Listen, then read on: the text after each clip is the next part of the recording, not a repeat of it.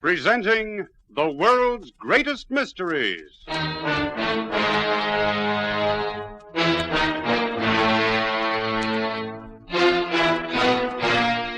And now, your host. This is Basil Rathbone.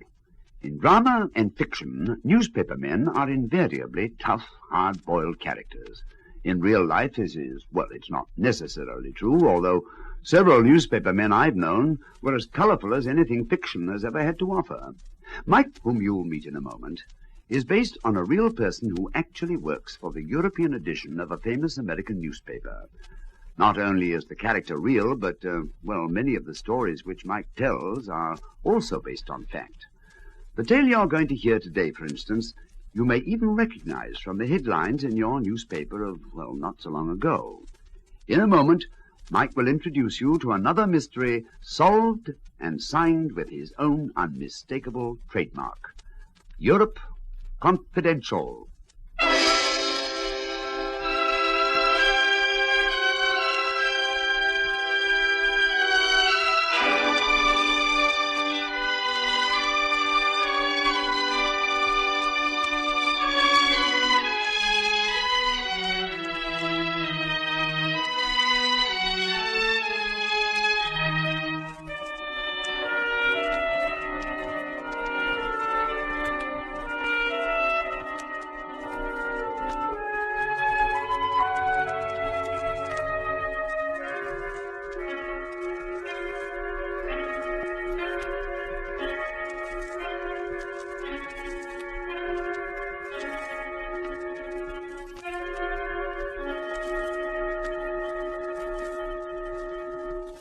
Presenting Europe Confidential.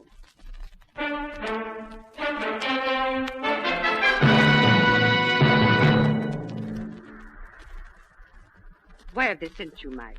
Because you are so experienced in espionage? Well, of course not. That isn't the reason. Then you know, Mike. You know why people like you are sent on missions like this? No, I can't say I do. Because you do not matter at all, that is why. Because they do not care what happens to you one little bit. Because you are, how do you say, expendable.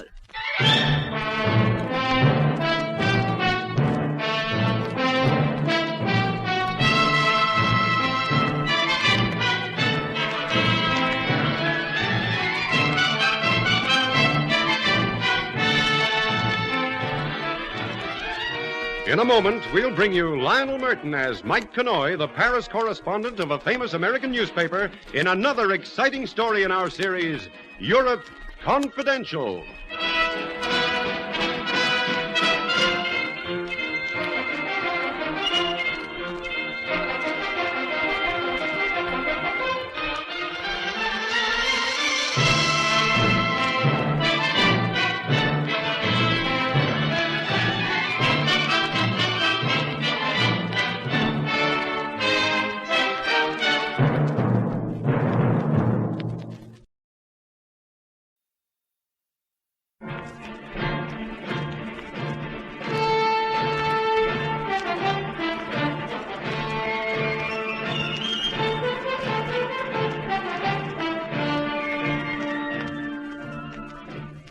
I write a column called Europe Confidential for the Paris edition of an American paper. You know, it's a strange thing, but the Army and I never got along very well together. Somehow I never rose above the rank of private. And maybe it was because the brass hats and I never quite saw eye to eye. Well, this story I want to tell you is about my same old European beat, but switch the clock back a few years, 1943 to be precise, and picture private detention before a certain general who was about as happy as a nature lover in the wintertime. And the reason for his happiness? Yeah, yours truly. I don't know why they don't take you out of here and put you behind a newspaper desk. As a soldier, you're about the worst I have in my army. Well, thank you, General. Nice to have confirmation. You mean you agree? No, sir. I mean your officers have been telling me that ever since we hit the English coast. Trouble with you newspaper guys, you don't know the meaning of discipline. Sir, I'd like to see you in the city room of the Chronicle making us slope typewriters. You'd be a riot. I'd like you to remember, I am your commanding officer. Yes, sir. Would the fact that you don't like me as a soldier have anything to do with the fact that we work for rival newspapers back home? That I once scooped you on a very important assignment? Nothing at all. The newspaper business is a long way behind me. The Army's my career now. Yes, sir. Now listen. You report to the address on this slip of paper. It's a tailor on Savile Row. The tailor has his instructions. He's to make you 3 suits, including the full suit and fish, and the whole outfit, so it'll be ready in 48 hours. What? Wait a minute. It gets worse. You go to the Savoy Hotel. You know where that is? Yes, sir. A room is reserved there for you. You'll register as a civilian. For purposes of cutting red tape, you're going to be a civilian. Oh. But here are your papers. You'll be taking a trip pretty soon. Yes, we're sending you away from all these bombs. Isn't that awful? Yes, sir. I wish we were dropping you by parachute into Berchtesgaden. But as it is, you're going to a nice, cozy, neutral country to have a long visit with a beautiful girl. It's discouraging. I tell you, this whole army is as nutty as a fruitcake. I didn't say that, did I? No, sir, you didn't. Yes, the Allied Command is sending you on a holiday, and you're traveling as a civilian with the rank of a full colonel. That's what I mean about brass. An unfriendly attitude. Unnecessary, I call it. Since we were old newspaper buddies, why couldn't the general have been nice? Well, if he was, I guess he wouldn't have been a general. Of course, if you look at it that way, I was going to have to begin changing my loyalties, because according to my papers, I was part of the brass now myself. I got my new suits, and then they sent me to see a certain Captain Smith. I don't think that was his real name. He was something very high in the hush-hush department. It was all set up for midnight on the right side of Cleopatra's Needle. Oh, I can tell you the whole thing was very cloak and dagger.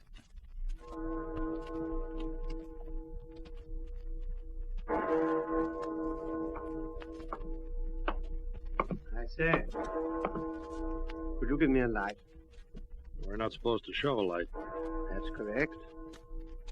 What was in the bottle? Jenkins' ear. Good out. How did Morgan die? He died at Governor. Splendid. All the answers perfectly correct. Silly questions, what? Silly answers, too, come to think of it. But the silliness makes it easier to remember, I always think. All right, if you say so, Captain Smith. Let's get down to cases. We have borrowed you from your people because of your special qualifications. Languages, looks, a certain rather celebrated aptitude for the opposite sex, and a fair share of unmitigated gall. Plus a knowledge of Europe and some of the people you'll be meeting. Yes, sir. Don't call me sir. Remember, this isn't the army, not strictly speaking. No, this is another show.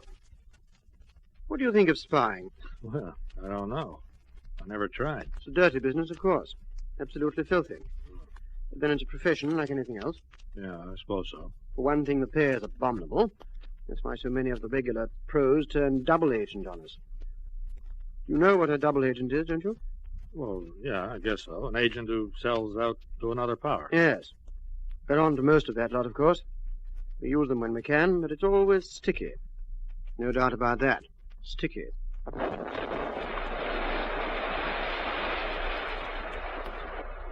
Another one of those V2s. That was in Chelsea, I'd say. Appalling weapons, aren't they? Guided missiles. Yeah. I'll tell you something, because it's going to be part of your job.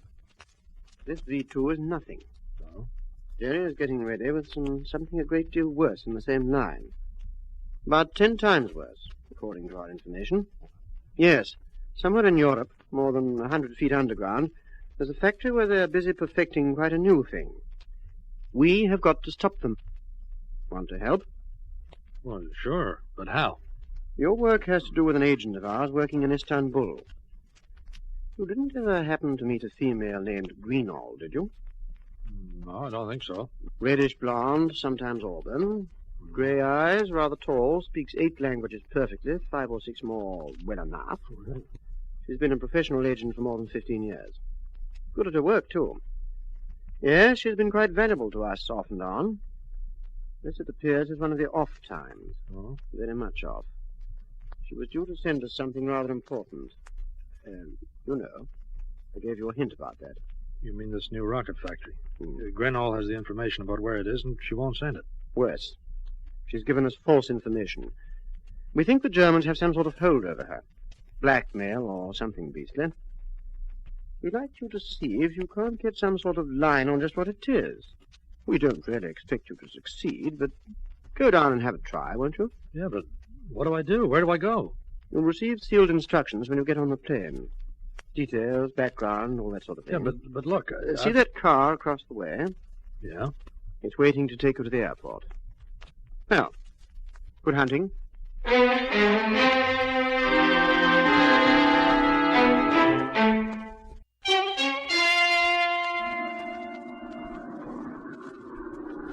Hey, pilot!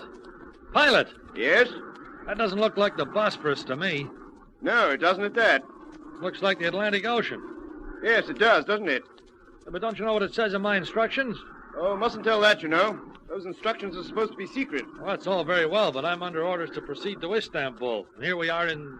Well, where are we, anyway? Well, this flight isn't part of your show at all. We just happen to be carrying you, if you see what I mean. A little out of your way, of course, but there's an awful lot of red tape attached to getting in and out of these neutral countries. Yeah, but look, my instructions... Don't worry. There's bound to be some one of our chaps waiting to take you the rest of your journey tomorrow morning. Meanwhile, relax and enjoy Lisbon. We're coming in now. Oh, so that's where we are. Yes, better fasten your seatbelt. Wizard Place, Lisbon.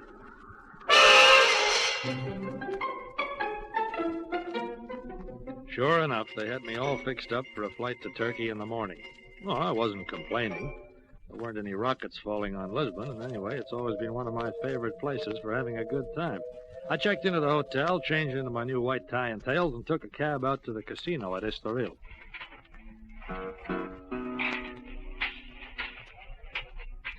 Comment vas-tu? Genevieve, what are you doing in Lisbon? Oh, my dear, in this city there are two things we try to avoid. Huh? The first is never, unless it is absolutely necessary, to address a friend by name.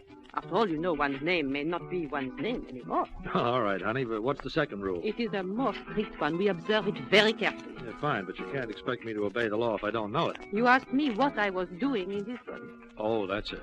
Sherry, no matter what the provocation, we never, under any circumstances, ask each other what we are doing in Lisbon. Well, I'm perfectly willing to tell you what I'm doing. Oh, don't bother. Well, why not? I've got a good job. Oh? Yep. I represent the biggest Swedish manufacturers of ball bearings. And tomorrow I'm going up to Stockholm. To Stockholm? By way of Istanbul? You mean you know? Oh, Sherry, in Lisbon these days, everyone knows everything about everybody, and no one asks anybody anything. Oh. The first is a question of pride, and the second of politesse.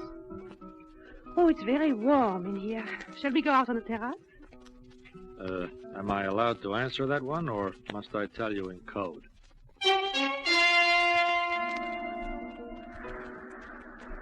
What are we allowed to talk about now? Oh, why should we talk?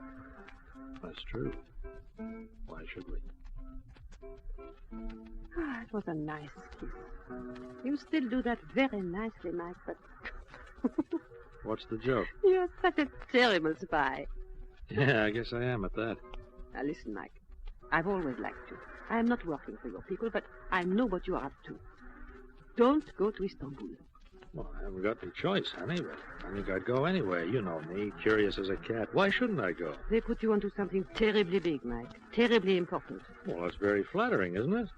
Tell me, what do you know about a woman called Grinnell? Oh, she's been an agent a long time. I do not know her, but I've seen her once in St. Moritz and again in Deauville. Please, Mike, do not go to Istanbul. It is not the woman Grinnell. It is a situation. I tell you, it is too big for an amateur. It is too big for anyone. Maybe, but I'm a lousy soldier. This is more like the old newspaper days. They've at least given me a chance to handle this deal. And why? Why have they sent you, Mike? Because you are so experienced in espionage? Well, of course not. That isn't the reason. Then you know, Mike. You know why people like you are sent on missions like this. No, I can't say I do. Because you do not matter at all, that is why. Because they do not care what happens to you one little bit. Because you are, oh, how do you say, expendable.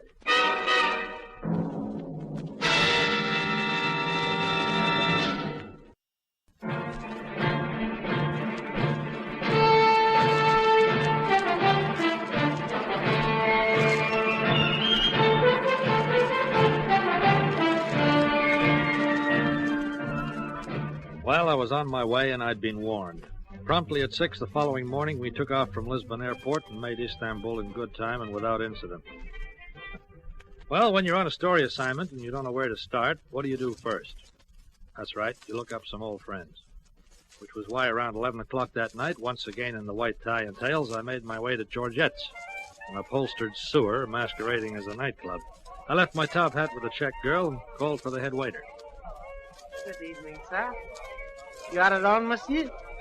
Perhaps I can get mine here at table? Near the floor, senor? Where's Georgette? I beg pardon? Come on, you heard me. Georgette. Georgette? Yes, where is he? There's no one here by that name, sir. Unless possibly you are referring to Monsieur Racine. I wouldn't know, unless Mr. Racine used to be doing an act on a trapeze dressed like a girl in a blonde wig. Of course, that's a long time ago, in Berlin. Sir, I have never in all my life traveled outside of Istanbul. I wouldn't But know... why all this hocus-pocus and the mystery? Georgette's real name was George Beaton. And why I'm standing here telling you the story of your boss's life, I don't know. Look, wait a minute. I'll tell you. I hadn't bothered to show you the color of the dough. Here it is. This is for you. Oh, thank you, sir. Thank you very much. You're welcome. Now, please come this way. Through here, sir. Thanks. If you will step through the kitchen, sir. Here we are. Excuse me. Yes, what is it? There is a gentleman here who says he knows you. Oh, yes, and who? Hiya, George. Mike, well, for Pete's sake. Don't you think we'd better be alone? Leave us, Raoul. Yes, Well, Mike, it's been a long time. Yes, it has. You're getting fat, old boy. You're also getting rich? Not so fat, Mike, and not so rich. How's the opium racket? Now, Mike, you know I don't ever monkey with that stuff. You newspaper guys are all the same. Just when a man thinks you're a real pal, you start the old snoop. What are you after? Information, and I'm willing to pay for it. With money? With money. On top market price, too. You know an agent called Grinnell? Suppose I did. Who's shaking her down? Well, who wants to know? People with the dough, George. 500 English pounds. I could use it. All right, Georgie boy, let's get down to cases, eh? Genau, she's a good looker. She has a sister. Oh, is that it? A younger sister called Judy. Mm-hmm. Where is she now? She's in Istanbul, too, but she isn't free to move around very much. You might say she's a guest at a certain embassy. What embassy? I prefer not to use proper names, Mike. Yeah, okay, I can guess. The sister's being held in the German embassy. How long do they figure they can keep her? Your guess is as good as mine, I'd say, for as long as Grinnell herself can be forced to function effectively. You mean as a double agent? Of course. She must have got onto something good, and the Germans must be particularly anxious for her not to spill it. Mm-hmm. They're probably hoping to use her to lead your people just as far away from the truth as possible, and for as long as possible. And what happens when Grinnell gets tired of cooperating? She's very fond of that kid sister. Yeah, but what happens to her finally? To Julie, I mean. They knock her off, won't they? Yes, I should think so. Well, Mike, it's been pleasant meeting you. Goodbye.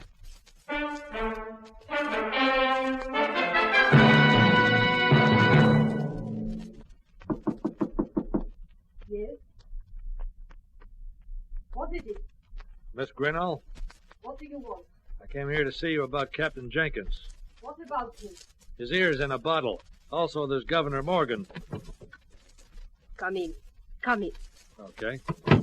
No need for all that rigmarole. I know who you are. You used to work on the American Chronicle in Marseille in '37. I met you once in Monte Carlo. Now they've sent you from London. What is your message? Well, the message is supposed to come from you, Miss Grinnell. There's about 500 RAF planes waiting for the address of a certain rocket factory. The information is past due. I've always given perfect satisfaction. My Look, record... save it, honey. Let's cut the whole thing down to facts, eh? Fact 1, you know where that rocket factory really is. Fact 2, I know where your kid sister really is. And fact 3, get me that rocket factory and I'll deliver Julie. How can you do that? There are over 60 people in the embassy. She's up on the 3rd floor. There are armed guards. Yes, they're giving a reception, aren't they? Tomorrow night? Who? The German embassy, honey. Now, don't go stupid on me. I want an invitation. How can I do that? You can do it. You're working for them, aren't you? They don't know me here. I've got a pocket full of papers to prove I'm an American businessman from Columbus, Ohio, interested in opening a factory. Here's the name. Get me an invitation for that party and get yourself 2 tickets for Switzerland. You mean you really The think plane that... leaves at 4:30 in the morning. Bring all the information on that rocket factory to the airport, and I'll bring Julie. Well, goodbye now. Sorry, but I've got to run. Where are you going? Yeah, you'd never guess. I'm going to play pinochle with the chief of the Turkish fire department. Goodbye for now.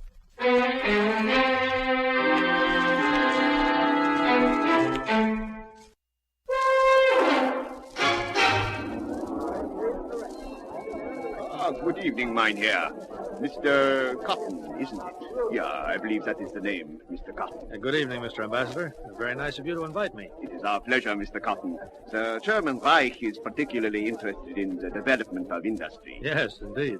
I would like to put a few questions to you privately, Mr. Cotton. Won't you please step this way? Well, Mr. Ambassador, I won't keep you very long. Well, all right. Thank you. It is rash to talk serious business in this large public gathering. We will be much quieter in my study. Yes, I dare say. Through here. Hey! Put up your hands high and keep them there. This gentleman, as you can see, is armed, and this room is quite soundproof. He will not hesitate to use his gun. Okay. Now what happens? We will discuss that a bit later. Now I must return to my guests. I will be interested to learn why you were so stupid as to come here. I must say that in my entire diplomatic career, I have never had anything made quite so simple for me. I will return later. Meanwhile, Gerhard here will keep you company. Well, Gerhard, here we are. Keep your hands up. The ambassador says I'm stupid, Gerhard.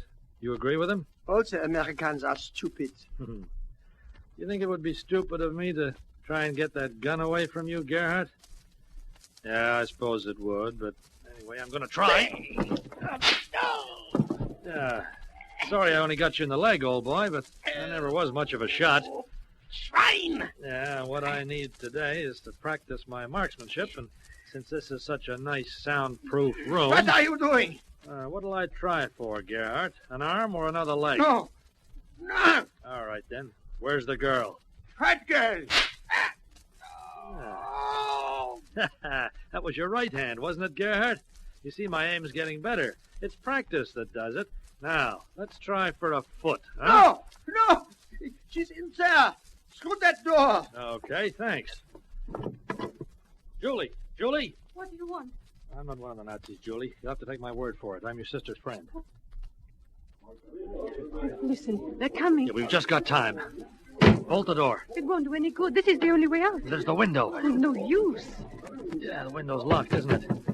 Here, give me that chair. I tell you, it's no use. 1, 2, 3. I tell you, it's hopeless.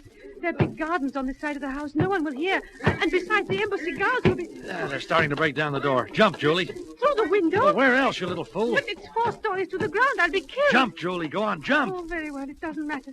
Perhaps it's better to die this way. Oh, shut up and jump. Oh. That's a girl. Put that gun down. Look out below, Julie. I'm coming after you. You wish to kill yourself? Well, Mr. Ambassador, you told me I was stupid. Auf Wiedersehen. That night, there was seen in the streets of Istanbul one of the strangest sights in the history of that historic city. A procession of firemen bearing 2 bundles wrapped in canvas rushed out of the German compound and boarded a hook and ladder. Then out of the bundles, which were, of course, firemen's jumping nets, there emerged 2 figures. Where to, Mr. Where do we take you? To the airport and step on it.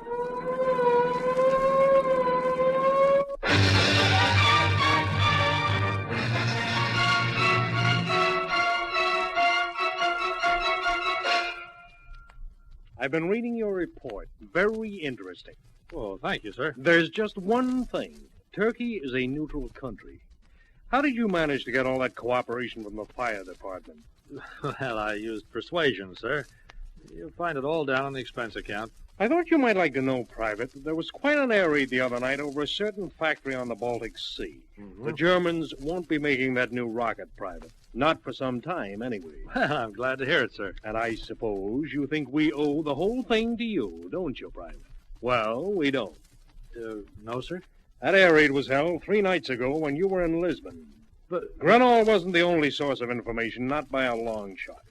I'm instructed to tell you that the facts we were looking for were sent to us from Portugal, from an agent by the name of Genevieve. However, the Allied Command are very grateful for your help. They've asked me to give you this. Now, wait a minute. Where did I put it? Oh, sometimes I think this isn't a war at all, but a grand convention of lunatics. I didn't say that, did I, Private? Yeah, no, sir, you didn't. No, I didn't think I did. Here you are. This is from the Allied Command with their compliments. Thank you, sir. What is it? It's an address. They thought you might have lost it. It's that tailor in Savile Row. They want you to return the suits.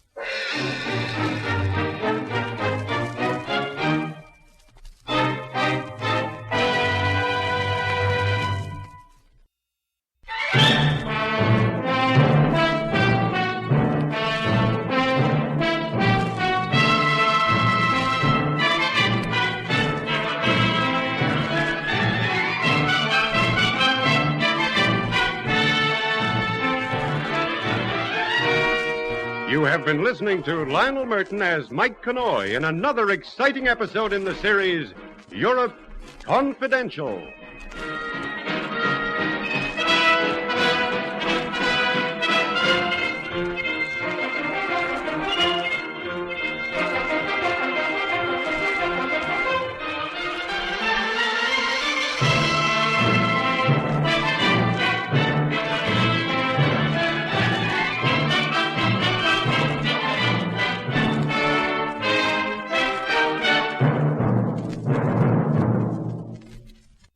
This is Basil Rathbone again.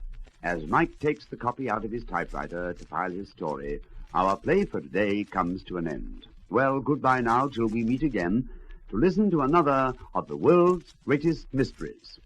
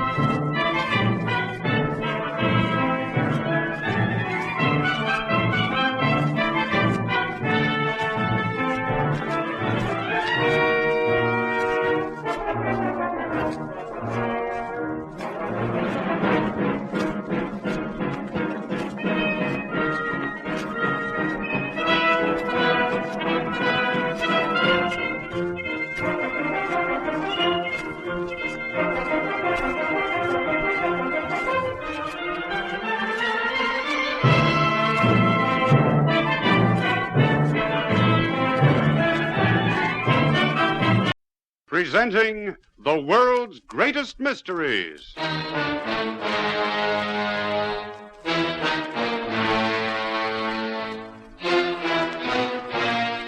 And now, your host.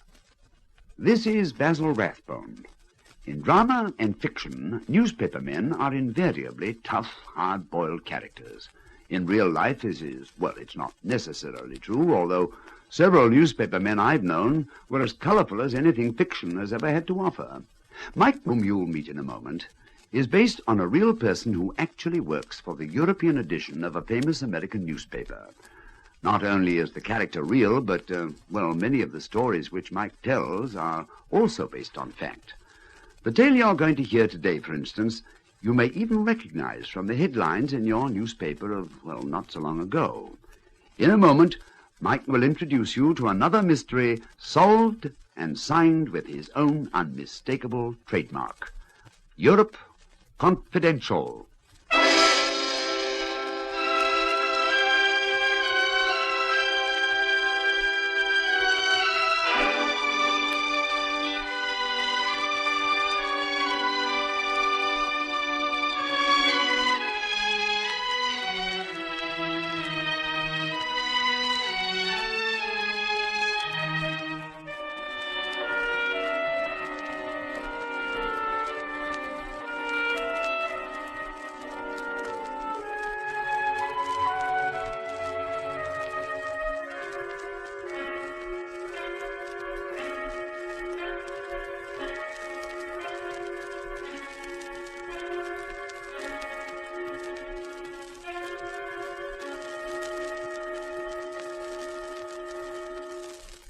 presenting Europe Confidential.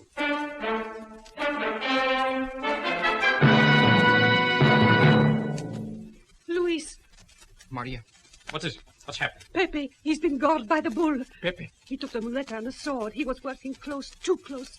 And he was slow, like you said, Senor Garcia. What are the picadors doing? Quick! We must get out there. The picadors drove the bull away, but they were late in doing it. They're bringing Pepe now to the infirmary.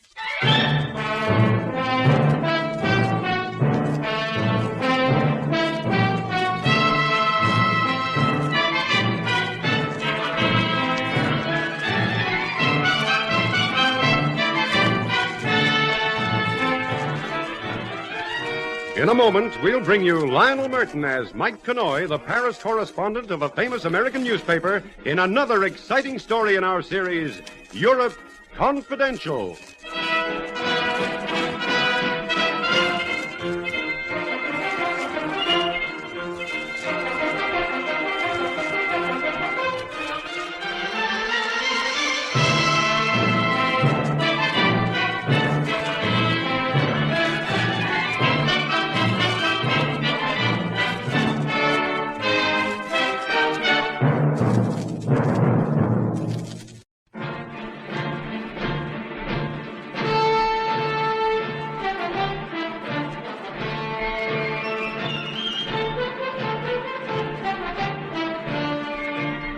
This is Mike Connoy reporting on another assignment for Europe Confidential.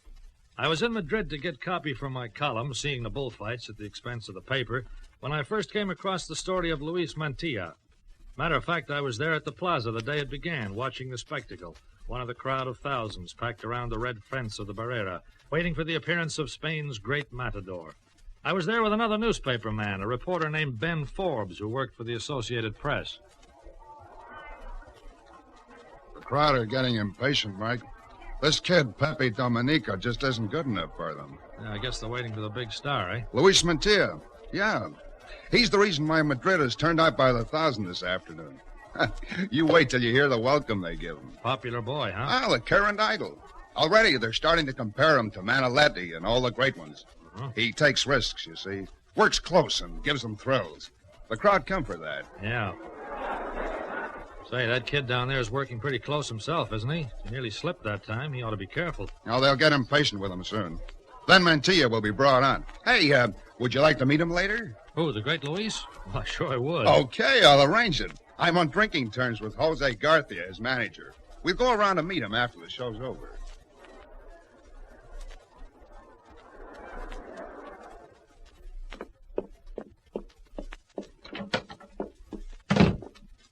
Luis, the plaza is packed. Domingue tells me every seat is taken. Good, Garcia. The whole of Madrid is here to see the great Luis Mantilla. To see him live, Senor Garcia, or to watch him die? What are you doing here? Never mind that, Garcia. How's Pepe? There is something wrong with the boy. Today he's slow. He's working too close. Get him out of there. We can't do that. The president has not yet arrived. The crowd would not like it. The crowd. You should be out there watching him, Maria. I could not bear it. Let her alone. It is not my concern. But you are, Luis. And you should be resting now. It is always your custom to rest. Stop nursemaiding me. I will go. I don't want to cause trouble. Maria. Afterwards, Luis, I shall do as Senor Garcia wishes and try to watch Pepe.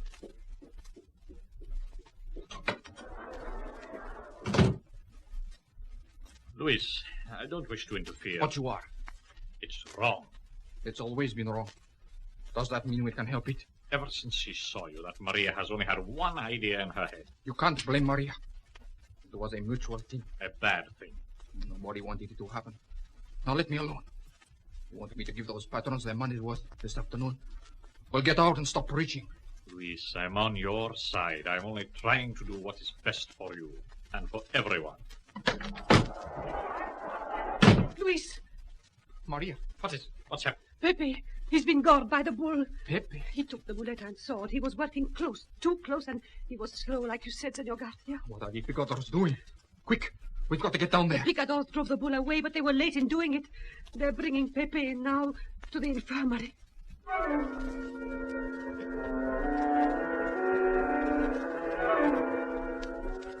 We saw it happen. The young matador worked in too close, moved too late, and suddenly the crowd was on its feet in horror. The picadors raced in and drove the bull away, then they carried Pepe Domenico off. The crowd waited, patiently at first, and then with mounting irritation as the program was not resumed and the arena remained empty. Officials of the plaza sought out manager Jose Garcia. This is terrible, Garcia. The boy was too young. I should never have allowed Luis to persuade me he was ready for an appearance at the plaza. The whole program is threatened. And now, where is Luis himself? He should be out there. He went to the infirmary. We must give him a little time, We senor. cannot give him much more time. The crowd is becoming impatient, and the Presidente is due to arrive. Get him out into the arena, Senor Garcia, or there will be trouble.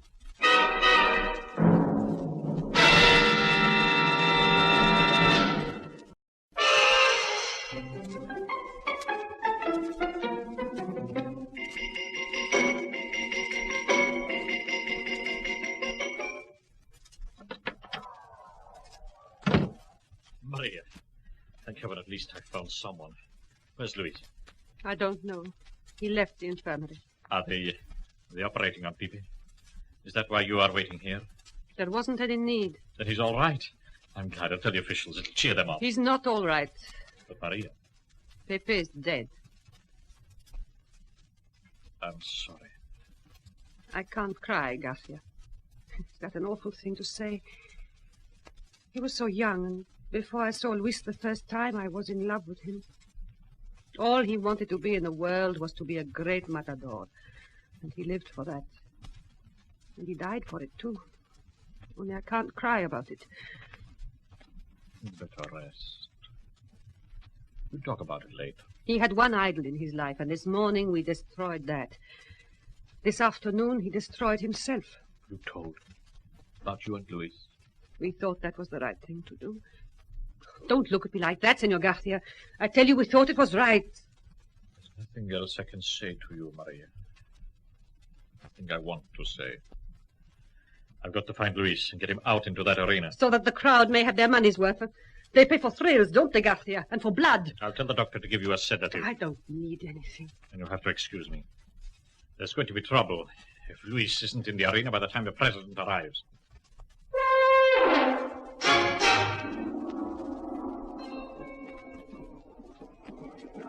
This is intolerable, Senor Garcia. What do you mean you cannot find him? Senor Domingue, give me a little more time. Idiot! The Presidente is here. The people are waiting. And the arena, it is empty. Never in all my years has such a thing happened to me before. I've searched everywhere, senor. None of the picadors or the banderillos of Escadrilla have seen Ah. him. No one has seen him. Since he left that girl at the infirmary. Go back and question her. She must know where he is. Perhaps it would be better to provide a substitute, Matador. Substitute. That is Cabello. A second later, the crowd would tear the place to pieces. But, senor. Garcia, there are 40,000 people who have paid to see Luis Mantilla. And by heaven, they are going to see him.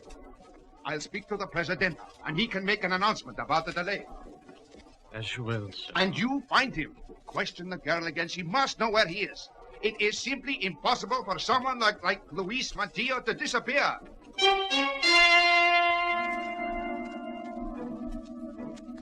Impossible? So it would seem. But that was what had happened. The waiting crowd was finally told the program was to be abandoned and their money refunded. They went home disgruntled, speculating on the strange behavior of their favorite torero. Of course, the story was headlined in Madrid the next day, in fact, for days afterwards, and the disappearance of Luis Mantilla was a topic of conversation wherever people gathered. The police came in for criticism because of their failure to find the missing man, but they were at a disadvantage. The one person who might have been able to help remained silent. It was just 4 days after this that I first met manager Jose Garcia. With Ben Forbes, I talked to him in a small cafe off the Avendita Franco. Senor Forbes said you wished to meet me, Mr. Conroy. That's right, senor. I've got a suggestion, and I'd like to get your opinion on it. Yes? Well, I'm a newspaper man, as you know. I'd like to conduct a private search for Luis Mantilla. Are you serious? Sure he's serious, Garcia. I can't talk him out of it. Mike's been deep into this thing. He knows all the facts. Such as? Well, that Pepe Domenico who was killed was Luis Mantilla's younger brother. And that Luis and the girl Maria were in love. And, of course, that Maria was married to young Pepe. Well, that much is fairly common knowledge. What else? Well, that Luis apparently went straight back to his dressing room after he left the infirmary, changed into street clothes, put on an overcoat and hat, and left the plaza. One of the gatemen thought that he recognized him and tried to speak to him, but Mantilla just kept walking. The guy thought he might have been mistaken. All Madrid knows that, Mr. Connor. And since then, he has been cited by no one. But what I wish to know is why you think you can succeed when everyone, including the police, have failed. Because, for a start, I don't think the girl Maria would talk to the police, or to you. But she might to you, the newspaper man? I doubt that. She'll have my word, and you can have it, too, that I don't print any stories unless you agree. Well, it's worth a try, isn't it? Yes, perhaps it is. I want to find Luis, and that is all that matters. Shall I make an appointment with Maria? No, just give me her address. Leave the rest to me.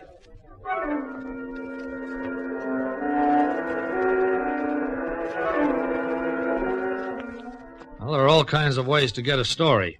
Going in search of a missing matador was a new way for me. The address of the girl Maria was a small apartment building in the central residential area of Madrid. I went there the same evening. I rang the bell of her apartment, but there was no answer. So I went downstairs and I found a janitor, an old guy with a smattering of English who gave me the news. Maria Domenico. On the third floor, senor. She live here no more. Where's she gone? Oh, I do not know. Last night she give up her key. She tell me that if anyone asks for her, I am to say she has left Madrid.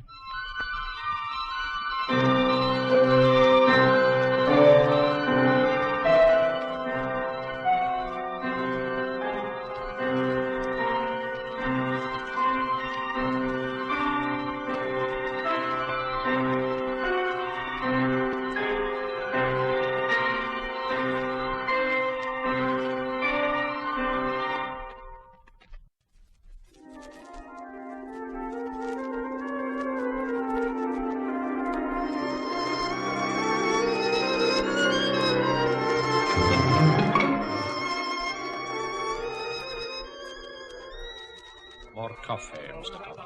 No more, thanks. Look, the fact that Maria's disappeared isn't the end of everything. It confirms our guess that she knows where Luis is and she's going to join him. How can we find them without the help of Maria? Well, maybe she wouldn't have helped anyway. And there's this to remember. The trail Luis left is cold, but hers isn't. Now, there must be somebody close to Maria who could help us. I don't know of anyone. Well, think. Her friends, family. There must be someone. Ah, Garcia. It is good to see you again, amigo mio. Sebastian, stop that row. I'm talking with a friend, an American. I know your friend is American. You kindly stop playing that thing. I'm trying to think. So you are trying to think. With what, huh? You want to impress the Americano brainy as Jose Garcia. And you, Americano, you are a great aficionado. He means, are you attracted to the bullfights? Go away, Sebastian. Take that noise box with you. So you are irritable. You are never the same since Luis, he goes away. When are you going to get a new torero, amigo? I think if we ignore him, Mr. Connor, he'll get tired of this. Oh, tired of you, senor? Never. You are always good for a laugh. And little Maria, huh? Oh, what a one she is. Pepe is dead. And Louis gone. So now she takes a third one. What are you talking about, music maker? Mathiel Domenico. I seen him in here the day before yesterday. Mathiel? They are talking very close across the table. Talking secrets, senors. Love secrets, perhaps. My heavens, she was with Mathiel? Well, what's all this about, senor? Luis's elder brother. The family name is Domenico. He's a lawyer here in Madrid. I think it is important that we see him as soon as we can.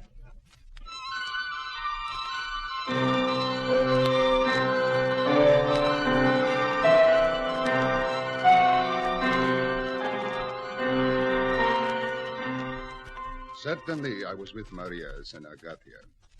Since Sebastian has told you, there is little point in my denying it. We're still trying to find Luis, Mathieu. And now Maria, too, has disappeared. And you want to know why Maria and I met and what we talked about? Well, I am not sure that I can tell you. I want to find your brother, to persuade him to come back to start again. People don't hold Pepe's death against him, Mathieu. It was one of those things that happen, and now it is forgotten. And you think that is why he disappeared? Because he felt responsible for Pepe's death? I'm sure of it. Just as I'm sure that the crowds would have him back. And he'd be greater than he ever was before. I've seen them all. Belmonte, Manolete, Joselito, all the past. Another year or two and he could be the greatest of them all. And it's not the money, Mathieu. The other is the reason why I want him back. I believe you. Then you will assist us to find your brother, senor? The two types of appeal. From Garcia, the emotional approach. From the newspaperman, the direct question. Well, either you will help or you won't. I don't think there's any doubt that you can, if you want to. One thing holds me back, Senor Conay. When you find Luis, then what? It becomes a story in your newspaper. Conay has given me his promise. There will be no story unless Luis agrees. Let me promise you, Mathieu. If he wants to come back to the plazas and the crowds that love him, then let the newspapers proclaim it on every stall and street corner. But if he does not, if he can't be persuaded, then there's an end of it. I have your word? Both of you? Yes. All right. I'll tell you what I can. 3 days ago, I had a letter from Luis granting me power of attorney and asking me to draw funds for him from a bank account. His own? He had several since he began to make big money. This one was under another name, and so I was able to make the withdrawal without trouble. His instructions were to give it all to Maria, who would be joining him. And you did that? Of course. At the cafe. Yes. At the cafe when Sebastian saw us. Tell me, where was the letter from, senor? Valencia, Corsica. There was no other address than that. So now, if you want to find him, I think it is up to you, Senor Conay.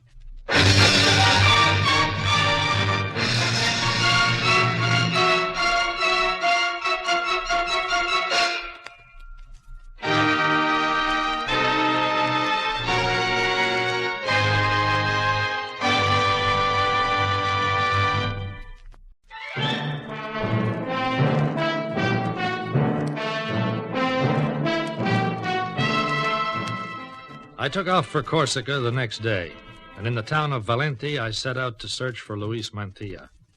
I had several photographs of the matador and one of Maria, and with these I combed the city's hotels and lodging places. It was slow, routine, a long succession of negative answers, until finally I questioned the proprietor of a small hotel on the outskirts of the town. Let me see those photographs again, monsieur. Yeah, here. You are from the police in England? No, nothing like that. I'm a newspaper man. I'm trying to find this man for a friend of his. Well, I would not like to think you trick me. It would not be good to involve my friends in trouble. Then you do know these people? Oui, I know them. Luis Fernando, he stays here several days. Oh, but look, that isn't his real name. Oh. It does not matter. Once he was someone else. Now he's Luis Fernando. And Maria, the girl who came 2 days ago, she is Maria Fernando now. You mean they were married? As soon as she arrived, monsieur, I am a witness at their wedding.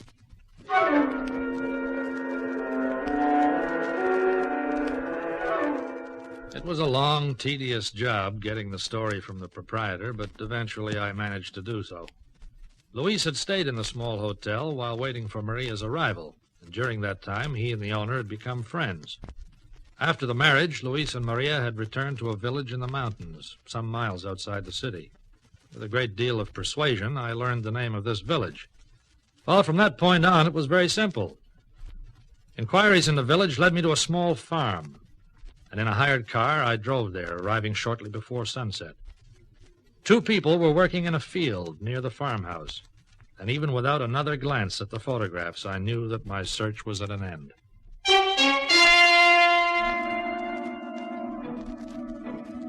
Later, a lot later, after the shock of introductions were over, I sat with Luis and Maria and talked of the future and the past.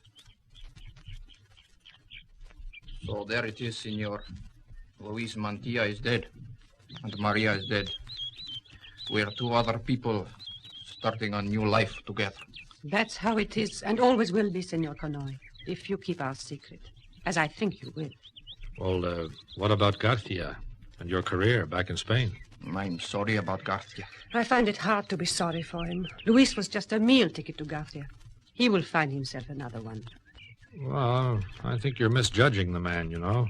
I believe what he told your brother, Martial. Perhaps, but Garcia wouldn't understand. You won't go back because of Pepe and of what happened? Pepe? Well, wasn't his death the reason why you chose to disappear? Pepe's death? No, senor. It touched off a spark that had been smoldering a long time. You tell him, Luis. It was very bad for me when Pepe died. Maria was his wife, and I loved her from the first time I saw her. And because of that, in a kind of way, I killed my brother. And after he died, I walked back from the infirmary through the crowd. And they were hushed, it's true. But I saw the eagerness for tragedy, and the sense of death that was through them. And then suddenly I knew why they were all there. Why, Luis? To see death, senor. Not the bulls. The toreros themselves. That's what they came to see. It is nothing to watch a bull die, but a man riding out there on the yellow sand of the arena. Oh, yes, senor.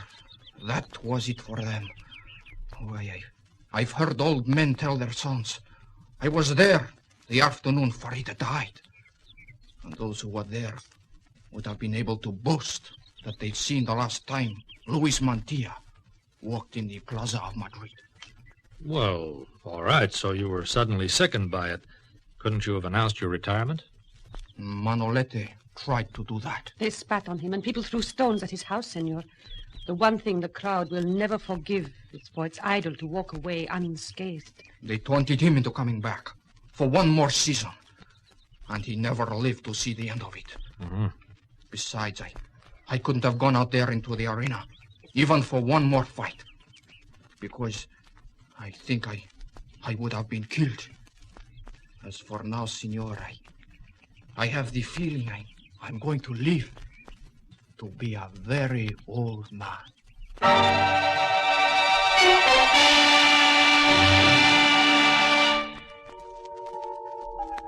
I left them there and walked away, feeling almost envious.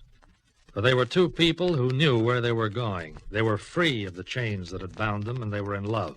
The future belonged to them. They gave me permission to write this story, although I've changed some of the names so that their privacy remains undisturbed. And next season, the bull rings of Madrid will have to find a new idol. For Luis Mantilla will never be going back to the plaza again.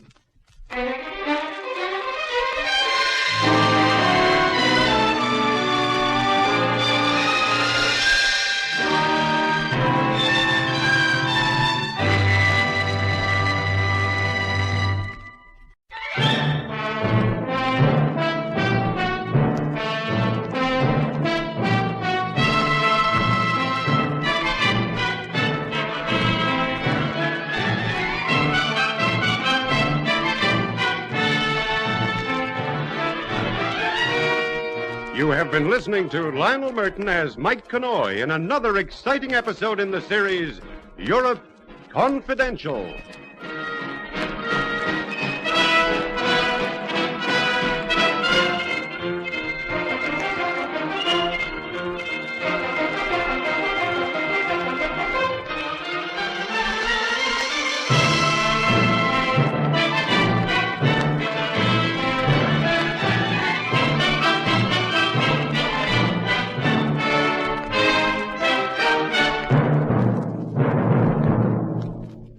This is Basil Rathbone again. As Mike takes the copy out of his typewriter to pile his story, our play for today comes to an end. Well, goodbye now till we meet again to listen to another of the world's greatest mysteries.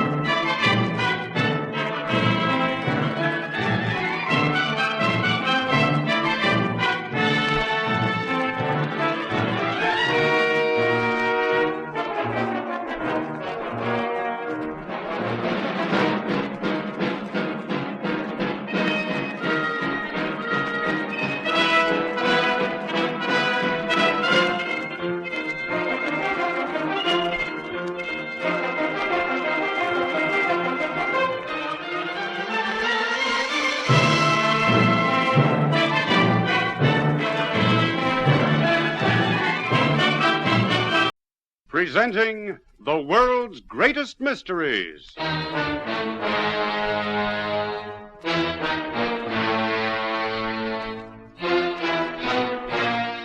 And now, your host. This is Basil Rathbone. On a street in Paris, there's a sign denoting the entrance to the offices of one of America's famous newspapers. Out through the entrance, many times has come one roving reporter extraordinary. This has been his starting point for journeys to the capitals and villages of Europe. His aim has been to investigate, to search into, to find the secrets behind those mysteries that result in front-page copy and make the headlines of this famous daily. News which without doubt had its mysterious implications and, more likely, its menacing moments. In a moment, one such story. It carries Mike's byline, and he tells it the way he saw it.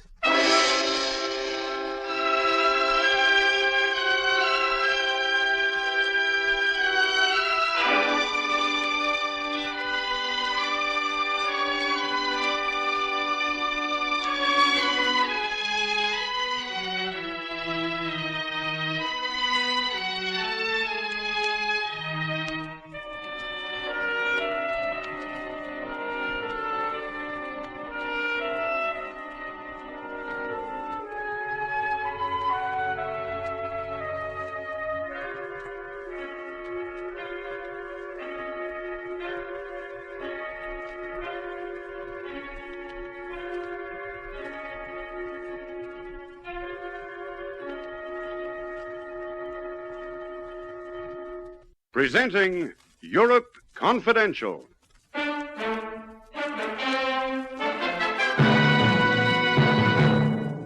Das ist Friedhausen, Frau Weinriche. What is it, Ruth?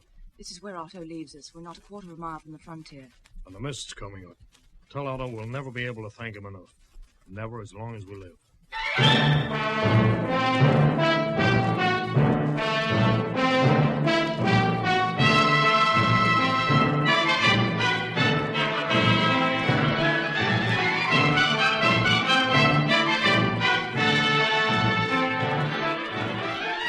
In a moment, we'll bring you Lionel Merton as Mike Connoy, the Paris correspondent of a famous American newspaper, in another exciting story in our series, Europe Confidential.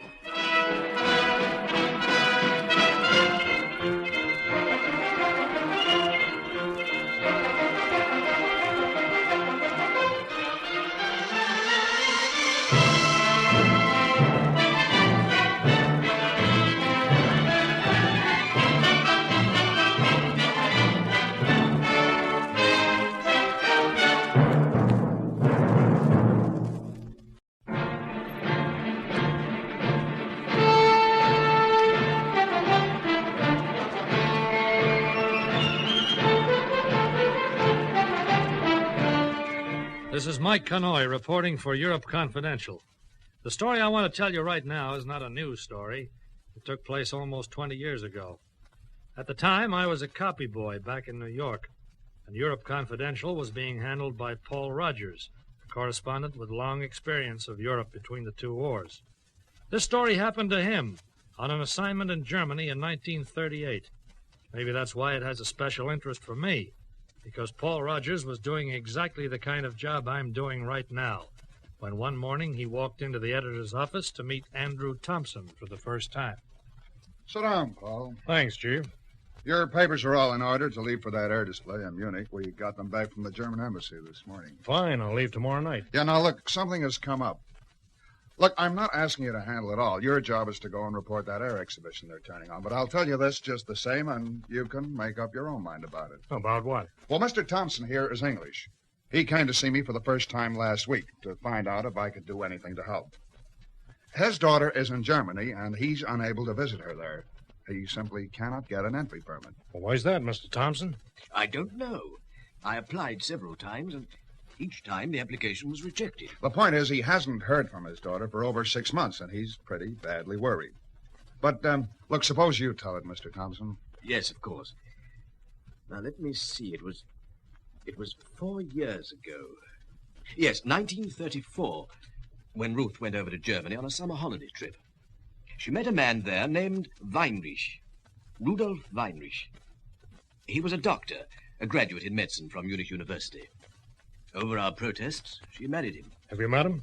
Once. My wife and I went to visit Germany in 1936, 2 years ago. And, of course, we met Rudolf then. Yeah? But actually, we were quite impressed. I felt my daughter was happy. Weinrich had begun to make his way as a surgeon. In fact, we heard on good authority he was regarded as brilliant. So we felt things would probably work out for the best. And now? Well, now I'm worried. Devilishly worried. It's 6 months since I've heard from her. You've written? Every few weeks. There it is, Paul. Look, you'll be in Munich. It might be possible to make a simple inquiry. Why not? Will you do that for me, Mr. Rogers? I'll be glad to. Oh, thank heaven. Just to know that she's all right, that it's simply a matter of being too busy to write, would take a great weight off my mind.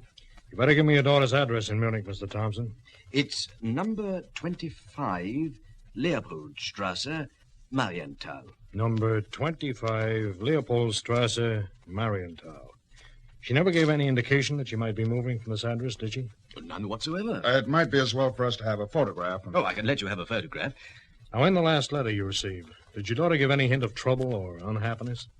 Well, she didn't actually say anything, Mr. Rogers, but there were one or two parts of that letter which puzzled me. Puzzled? Ruth was a very vivacious sort of person. Yet that letter... Well, unfortunately, we destroyed it. But even if you had read it, I doubt if it would mean anything. There was nothing she actually said. You feel there was some constraint, which was unlike your daughter. Yes, that's it. Constraint. And it was unlike her. Well, we have the address, so Paul's inquiries can start from there. And if my daughter's moved away, or if something's happened, then you might try getting in touch with Frau Schmidt. And who's Frau Schmidt, Mr. Thompson? She was a young widow, a friend of Ruth's. She lives in the same street, Leopoldstrasse. We met her when we were in Germany, and Ruth often mentioned her name in letters. What about the last letter? Oh, no. Oh, now I come to think of it, she didn't. Not in the last letter. 2 days later, Paul Rogers was in Munich. After he settled into his hotel, made arrangements for covering the air display on the following day, he went to number 25 Leopoldstrasse, Marienthal, the address that he'd been given as the home of Ruth Weinrich. There, he met his first setback. I'm sorry, Mynheer. I'm unable to help you. I bought this house from Dr. Weinrich, but I cannot tell you his present whereabouts. How long ago did you buy the house, Mynheer? Perhaps 6 months. I suggest if you wish to contact the doctor, then you should try the postmeister. Perhaps he can be of more assistance.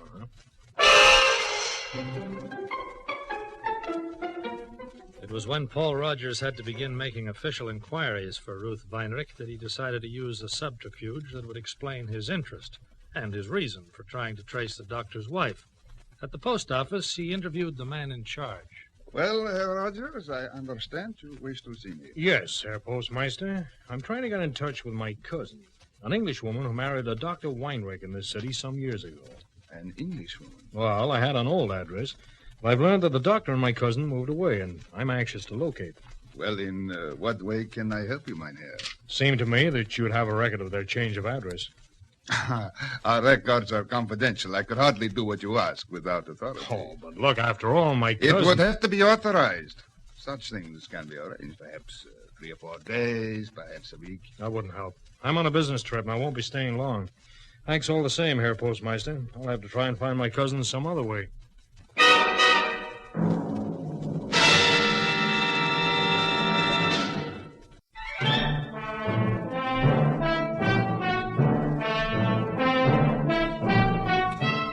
Paul Rogers had not come to Germany to find Ruth Weinrich.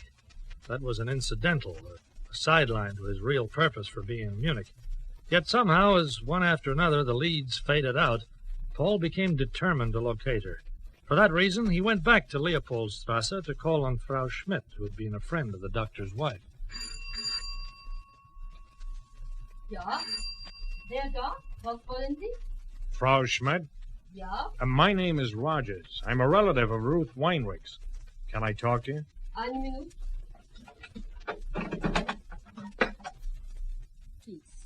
Please, come in.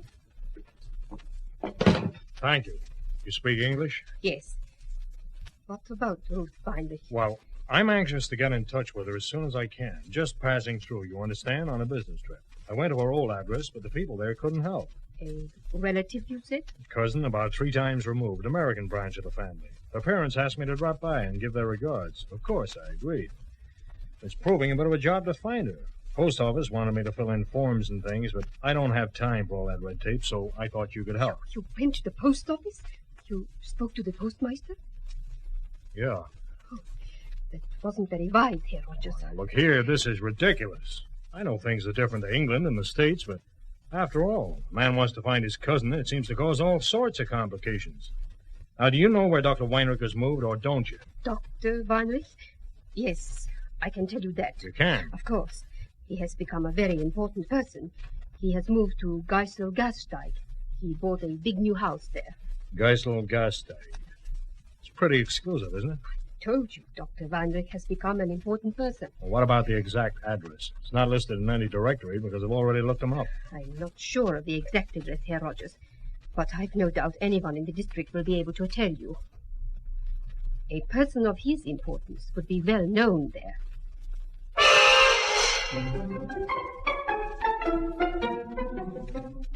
Paul had no real difficulty in locating the home of Dr. Weinrich. It was quite a shock after the modest house at number 25 Leopoldstrasse.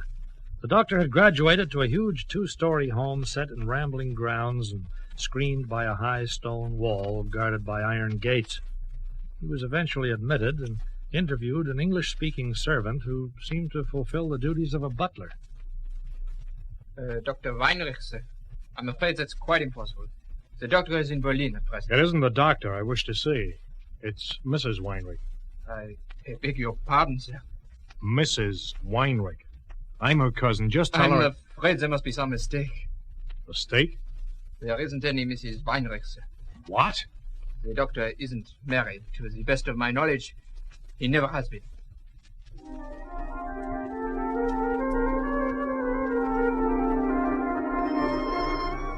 When Paul Rogers left the house in Geisel-Gasteig, it seemed as if the trail could end there, and Ruth Weinrich could become one of those untraceable people. The butler had quite obviously spoken what he believed to be the truth. Dr. Weinrich himself was not expected back from Berlin for many weeks. So Paul did the only possible thing left. He returned to see Frau Schmidt, where his welcome was, well, anything but cordial. Well, Herr Rogers, what do you want this time? I thought I made it clear before that I told you all I know. Oh, maybe you can tell me what happened to Mrs. Weinrich. I don't understand. What do you mean? I asked you where I could find the doctor, which was a mistake because you gladly told me.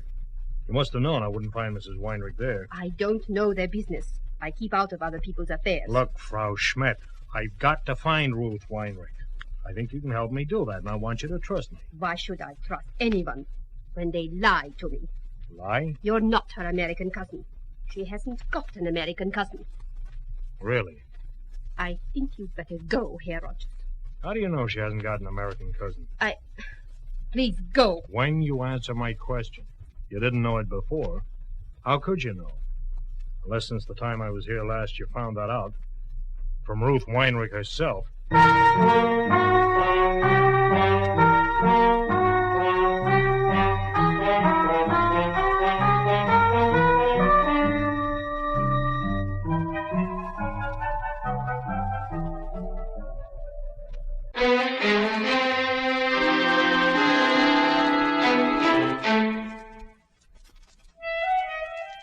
For a moment in that small house in the Leopoldstrasse, there was silence.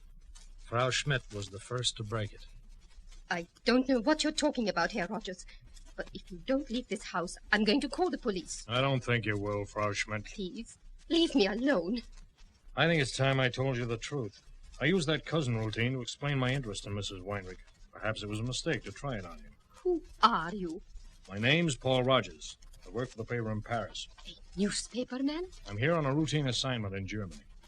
When he found out I was coming, Mr. Thompson asked me to try and locate his daughter. Look, let me try and prove you can trust me. Now, here's my passport. You'll see the name's really Rogers. Yes. What's more, I can tell you that Ruth Thompson came over here first in 1934, that she met Weinriche and became engaged to him. She went back to England, then returned to marry him. Her parents visited here in 1936, and I understand they met you while they were here. That's correct. Of course, if the information doesn't convince you, then I'll just have to ask you to trust me. I think I do. Is the Gestapo after Ruth Weinriche? They're not sure. They may be. What happened between her and the doctor? That's a story Ruth could tell you better than I. Do you know where she is? Yes, I know. Will you take me to her? I understand your caution in the matter, but if she's in trouble, I might be able to help her. Oh, it would be a relief to have someone to trust, someone who might be able to help her. All right, Herr Rogers. I'll take you to Ruth Weinrich.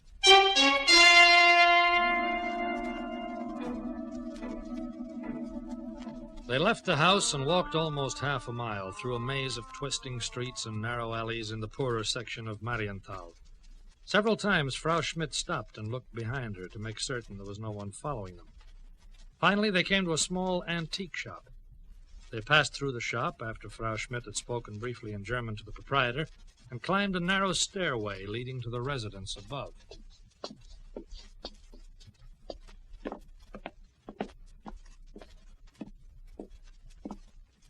One moment, Herr Rogers. Wer ist da?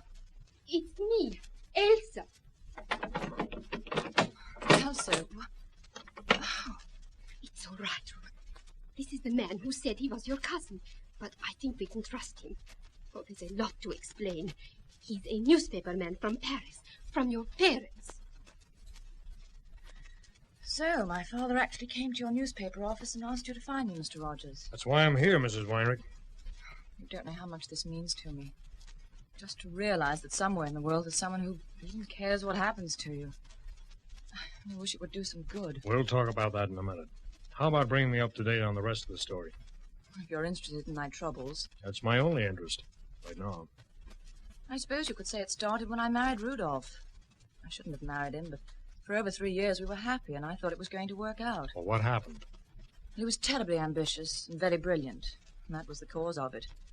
When we married, he was just a surgeon, unknown. But inside of 3 years, everyone was talking about him. Then there was that call to Berlin. Yes. Elsa remembers that call to Berlin. Well, what was the idea? Well, there was an operation to perform. They wanted Rudolph to assist. So who was the patient? Nobody knows for certain. There were all kinds of rumors that it was Goebbels. Others said it was Rudolf Hess. And some even claimed it was Hitler himself. We don't know, Mr. Rogers, but we do know that something happened to the chief surgeon. That at the last minute, Rudolph himself was called on to operate, and that the operation was a success. Yeah, I'm beginning to understand. That explains the sudden rise in the world. The big house at Geiselgasteig and the servants. It also explains me. I was an Englishwoman. Rudolph was suddenly an important man in Germany. He had one easy way out, and he took it. There wasn't even a divorce. He simply sold the house and moved, and told me that we were finished. Where did you go? She came to stay with me, Herr Rogers, until that seemed more of a risk than either of us could take. Risk? There were all kinds of rumors being spread about Ruth. People said because she was an Englishwoman, she must be a spy. The Gestapo came once to question her, and then they came back again. Only she was gone. I was here, Mr. Rogers, and thanks to Elsa knowing the owner of this shop, I've been here ever since. He doesn't use the residence, and he's one of those people who like to think that even an Englishwoman should be treated as a human being. Did you have much trouble with the Gestapo, Frau Schmidt? I had to lie and say I didn't know where Ruth had gone. I think I convinced them. Mm-hmm. And of course, when I turned up with those questions... You know just how I felt. How long have you been here already? 2 months. I haven't been outside or opened the window and looked out in all that time. Now, let me get this straight. You want to go back to England? Yes, Mr. Rogers, I want that very much. Mm-hmm. Well, I'll have to think this over, see what I can work out. Suppose I come back tomorrow and we'll talk again, huh? I can arrange for you to come straight in. I'll introduce you to the proprietor downstairs. Good. I'm at the Savoy in case you want to get in touch. And meanwhile, Mrs. Weinrich, don't worry too much. We'll find a way out of this somehow.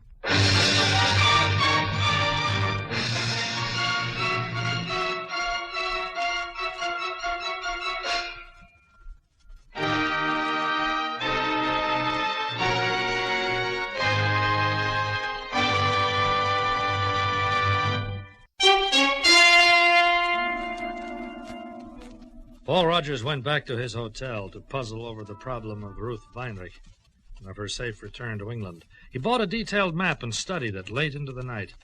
Finally, about 1 a.m., he retired to bed with a fair idea of what had to be done. Barely 15 minutes later, drowsy with sleep, he heard a soft, insistent knocking at the door. Oh, what on earth? All right, wait a minute. Frau Schmidt. Quickly, let me in. What's happened? Oh, everything. Those inquiries you made at the post office. The postmaster reported them. It started the Gestapo searching for Ruth all over again. Gestapo? They came to question me earlier tonight. I had to lie and lie. Then I had to wait until it was safe to come out. You sure you weren't followed? Certain. But it won't be long before they start watching me all the time, and then we'll be helpless. Because they'll watch you, too. Seems as if I made things all the more difficult for her. They might have given up entirely, but now they're convinced that there's something in that spy story. There's still time for both of you to get away, but it's got to be tonight. Now. You think they'll be watching the station? Sure to be. You've got to keep away from the railways and the main roads. Do you know a place called Auweis? No, but Ruth does. It's only 5 miles or so from the Swiss border. I have some friends there, people called Schweigler. They have a farm. Ruth's been there and she'll be able to guide you once you reach the district. They won't ask questions? They're my friends. As for food, I've brought a little. All I had in the house. One day, I hope we can thank you for this, Elsa. Just to remember, when you get back to Paris, Herr Rogers, that there are some people in Germany who want to live in peace. I won't forget. That or anything.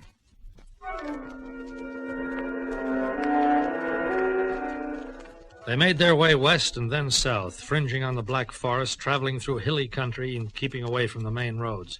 A distance of 140 miles that took them 7 heartbreaking days.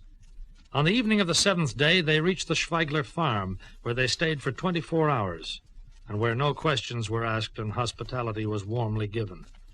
Long before dawn the next day, with Otto Schweigler as guide, they were on their way to Friedhausen, and less than 2 hours later they saw the lights of a small frontier town ahead of them. Das ist Friedhausen, Frau Weinrich. Ich muss jetzt zurückgehen. What is it, Ruth? This is where Otto leaves us. We're not a quarter of a mile from the frontier. And the mist's coming up. Tell Otto we'll never be able to thank him enough. Bedanken Sie sich nicht. Ich habe gern getan. Alles Gute für Sie weiter. He understood. He wishes us luck. Alles Gute und auf Wiedersehen. And goodbye. They went slowly forward toward the lights of the small town and then swung east toward where they knew the frontier lay. Barely 50 yards from freedom, they crouched, waiting in the mist, waiting until they heard the distant changing of the border patrol. Zugestanden! They're relieving the guard now. This is our best chance, Ruth. Ready? Ready. Come on! Leutnant, was ist das? 2 Leute, Flüchtlinge. Sie rennen zu Kranze. Schießen, Sie schnell. Jawohl, Herr Raymond. Ackland, Feuer, zum Donnerwetter!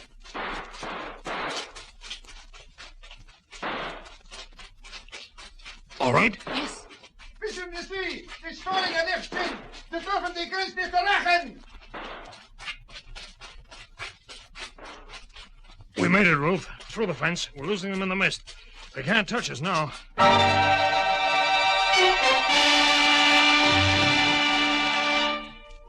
Through the wire strands of the border fence and then on into the mist, leaving the shouts of the patrol and the sound of shooting far behind them. They slowed to a walk and finally came into a small Swiss town. It was an hour after dawn. The mist was lifting, and in clear outline against the sky, the mountains of Switzerland lay directly ahead. A few days afterwards, Paul Rogers was back in Paris.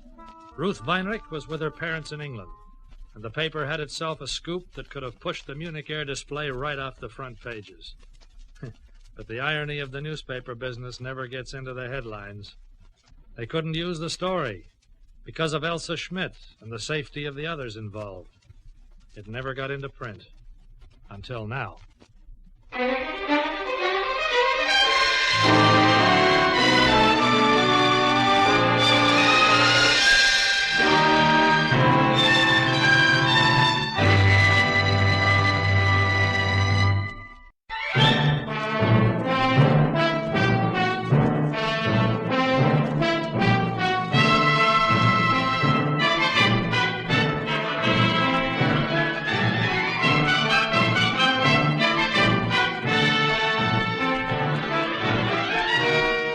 You have been listening to Lionel Merton as Mike Connoy in another exciting episode in the series, Europe Confidential.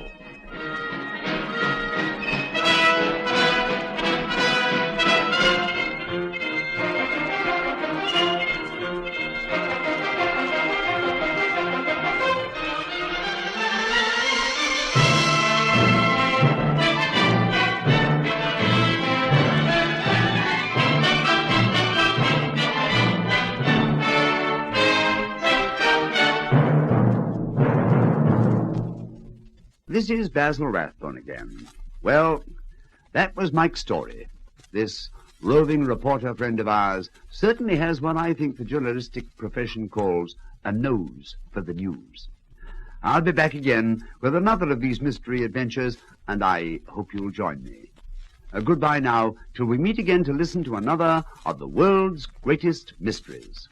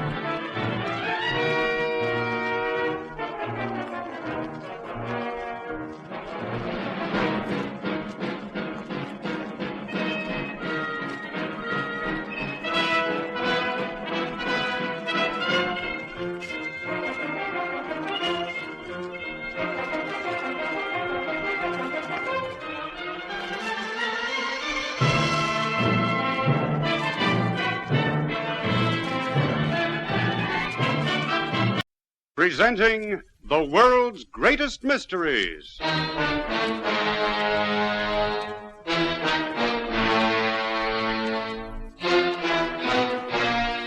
And now, your host.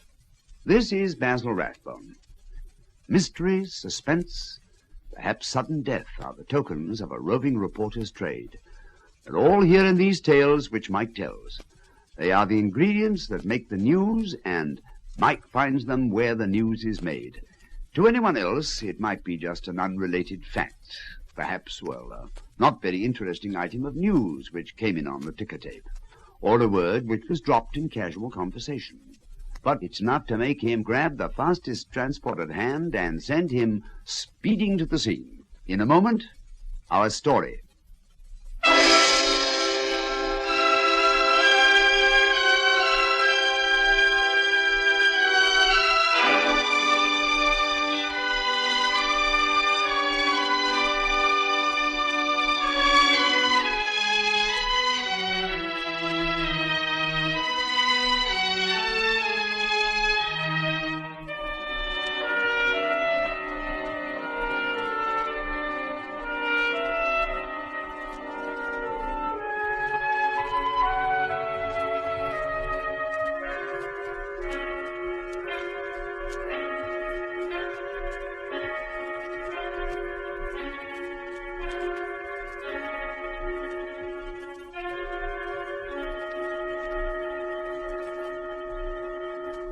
Presenting Europe Confidential.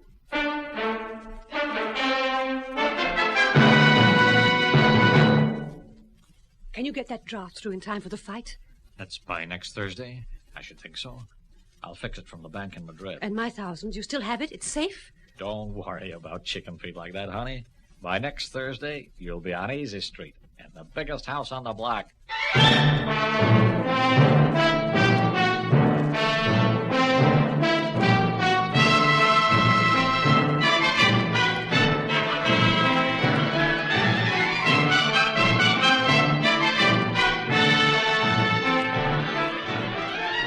In a moment, we'll bring you Lionel Merton as Mike Connoy, the Paris correspondent of a famous American newspaper, in another exciting story in our series, Europe Confidential.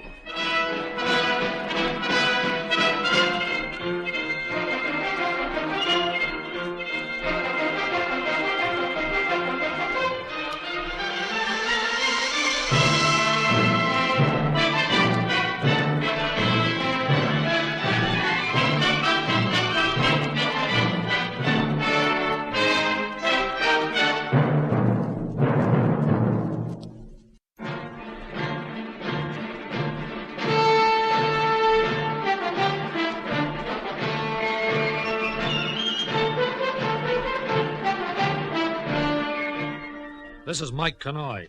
Writing this column of mine, Europe Confidential, you come across all the stories in time. The sad ones, the solemn ones, and the amusing, the bizarre right alongside them.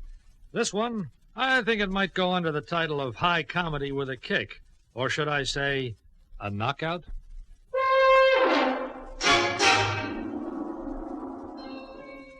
I first saw Judy Diamond go to work on the American Tourist in a small, intimate nightclub called El Casa Pepito in Madrid.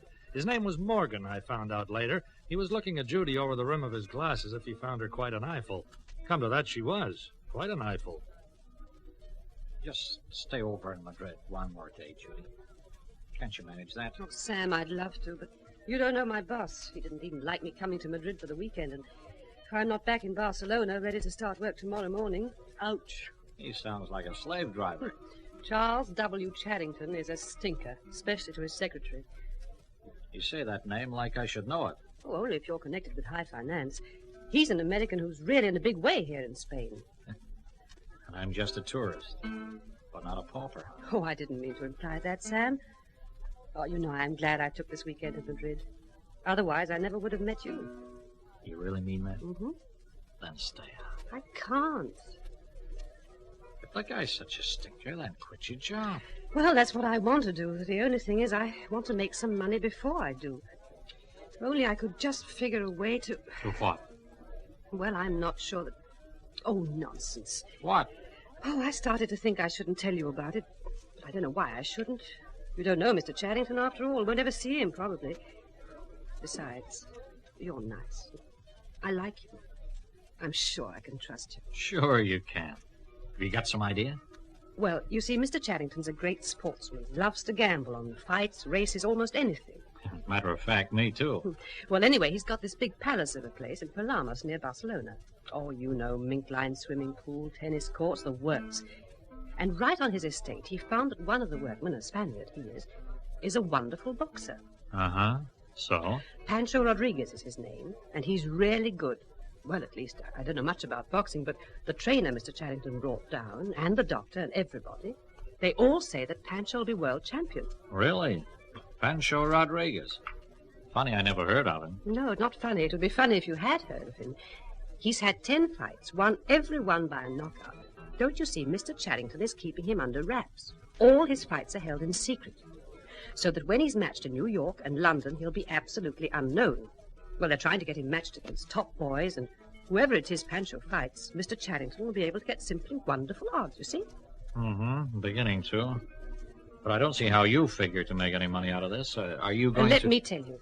Mr. Charrington has arranged to have Kid Garfield fly over for Pancho's next fight, his big test. In secret, of course. Now, Mr. Charrington always tries to get his guests to bet against him. He takes Pancho, and he'll give big odds because he's so sure of Pancho. Yeah, and? Pancho has agreed with me that he'll lose this next fight if I give him the word. He'll... what's the expression? Take a dive? That's it. For a price. Mr. Charrington's been giving him a purse of $5,000 every time he wins. Well, we agreed I'd give him twice that if he loses. This Charrington, he gives good odds on Pancho? Last time he was trying to find takers at 2 to 1. How can you lose? I know. Isn't it awful? What's awful? It's a smart scheme for a girl to have thought up. What's the hitch? Well, even with all my savings, I couldn't win enough to pay off Pancho. Besides, You're going to have someone to do your betting for you? Exactly. Oh, I guess I'm just stuck with my job for a while longer. What would you say if I offered to put up some of the capital for you? Oh, no, Sam, don't be foolish. This isn't your affair. Business proposition, of course. I'd expect half the profits, don't forget, after Pancho's been paid off. But have you got that kind of money? On a sure thing like this, I sure have. Oh, Sam. Look, I'll give you all my savings right now. Hey, wait a minute. $1,000, if you can only help me out. You don't need to give me your money, Judy. I can... Look on it as a way for me to prove my good faith. Let's both have another drink on it, shall we? To celebrate our partnership. Oh, Sam, you're wonderful. And you'll be able to raise some cash to bet. On this kind of proposition, I'll have $30,000 in cash at least. I guess when you leave for Barcelona, I'll be coming with you.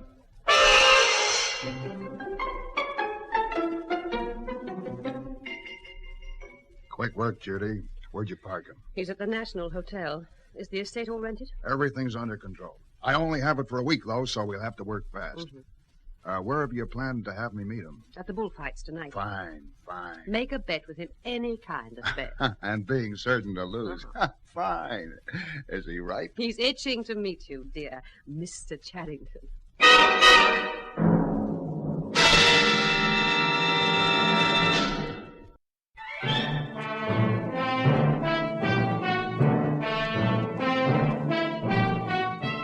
There's an old saying, and it's as true as it's old, that you can't cheat an honest man. But wave the bait, and very few honest men go by. That's the philosophy Judy Diamond and her friend Charles W. Charrington worked on. So events took their natural course, and Sam Morgan, who thought the meeting at the bullfights had been very cleverly contrived by Judy, found himself now an acquaintance of the great Mr. Charrington, and richer by a couple of $100. Well, either you're uncommonly lucky, or you certainly are an expert on bullfights. Just luck, Mr. Charrington, beginner's luck. Thought that bull would last longer than you figured. Oh, well, it cost me $230. Let's see, there you are. What was your name again? Morgan. Sam Morgan from Cleveland. I'm in the insurance game. I'd like to give you a chance to win some of this back. When's the next bullfight? Well, I believe it's next week. How long do you plan to stay in Barcelona? Well, I'm not sure. Hey, tell me, do you like boxing much? Oh, yeah. I get to the fights whenever I can. Well, maybe you'd like to drop out for lunch sometime. I've got a little place along the coast. Oh, that's very kind of you. you. It makes a difference when you meet people abroad. I know that. Let's say Thursday. How would that suit? Fine. Tell me, where are you staying? At the Nacional. Well, I'll have my chauffeur pick you up at noon. Just a few friends, you know. General Van Store and a business acquaintance of mine and one or two others. And my secretary, Miss Judith Diamond. The technique of the confidence man is delusion, and delusion can be so simple. A big car and a chauffeur in livery, a rented mansion, a few actor friends playing distinguished parts as luncheon guests. Oh, Tim, let me introduce Mr. Morgan, Rear Admiral Jansen and Mrs. Jansen. How do you do? And this is General Van Sickle, Mr. Morgan. How do you do? I'm very good. Miss Frazier, Mr. Morgan. Frazier. Oh, Mary, maybe you'd better get Mr. Morgan a cocktail. And this is Miss Diamond, Mr. Morgan. Miss Diamond is my right hand and general factotum. Anything you want, just mention it to her. Excuse me, will you? Yes, please. Yes, they set the stage well. A phony rear admiral, a phony general, a phony movie starlet. First they fed him lunch, and then a good Havana cigar. Then all and sundry went for a stroll down to the specially outfitted training quarters. Oh, Charles, this is the fighter you were telling us about. Discovered him yourself, I understand, Charrington. That's right, General. Hey, how about that? Is that why you were asking me if I went to prize fights, Mr. Charrington? Well, what do you think of him? He's fast, isn't he? Certainly is. What's his name? Well, I call him Young Pancho. Of course, I don't know yet whether he's any good or not. He hasn't fought a single fight. He hasn't? He hasn't? He looks so sharp, I'd have sworn Oh, that... he's beautiful. He's so graceful. No, he's fighting for the first time next Thursday. Tell me, you've heard of Kid Garfield from the States? Oh, sure, I've seen him. I understand Garfield's pretty good. He's been holidaying in Paris. So I've gotten him to fly over and go a few rounds with young Pancho. I'm making up a purse for the winner. Charles, off Kid Garfield's record and seeing that young Pancho has never had a fight, I hate to do it, but I might take some of your money away from you at a friendly wager. Oh, trust Mr. Charrington, General. He'll see to it that the odds work for him. Maybe I can give you a chance to win your $230 back, Mr. Charrington. Oh. What's the matter? Excuse me, Mr. Morgan. I'm really sorry. That's shocking bad manners. I was just amused at the idea, that's all. Idea of what? Well, you see, I was planning to make up a purse of $10,000 in the fight, and any side bets that I place on Pancho, well, I'd want to make sure that my winnings would cover the purse, don't you see? $230. I might possibly be able to bet a stake that would interest you. Oh, well, that would be fine, Mr. Morgan, fine. Well, look, everybody, shall we stroll over and watch Kid Garfield spar a round or two? He's got quite a punch. But I don't fancy he's the boxer that young Pancho is.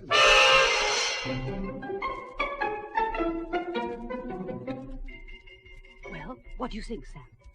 He said this was Pancho's first fight coming up. Oh, he always tells people that, don't you see? That way, they're likely to bet him a lot more money. That's the kind of man he is. And that's one reason I hate him so much. I see what you mean. Say, here he comes. Who? Oh, Pancho. Senorita. Have a good workout? Gracias, it was fine. I feel best I ever feel. Well, don't forget now, Pancho. Third round, that's our agreement. Senorita, what are you saying? Oh, don't worry about Sam here, Pancho. He's my partner in the deal. But, Senorita, if too many people find out... Now, don't worry, Pancho. I said it's all right. Third round, and that's our bargain? Si, third round. Good. Hey, you, Pancho! Get in the showers! Buenos tardes, senor. Senorita. Well, Sam? I'll go in with it, Judy. Looks good to me. Oh, wonderful. Charrington, he got me a little sore. I'm going to show him. I'll take him for plenty. What do you mean? I'll have to get a draft from the States, but I think I can work it so that I can put my hands on $45,000. Oh, Sam. Yeah. At good odds, say, 2-1, we'll clear... So much, I just can't think of it. Oh, Sam, I just want to kiss you. Okay with me, honey. Can you get that draft through in time for the fight? That's by next Thursday? Mm-hmm. I should think so. I'll fix it with the bank in Madrid. And my thousands, you still have it? It's safe? Don't you worry about chicken feed like that, honey. By next Thursday, you'll be on Easy Street, in the biggest house on the block.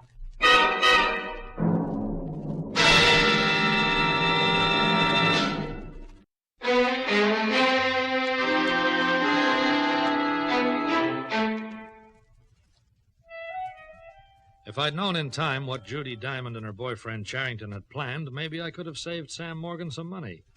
The trouble was, though I knew something was brewing, I didn't know the details, not until later. I didn't know that a brief few days later, having waved the bait in front of their fish, they were about to hook him, but good. Well, and over the brandy, I'm ready to start accepting bets. $10 as usual, of course. Well, General, 6-4? Well, Charles, those are good enough odds. Suppose I bet 25,000. I'm taking Garfield now. Fine. Just give your 25 to Judy here. And Oh, now, here's wait. mine. I don't want to be carrying all this money around, Mr. Charrington. Well, here, I'll tell you what. Take this little satchel. You can stuff it all in there. Well, Judd? Well, fire and thunder, man. I'll tell you what. I'll give you 2-1. I'll take those odds, Charrington. What's that? Oh, Morgan. Oh, fine, sir, fine. I'll take your $230 if I can't get any larger action from these gentlemen. My wager on Garfield is $46,000, Mr. Charrington. Fine. You've got cash, of course. Look, give it to Judy here. And, Judy, here's my end. I guess I should have waited for these odds to go up. Oh, Mr. Charrington, I hate to be carrying all this money around. Is it getting heavy, Judy? Well, all right, here, Morgan. suppose you be appointed custodian of the stakes. Well, I don't know. Oh, come on, man. I'm sure everyone here trusts you. Well, can I get any more action? Okay, there's just one thing I want to say before we all go to the ring. Ladies and gentlemen. The philosophy is an old one, but it always works. Make the victim feel guilty. Make him think it's going to be easy money. Show him you trust him. Yes, they pulled all the tricks on Sam Morgan. And then down to the specially constructed ring, where perhaps 50 people were gathered round. All of them, of course, were in the scheme, except Sam Morgan. But not all of them were on the payroll. Some of them were friends, gamblers, confidence men and their girls, anxious to watch the fun. So while Judy Diamond sat close to Morgan, exchanging glances full of meaning, the fighters came out for the first round.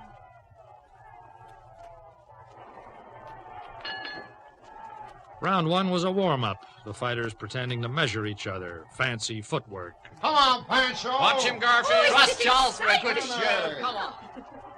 Yes, it was a good show, artistic, even some action. Whoop! That was because Pancho went down on his knees. Garfield really clipped him. Morgan, down at ringside, eyed the satchel, hoping that Pancho would make it look good. Then Pancho went down again. 2, 3, 4, 5. How about it, Morgan? Enjoying the fight? Yeah, sure. But your boy didn't look very good in there. Don't you worry about Pancho. He'll be all right. I'll just go down and have a word with his handler. Sure. Judy, you ought to make it look better than this. What's the matter, Sam? Pancho. He should make it more of a fight. Otherwise, they'll Oh, suspect. you leave that to Pancho. And be careful. We don't want to seem too friendly. So the fighters came out for round two, and the farce went on. A cut opened up under Pancho's eye. The crowd responded. He's all yours, Pancho. Garfield. What's that laugh? Upstairs. Work on his eyes, Garfield. Another spectacular piece of artistry. Pancho is down. He gets up again, weakly spars his way through to the end of the round. The principals are working to a climax now. Morgan jovially chides Charrington about his fighter's form. Charrington appears surly and worried, and they wait for round three. This is where it happens. The fighters come out both slugging. Pancho shoots a left to Garfield's face, takes a right cross, dances back with hands down and guard wide open. Then another right from Garfield catches Pancho, who falls back and looks very dazed. Now the moment has arrived. Garfield steps in, measures Pancho, swings a terrific right, and misses. And Garfield falls, arms flailing, blood spurting from his mouth. What happened? He never touched him.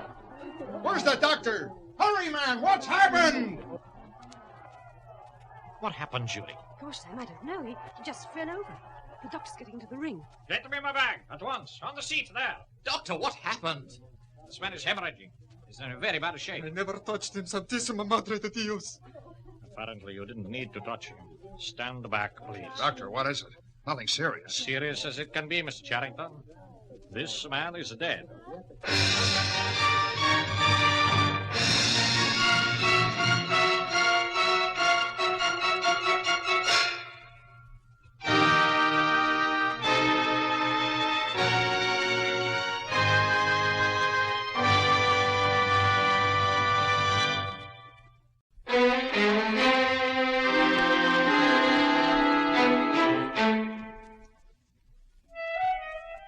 The scheme to stage the phony fight had ended in tragedy, or so it seemed, as the crowd huddled round the ring, and one of his seconds placed a blanket over the fallen Kid Garfield.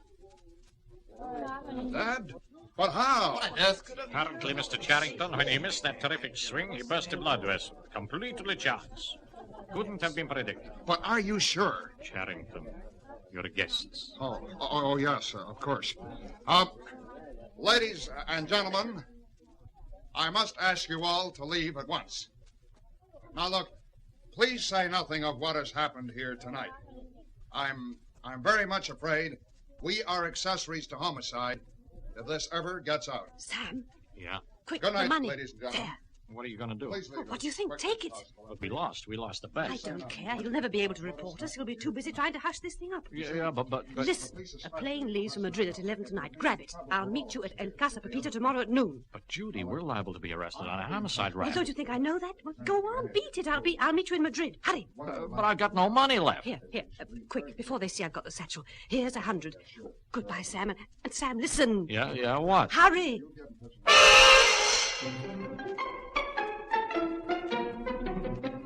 The most artistic aspect of this swindle was that Morgan fled, convinced he was in for real trouble, homicide trouble, completely forgetful of his $45,000. And as soon as he was safely off the rented estate, the Confederates gathered round for the payoff. Well, this is good business, Johnny. How you like my art? Oh, you're a wonderful Pancho.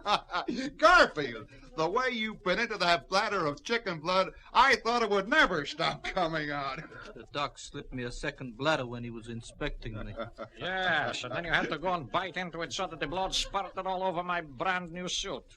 $200 this suit cost me. The dry cleaning bill comes out of your end. Don't worry, Doc. I'll take care of it. Oh, 45,000. Where's the satchel? Come on.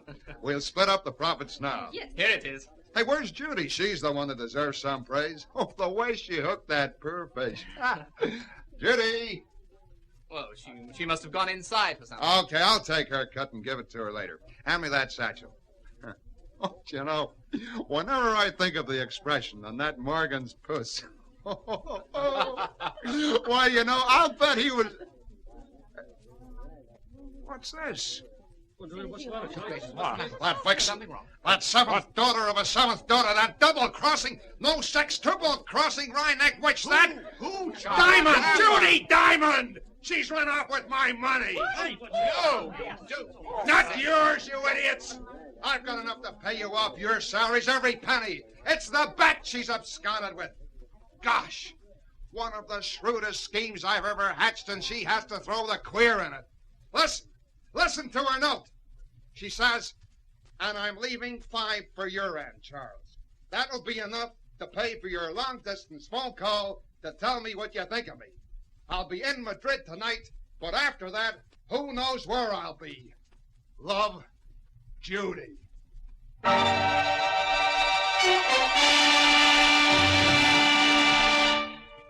So the best laid schemes, they say, can come unstuck. How did I get all the details of this little plot and counterplot?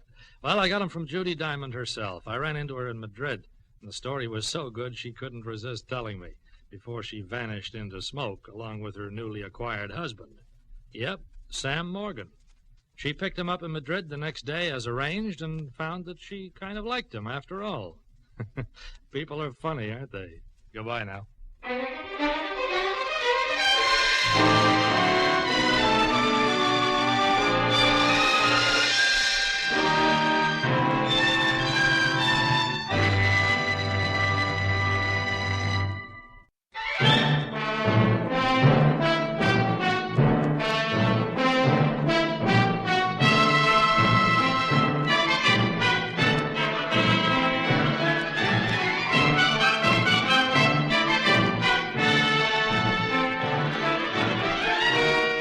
You have been listening to Lionel Merton as Mike Connoy in another exciting episode in the series, Europe Confidential.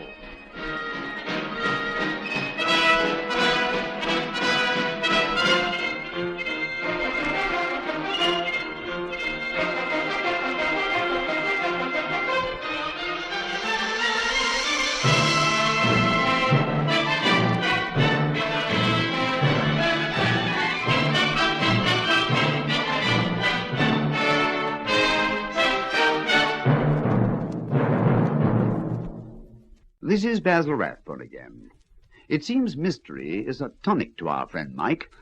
So another story has gone to press, another mystery solved. But there are many more stories to tell. They have their beginnings in the dark alleyways or the, well, brightly lit boulevards of Europe. We hope you'll join us again to hear them. Goodbye now till we meet again to listen to another of the world's greatest mysteries.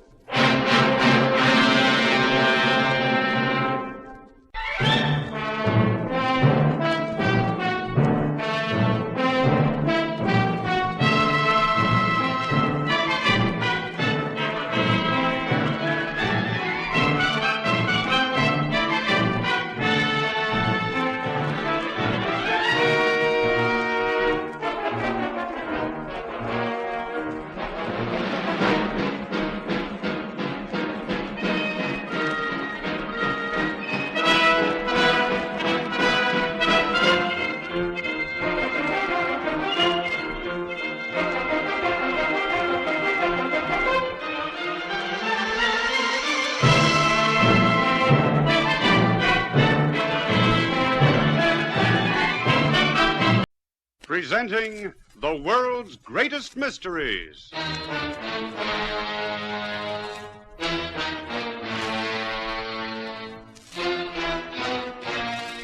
And now, your host. This is Basil Rathbone. Mystery, suspense, perhaps sudden death are the tokens of a roving reporter's trade. They're all here in these tales which Mike tells. They are the ingredients that make the news, and Mike finds them where the news is made. To anyone else, it might be just an unrelated fact. Perhaps, not very interesting item of news which came in on the ticker tape, or a word which was dropped in casual conversation. But it's enough to make him grab the fastest transport at hand and send him speeding to the scene. In a moment, our story.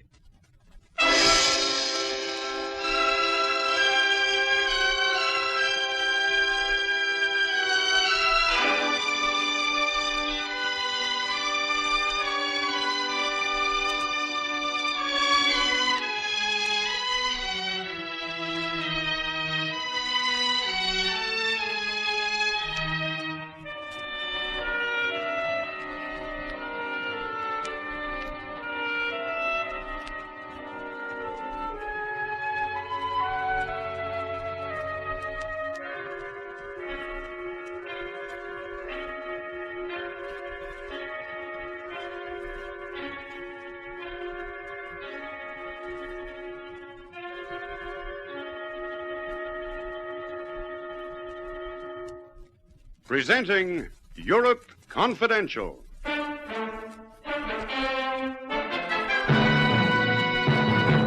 You fool. Corbett's the man you should have tailed. What do you think he's been up to? I don't know. You tell me to stay with the senator, Monsieur Clint. If the senator walked up the dock, would you follow him there? Please, that would be silly. Dave Corbett is the only guy, but the only one who can louse me up. He would have to be in Paris. Come on. To where, Monsieur? The Dauphin Hotel. If Corbett's gonna come into this game, he's gonna be on my side. Alive or dead.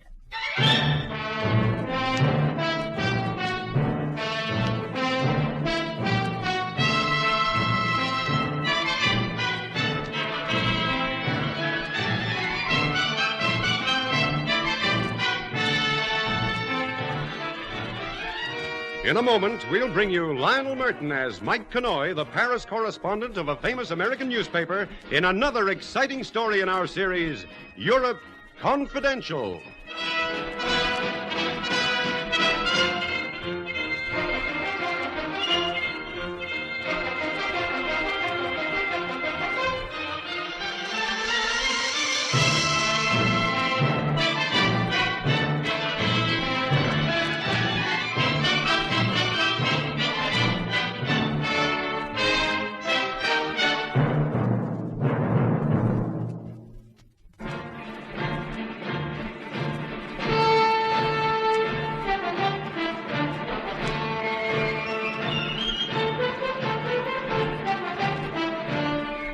This is Mike Connoy.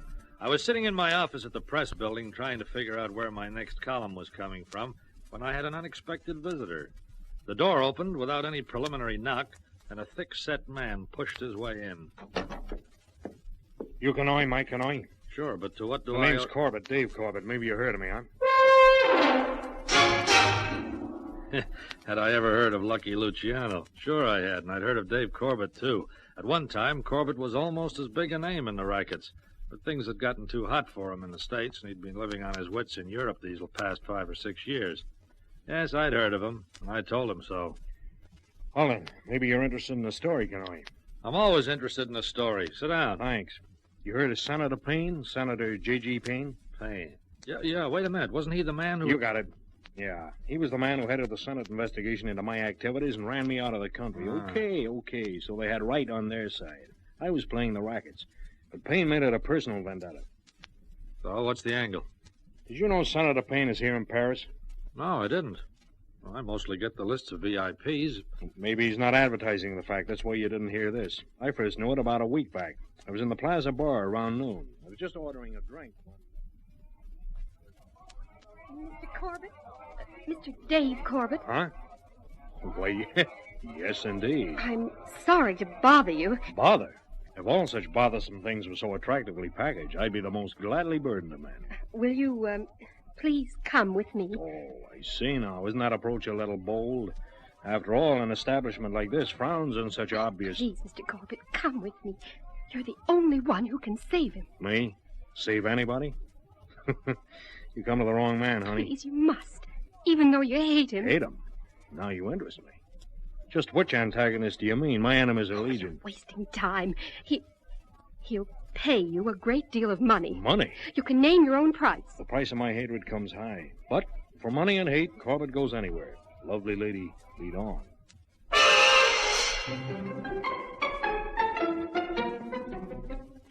Profitable business should be made as painless as possible, and this girl was a pleasure, Conroy, the dark Irish type, with eyes the mood and color of the restless Channel waters, and hair as blue-black as the proverbial raven's wing. We took the elevator in silence to the third floor and walked along the hotel corridor.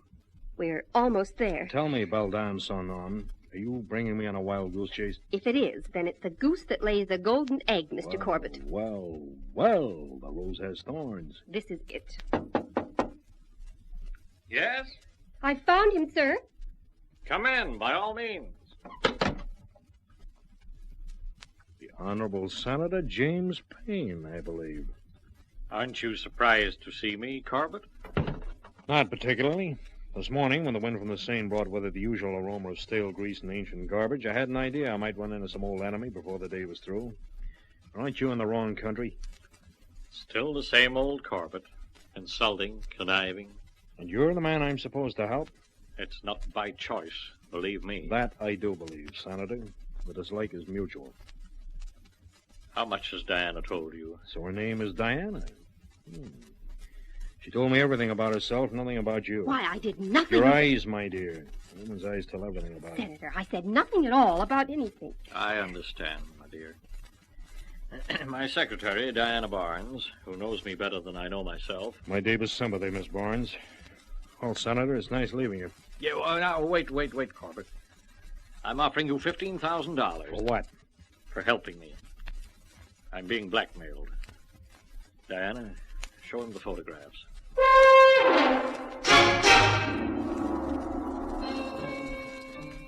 The lovely Diana passed me the photographs, Conroy. She should have been blushing, because they were really something, believe me, even for Paris. And they were dynamite. The kind of dynamite that can wreck political careers.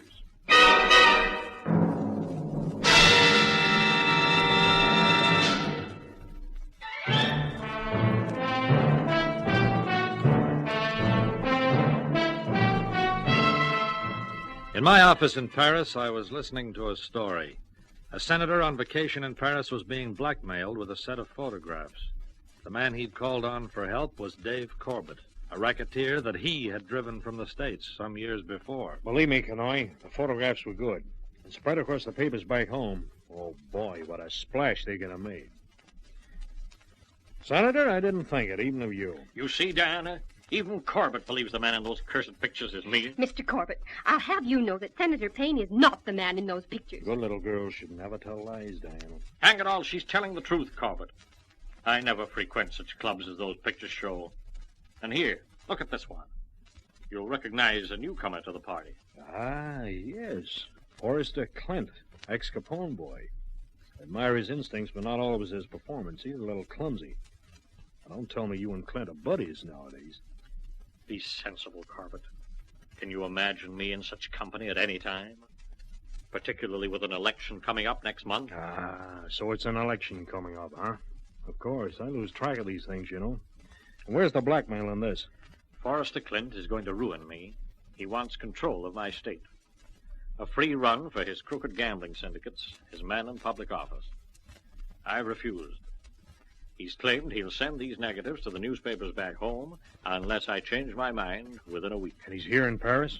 He came here to arrange this blackmail. Forrester Clint has improved with the years. This is almost worthy of me. I never expected you to understand, Corbett. But I thought the fee might make it worth your while. Re-election means a great deal to me. I worked hard for my office. I don't want to win or lose because of a hoodlum like Clint. I don't like to think of any high office being ruled by his kind. Or yours. Now, you're being honest. This is most confusing in politics. Something far more important than any office is at stake, Corbett. I don't want my wife, my family, to be subjugated to this kind of smear campaign. They don't deserve it. Spoken like a true family man, an American, and a politician. Oh, Senator, there must be some other way to get the negatives than this man. Please, Diane. Helene, the fair and the loyal. I'll get the negatives and the rest of these pictures from Clint. For $15,000. Thank heaven. I'll take the money now. I expected that. Pay him, Diana. How do you know you can trust him, sir? He's the only man I know who can outwit Clint. I've got to trust him. My fee, Miss Barnes? Here it is. You'd better count it, Mr. Corbett. But why? I trust you. Oh, you... Just how do you plan to contact Clint? It's easy enough to find men like Clint. The hard part lies in avoiding him, as you should well know, Senator. What is my next move? Stay on and enjoy your vacation. Diana and I will let you know how things transpire. Diana? She comes with me. What? Now listen here, Corbett. Clint doesn't know her by sight, does he? I don't think so. Now, she'll be our go-between. You can pack, Diana. I want you to register at another hotel. The Dauphin will do. We'll meet you in the cocktail lounge in 3 hours. Just what do you think? Diana? I'd appreciate it if you would cooperate with Mr. Corbett in whatever way you can. Well, Diana? Very well, Senator. I'll do my best. Thank you, my dear. But so help me, Corbett, if you try any of Don't your try my tricks... patience too far, Senator. If I were you, I'd get some rest while we take care of your troubles.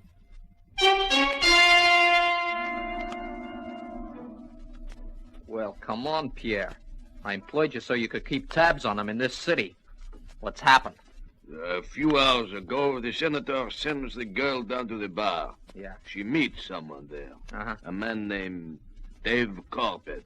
Dave Corbett? This is not good news. Not good news, Pierre. What happened then? The girl takes Corbett to the senator's suite. I follow, but not too close so they can see me. Yeah. I listen, but I hear nothing. So I go up the fire escape outside the senator's room. Yeah, well... I'm late in hearing their conversation, Monsieur Clint. But I do hear Corbett tell Payne to stay in his suite. And he tell the girl to meet him at the Dauphin bar in 3 hours. Which is almost now. And just what have you been doing in those 3 hours? Watching the senator to make sure it is not a trick. You charhead, you fool. Corbett's the man you should have tailed. What do you think he's been up to? I don't know. You told me to stay with the senator, Monsieur Clint. If the senator walked off the dock, would you follow him there? Please, that would be silly. Dave Corbett's the only guy, but the only guy who can louse me up. He would have to be in Paris. Come on. Come on where? The Dauphin Hotel. If Corbett's gonna come into this game, he's gonna be on my side. Alive or dead.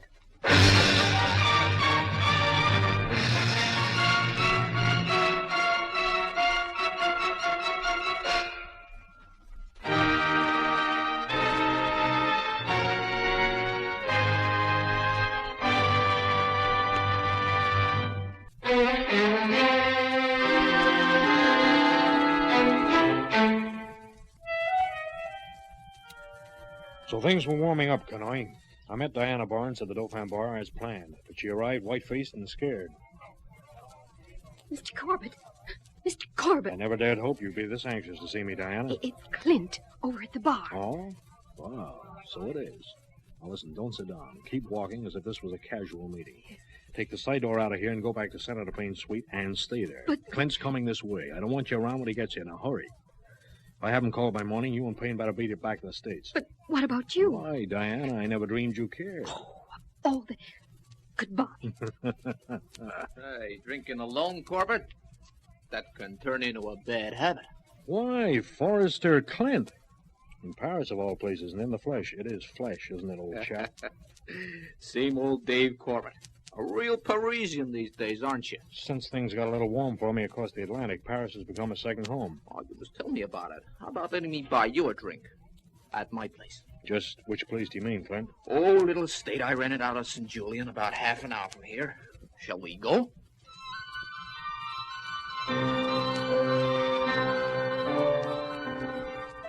I suppose it could have looked like they were taking me for a ride.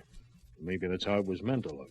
We drove out into the country, Clint and me, and a gorilla-like French chauffeur in the front seat. We stopped outside a remote farmhouse and got out. After a long tour, you bring me to a ruin like this? Really, Clint, I thought you were doing pretty well. Oh, I'm doing fine, Dave. I like the open spaces. More room to breathe in town. Come on in. Enter. The web? Why not? Hey.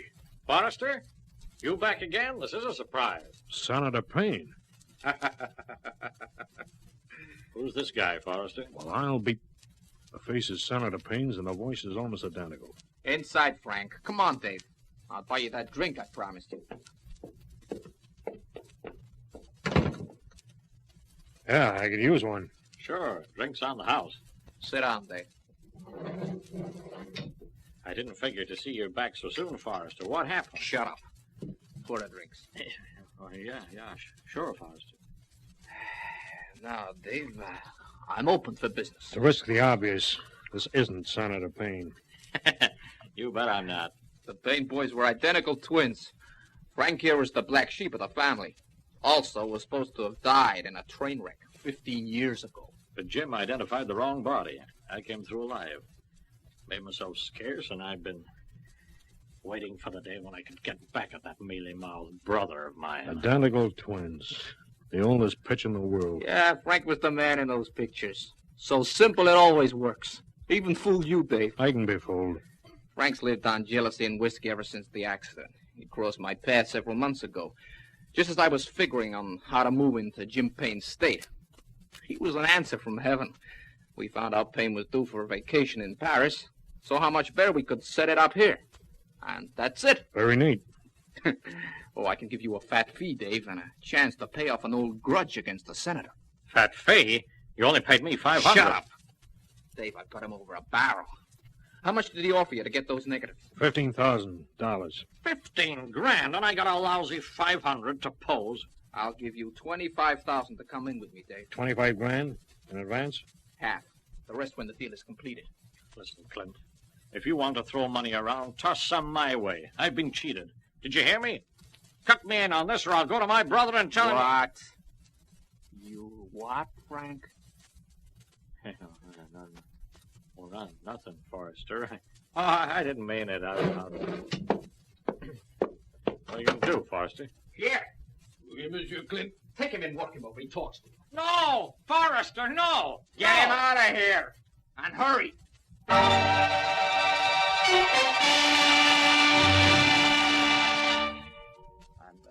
sorry about that interruption, Dave. Not in the answer to my offer. Here's the answer, Clint.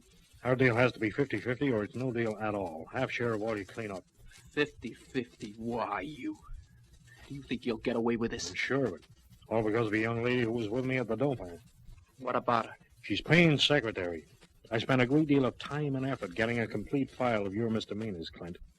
If I fail to contact her, copies of said file will be sent airmail to all state and federal law enforcement officers in America, with a copy to the French Sûreté. Any mere photographs would hardly reach space in the general clamor about the doings of Forrester Clint. You wouldn't want to be named public enemy number one and find it difficult to get home without wearing handcuffs.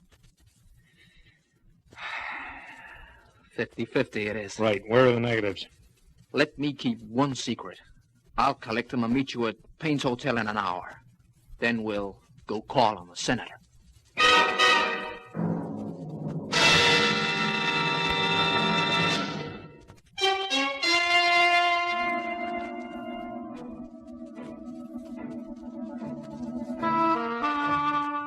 What time is it, Senator? Nearly 2 p.m. Oh, what's happened to him? What's gone wrong? I know he was taking a risk. Don't you realize? Somehow Clint must have found out that you were hiring Dave. Impossible. He was expecting trouble. He made me leave. I never dreamed that Corbett could fail. Diana, what am I going to do? Oh, is that so important now? What? Anything could have happened. He may be dead. Why don't you call the police or do something? The strange charm of Dave Corbett. I don't understand. I never will. He's a criminal without a scruple of any kind. He's blinded you, Diana. Yes? What? Downstairs? Yes, of course. Ask them to come out. Thank you. What is it, Senator? Corbett and Ferris Clint, downstairs. Dave? But Clint, what does it mean? We'll soon find out. They're on their way up now.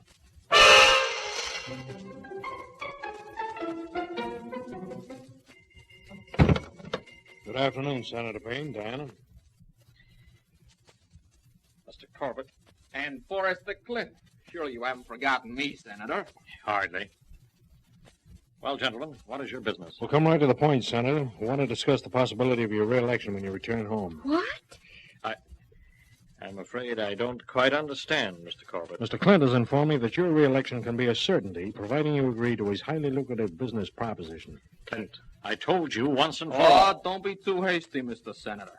My proposition is so good that Dave Corbett has come in on the deal with me. What? Corbett, is this thug telling me the truth? I brought certain contracts for your signature, Senator, that will allow Mr. Clint full-scale operations in your state. Oh, no.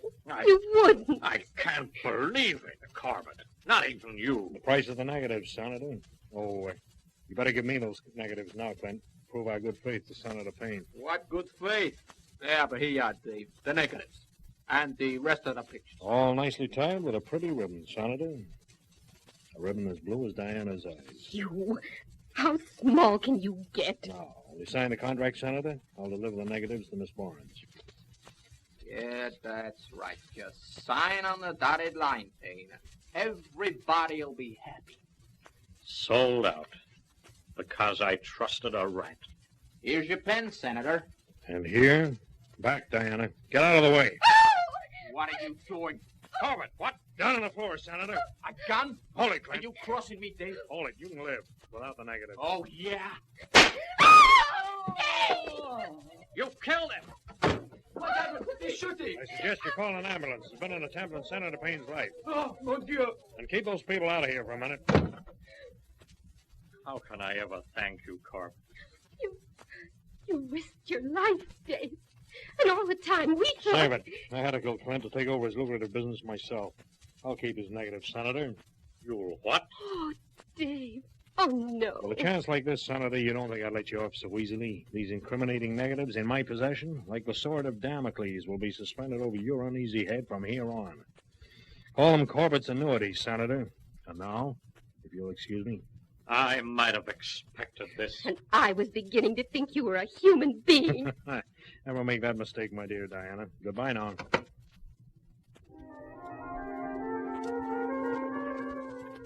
Well, there you are, Kenoi. Happened a half hour ago. By now, the news will be out. Yeah, quite a story. But I don't understand. You must have come straight here to tell me this. Why? Well, I get a little homesick at times, Kenoi. Maybe the day will come when I want to take my passport along to the American consul and get a passage home. I'd like people to know Dave Corbett isn't quite as bad as the record says. Look, if I write this story, you'll be every bit as bad. According to your own confession, you walked out on a nice kid who was in love with you. You're planning to take over Clint's blackmail, quite apart from killing him. I kill him in self-defense. All I wanted was the negatives. Even Payne can testify to that. As for Diana, I did her a favor. Don't hold that against me. Okay. So all you want to do is get revenge on Senator Payne. That won't go down too well with the people who read my column, Corbett. Okay, Kenoi.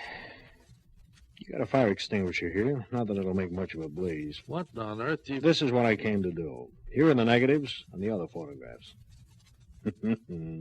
Watch them burn. Want to warm your hands, Kenoi? I don't understand. There. Ashes to the wastebasket. There's your story. I'll be reading tomorrow's paper, so make it good.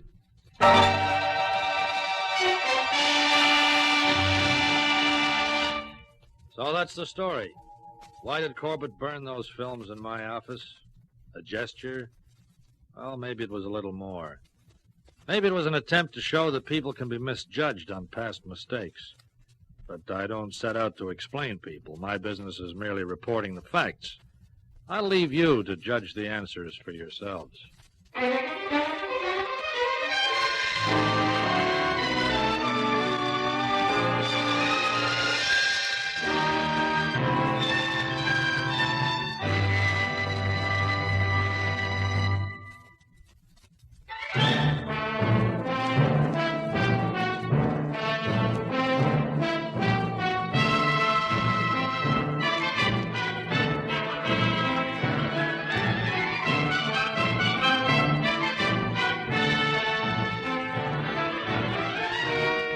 You have been listening to Lionel Merton as Mike Connoy in another exciting episode in the series, Europe Confidential.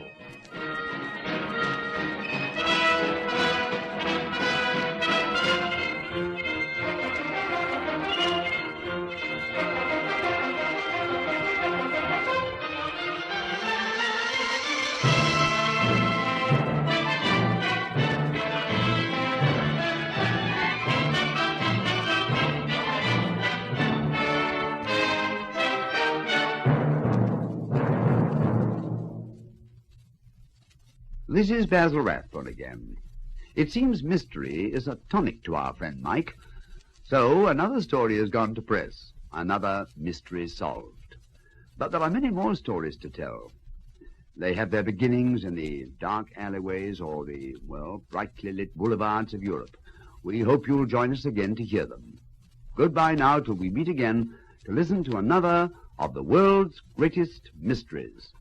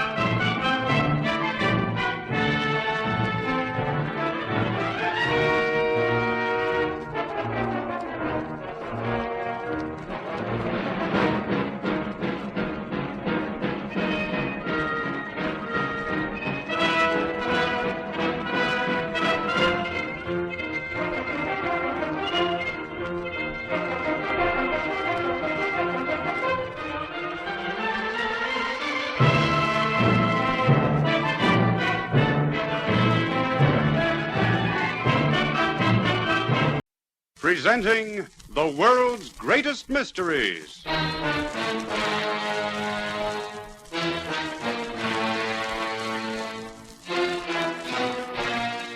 And now, your host. This is Basil Rathbone. Suspense, mystery, and sinister doings are all part of the story we have for you today. This is one of those stories which makes the news, the headlines. Often a news item may in the beginning give nothing more than a faint clue to the mystery which surrounds it. But it's that mystery, when found, that makes exciting reading. If you were a newspaper man stationed in Paris with the whole of Europe in which to find news to fill your paper, where would you start looking? Well, a man in this position is a reporter with a roving commission to wander at will through the highways and the byways of the European continent. From all sources, where languages intermingle and sometimes nationalities clash, come the lead to those items you find on the front page of your daily paper. Yes, these stories make the news, and they are found where the news is made.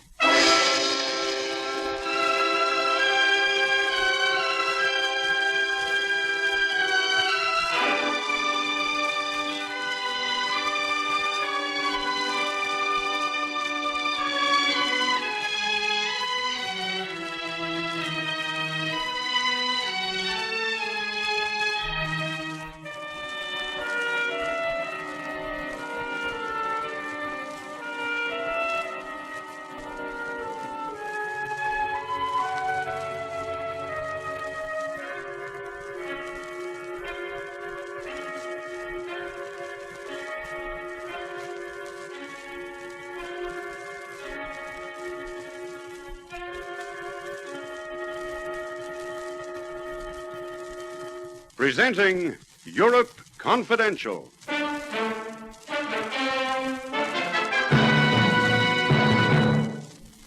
heard rumors of you. Wanted in the States, aren't you? Well, how did that get around? I heard it. Yeah. You've been in some big deals. All right, that covers my references. What about yours? You're a very cool one, amigo. You don't think much of your life, do you?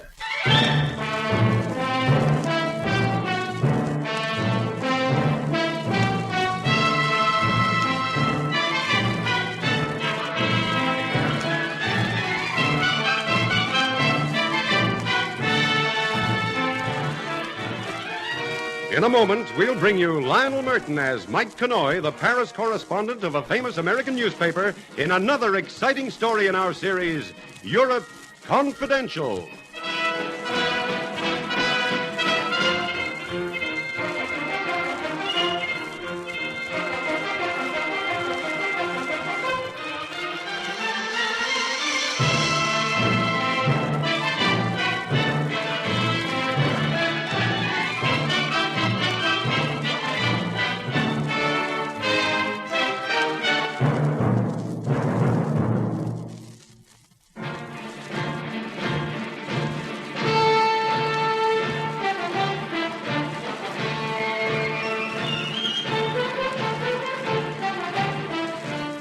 This is Mike Connoy. Did I ever tell you about the day I took a ribbing from the boys on the paper when I landed in Paris carrying a bunch of violets?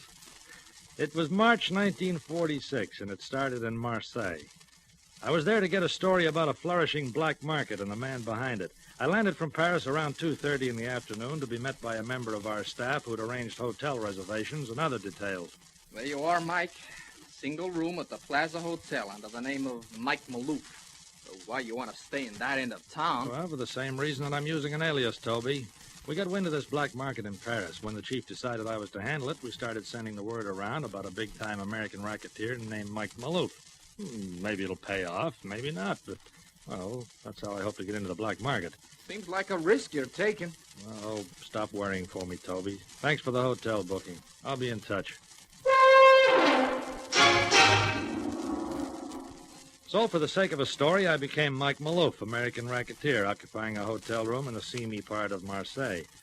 For the sake of a story, I had to adopt a new identity and use the information we'd carefully built up in Paris from reports that had filtered through. I spent the night at the plaza, and early the next morning I was surveying the square outside my hotel when I was detected for a tourist and given a special kind of welcome. Violets, sweet violets, kind gentlemen. Spend a few pence for the good of your soul and a breath of English countryside. Well, it would take more than your violets to sweeten my soul, Mother. And tell me, what do you know about the English countryside? I was born in England, that's what. And if I choose to warm me old bones in a warmer climate, that's my own business, kind sir. You're a prickly old puss, aren't you? And just for such courage, with a possible customer, I'll purchase a bunch of your dilapidated blossoms. Oh, thank you, sir. I knew you were a proper gentleman the moment I laid eyes on you, I did. I might also buy a little information. What kind of information? You wouldn't happen to be acquainted with a certain pirate by the name of the Spaniard? The Spaniard? You ever heard of him? You'd remember the man. A scar like a gaping wound across his face. And instead of a left hand, he flourishes a wicked iron hook, I'm told. Oh, I know the Spaniard, though I pray to forget such as him. What would you want with him, gentlemen? Words, Mother, just a few simple words. Would you be his friend? Well, neither friend nor foe. I've never met him. His foe you'll be. He makes no friends. I'd like to meet him. It's your loss. You can find him at Crow's Nest, a sailorman's saloon and lodging. Down the next street and one over. You can't miss it. Just follow your nose and the noise.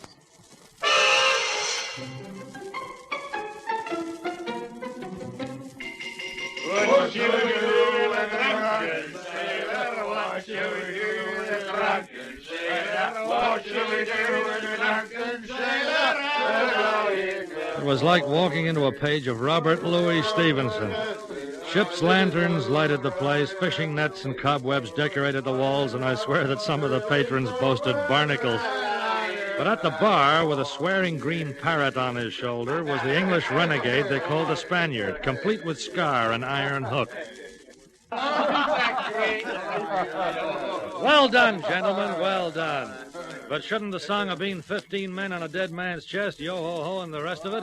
And who's that bright boy? Perhaps he comes to slum. Behold, he brings flowers. Let's heave him out. Come on, get out with you. Hold on, mateys. There'll be no heaving overboard of a man who comes to a crow's nest with posies.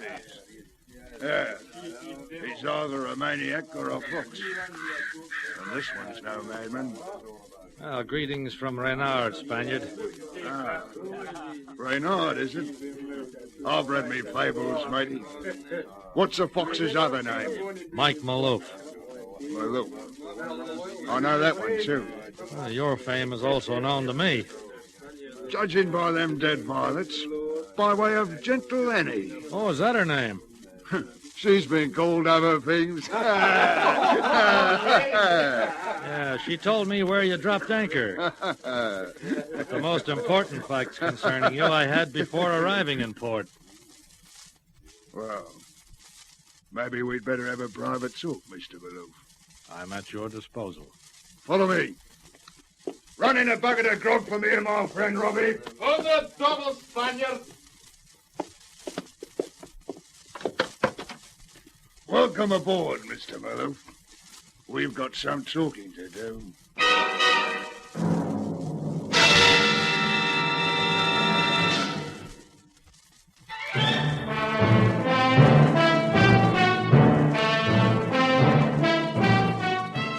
At last I was getting somewhere.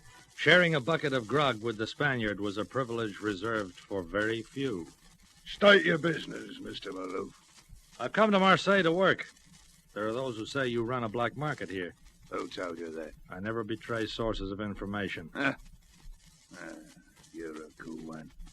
I've heard rumors of you. You're wanted in the States, aren't you? How did that get around? I heard it. You've been in some big deals. All right. That covers my references. Now, what about yours? You're a very cool one, amigo. You don't think much of your lot, do you? On the contrary, I think pretty well of all my lives. Lives? As of a cat. I have more than one. I realize that I wouldn't be the first victim to feel your hook in my throat, Spaniard, but this I guarantee I'd be the last. You've got the gall to threaten me? No, merely stating a fact. I'm not altogether alone in Marseille. You know, I have very powerful associates who could even reach you. You're a liar. Try me. Well, maybe we can make a deal, matey. My business is expanding. I could use a sharper like you. Now you're beginning to sound more intelligent. You don't like me any more than I like you, Mr. Maloof. It's a fine start. We should do ourselves some good. Ourselves. No one else. Hey. All right. Meet me tonight over in the south bank of Old Harbor. There's no warehouse. Last one on the dock. Abandoned, they say. But you say differently. Come and see for yourself, Mr. Maloof. 11 o'clock. 6 bells it is, my friend. Maybe we got more in common than I thought. Have another slug of grog, matey.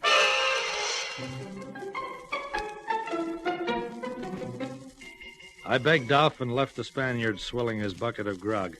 I left Old Town and walked to one of the better hotels in Marseille to dine alone. I was enjoying an after-dinner liqueur when something new and uniformed was added. Am I addressing Monsieur Mike Maloof? Why, yes. I'm Inspector Delarge, police. Let me speak very plainly. We have trouble enough here without importing it from America. I advise you to make your stay as brief as possible, monsieur, and to cause no incident while you are here. Au revoir.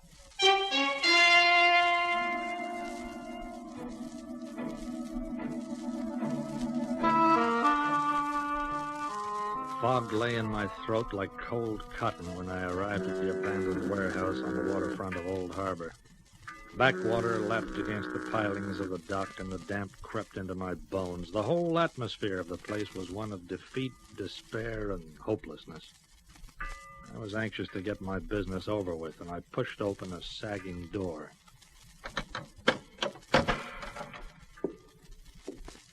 Hello? Anybody there? Mike Maloof. Why, yes, I was to meet...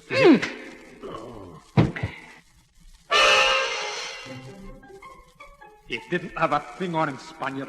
Not even a knife. More fool him. Look to it, Robbie. He's waiting enough.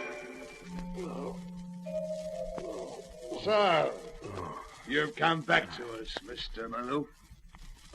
My congratulations, Spaniard. For not dropping me into the sea after your cabin boy here slugged me. That would have been far too easy.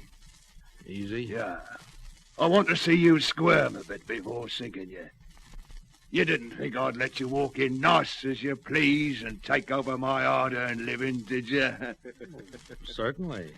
I still intend to, Spaniard. Listen to her, Oh, Robbie. he's a comedian, he is. But Inspector Delage takes an even more humorous view of the situation. Did you say Delage? That's why he came here so bold. He's got protection. Pardon, Robbie.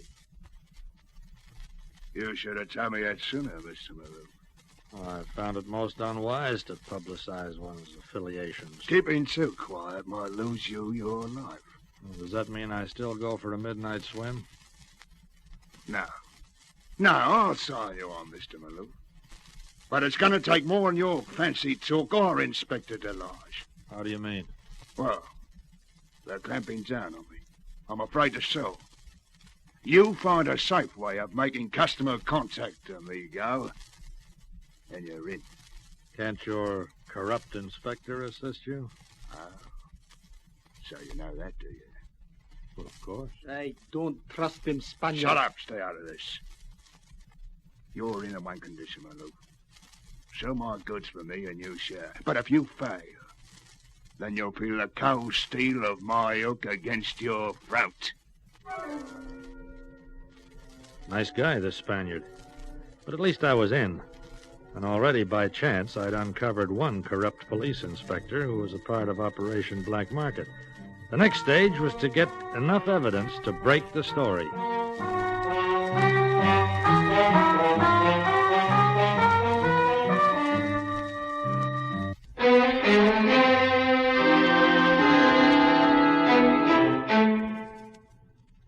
In the short space of 24 hours, I knew that the Spaniard headed the black market organization and that Inspector Delage, for one, was on his payroll.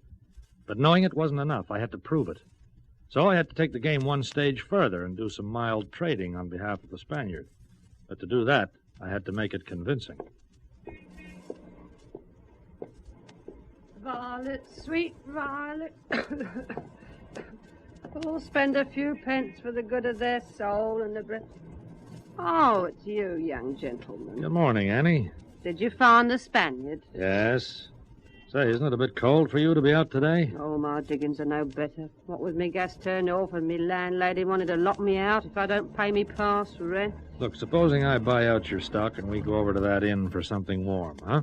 What, you'd go into an inn with the likes of me? Oh, it'd be an honor. Come along, madame.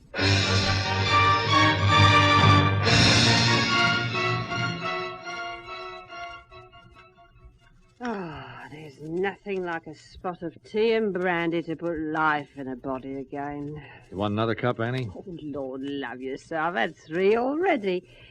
Oh, well, maybe I'll best have one more. That's my girl. I'll brew the potion myself, huh? Well, I never thought that gentle Annie'd see the likes of this again. I see I'll have to take you in hand, Annie. How do you mean, sir? Oh, maybe I've taken a fancy to you. To me? Go on with you. Or perhaps I've got nothing better to do at the moment. Oh, that sounds more natural. Well, how's this for a starter? I'll bring you flowers from the wholesale market, the best and freshest blooms I can find, and they won't cost you a penny. How about that? You do this for me? If you'll do something for me, Mum. Oh, anything, Mr. Maloof, anything. You're going to have the briskest floral trade in Marseille, and whoever asks you for violets, sweet violets, remember this? Violets, sweet violets. Well, why, sir, that's my own song. Yes, but they must say those exact words when they make a purchase. Oh, see? yes. Now, when they do, you give them my address. I'm staying at the Plaza. The Plaza, yes. Now, there'll be some who'll give you envelopes. These I'll collect every evening. To have business with such folk. Just follow my instructions, Mother, and you'll make us both very happy. Oh, that I will. And now, how about another spot of tea, huh?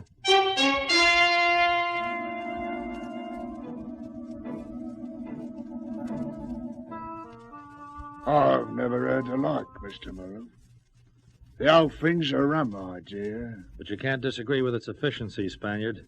Gentle Annie will siphon the contacts. They either come to me at the Plaza or they leave their dough in the envelopes for the larger merchandise. Best of all, no one will suspect. Annie has sold her wares in that square for years. Buying flowers to sell black market. What's this business coming to? Oh, things are tough the world over. The only thing that makes me out to, amigo, is that it's your neck. Remember that. I remember. And I accept the responsibility. We'll try it for a month. No longer. Less. I guarantee profitable results within the week.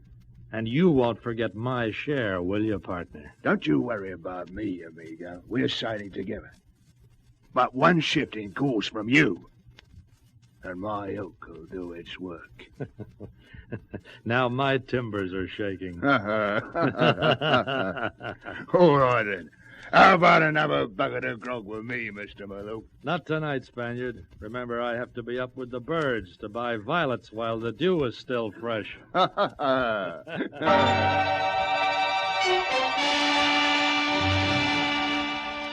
plan was simply this, to do some minor trading, enough to get evidence. And if it had been given a chance, it might possibly have worked. But there were other forces at work, and my scheme fell down that night with a damp thud. At dusk, as arranged, I went to meet Annie in the square, knowing that certain petty criminals had been sent to trade with her during the day. Not enough to matter, but enough to convince the Spaniard. So I went to pick up the envelopes, unsuspecting, unprepared. Good evening, Annie. You got some sweet violets for me? Sir, Mr. Maloof, look out. Mr. Maloof? Well, Inspector Delarge. Facing the other way, reading a newspaper. You know, I should have got to know the back of your head more thoroughly. You won't try to make any move, please, Maloof. I have gendarmes around the square. Oh? For black market activities, I hereby place you under arrest.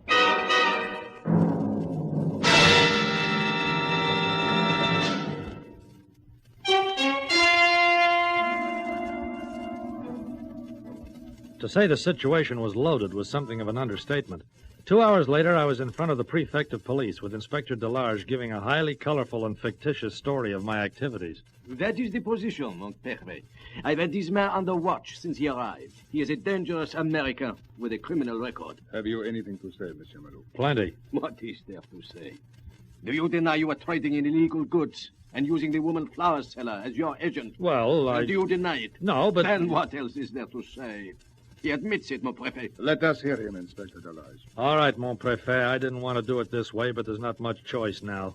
My name isn't Maloof. It's Mike Canoy. I'm an American newspaper man from Paris. Lies. You know yourself we have a file on the activities of this Maloof. That is true, Inspector. But it should not be difficult to prove his identity. Give me a few hours and I can do just that. Very well.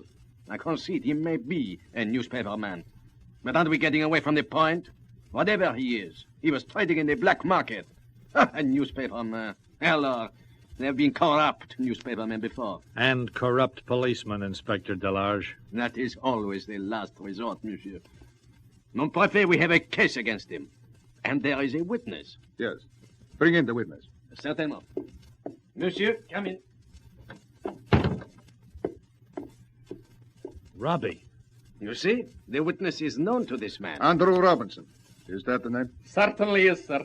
This is the man. You have charges to make against Monsieur Malou? Aye. This is the man who comes to the crow's nest and tries to talk my friend the Spaniard into a black market deal. I heard it all with my own ears. Well, monsieur? This man works for the Spaniard, and he and Inspector Delarge dreamed this up between them. Come. That goes too far. Too far. I'll go further. Delarge is in this black market in town right up to his neck, and I can prove it. The man is an idiot. This is a pack of lies. Wait a minute. An accusation against one of my police is a serious matter. How can you substantiate it? By bringing you the Spaniard. Now, wait a minute. You see, they don't like that. Look, Monsieur le Préfet, I came to Marseille under this guise to try and get into the black market. All right. So it was working against the police, but I was after a story. So we won't debate the merits of what I did. Get on with it. I met the Spaniard and I put a deal to him. He accepted me because he thought I was under Inspector Delarge's protection. So I started to do some small trading through Annie just to make my role look genuine. Are you going to listen to any more of this? Wait, Delarge. I talked the Spaniard into it, but not his henchman Robbie, and not apparently Inspector Delarge. Together they plotted to frame me like this, and when I bring in the Spaniard, I think I can prove that. How? The Spaniard is a man who doesn't like his orders countermanded. If I were to bring him here, we might learn a great deal. There is one point, monsieur. For months, my men have been trying to find this man they call the Spaniard. How can you find him if a full-scale investigation has failed? I found him before, didn't I? Who was in charge of that investigation? Inspector Delarge. Okay, mon préfet. I'll bring your boy in within a few hours. Maybe that'll prove for a start that Inspector Delarge's inquiries weren't so thorough after all. For a while he demurred and then finally agreed. And I went after the Spaniard. He wasn't at the crow's nest, but I finally found him in the warehouse. I entered very carefully this time.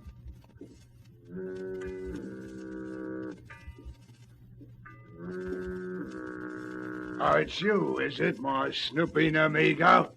The newspaper man! Get your news fast, Spaniard. Not this time. They were fools. I'm getting out. As soon as I play you, It's you or me, amigo. I always knew it would be. And my yoke will get you. Not this time, Spaniard. Come on, get up. You got a date with me at police headquarters.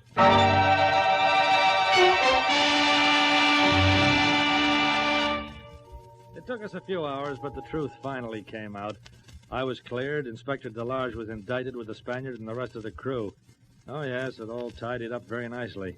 And 2 days later, I was on my way back to Paris. But at the airport, before I left, there was one solitary well-wisher to see me off. Mr. Conroy, sir.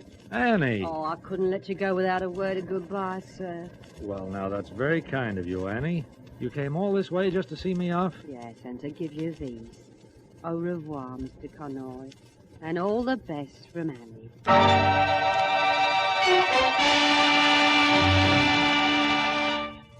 She was lost in the crowd, and I was on my way to the plane, deeply touched, I might say. I carried my small present up the gangway and down it again when we reached our destination. Well, what could I do? It was a gift. That's how I came to fly from Marseille to Paris, carrying a bunch of violets.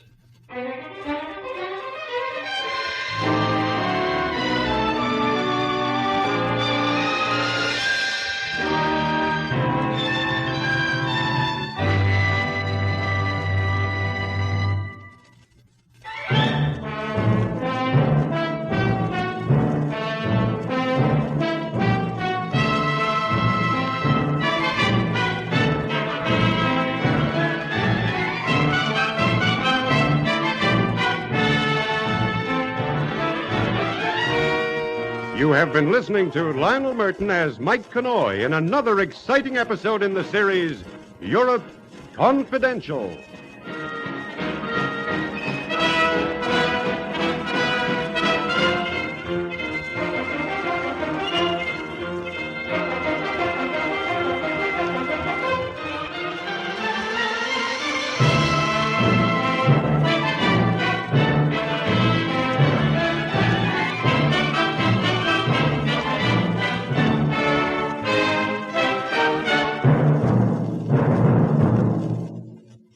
This is Basil Rathbone again. Well, that's a story that's hit the headlines, and that's the way it's found. From his office in Paris, Mike has set out many times to track down those little fragments of news which build into a headline article. Indeed, our roving reporter friend has Many a tale to tell. I hope you will join me for the next one. Well, goodbye till then, till we meet again and listen to another of the world's greatest mysteries.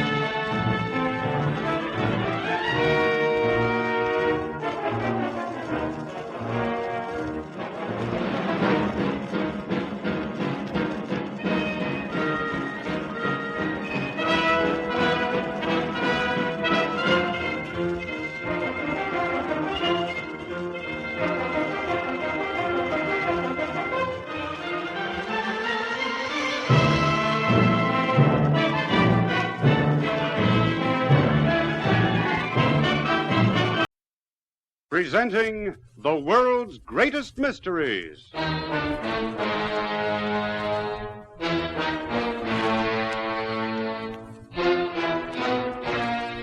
And now, your host. This is Basil Rathbone.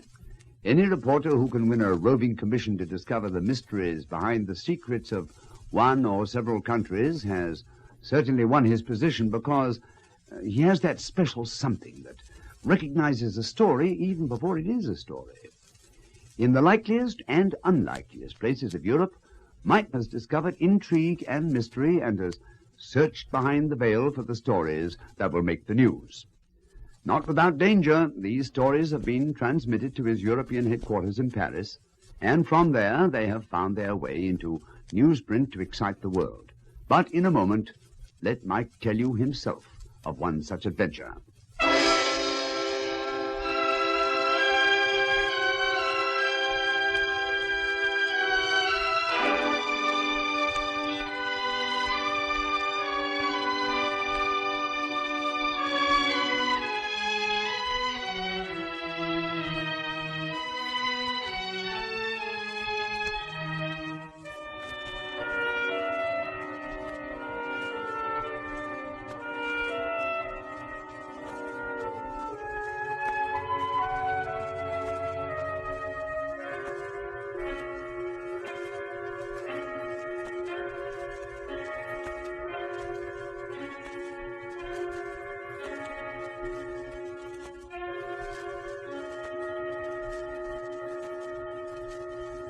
Presenting Europe Confidential. You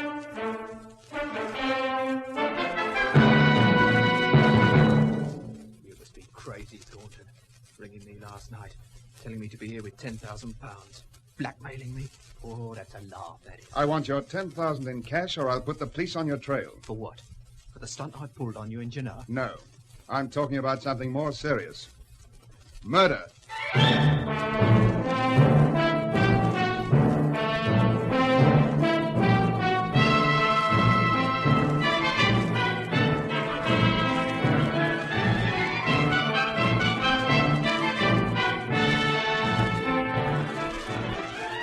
In a moment, we'll bring you Lionel Merton as Mike Connoy, the Paris correspondent of a famous American newspaper, in another exciting story in our series, Europe Confidential.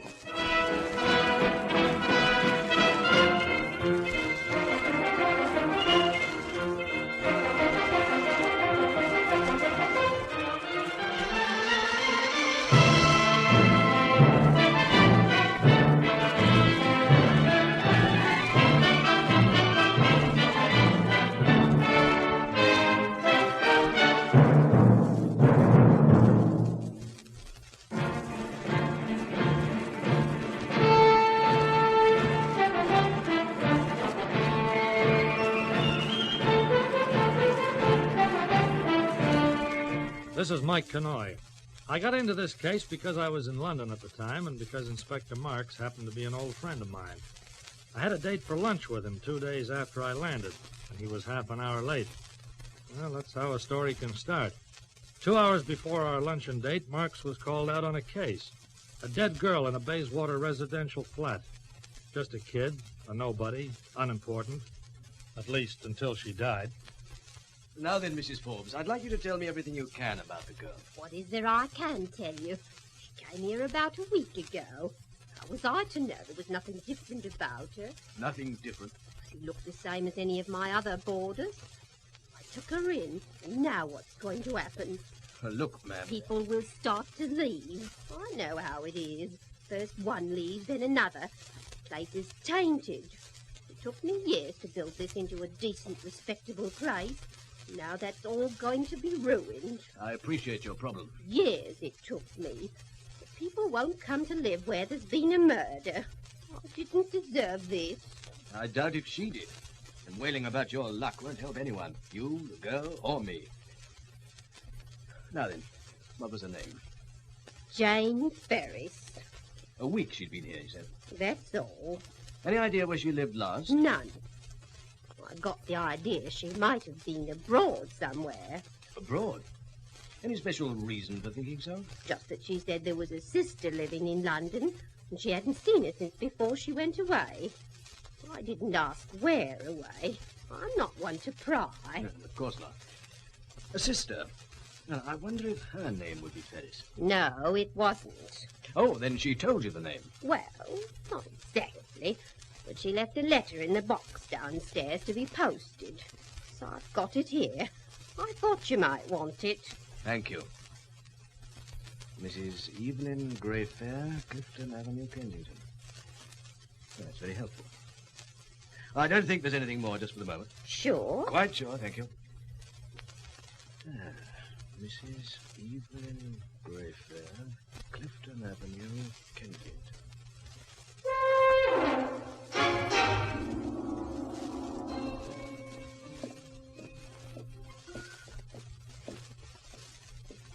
Mrs. Greyfair, Inspector Marks from Scotland Yard now. Thank you, Gordon. From Scotland Yard, Inspector. This is rather unexpected. I've come concerning your sister, Mrs. Greyfair. My sister, Jane. I have some rather bad news for you. What kind of trouble has Jane got herself into this time? She's dead. What? Murdered. Murdered?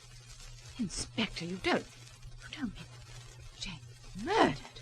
I'm sorry. She was found dead in a bed sitting room at Bayswater. She'd been strangled. Jane dead like that? Yes, this is rather a shock to you, I know, but better from me than reading about it in the newspapers, ma'am. The newspapers?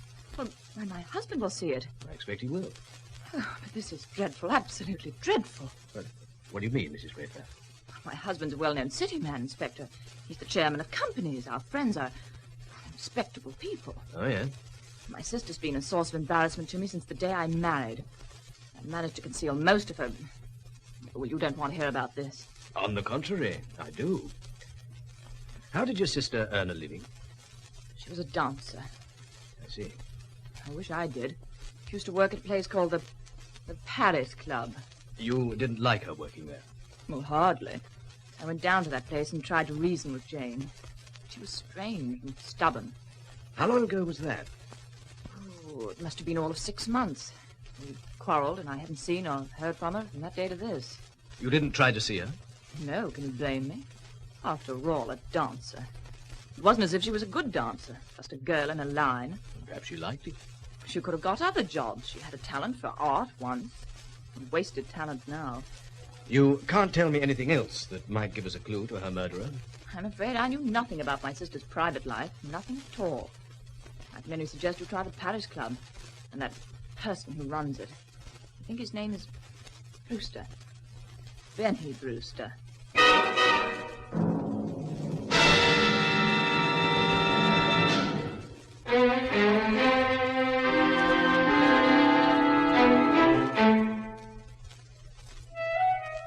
Well, that's how it all began. An ordinary, routine investigation into murder. If murder can ever be ordinary. Inspector Marks called a halt at 1:30 p.m. and remembered that he was long since due to meet me at the press club for lunch. And over that lunch, I first heard about the life and death of Jane Ferris. So there it is, Mike. My excuse for lateness, and my reason for having to hurry off from this very excellent lunch. You're going to see this guy Brewster, are you? Yes, we want to get the business cleared up as soon as possible. I suppose the rules prevent me from coming along. You? Just sit on the sidelines and watch. Well, I don't know, Mike. I don't think I've ever read any rules about that. Suppose we finish our coffee and find the Paris Club.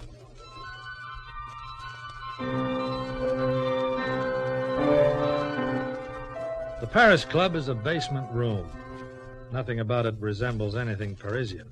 You go down a flight of narrow steps away from the crowds and the London traffic into the musty and stale atmosphere that's a replica of 100 other places in 100 other cities all over the world. When we arrived, waiters were setting up the tables around a few square feet of cleared space called a dance floor. In the background, a jukebox was working overtime. Yes, I'm Benny Brewster, mister. Now, what did you want to see me about? The name is Marks, Inspector from Scotland Yard. Cops? Sorry, policeman. I want to talk to you about a little... Wait a minute. I can't talk out here. The noise makes me nervous. Come into my office.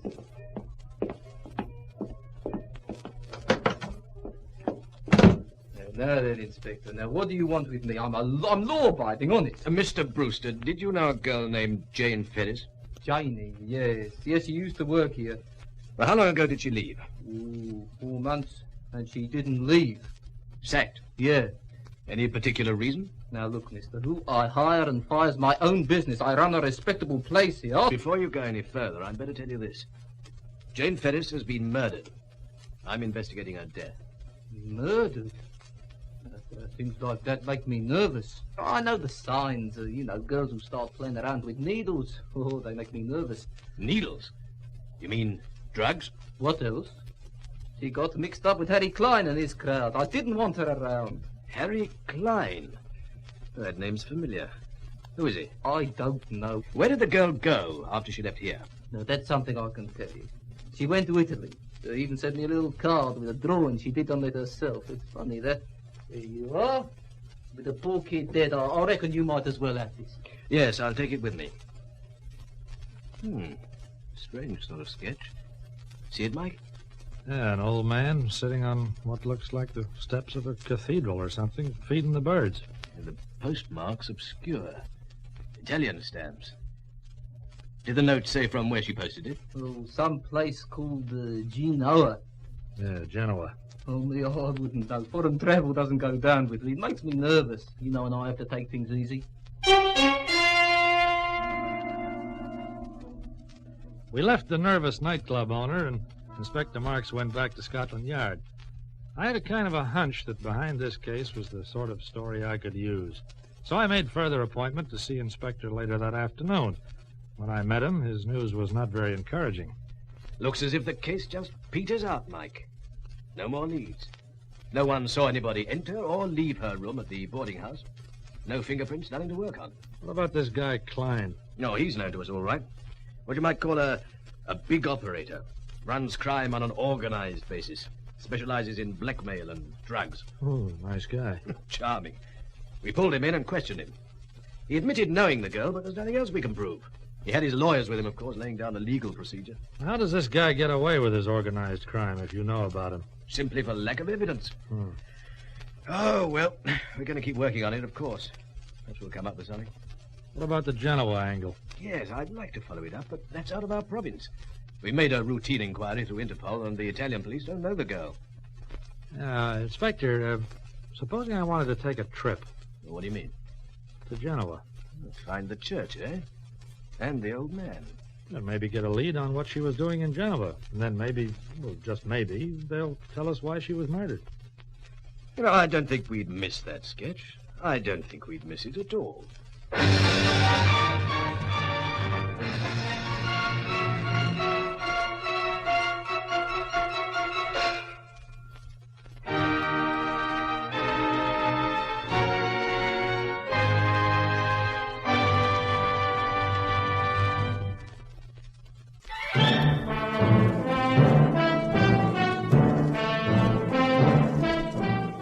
The city of Genoa is a place of palaces and churches built on a hillside that looks down on the blue Mediterranean Sea.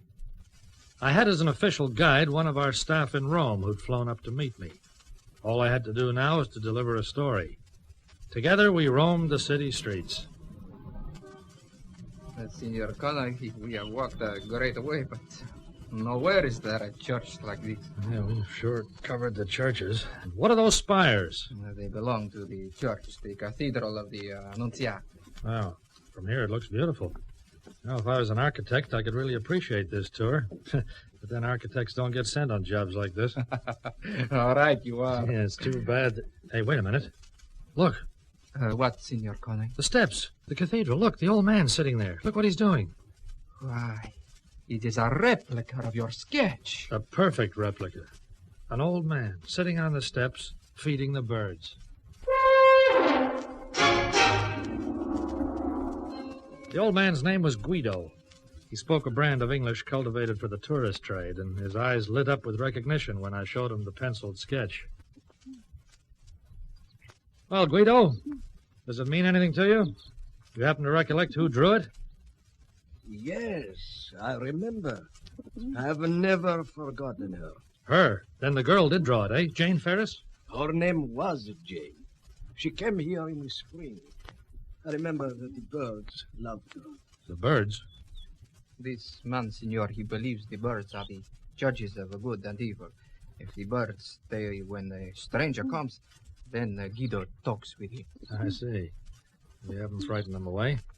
They stayed for her, just as they stay for you. Mm-hmm.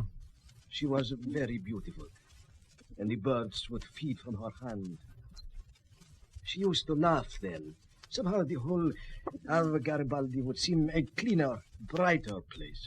Look, I want to find out what happened to her here. Is there anything you can tell us? You are searching for her, Signor?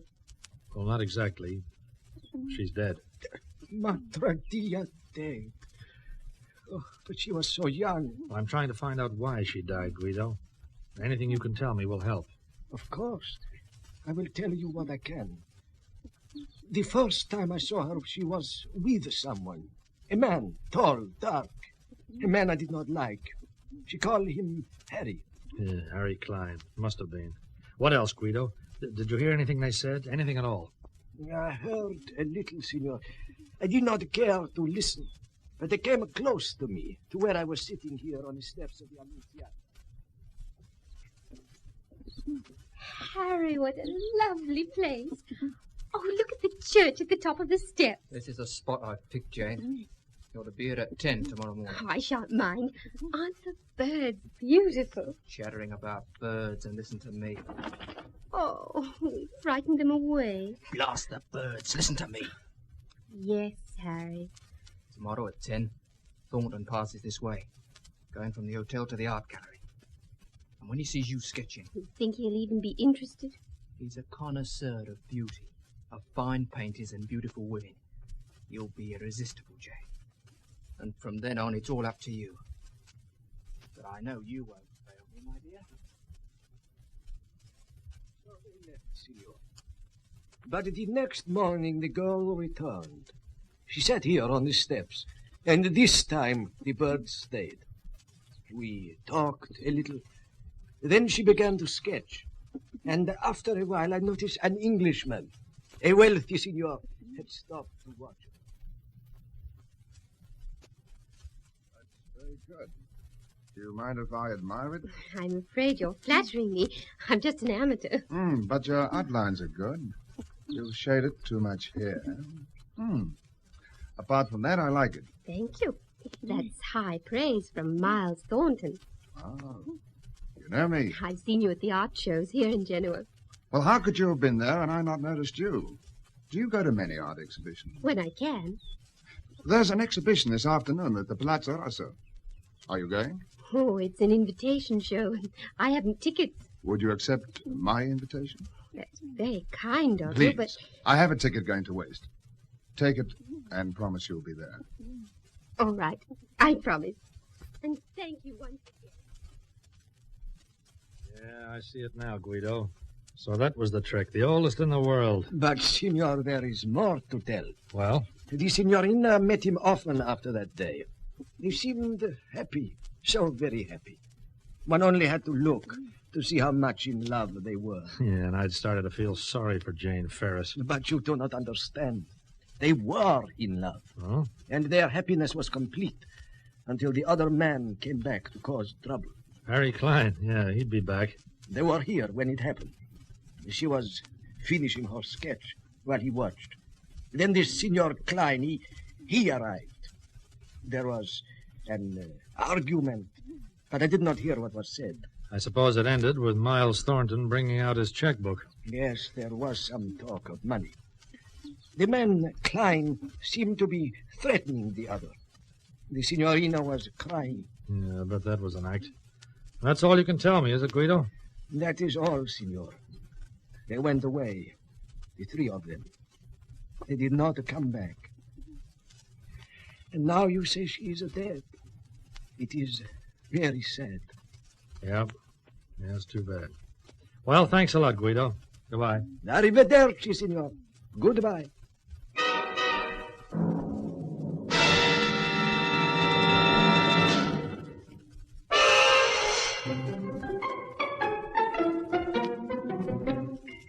Well, there was my story. The game of Chisel the Rich Unsuspecting Victim, the oldest game there is. It was all there now to write and forget about, except that Jane Ferris had been murdered and her death was still unsolved. So I went back to London and turned over my information to Inspector Marks. A few hours later, I was present when wealthy art connoisseur Miles Thornton came to Scotland Yard to be questioned regarding his association with the dead girl. Well, Mr. Thornton, there it is. We established your connection with the case, and by a stroke of luck, you happen to be back in London. Now then. I suppose you want a confirmation from me that I knew her. Well, that for a start. Yes, I knew her. The old man on the steps was right, gentlemen. I fell in love with her. Did you know she was dead, Mr. Thornton? Yes, the story was in the newspapers. It could only have been Harry Klein. When we split up in Genoa, he was swearing vengeance. She wouldn't go with him, you see. She wanted to stay with me. How much did you have to pay? £5,000. Yes, I know it was blackmail. But Jane really loved me. I know that. I'll never believe anything else. So Klein left with the dough, and you and Jane stayed on in Genoa? For a while, but I had to return to London, and there was another problem. Her addiction to drugs? Yes. Klein kept her well supplied. It suited him. It made her all the more eager to work his blackmail schemes. But now she wanted to break with it. Yes? You see, we wanted to be married. I really loved her that much. But she wouldn't meet my friends until she cured herself. So we split up. She wouldn't take money from me. She wouldn't even get in touch with me until this drug craving was beaten. I was wrong to ever let her do it. I should have had her with me, no matter what my friends thought. Somehow she must have been located by Klein. And for trying to break away, she was killed.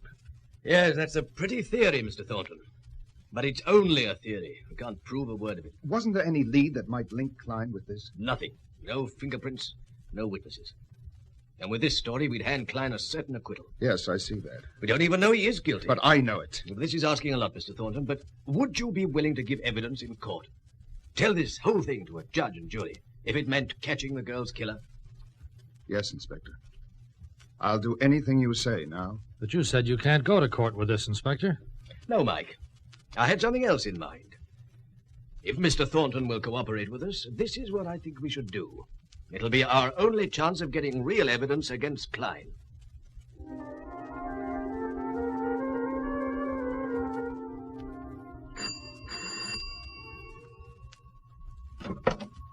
Yes, sir. Oh, it's you, Klein. Come in. Thanks. I will.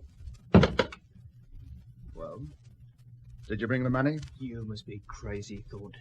Ringing me last night. Telling me to be here with £10,000. Blackmailing me. Oh, that's a laugh, that is. I want £10,000 in cash, or I'll put the police on your trail. For what? For the stunt I pulled on you in Genoa? No, for murder. Jane's murder. You don't know a thing, Thornton. Not a thing. I know more than you think. I suppose you feel you were very careful. Do you know you were seen outside her boarding house the night she was killed? Who saw me? I did. Who have you told about this, Mr. Thornton? Nobody yet. I intend to tell the police if you don't pay up. You poor stupid fool. You really expect me to pay you 10,000? I'll pay you all right, Thornton. With this. Put that gun away! It'll be a pleasure, mister. You think I'd have come here for any other reason than to kill you? Now I'm certain of it. You killed Jane, didn't you? Yes, I killed her. I always pay all people who double-cross me. But knowing it won't do you any good, Thornton. All right, Klein, we've heard enough. Put your gun down. Why, you coppers. A trap, and you walked right into it, Klein. Thornton, you rat. Look out, he's crazy! Give me that gun, Klein. Give it me. I'll give it to you, all right, copper. Where it hurts most. Drop it. Stop! You're breaking my arm. Drop the gun. Right. Handcuffs, Rogers. I'll take care of him, sir. Good. Mr. Thornton, are you all right? In the arm, Inspector. I'll call a doctor. We got to look after you. Don't forget, you're going to be our chief witness when Klein goes up for trial. You've got enough evidence now. Thanks to you, yes. I'm taking him in to charge him with the murder of Jane Ferris.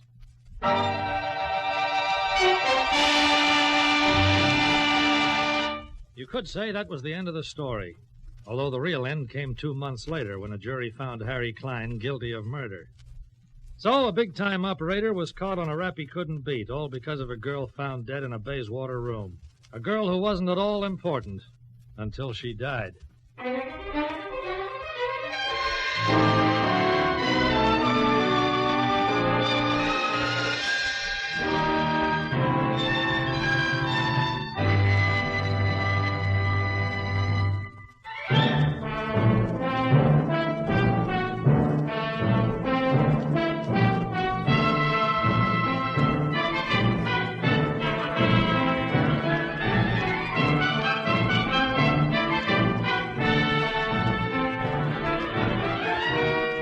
You have been listening to Lionel Merton as Mike Connoy in another exciting episode in the series, Europe Confidential.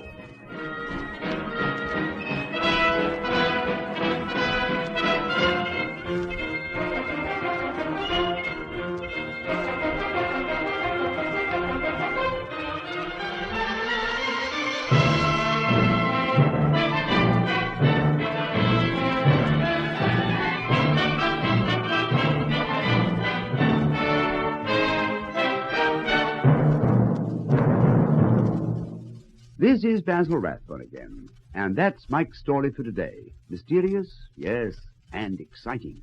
But then, that's our aim. These stories are exciting. That's why they're worth telling. We hope you will join us next time. Now, goodbye till we meet again for another of the world's greatest mysteries.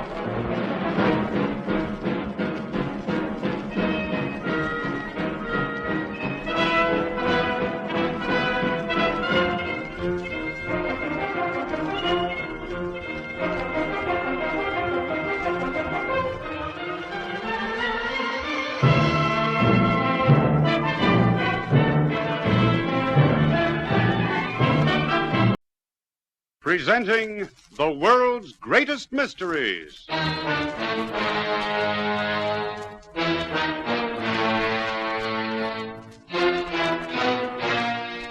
And now, your host. This is Basil Rathbone. Everybody loves a mystery, and I'm no exception. And that's why it gives me so much pleasure to act as your guide on this series. You see, we've gathered together some of the finest mystery stories in the world. Stories from many places and from many times. Some of them are up to date, well, as up to date as today's newspaper. Others are classic stories of the past. But today's mystery, for instance, it takes place in Europe, the Europe of modern times, a world of intrigue and suspense where a man's life can count for very little when a country's future is at stake. Mike, our storyteller, works in the Paris office of a famous American newspaper. His job is to look for the stories that make the news, and he finds them in the places where the news is made. In a moment, our play begins.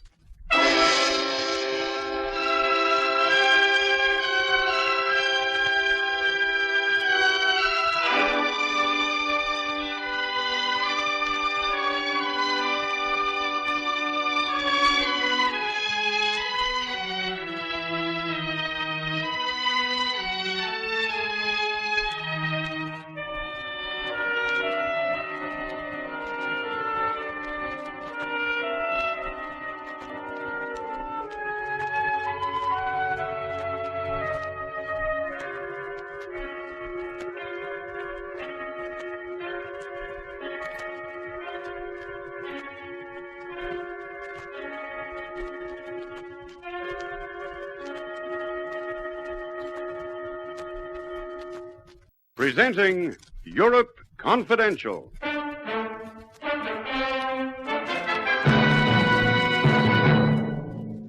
Mr. Connoy, thank heaven you're here. I don't know what to do. I just don't know what to do. What's happened? Whiplash went out for a walk last night, and he didn't come back. This morning, I found this note under the door. Mr. Connoy, Whiplash has been kidnapped.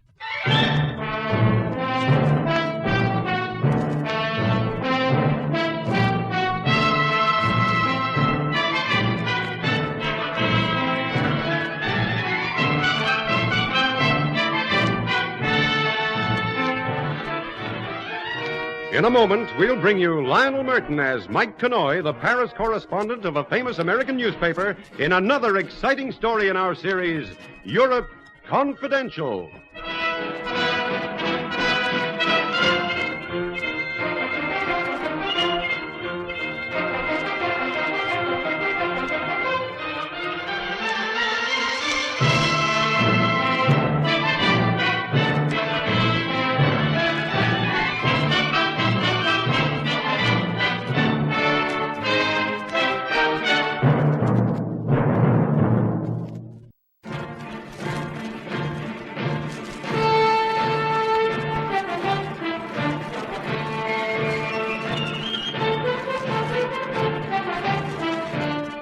My name is Mike Connoy. I write a column called Europe Confidential for an American paper in Paris. If you eat a certain brand of breakfast cereal, you no doubt see the face of Whiplash Steele smiling up at you from the packet every morning. Turn on your radio and you'll probably hear Whiplash Steele singing one of his latest tunes.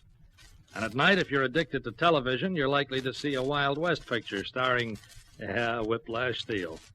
This guy is reckoned to be the most popular cowboy entertainer of all time, with more fan clubs than a hound dog has fleas. So when he arrived in London recently to begin a grand tour of Europe, I went along to interview him in his suite at the Ritz. I waded through the knee-deep carpet to door 203 and pressed the buzzer. The door opened, and there in all his splendor, toting a brace of nickel-plated 6 guns, stood Whiplash Steele. Howdy. You're Connoy, huh? That's right, Mr. Steele. Come on in, then. I like folks to call me Whiplash. It was good enough when I was riding the range, and I figure it still is. Yeah, okay, Whiplash. Now, shoot, partner. What can I do for you? Well, as I explained, I write a column. I thought you might like to tell me a few things about yourself. About your past, how you became famous, and your plans for the future. Always glad to oblige the press, Connoy. There's a lot of folks interested in me. They like to hear about me, and I don't want to disappoint. Grab a chair and dump your carcass. Thanks. Drink? Thanks. Hard liquor's all I've got. Oh, that'll be fine. Neat? Or you one of them sissies that put water in it? Yeah, well, neat. Thanks. You know, I figure it's a real test of a man, the way he takes his liquor. Well, here's looking at you, partner. Yeah, cheers. And now, partner, let's hear them questions of yours. First, I guess you'll want to know about my background, huh? I come from an old pioneering stock, you know. The Steeles are a family that command a mighty lot of respect back in Arizona. It was my little old grandpappy who blazed the trail out west and set up the Lazy Y spread, and on that spread, Canoa, I was born. Uh-huh. Now tell me... About my upbringing, well, there wasn't much time for schooling. I never did take the books, but I could have been born in the saddle the way I straddled a horse. It was then, during those long, lonesome nights on the range, that I first started strumming a guitar. I see. Then somebody heard you and offered you a recording contract? Yup. I didn't want no part of it for a while there, and I was happy where it was on the Lazy Y Ranch. But then I got to figure. I decided that if my songs meant so much to folk, well, it was my duty to keep on a singing. And those, can you use them? My 6 guns? Use it? Watch. I could drill you before you move the whiskey. Yeah, I see what you mean. Now, let's hear about your plans for the future. How long is this European tour of yours going to last, and what's your schedule? My manager's the one who can best answer that. He takes care of my bookings. Burns, come on in here. Yes, Whiplash? This here's the reporter fella, Canoy.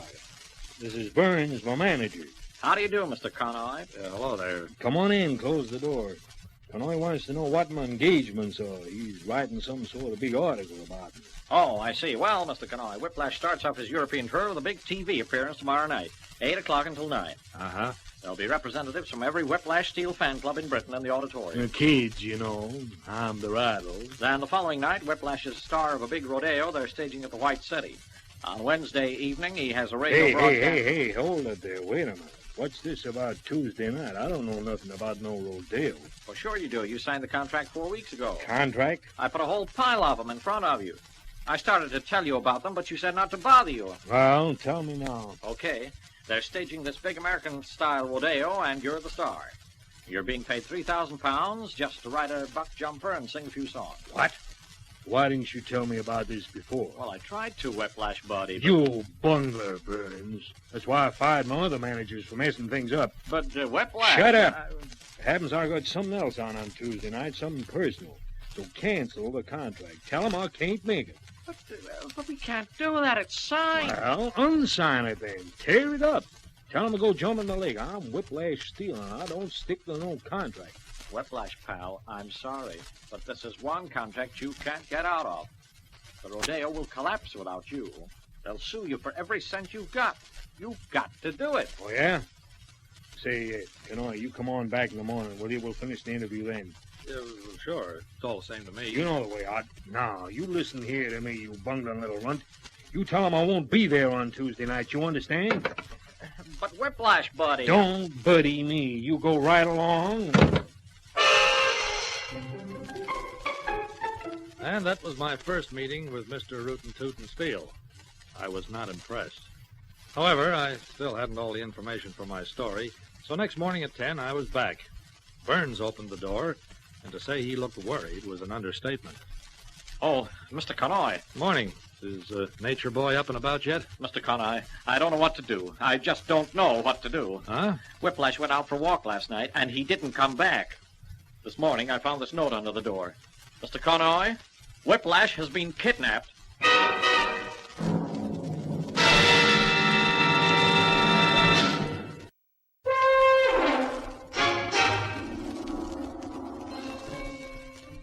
Yes, Mr. Connoy, Whiplash has been kidnapped. I've been almost frantic with worry, Mr. Connoy. I just don't know what to do. You contacted the police? No, I'm scared to. Here, read the note. Burns, I've been kidnapped. Tell who you like, but don't let the cops interfere or I'll be killed. Wait until you get another note and follow the instructions in it. Whiplash. Why do you think they've done it, Mr. Connoy? Why have they kidnapped him? Well, certainly not for his beautiful nature, that's for sure. I guess they want dough. He says not to let the cops interfere. Well, it's his life and his money, I guess. Well, what should I do, then? Well, sit around and wait for the other note. I imagine it'll contain a demand for money and instructions about where to leave it. After the dough's been paid and Whiplash is safely released, the police can have a free hand. And if I know Scotland Yard, Mr. Burns, they'll get the kidnappers. He goes out for a walk every night before he turns in. They must have known that, and they were waiting for him. Yeah. Mr. Burns, do you mind if I use your phone? I want to ring Paris. Paris? Well, I don't know, Mr. Conroy. Well, there's no point in keeping the story out of the newspapers, is there? I might as well make the scoop as anybody else. Well, it's publicity, isn't it? Sure. I guess so. And don't worry too much about Whiplash. He'll be okay. This is London, not Chicago. My editor almost skipped for joy when I told him the story. A kidnapping in England is news at any time, but when the kidnapped party happens to be a world-famous entertainer, well, that calls for headlines.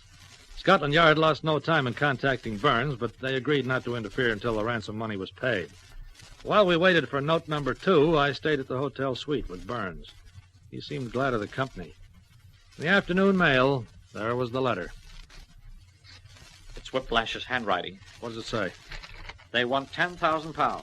Leave it tomorrow night on the red letterbox outside 40 Gerrard Street at 7 p.m. Don't tell the police about this. Whiplash. 10,000. Well, you got it? I guess I can get it, okay. I wonder if we ought to tell the police that the second note's arrived. No, Conroy. Well, no. Maybe they could watch the place and then... But you saw what Whiplash said in his first note. He said they'd kill him if the police interfered. Yeah, I guess you're right. We better play it carefully. And you won't mention this note to your paper, will you? No, not a word. Good. Now, where's the street? Well, Gerrard Street's on the other side of Shaftesbury Avenue from Soho. I'll show you the way tomorrow night. I'll go with you if you like. Well, thanks, Conroy. I'd appreciate that. And right now, I'd better start raising 10,000.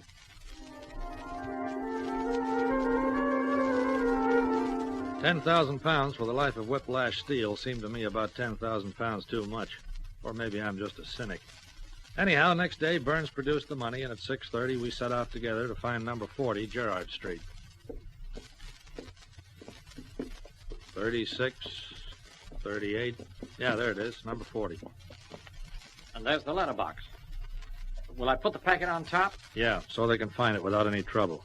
And now what? Well, I guess we go home and wait. Unless... Unless what? Well, if we went over the road and down to that doorway, we could stand there in the shadows and wait for this... No, Mr. Conroy, I know. Yeah, but look... A man's life is at stake. Okay, you win. Are you coming back to the suite? I'll be there in a couple of hours. I've got a few things to do. If Whiplash should show up in the meantime, will you phone me at my hotel? I'd like to be first with the story. I'll do that, Mr. Conroy, I promise you. And I hope and pray that the news you give your paper will be good news.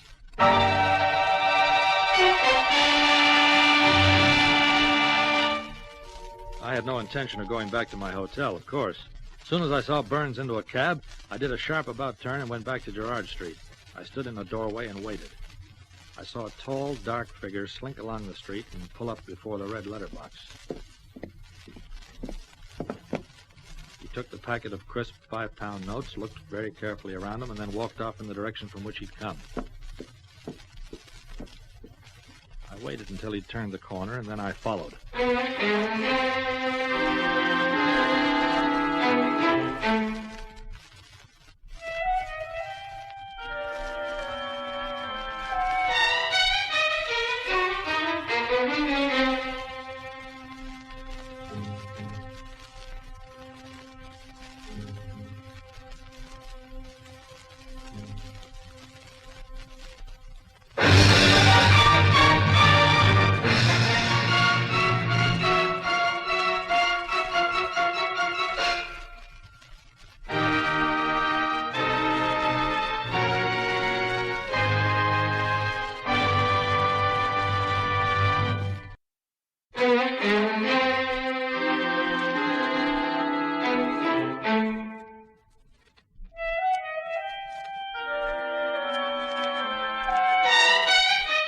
If you ever want to follow somebody, do it in Soho.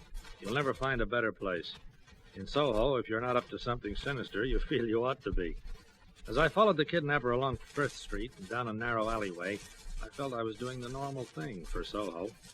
He stopped at the doorway of a tall, thin, gray-brick house and knocked. When I saw who opened the door for him, I almost fell backwards in surprise. I walked quickly out of the shadows.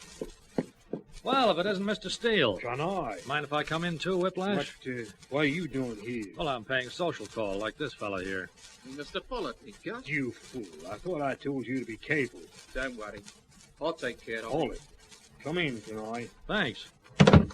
Hello. We kidnapped somebody else. Shut up, you.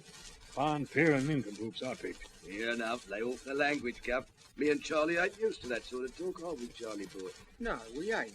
It offends us. Don't you think you should introduce me to your friends, Whiplash? Friends? Why, they're... Now, manners. Now, I'm Charlie, Gov, and this is my mate, Dick. Roger. Am I correct in assuming that Mr. Steele employed you both to help kidnap himself? That's about the strength of it, as you might say. And if ever you breathe a word of this here to anybody, I'll kill you. What with? Your nickel-plated 6 guns? Out! Can I? I didn't mean that, pardon. I guess I get a little hot under the collar sometimes. Yeah, I guess you do. Look, I'll tell you what. There's no reason why we should have any difficulty about this here matter. Can I? You go away and forget you ever saw anything tonight, and I'll pay you £1,000. Now, what do you say? Okay, then. 2,000 it is. Oh, what the heck you want, then? Well, first and foremost, a story. About what?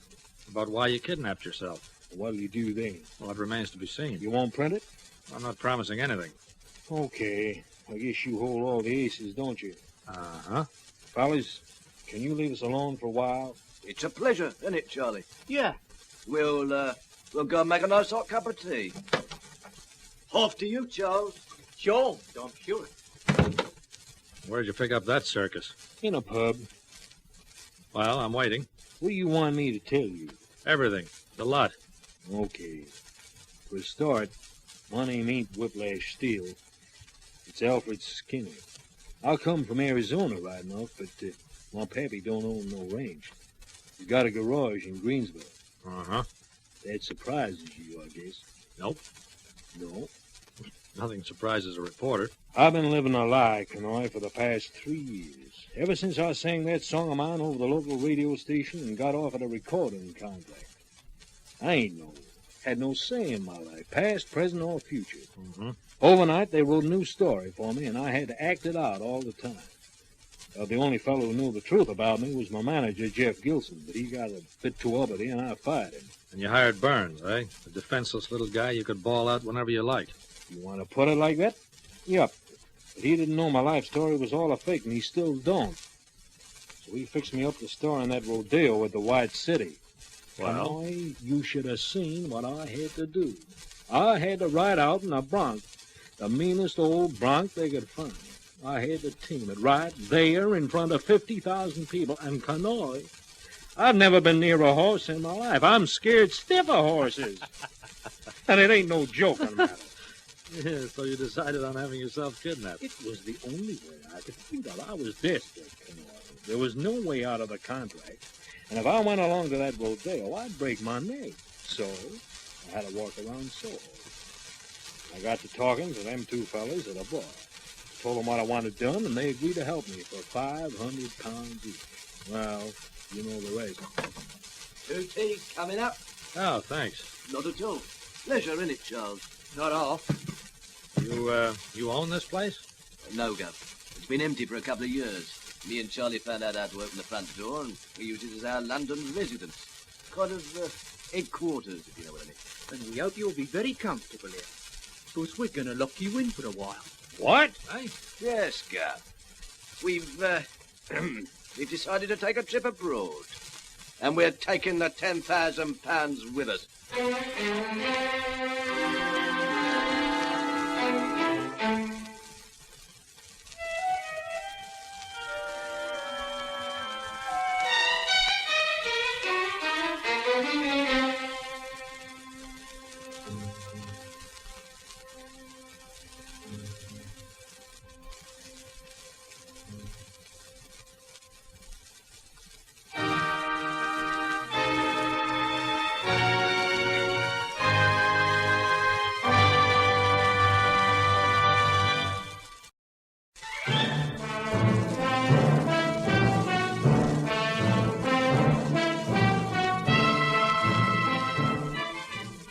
Look, you two, you can't run off with my 10,000 pounds. It's robbery. I suppose it isn't that. Now, if you'll just hand over the parcel of notes, Charlie and me will leave you two gents to swap stories. You'll get your 500 each and no more. No, that's not fair. A £10,000 kidnapping should be worth 10,000. Right, Charles? Right. Now, hand over like a good boy. Why, you what? How'd you like that left, Charles? You should be in pictures. Here, you put the money in your pocket. You won't get away with this. I think we might, Gov. We'll yell for help. Nobody'd hear you. Or if they did, they wouldn't take any notice. This is Soho. Well, gents, Sarah, we'll ring the coppers from Paris or Rome and tell them to release you both. Toodaloo.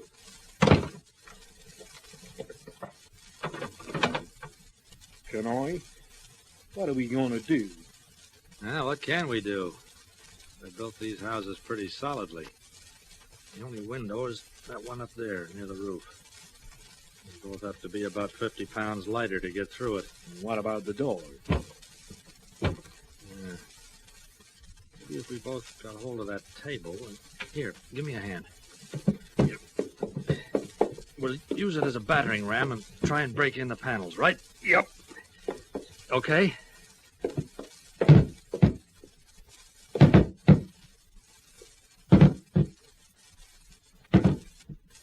After 5 minutes, one of the panels finally gave way. I reached my hand through the opening and discovered that our two chums had left the key in the lock.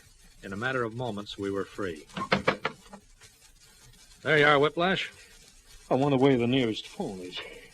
I'm going to get the cops onto those two guys.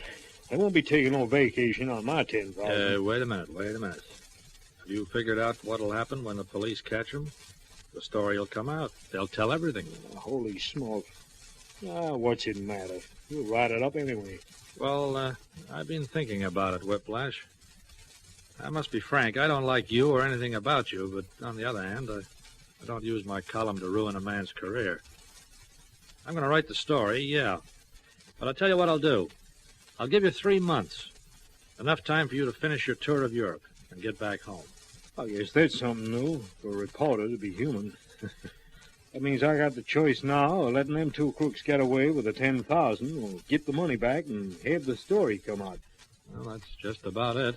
Well, what's 10,000 anyway? Chicken feed.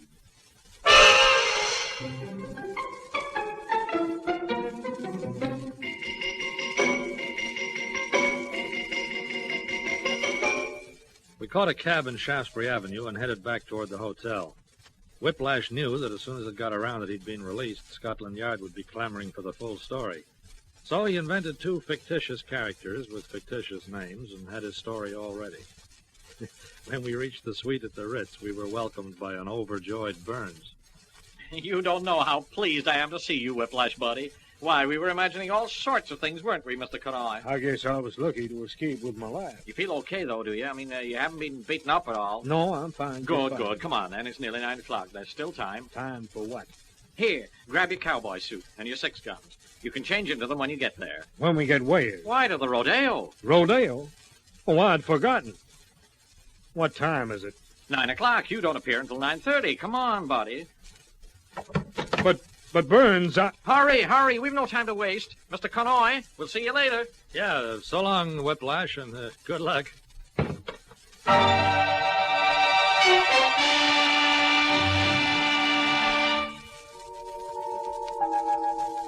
With all the excitement, Whiplash had forgotten that he wasn't supposed to show his face until after the rodeo was over and done with. This time there was no way out. He rode that bronc for exactly 3 seconds. When he left for the States last week on completion of his European tour, the bruises had just about disappeared, although he still walked with a slight limp. And you can take it from me, Whiplash Steele is one cowboy star who'll never retire to a dude ranch. I have it on good authority that he's going back to the garage business.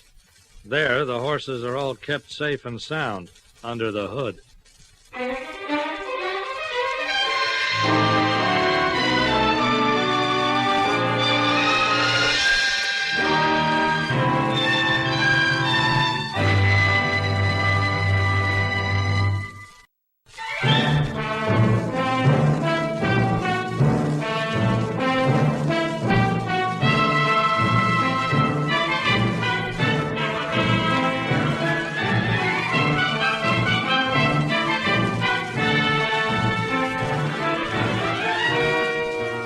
been listening to Lionel Merton as Mike Connoy in another exciting episode in the series, Europe Confidential.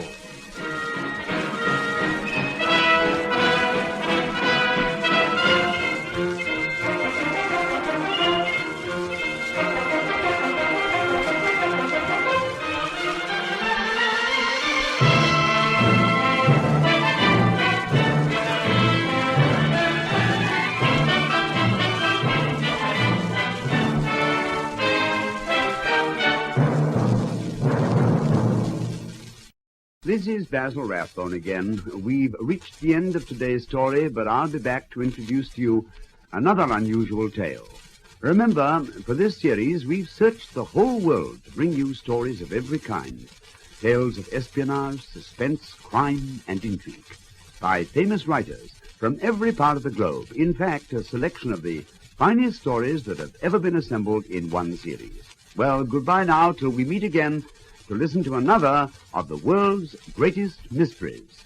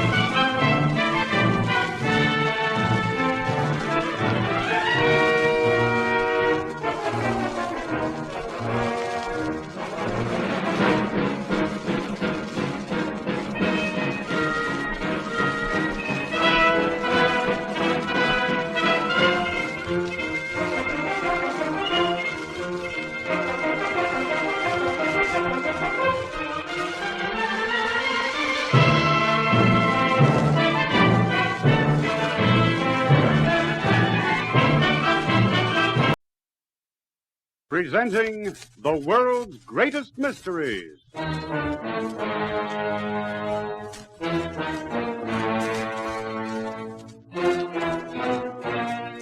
And now, your host. This is Basil Rathbone. On a street in Paris, there's a sign denoting the entrance to the offices of one of America's famous newspapers. Out through the entrance, many times has come one roving reporter extraordinary. This has been his starting point for journeys to the capitals and villages of Europe. His aim has been to investigate, to search into, to find the secrets behind those mysteries that result in front-page copy and make the headlines of this famous daily. In a moment, one such story. It carries Mike's byline, and he tells it the way he saw it.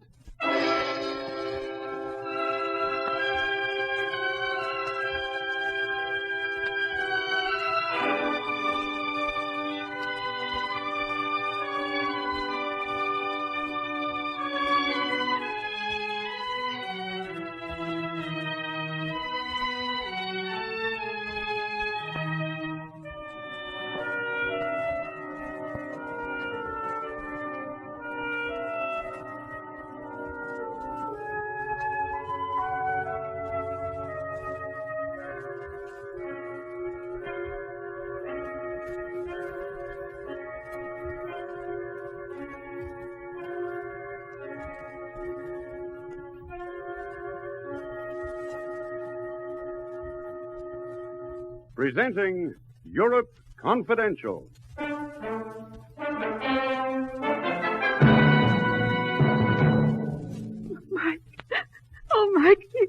to kill No, me. it's all right. It's all right now. I killed him. Well, it wasn't your fault. Come on, let's go down. We got what we came for.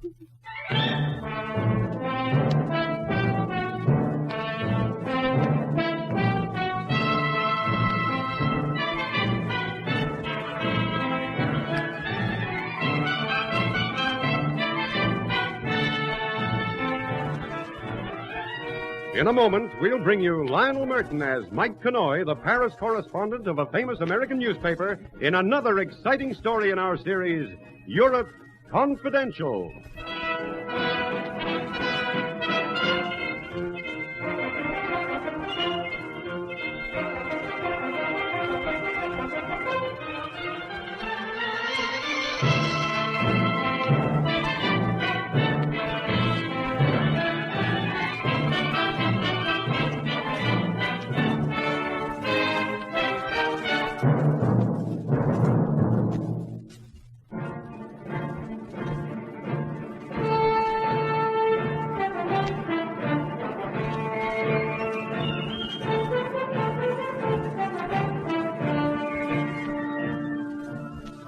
I work in Paris for the American Chronicle, writing a column called Europe Confidential. All of us gamble at one time or another with a card or fall of a dice, speed of a horse, well, even the life of a man. In the newspaper business, we gamble to get a story, because in our philosophy, the story is what matters above everything else. Sometimes the gamble pays off, and sometimes it doesn't. I guess this is an example of, well, you judge for yourself. It started in Paris at the Chronicle office when I had a visitor, a genial, small-time crook by the name of Jacques. Good night. Jacques, the gendarme's delight. What are you doing here? I have important business to contact with you. Well, I'm not buying information on the black market this week, thanks. No. You buy nothing. Oh? At times in the past, I do favors for you. Now, I ask a return favor. Yeah? What is it? You know my friend Pierre Marron? Big Pierre? The cat burglar the cops could never catch? Oui, and now they never will. He died this morning. Oh, that's too bad, Jacques. Anything I can do? Listen to me, monsieur. Before he died, Pierre asked me to remove a great stain from his immortal soul. Oh? He was afraid that when he entered the next world... Yeah, well, look, Jacques, you've come to the wrong guy. I've got no influence in those regions. Mike, Pierre Marron gave me this note. He asked me to take it to the police. Well, I understand your reluctance. You could always mail it. Oh, yes, I could, but I promise it will be given in person. Monsieur Mike, how can I go to the police in person? Why, Jacques, I'm surprised at you. Big Pierre was your friend and colleague. This is a last trust. Oui, but the police, they are not my friends. Could you not deliver the note for me? I am afraid. Here, let me see the note. See? Oh, I don't know why you should be worried about this. Well? Oh, well. Jacques, as you say, you've done me a favor or two in the past, given me information, told me where I could locate guys. I'll take care of Pierre's note for you. Ah, merci, mon ami. You will take it to the police, huh? Eventually. Don't worry, Jacques. Don't worry about a thing.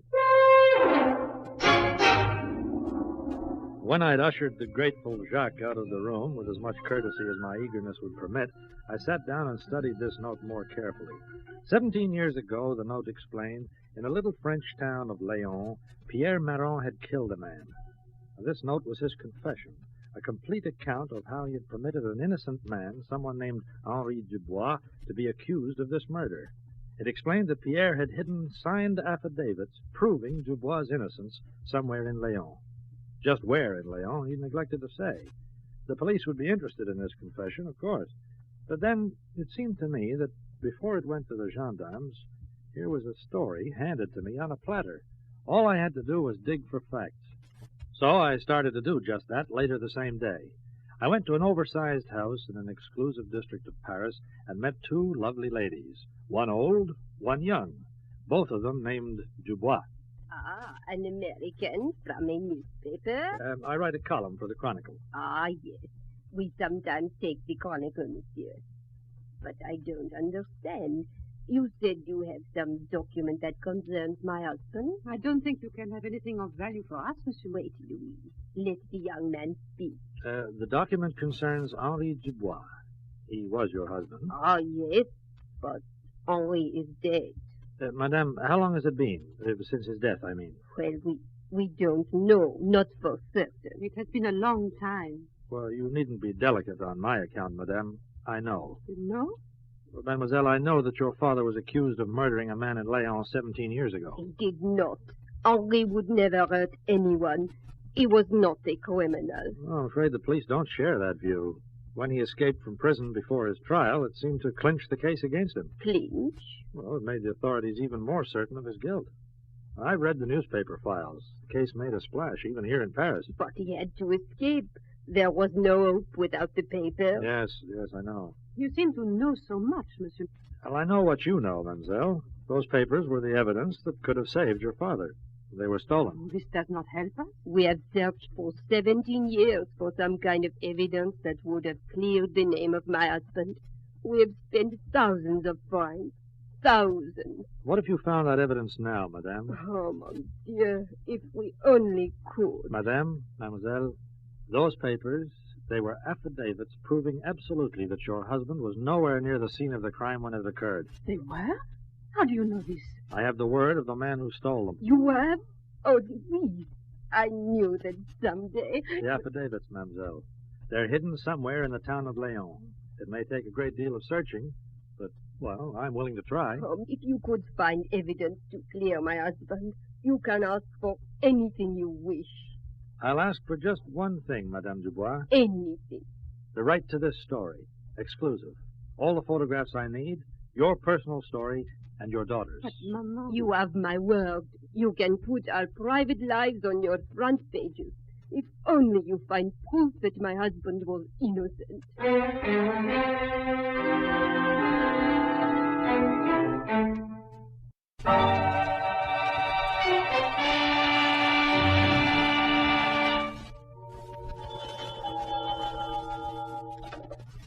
Yeah. Oh, hello, Duffy.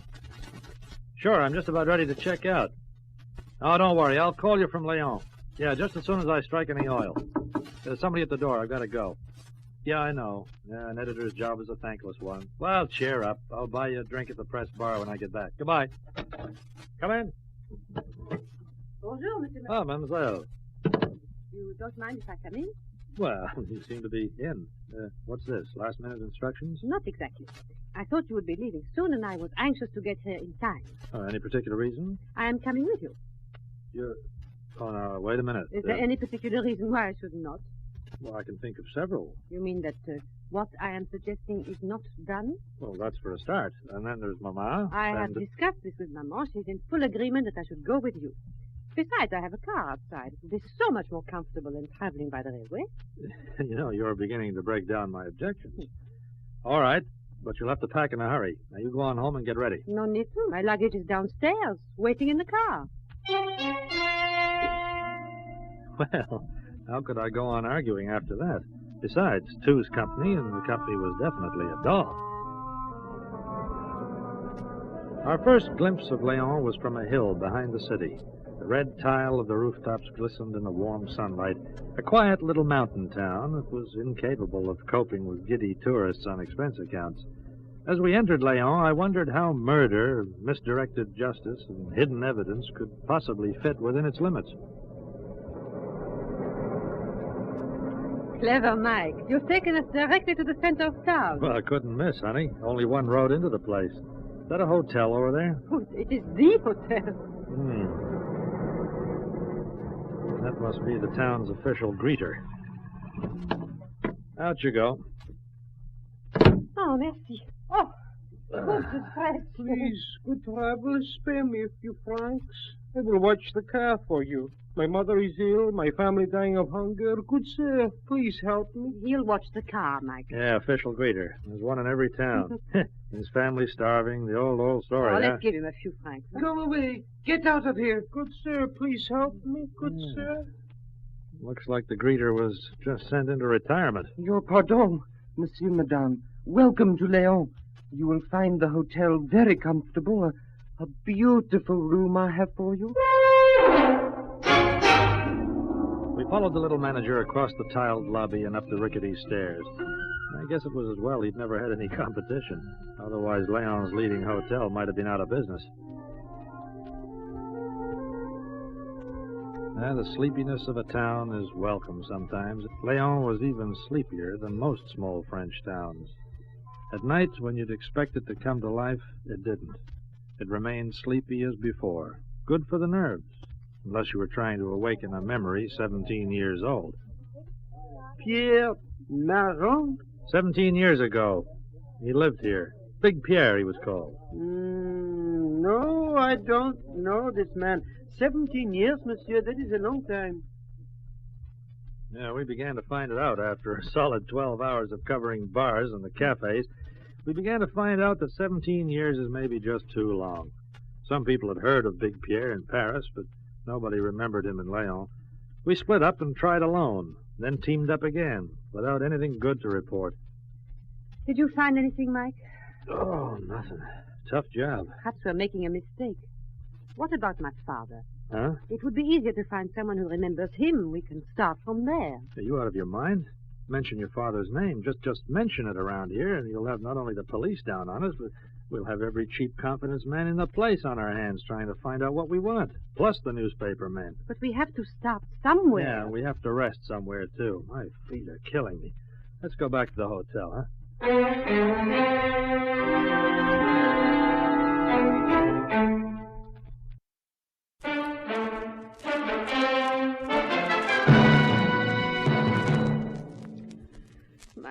Mike, what are we going to do? Keep plugging. But it seems so hopeless.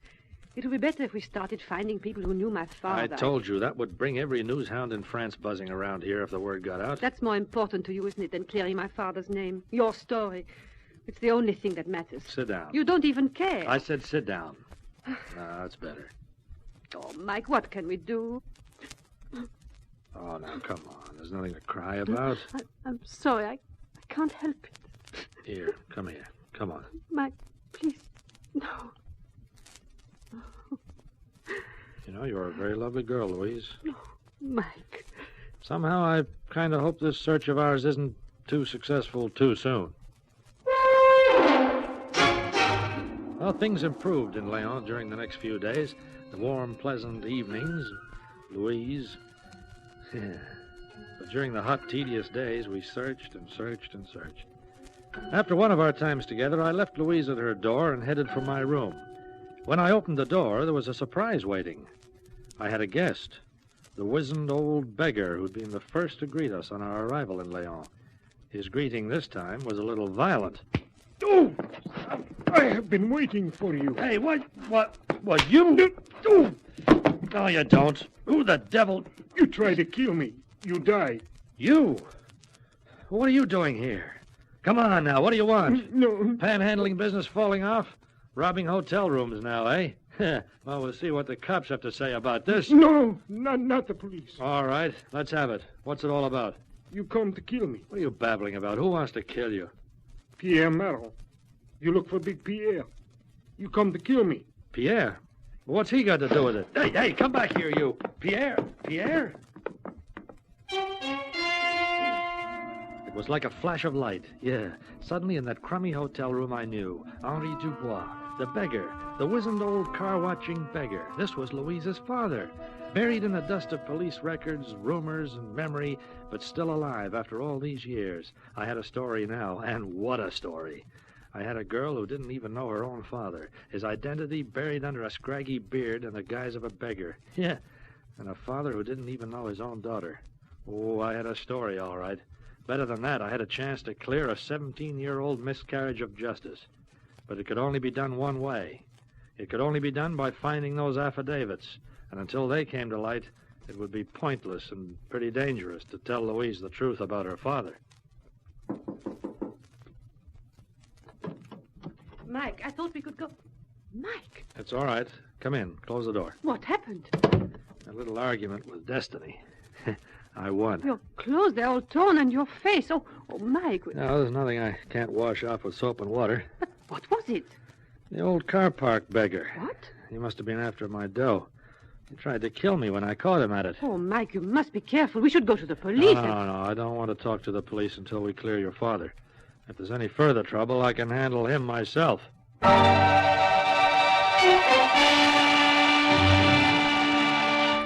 That night there was no sleep. My head ached from the blow and from the thoughts that were tossing around in my mind. Where were those papers? Was Dubois himself searching for them? Had he been here in Leon ever since people presumed him dead? Should I go to the police and turn over what I knew? Somewhere outside my window, the church bell was ringing mournfully, incessantly. I guessed it, and the torrent of thoughts kept me awake, almost until dawn, and then I finally slept.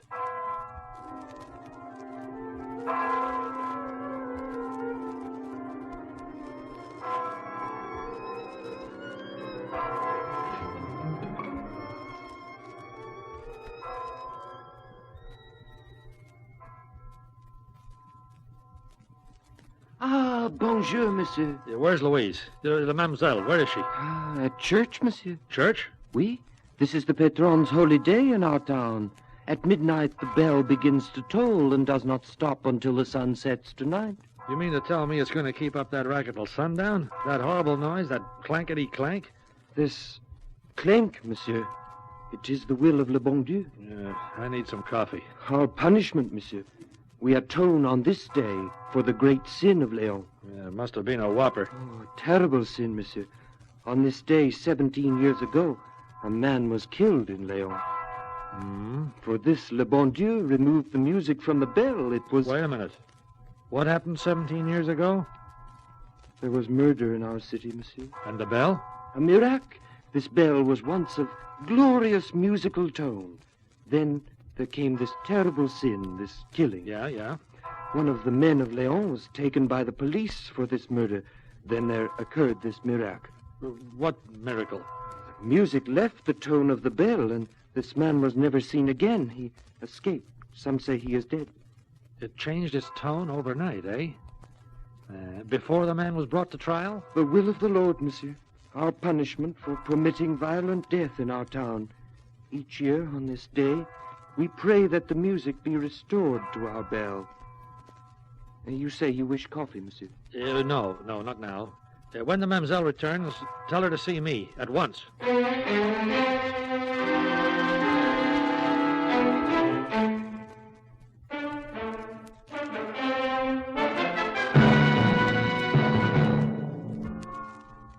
But, Mike, it is too fantastic. Of course it's fantastic. Bells don't change their tone the way you and I change our clothes. There's got to be a reason for it. A practical, fundamental, tangible reason.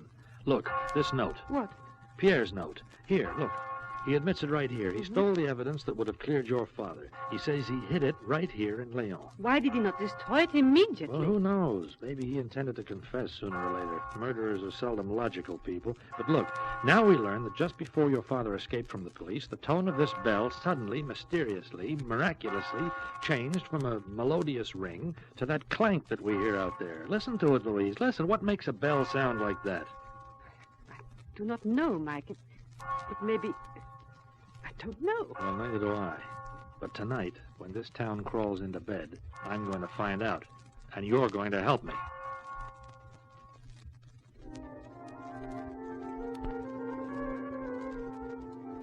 It was midnight before the streets were empty. Louise and I entered the little church and climbed the ancient flight of stairs to the tower. Quiet now. How will you get to the bell? The steps do not go that high. I'll have to use the bell pull. Here. Can you reach it? Yep. Yeah, I got it. I climbed hand over hand. I don't know how far, 10 feet, maybe 15. For a man in my doubtful physical condition, it wasn't easy. The bell made a horrible racket over me, and the sound grew in waves as I approached it, making me dizzier and dizzier until I almost let go. Finally, there was no more rope. My hand touched the inside of the bell, and it stopped ringing. The Malby Confidence was at a cockeyed angle, and slipping away fast when I suddenly grabbed for the clapper and found what I wanted, a heavy oilskin wrapper tied around it, a bundle of the missing affidavits. One good tug pulled it away, and I stuffed it in my shirt front.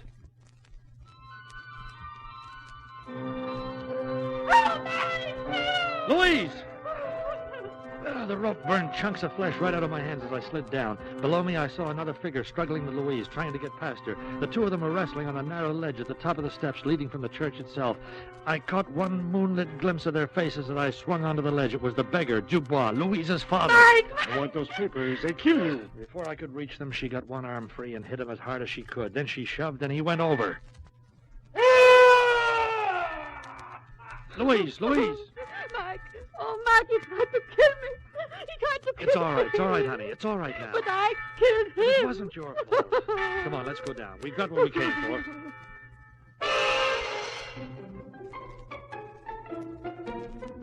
No man can die twice. Henri Dubois was considered dead. The man who fell from the bell tower was a nameless beggar who had come to an unfortunate end. I could have told the authorities otherwise. It might even have made a better story. But I was through meddling in the lives of the Dubois family. Sure, we printed the facts the affidavits gave us, and it cleared Henri Dubois' name and made his widow and daughter very happy. But I kept wondering how different the ending might have been had I gone to the police when I knew the beggar's real identity. Or even had I looked back that night and seen him following us, knowing we were on the trail of the evidence he wanted. Yeah, how different the ending might have been. Mike, it's going to be wonderful when we get back to Paris. So much has happened. I've been so lucky. Lucky? My father's name has been cleared, and I've found you. Oh? I love you so much, Mike. Do you mind if I say that? No, I don't mind a bit, as long as you're not serious. What? I said I don't mind, as long as you're not serious. You're joking. Think so? Love isn't for the roving kind like me, Louise. Mike! No, it's a big zero. Nothing. Short-term romance is more my line. Oh, I don't believe you. Well, I'm sorry to hear that. You see, this was an assignment. It was very pleasant, and we had fun together, but it's all over now. You're fooling. Not a bit. Stop the car, will you? You do not mean a word. I said stop the car. I don't understand, Mike. There's nothing to understand. A story's a story. You're letting a romantic diversion confuse the issue.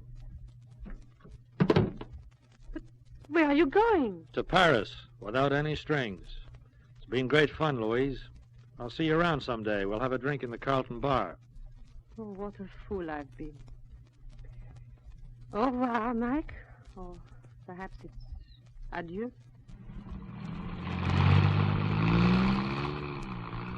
Adieu, Louise. I guess I was the fool. It could have been such a different ending.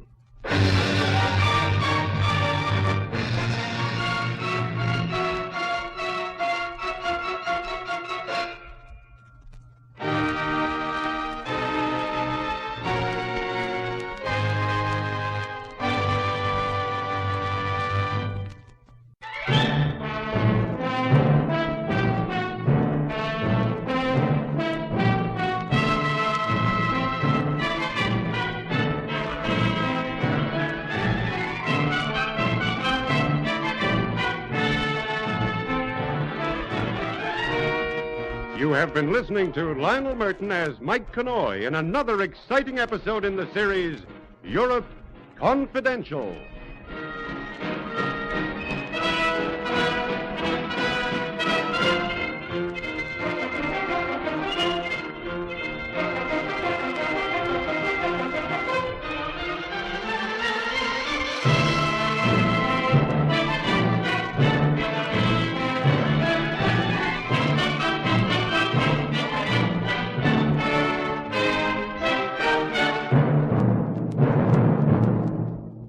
This is Basil Rathbone again.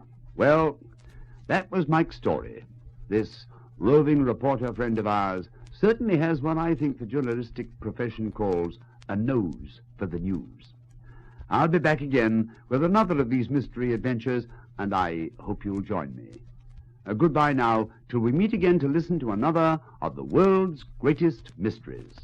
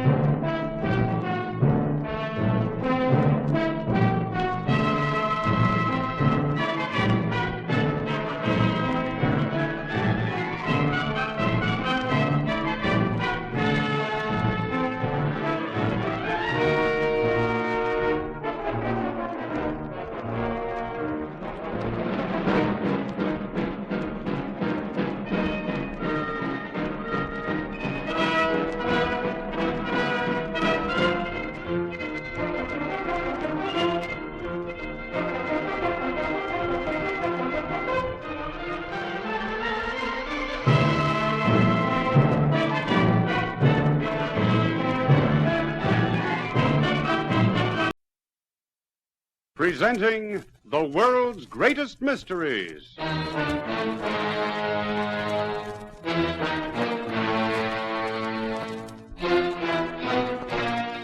And now, your host. This is Basil Rathbone. Once again, it's my pleasure to bring you an intriguing story of mystery.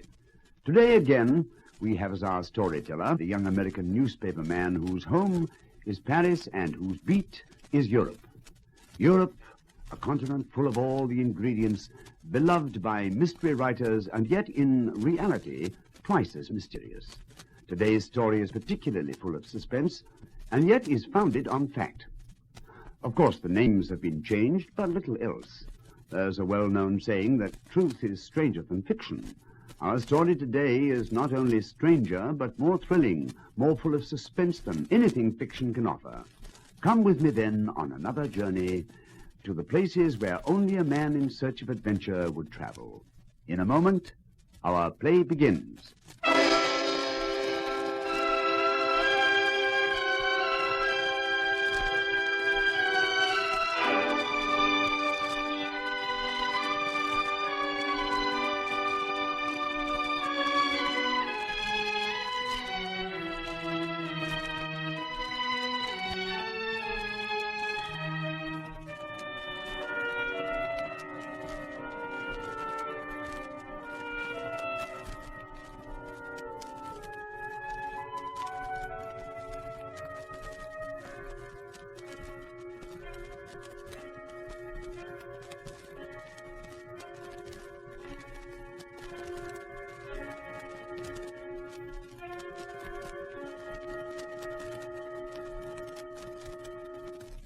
Presenting Europe Confidential.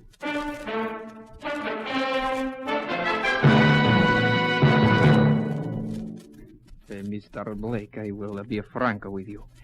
There is much money invested in this race. If you are to win, it would prove embarrassing.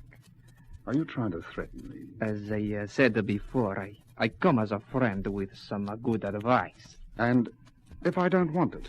Then my conscience would be clear, and anything that happens to you would be your own fault. Get out, Peppina, before I throw you out. Very well, Mr. Blake, as you wish. But consider what I have said. Consider carefully. Otherwise, today's race could well be your last.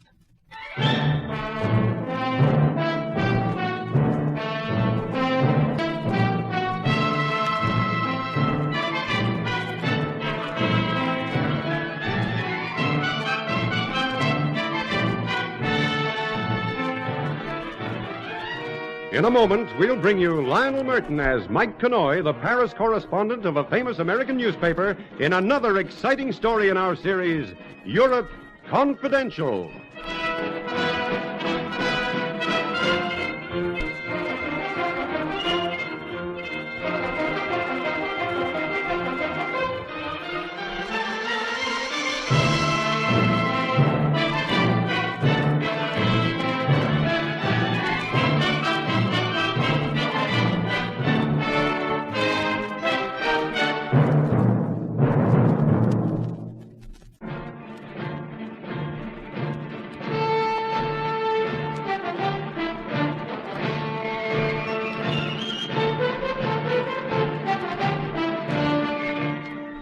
My name is Mike Connoy. I write a column called Europe Confidential for the Paris edition of a New York paper. One of the nicest spots I know in this part of the world is the town of Parlena in Italy. You've heard the name, of course. Parlena is where the big car race is held every August. Racing drivers from all over the world congregate there to risk their necks and their $30,000 racing cars for thrills, excitement, the honor, and a fat prize. And Mike Connoy goes, too, to lie in the sun, to drink good red wine, and, of course, to cover the race for the column. But who feels like work in a town like Parlena? The day before the big event, I wandered down to the pits in a half-hearted attempt to gather together a story or two from the drivers and their mechanics. And, as it sometimes happens, I met a guy I knew. Well, if it isn't Mike Maloney. Connoy, how are you, Rod? Oh, Connoy, of course. Put it there, old man. Long time no see, huh? Yes, when was it? Ah, yes, Le Mans, 1953. Yeah, you came second, as I remember, but a close second. They tell me you're considered the favorite for tomorrow. Yes, so they tell me. It's a nice-looking car you've got, too. Oh, it's a work special, none better. And Joe's got the engine absolutely humming. Oh, you haven't met, have you? No, I don't think so. Mike Connoy, meet Joe Binks, the finest nursemaid a car ever had. All right. Much of Mr. Connoy. Hi, Joe. I guess I can quote you as saying you're confident of a win tomorrow. Not half. The other cars just won't be in it. You won't see number 11 for dust, Mr. Connoy. We hope. Oh, come on, Chief. You're not still worrying about that flipping monkey, are you? Monkey? A blimmin' silver monkey on a piece of string. Well, I still don't get it. I'll laugh if you like, Mike, but I've lost my good luck charm. Do I sense a story? Oh, you'd better not, or I'll be the laughing stock of the racing world. But the fact remains that I've lost my talisman, or fetis, whatever you like to call it. And I feel darn uncomfortable about it. Yeah, but surely all this business... Hello, we got a visitor. Min Sakara. The second favorite. Yeah, that's right. Good afternoon, Senor Blake. Hello, Sakara. Trying out the track? Just a practice run to stop me getting bored. I know every inch of the circuit. I know it like the back of my hand. I just thought I would inquire how things were with you. Oh, excellent thinking. Never better. I hadn't seen you for a day or two. Well, we've been occupied tuning up the engine. I never do much running about directly before a race. I like to save my energy. Well, some may think it a good plan, but this circuit can be very treacherous one, senor. It can be a killer to one who is unfamiliar with it. Well, I've been over it several times. It didn't strike me as being terribly difficult. It is a far different matter when you are actually racing, as you know. Two drivers I knew very well met their death here at Palermo. Well, that's a risk we all take, Sakaro, in any track, no matter how well we know it. Yes, I suppose you are right. However, I felt it my duty to warn you, and now, senor, I must go. And in case I don't see you before the race, good luck. Thank you, Sakaro. Same to you. So that's the famous Nim Sakaro, huh? Yes, my chief rival. A nasty bit of work if ever there was one. Well, pretty decent of him to warn you, though. Was it? Well, possibly I'm hypersensitive, but it sounded to me more like a threat. Threat? Oh, I suppose it's just me. I've got a nasty feeling about this race. And even the thought of 20,000 pounds prize doesn't make me feel any happier. And all because of a silver-ruddy monkey. Yeah, come on, give, Rod. What's this all about? All right. Well, you see, when I was a lad, I used to race motorcycles. Half an hour before my first real race, I found a silver monkey lying in the dirt of the pit. I was probably off some girl's charm bracelet. Anyhow, as kids will, I picked it up, put it in my pocket, and decided there and then it would be my good luck charm. Well, I won the race. And after that, I never raced without it, even after I graduated to cars. You believe that this piece of metal has some sort of magic about it? No, of course I don't. Well, then why all Well, this the nonsense? charm, it gave me self-confidence. While it was hanging around my neck, I could take risks and know they'd pay off. You know, I could go that little bit faster, take that bend a fraction sharper. Yeah, but if you realize that it was all in your own mind, why, there's nothing to worry about. If you could do it with that monkey, you could still do it without. Oh, Mike, I'm afraid I can't. And for that reason, I'm going to pull out. I won't be racing tomorrow.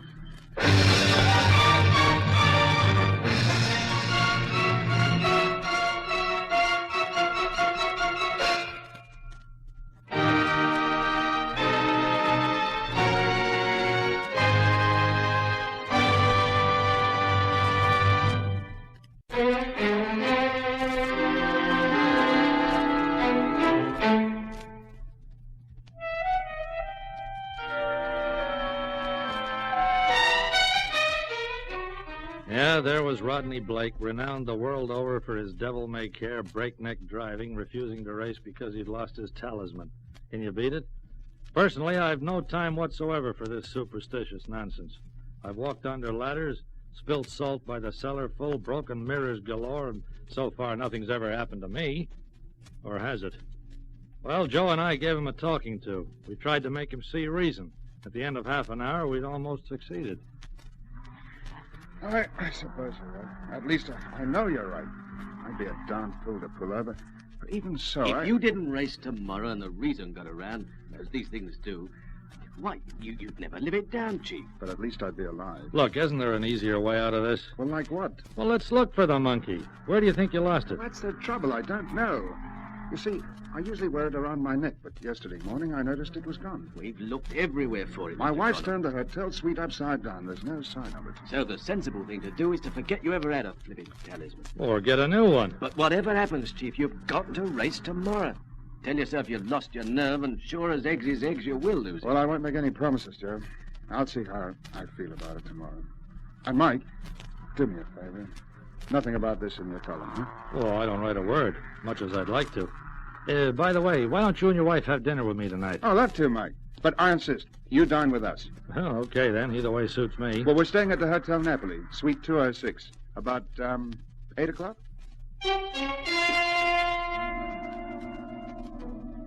I'd never met Rod's wife before, but Janet Blake was a honey.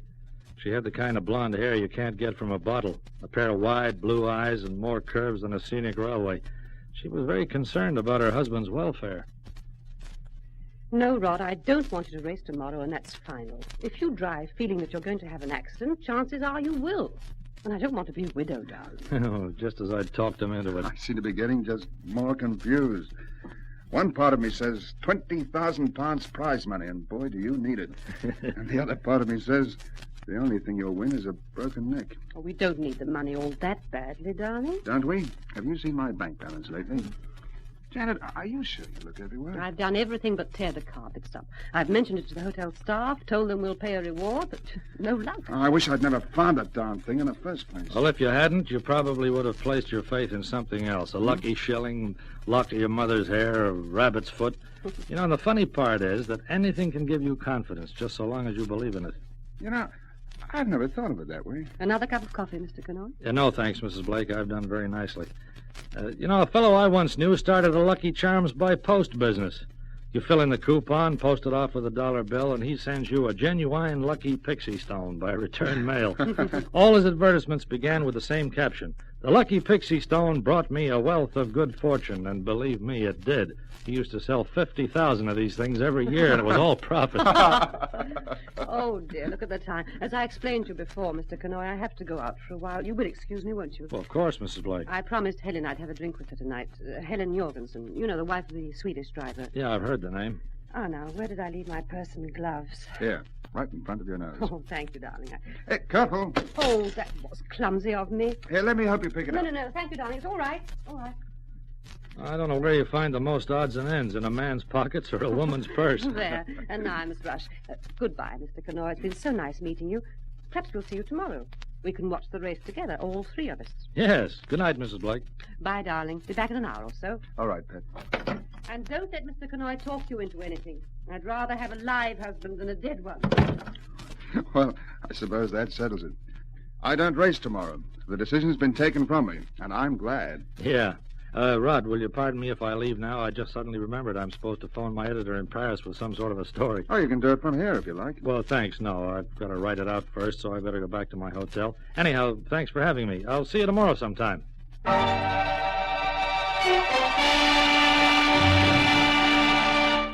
My excuse sounded pretty weak, I know, but I wanted to get out in a hurry. I was puzzled about Rod's wife. You see, when Janet dropped her purse and spilt the contents on the floor, I saw her hand close on something and shove it quickly out of sight. You'd never guess what it was. Yeah, a silver monkey on a piece of string.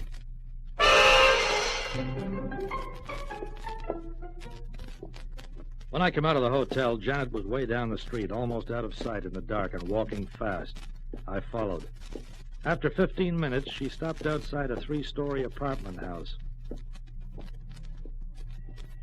I watched without any qualms. She pressed a dainty finger on the bell, and who should open the door and take her in his arms but Nim Sicaro?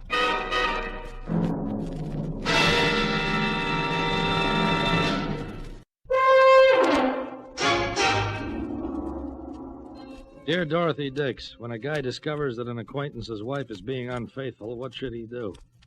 Me, I decided to shut up about it, for the time being at least. However, next morning, first thing, I dropped into a jeweler's shop and made myself a small purchase. That done, I went down to the pits and presented my small purchase to Rod Blake. Have you ever seen a racing driver jump for joy? Mike, old boy, it's it. It's the monkey. Yeah. Joe, come here, look. What's up, G? He's found my monkey. Well, I'll be What blessed. wonderful luck. Oh, I thought you said you'd looked for it. Well, so he did. I found it not 30 feet from here, lying in the I dust. don't know how to thank you, Mike. You're just in time. I was about to hand my withdrawal in to the chief steward. Now, this changes everything. So you'll be racing after all. By Jiminy, I will be. Ah, that's what I like. Oh, excuse me a moment, Mike. I'll get Janet on the phone. Is she going to be pleased?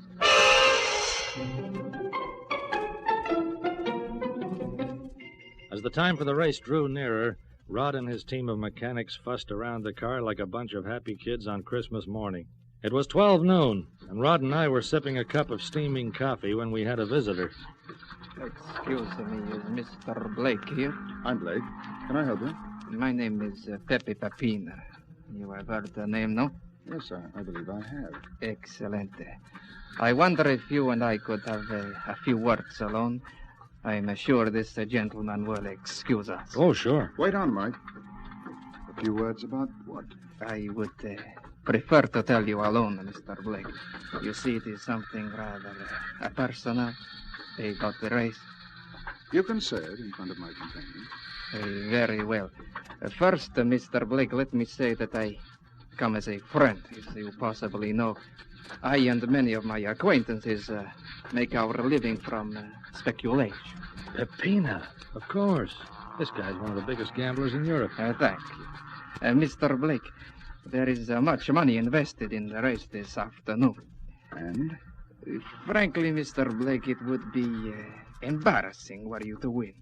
Knowing how ruthless my colleagues can be, I felt it was my duty to come here today and warn. Are you trying to threaten me? Not at all, Mr. Blake. It is not I who threaten. Why, that would be a criminal offense, would it not?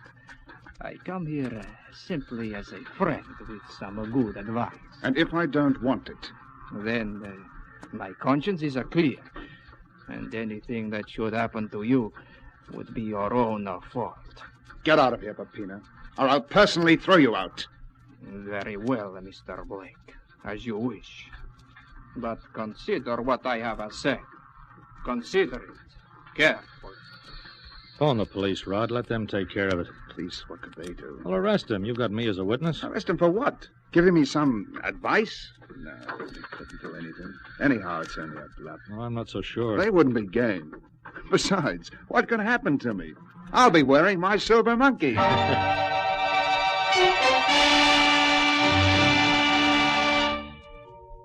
1:30 p.m. In 30 minutes, the race was due to begin. I wished Rod all the best and then went to see the chief steward. I told him my story and then made a rather unusual request of him. But, Mr. Connoy, nothing like this has ever been done before. I know. But if what you say is true... I assure you it is. We should put the matter in the hands of the police. But as you say, what could they do? It would mean, among other things, a postponement of the race. Believe me, what I suggest is the only way. Very well, Mr. Connoy. In the interests of fair play, I will do it. Menko, come here, quickly.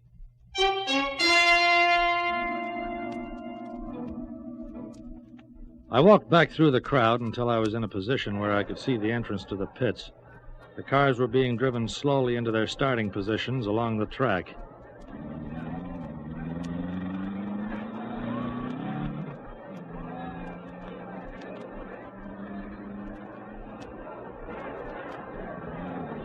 A car with number 3 emerged. It was Nim Sakaro.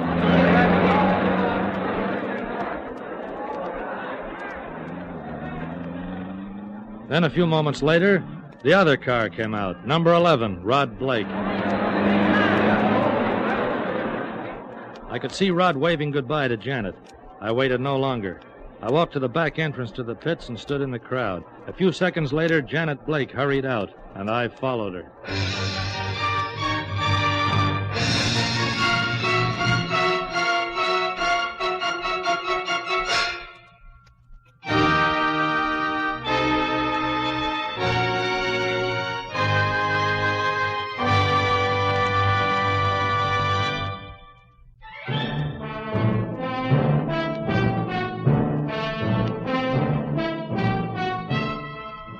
I didn't even see the start of the race.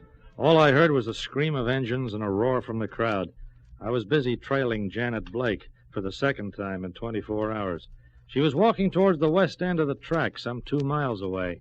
There were hardly any spectators up this end, hardly anybody except Janet trudging through the long grass and me following. She disappeared over a small hill. I walked to the top and found myself peering into the wrong end of a .30-30 rifle. It was Pepe Pepina. Put up your hands. Surprise, surprise, Mr. Canoy. Oh, not so much of a surprise, Mrs. Blake. I guessed who you were going to meet. You see, I saw you and Sicaro last night. Frustrated detective, are you, Canoy? But you wouldn't have made a very good one. I've known you were following me for the last 10 minutes. Here, a gagging with my handkerchief, and tie his hands with this cord. With pleasure. No, look, wait a minute. I will not hesitate to shoot. Look, there's something you ought to know. You see, There we are. You're a breath, my friend. Walk over there where I can watch you. Sit down. That's it. You saw the monkey in my bag last night, Canoy, didn't you? I thought I got it out of sight in time, but apparently I didn't. Yes, you're right. I stole it in an attempt to stop Rodney racing today. And it would have worked if you hadn't given him that phony one this morning. I know you can buy them easily enough. Now we may have to cause an accident, and it'll be all your doing. There he goes. Number 11.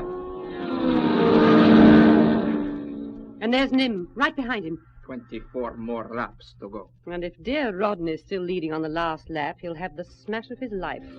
And all the good luck charms in the world won't save him.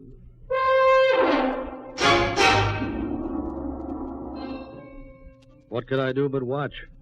As the race went on, the 2 cars in question held their lead. Pepina, from his vantage point, had a perfect view of the sharp turn at the end of the track. The cars had to slow down to negotiate it. As the 2 cars neared the turn on the last lap, Pepina lay down on the grass and pushed the stock of the rifle against his shoulder. Which one's leading? Can you see? I think it's... Yes, a number 11. Rodney, the fool. Fool indeed. Pepe, please be careful. I am aiming for the tire, not the man.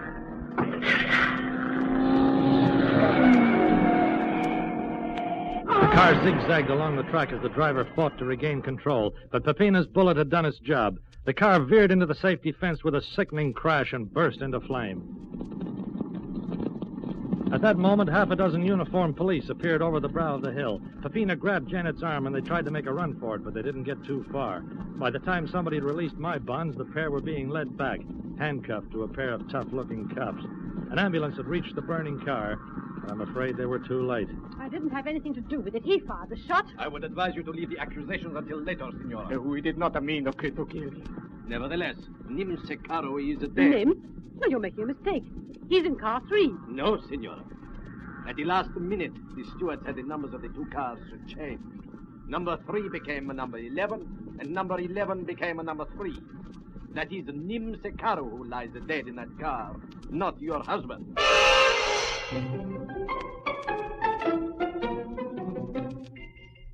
Give it to me straight, Mike. Right from the beginning. Oh, okay.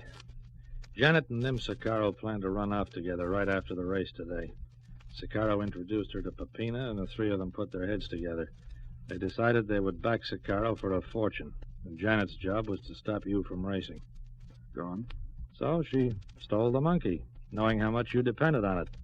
By this morning, when I handed you the fake monkey, they knew they'd have to try something else. Pepina came and tried to warn you off, but you weren't having any. So he and Janet decided that rather than lose all that dough, they'd shoot a tire if you were leading and put you out of the race. And you saw the chief steward and asked him to change the numbering. Well, it was the only way. I had no idea exactly what they were going to do, But why did Secaro try to win if he knew they were waiting to shoot number 11? Yeah, that's just it. He didn't know. Janet thought he would have been against it, so she didn't tell him. The police arrived a fraction of a second too late. Unknown to me, the chief steward rang the police immediately I left, had me followed. But they lost sight of me as I was following Janet, and by the time they found us... I see. Well, Mike, thanks for saving my life. Rod, I'm sorry about Janet. Yes, I can still hardly believe it. I suppose you never can tell with a woman. I'll get over it, I expect. In time.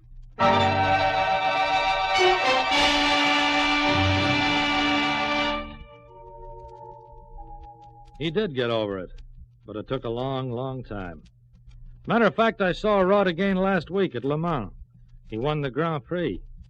He told me after the race that he knew he couldn't lose. He was carrying a four-leafed clover.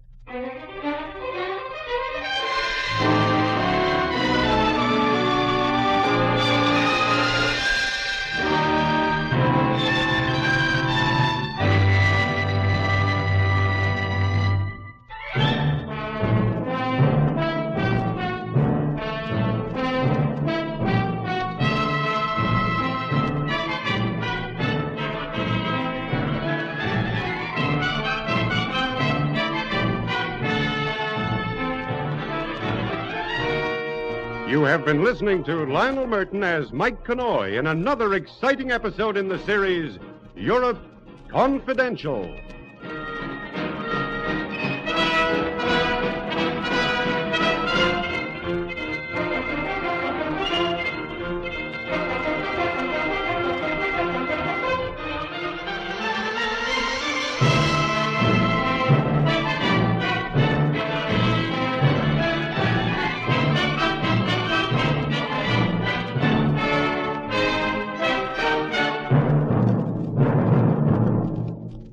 This is Basil Rathbone again, and so our journey into the realms of mystery is over. Soon, however, I'll be back with more of these tales of mystery which I know we all enjoy so much. Well, goodbye now till we meet again to listen to another of the world's greatest mysteries.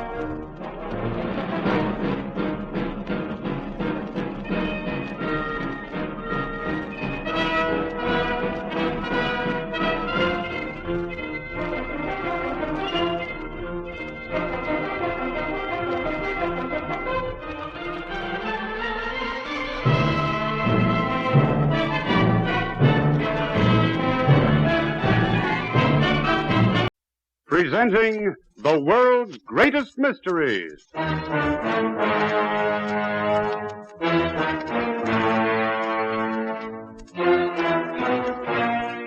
And now, your host. This is Basil Rathbone. Everybody loves a mystery, and I'm no exception. And that's why it gives me so much pleasure to act as your guide on this series. You see, we've gathered together some of the finest mystery stories in the world. Stories from many places and from many times. Some of them are up to date, well, as up to date as today's newspaper. Others are classic stories of the past. But today's mystery, for instance, it takes place in Europe, the Europe of modern times, a world of intrigue and suspense where a man's life can count for very little when a country's future is at stake. Mike, our storyteller, works in the Paris office of a famous American newspaper. His job is to look for the stories that make the news, and he finds them in the places where the news is made. In a moment, our play begins.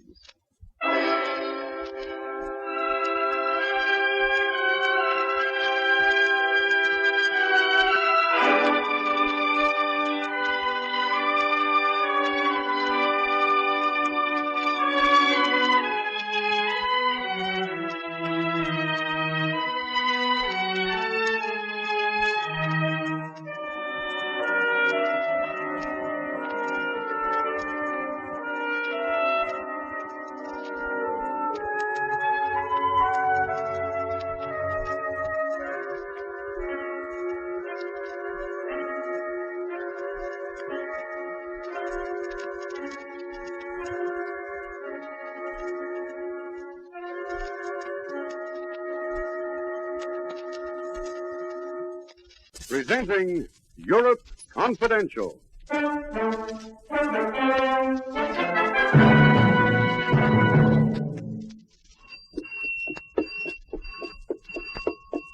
Stop, thief! Stop! Oh, are we shoot? No, don't shoot. Get to your feet. Stand up or let me have a look at you. And then we will call the police.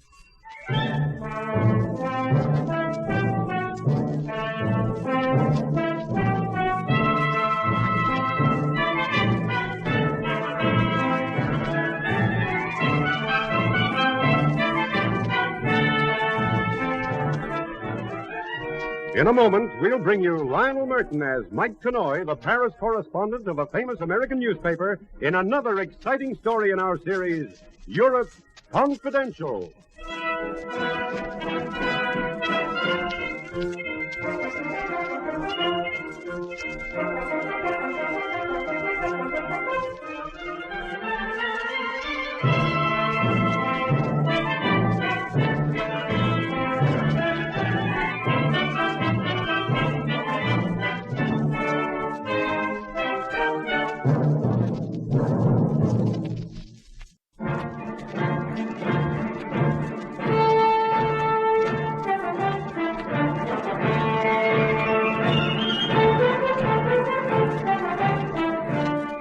This is Mike Conoy. I was in Madrid covering a story for my column, Europe Confidential, when the affair of the stolen Van Gogh first made headlines. I wasn't up with the story as it unfolded. I had to fit the pieces together from what I could find out afterwards. But here, as it was told to me, is the way it happened. Larry Morrow wasn't in Madrid for his health or to see the tourist attractions. Larry was a clean-cut American boy looking for a chance to make a dishonest living. He had a letter of introduction to Senor Carlos Saville, the owner of an art gallery on the Plaza Cordova. He also had information that the senor was a man of good manners and no scruples. But when he called at the gallery Saville, it seemed as if he might have been misinformed, because Senor Saville sent out word that he was too busy to see anyone. And Larry went across the street to the bar of the Caserio to restore his morale and think this little setback over. Oh, bartender. Si, senor, si. Dispense usted me the more. Here, wait a minute. You're going to have to translate that. I don't talk Spanish. I wish to apologize for my delay.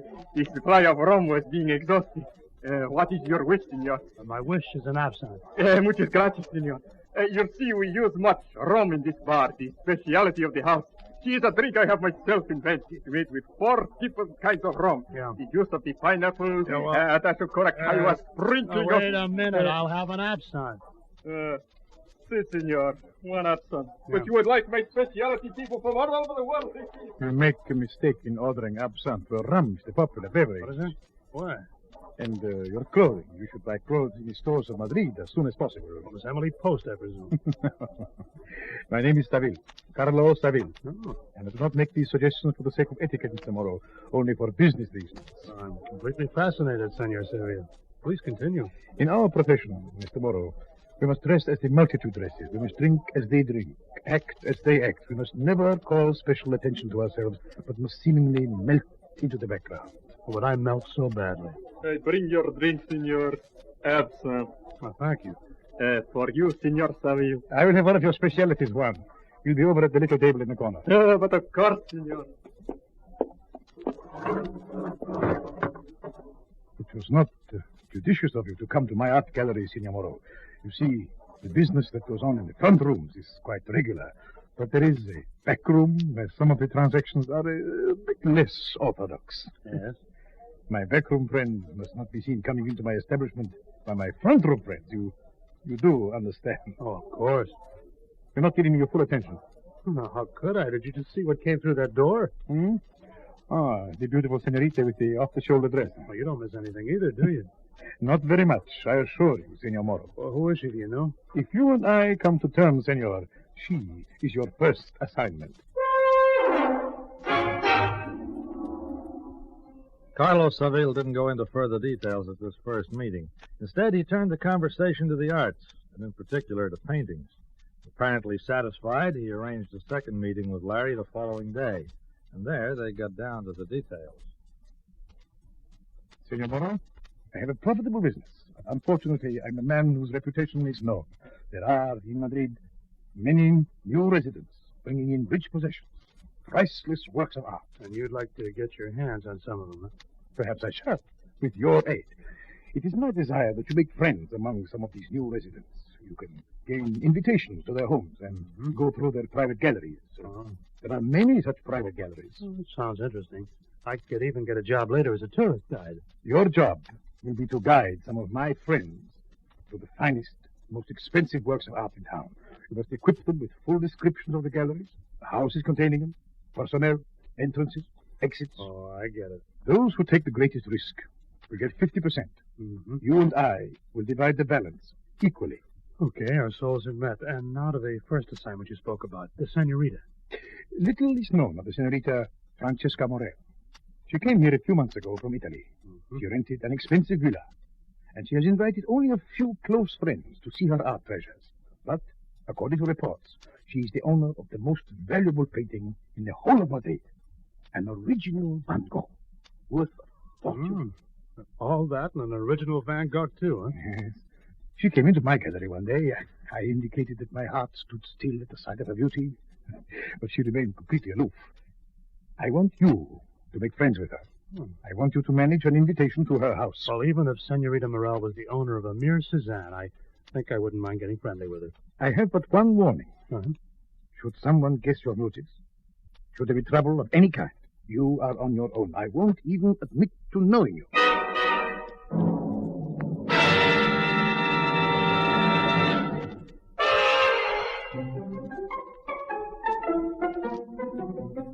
It was a deal that suited Larry Morrow right down the line. 25% of a fortune. All he had to do was be charming to a beautiful woman who owned a priceless painting. He figured he was a very lucky guy. He contrived an invitation to a few select parties and thus met Miss Francesca Morel. The only snag in the whole affair was that she didn't seem to find him quite as attractive as she should.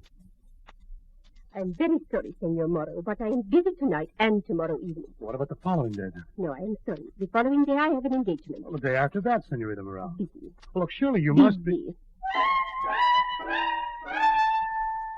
Well, just one dance. I am sorry, Senor Morrow. I seldom dance these days. I've been teaching the locals how to do the tango. I am sure you must be very proficient, but not now. I'm sorry. Just one turn around the floor? Some other time, perhaps. No, I'm sorry. I cannot have dinner with you. What about a cocktail, then? Look, I'll call for you at your home. I won't be at home. I have shopping to do. All right, we'll meet at the Casa del Oro, then. One little cocktail. You are very sweet, but I must refuse.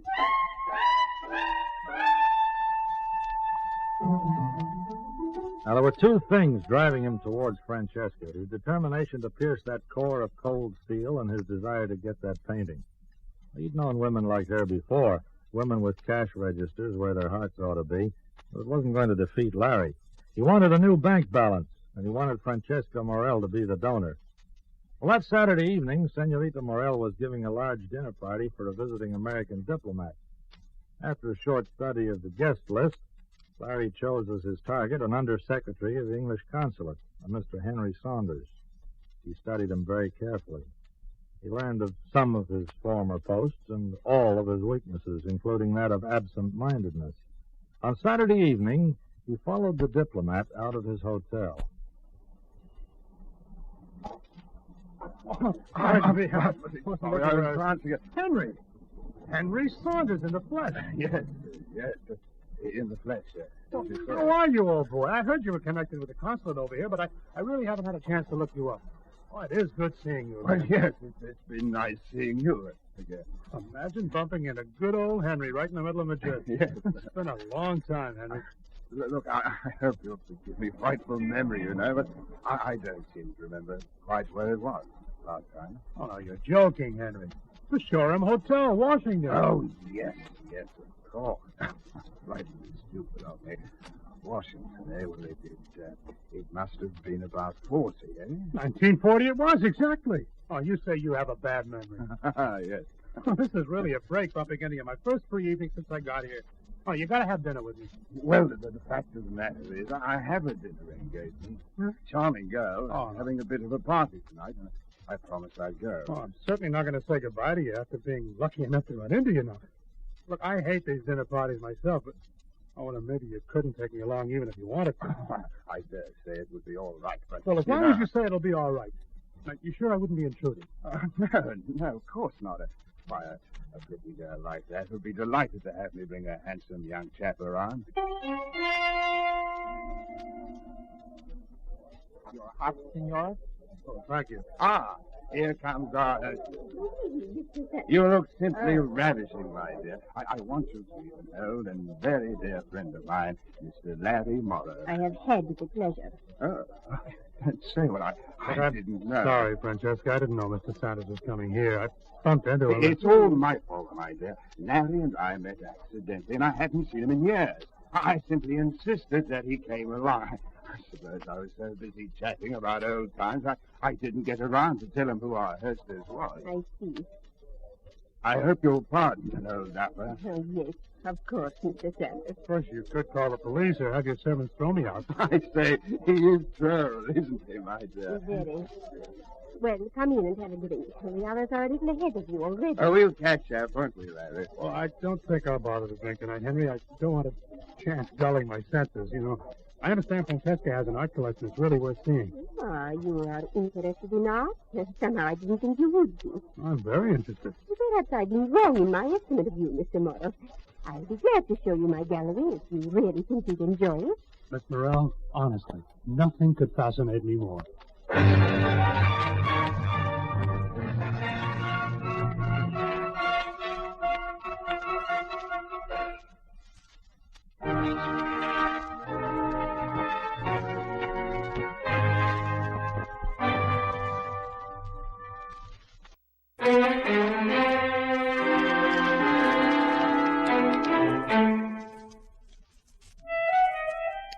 Dinner was an eternity of rich food and rich people, and long conversation.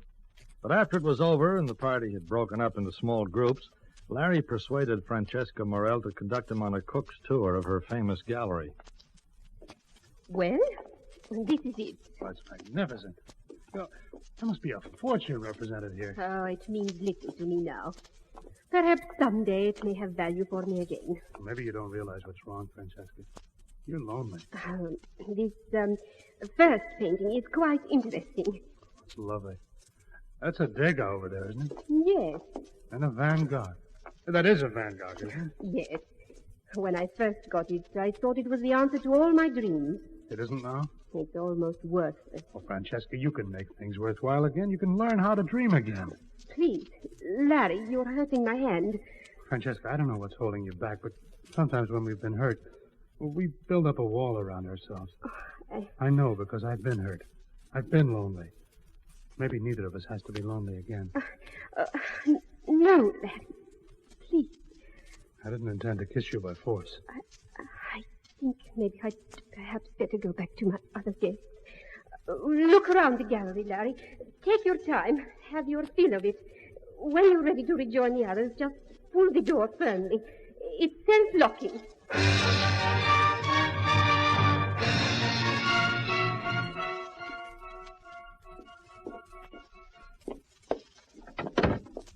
The gallery was in a separate wing of the house, connected to a small sitting room, with only the self-locking door between. The sitting room had a large French door that led to a small balcony, and the street was only 7 or 8 feet below. On the other side of the sitting room was a boudoir, Francesca's. The servants' quarters were well away. Oh, it was a setup. Larry Morrow wasn't going to give this setup away for any 25% of the Van Gogh value. Let Saville take his 25%. It was going to be 75 for Larry, he figured, as he wedged a match in the lock and then rejoined the gay party of doddering diplomats. Well, there you are, my boy. Did you manage to come out with the Picasso under your coat? I tried, but it wouldn't quite fit. I guess we all give our eye teeth for some of Francesca's paintings. She owns some real beauty, doesn't she? Well, no, let's just say that she possesses real beauty. Well put, old boy, well put. Have a drink, Larry. I really have to be going, if you'll excuse me. Shank of the evening, Larry, shank of the evening. I expect a pretty busy day tomorrow. Well, if you must go. Look, please don't bother seeing me to the door, Francesca. I don't want to take you from your other guests. Well, goodbye, then. Adieu. Good night, old boy. Good night. You are leaving, Senor Moro? Yeah, I have to be going. I will get for you your hat. Oh, look, I hate to bother you, but suddenly I got pretty thirsty. Do you think you could dig me up a glass of water? Si, senor. Of course, senor. I'll get it and be right back. Oh, no, take your time. Take all the time in the world. This was the one dangerous element of the whole scheme, his being seen now. He waited until the obliging Pedro was out of sight and then slipped down the corridor, hoping that they wouldn't start a fuss when he was found missing. He reached the gallery wing, slipped through the little sitting room, and into the room containing the Van Gogh. He took the little matchstick out and heard the lock click reassuringly. But just in case someone should come in, he took a position up behind a very heavy velvet drape. Hours later, he could hear the other guests leaving, the servants locking windows and doors. Someone rattled the doorknob of the gallery and then went away. He heard Francesca's door open and close. But still, he remained absolutely motionless. Until almost dawn. Until the silence was thick and heavy.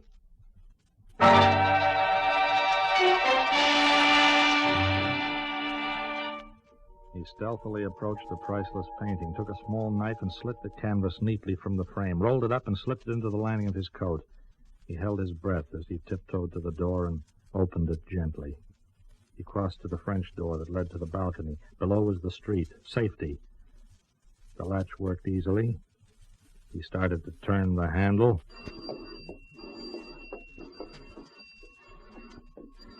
Oh, my ankle! Oh, stop, thief! Stop! Oh, parachute! No, don't shoot. Get to your feet. Stand up. My ankle's Let killing me, look Pedro. at you, and then we will call the police. Oh, my ankle, Pedro. Pedro, you call me by name? Carlos, flash your light in his face. No. No! Pedro, Carlos, what in the world is going on? We have caught for you a burglar, senorita. A burglar. He is Senor Moro.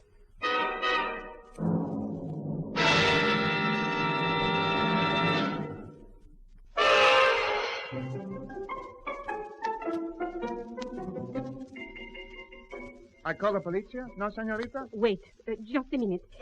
Larry, what is the meaning of this? What were you doing in my gallery? I wasn't in the gallery. What? Look, I can explain this pretty easily if we were alone, Francesca. Well, all right. Pedro, Carlos, wait outside. We have our guns ready. You call if you need us. No funny business, senor.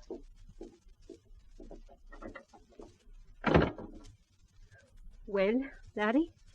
Well, I guess I did a silly thing. Look, you wouldn't talk to me earlier, and I had so much to tell you. A lot of things I couldn't say in front of your other guests. Larry. I came back to steal something, all right. I wanted to steal a few more hours alone with you. Larry, that doesn't explain... I pretended to leave so I wouldn't embarrass you by being the last guest here. Then I stole into your little sitting room, and you didn't turn the lights on when you came through. No? I sat down on that comfortable sofa to wait for you, and guess I fell asleep. I didn't wake up until a few minutes ago, and well, it was almost dawn. I felt like a complete fool. Oh, Larry. So I tried to sneak out, and you know the rest. Oh, poor Larry. Your ankle hurts you very much. When you look at me like that, I can't feel any pain. You'd better get back to your hotel and rest. I guess I'd better. Could I phone for a cab? Oh, I'll send you home in my car. Pedro can take you. You're very kind, Francesca. It was probably some sort of innovation, a thief being given chauffeur service by his victim. Pedro drove him to the hotel, and he picked up a few things there and then slipped out the back door. He knew it wouldn't be too long before the theft was discovered and the police would be looking for him. The thing to do was to deliver the painting to Seville, collect, and then skip out of the country. But it was Sunday. He couldn't find Senor Carlos Seville anyplace.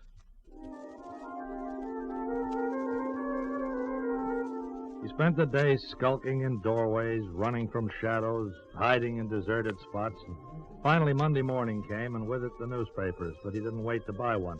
Instead, he made his way most carefully to the galleries of Senor Seville, and this time insisted on seeing him. You shouldn't have forced your way in, Larry. I told you I had to see you. You're going to be happy to see me, too. Happy? Happy? You fool. You seen the papers? I didn't risk buying one. It's all over the front pages. Look.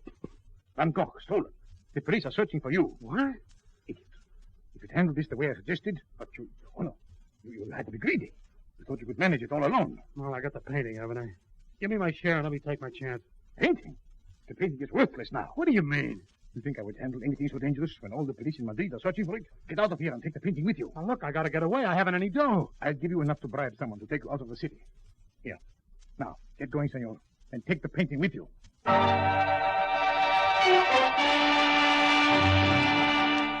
Oh, it was front-page stuff, all right. I read the story and remembered Larry Morrow as a clever confidence man, a little out of his depth in the genteel art of thievery. Meanwhile, in a fashionable restaurant on the Plaza del Franco, two people dined together in discreet alcoves. My dear Saville, you're a genius. I'd love to have seen his face. Everything went rather well, Francesca. It nearly didn't. Those idiot servants of mine catching him after all our trouble to give him his opportunity. Never mind, never mind. It will make an even more convincing story for the insurance company. You put in the claim. Yes, of course. Excuse me, senorita. The senorita Francesca Morero, is it not? Yes? Do you wish to see me? Police, senorita, as you observe. They told me at your house that you are dining here. What do you want? A short time ago, senorita, we arrested a man trying to leave the city. We took from him a painting which he has admitted is the Van Gogh, stolen from your gallery. Oh, you caught him? Indeed, senorita. He is now at the police bureau awaiting identification. Oh. But the painting, we are rather puzzled about the painting. You see, we called in an art expert who says it is a fake. That's impossible. The insurance company say it was pronounced genuine by Senor Carlos Seville and valued at 2 million pesetas. I think if you and Senor Seville will interrupt your luncheon, there are many people at the police bureau who wish to ask you some questions. If you please, you will both come with me. It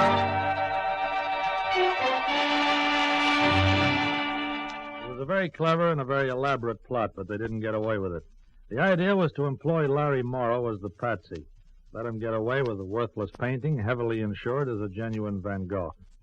Had he escaped, their plan would have been foolproof. Instead, they went to trial, and after that, they went to jail. I'd like to have been around if ever Larry and Senor Seville met up inside of prison walls. That would have been a real human interest story, although it might have required a lot of sub-editing before publication. Goodbye now.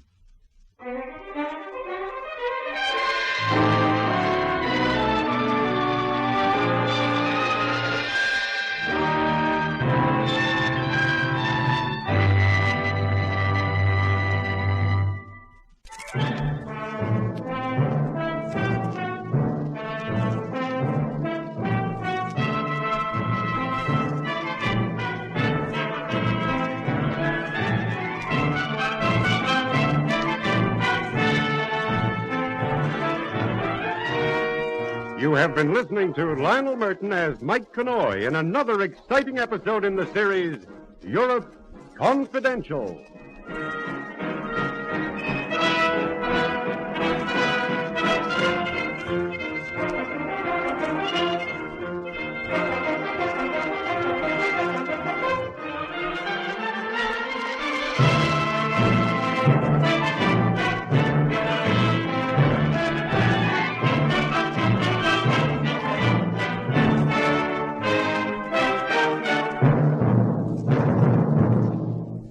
This is Basil Rathbone again. We've reached the end of today's story, but I'll be back to introduce to you another unusual tale. Remember, for this series, we've searched the whole world to bring you stories of every kind. Tales of espionage, suspense, crime, and intrigue. By famous writers from every part of the globe. In fact, a selection of the finest stories that have ever been assembled in one series. Well, goodbye now till we meet again to listen to another of the world's greatest mysteries.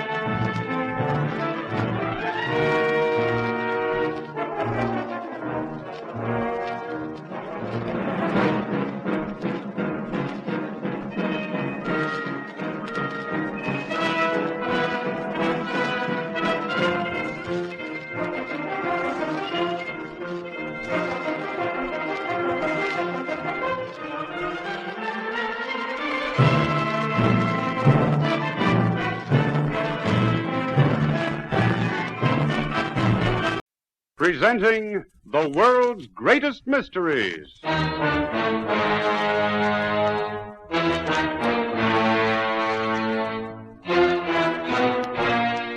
And now, your host. This is Basil Rathbone. Once again, it's my pleasure to bring you an intriguing story of mystery. Today again, we have as our storyteller the young American newspaper man whose home is Paris and whose beat is Europe. Europe, a continent full of all the ingredients beloved by mystery writers and yet in reality twice as mysterious. Today's story is particularly full of suspense and yet is founded on fact. Of course, the names have been changed, but little else. There's a well-known saying that truth is stranger than fiction. Our story today is not only stranger, but more thrilling, more full of suspense than anything fiction can offer. Come with me then on another journey to the places where only a man in search of adventure would travel. In a moment, our play begins.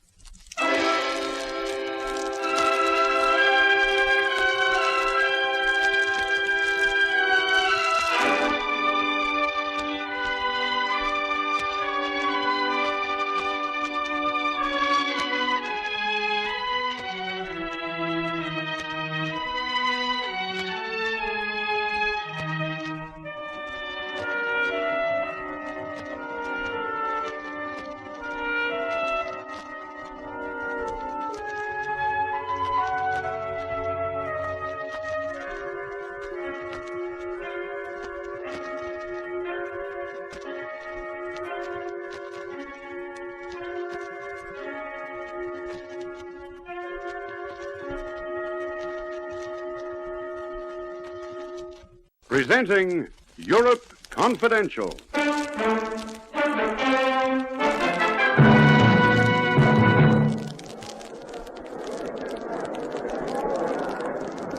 Here he comes. Hey, what's wrong? It's a bad landing. He looks like he's going to crash.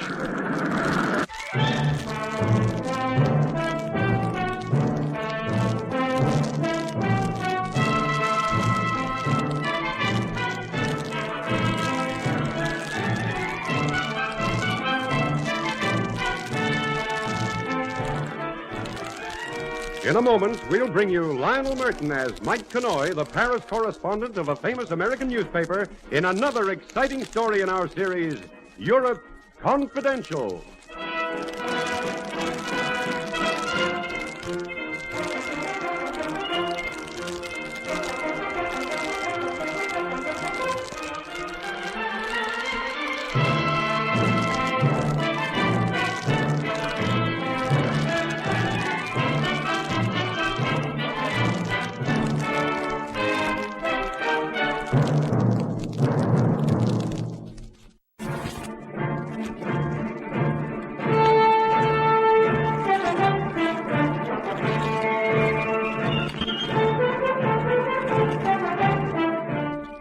This is Mike Connoy on another assignment for my column, Europe Confidential. I was with the crowd at Beauvais Airport outside Paris waiting for the first of the planes in the Singapore-London air race. With me was Eddie Marshall, another correspondent, and, well, strictly it was Eddie's assignment. He was the aviation expert. I was simply there to pick up copy to fill the column. As we stood in the crowd, high above us, the first of the racing planes appeared. Oh, there she is, all right, Mike. Can you make out who it is? Where do I focus these glasses? Well, it looks like the English entry, Flight Lieutenant Murray. That's the guy with the famous father, isn't it? Yeah, he's right in Papa's footsteps. Yeah, that's him, sure enough. He must be an easy leader.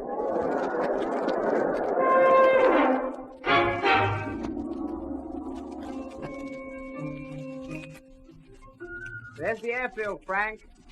And look at the crowd. How do you feel? Well enough to take over?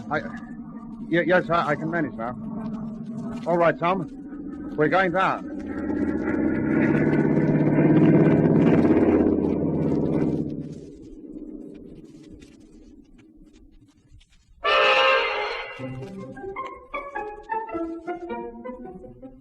Here he comes now. Hey, what's wrong? It's a bad landing. He looks like he's going to crash. He's okay, I think. Bad landing. He's slipping. I think he's got her under control now. Yeah, it looks all right.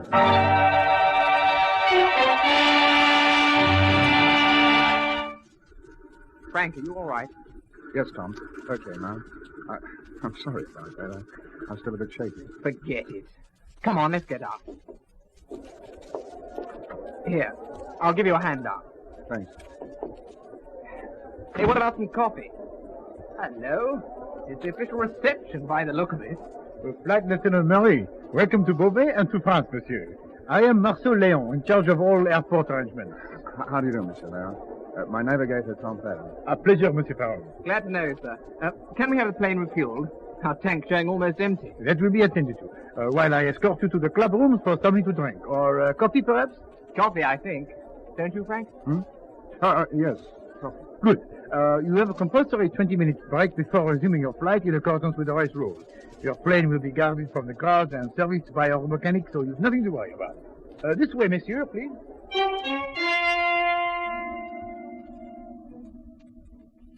Lieutenant, our radio reports you 30 minutes ahead of your nearest rival, the Spaniard Lorcia. So you will be in the air again before he reaches his field. 30 minutes. That's better than I thought. We'll be in London across the finishing line with plenty to spare. So long as the engines keep going, and you get over your sickness, Frank. Sick? You have been sick with that, Lieutenant? Then perhaps that explains why you do not wish to talk to these American journalists, eh? Well, yes, I didn't feel like press interviews, I'm afraid. It is nothing serious, I hope. Just a bit off color, monsieur. It's lucky. Tom here is a competent pilot as well as a navigator. He's been handling the plane most of the way from Singapore, even taking off and landing. Oh, I'm sorry to hear of it. But sickness would not stop Frank Murray if he is any son of his father, eh? My father? You knew him? Oh, everybody knows your father, Flight Lieutenant. But that explains your landing, of course. I thought for a minute the plane would overturn. Yes, I took over the controls for the landing. I didn't realize I was so shaky. Oh, well, there is another 10 minutes before you take off. Perhaps I should call a doctor for you, eh? No, I'll be all right, monsieur. Thanks, just the same. All right. As you wish, monsieur. A message for the lieutenant, Monsieur Léon. For me? Thanks. I didn't know you knew any girls in this part of the world, old boy. Eh?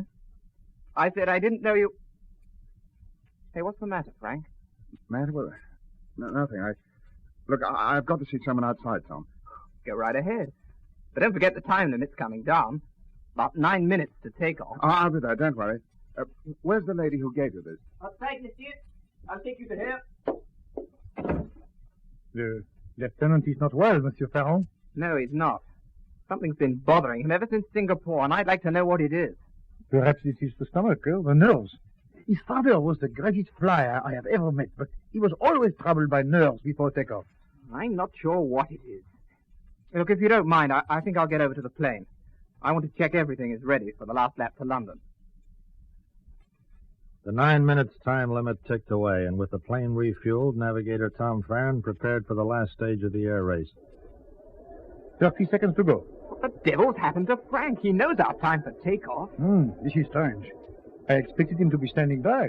Already we have put 2 calls over the loudspeakers, and the crowd is beginning to wonder at the delay. Well, put another one over, will you? He must have completely forgotten the time. Certainly. Oh, look, monsieur. What is it? Frank? No. Look, up there, to the southeast. A plane coming towards the airport. Lorcia? Yes, it is a Spaniard. And already he must have gained 10 minutes on you from your last radio report. If you delay much longer, the lead you have gained will be lost. Don't I know it? But what the devil am I going to do about Frank? He's got to be found before I can take off. I agree, it would be better. But nothing in the rule says you cannot fly alone. Let's give him 5 minutes. Get that loudspeaker going, monsieur. Wait, I'm going to take a look round. He must be somewhere on the airport. He must be.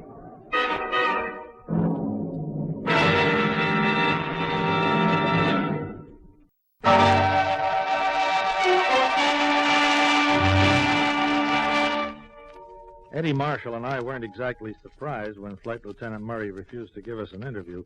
After all, they were near the end of a long flight, and their 20-minute break was a welcome respite.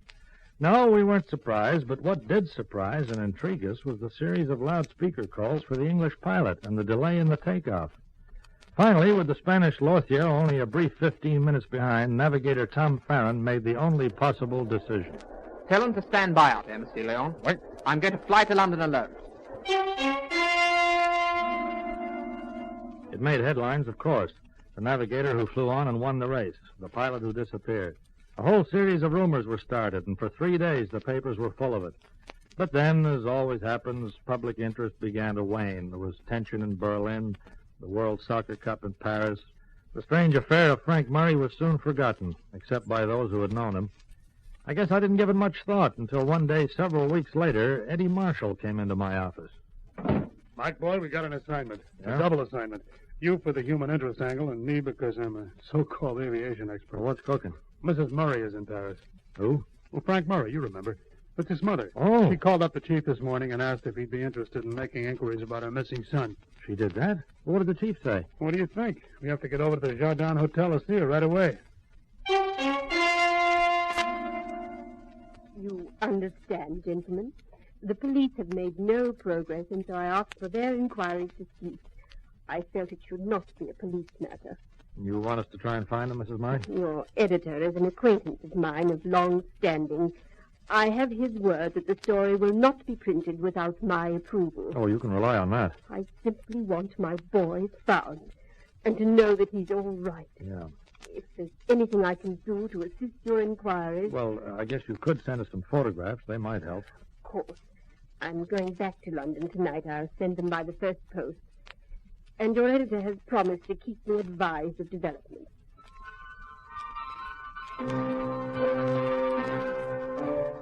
Well, you get all kinds of assignments on a paper like mine. And early the next day, Eddie Marshall and I got started on the story.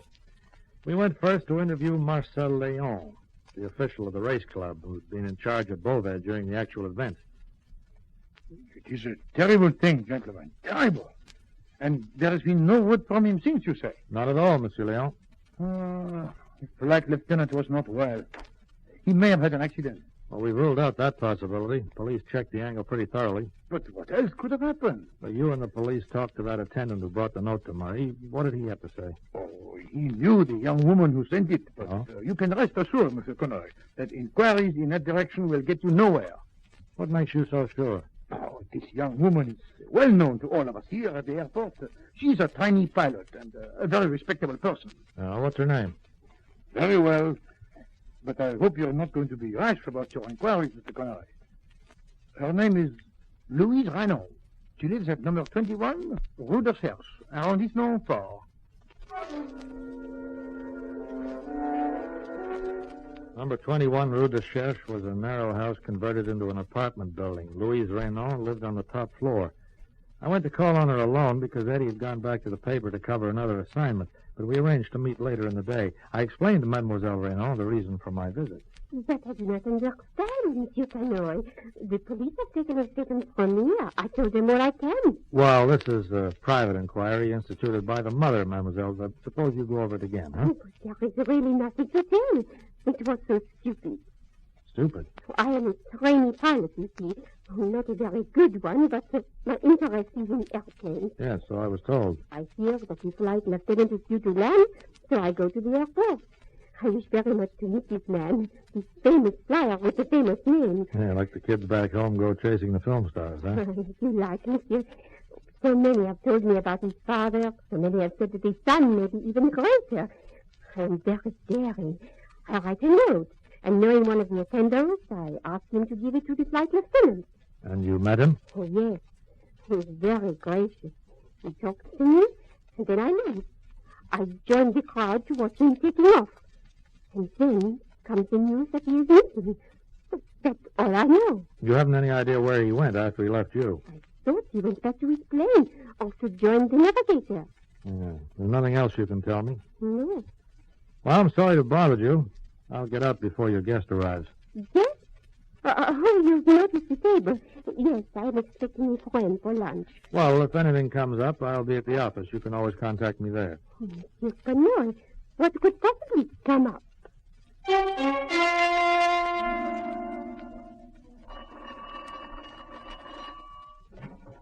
Mike Conroy. Mike, this is Eddie. I was on my way around to see you. Well, make it soon, will you? The photographs arrived from England. I think we got a lead at last.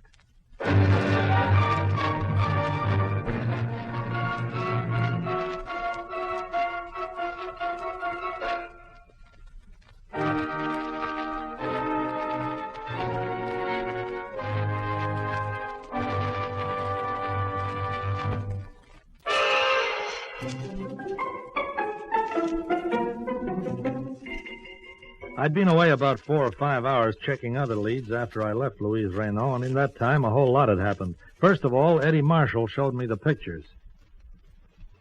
Say, she's practically given us the family album. Well, just about, Mike. But ignore all those for a moment, will you? Take a look at this one. Yeah? The guy in the Air Force uniform, so what? The rank of Flight Louis. Now, you notice anything missing? Missing? Well, I guess you don't mean to count as buttons. Rank stripes, or whatever the RAF call them, are there. Everything seems to be okay. Wings. That's it. No wing insignia over his left pocket. Forgot to put them on. That's what I thought at first. But then I got on the line at the London office, and they made a fast check for me through the Air Force records. Mike, Flight Lieutenant Murray didn't wear wings because he wasn't entitled to wear them. What, you mean he wasn't a flyer? He was ground crew, recreation officer. Well, I'll be darned. Well, you can guess how I burned up the wires to London after that. I had Paul Davies assigned to it. He made some pretty fast inquiries. Yeah, you've sure been at work. What happened? Well, through the Aero Club, he found out that Murray got his pilot's license only a year ago. He failed his RAF test. This beats everything. He's supposed to be a famous flyer. His father was a famous flyer. From all reports, Frank Murray is a very bad pilot. And yet he was in the air race. He flew that plane out to Singapore and then took part in the race. He was leading the field home. Well, Davies got on the telephone in London and he talked to Tom Farron, the navigator. Yeah? He learned plenty. Farron met Murray for the first time a few months before the race when he applied for the post of navigator with the aircraft and got it. Applied? Yeah. You mean Murray advertised or something? Apparently. Anyway, Tom Farron was very tickled. After all, the name Murray in aviation isn't far behind names like Kingsford Smith and Lindbergh. Yeah, I know what you mean. Not that anyone he asked knew much about young Murray's flying ability, but they all agreed he held the rank of flight lieutenant, and that if he was anything like his father, then the race was as good as over. Yeah, so all through this thing, Murray's been billed as top ranker because of his father, because no one woke up to the fact that his RAF rating was earned in a recreation hut. Well, that's about it. Brother. There must have been some people who knew, of course, but certainly Tom Farron never met any of them. When they left London for Singapore, where the race was to start, that was the first time they'd ever flown together. And Murray suggested that his navigator do most of the handling of the plane just to get used to the feel of it. What a boy. So Farron flew the majority of that trip, and occasionally Murray would take over for an hour or two, but always in the air. Well, what about the race itself? Well, Murray came to the starting line a sick man. At least that was his story. Tom Farron handled the plane most of the way. And then Flight Lieutenant Murray took over and made that landing at Beauvais. Yeah. I remember you saying it was one of the worst you'd seen. Well, Davies did quite a job on this. He knew that Farron had plenty of doubts about his pilot, so he let him talk. Yeah? Afterwards, he phoned up Mrs. Murray. The mother? What did she say? Not much over the phone to Davies, but just a few minutes before you came in, the chief got a long cable. She's pretty annoyed about the line our investigation's taken, and she says that her son is a great flyer. If we try to say anything otherwise, she'll make trouble. Well, what does the chief say? He says for us to get out and find Frank Murray fast.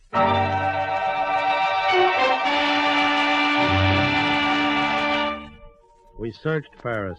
We checked the big hotels, the small backstreet places. We checked the bistros, the bars, Montmartre, Montparnasse, the boulevards, and the Bastille. For 3 days we worked at it, getting nowhere. At last we called a halt. We sat down in my office to try and figure out a new move. Well, we sure covered some territory. There are hundreds more hotels to check even now. Yeah, that's supposing he's even in Paris. Yeah. All we know is he somehow got away from Beauvais Airport. It's an hour's drive to Paris. But he could have driven to Le Bourget and taken a plane for England. He could be anywhere. We need a break, and it just isn't going to be one. Let's have a look at the guy's face again. You got those snapshots? The family album? It's right here. Thanks. Not that it'll make any difference. We picked out the best couple to show around. There's nothing much else there. One in a group, and one street snap with a girl the mother didn't know. Hey. What's the matter? This street shot with the girl. Look at this. I was taken in London. Mike, what's the matter? She's the one I told you about. The dame I questioned. Louise Raynaud.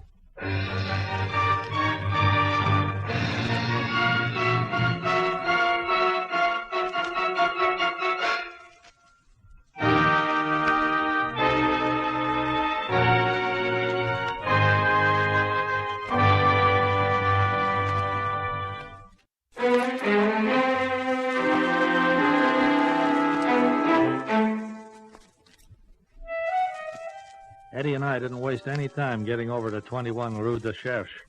Yes, Monsieur Canoy. That is a photograph of Frank and I. It was taken when I visited London last year. And then you admit you knew Flight Lieutenant Murray before. It seems as if I will have to. We met and became friends. Is that what you wish to know? I want to know why you told such an elaborate lie before. What was the point?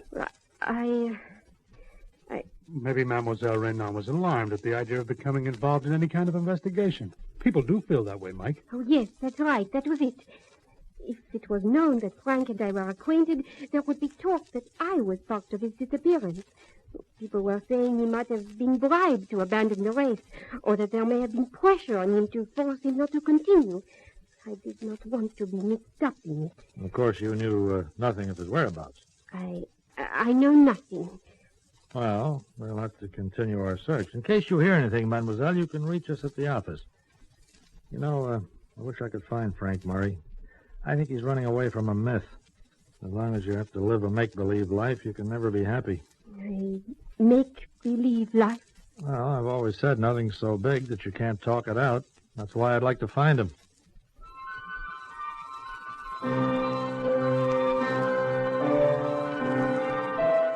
We went back to the office and we waited. We waited an hour. Then there was a knock at the door. There wasn't even time to open it before the man we recognized pushed his way inside. Which one of you is Mike Conroy? I am. You're Flight Lieutenant Murray. Listen, Conroy. I came here for one reason only. To tell you to stay away from Louise Raynaud. Do you hear me? Leave her alone. Oh, take it easy, Lieutenant.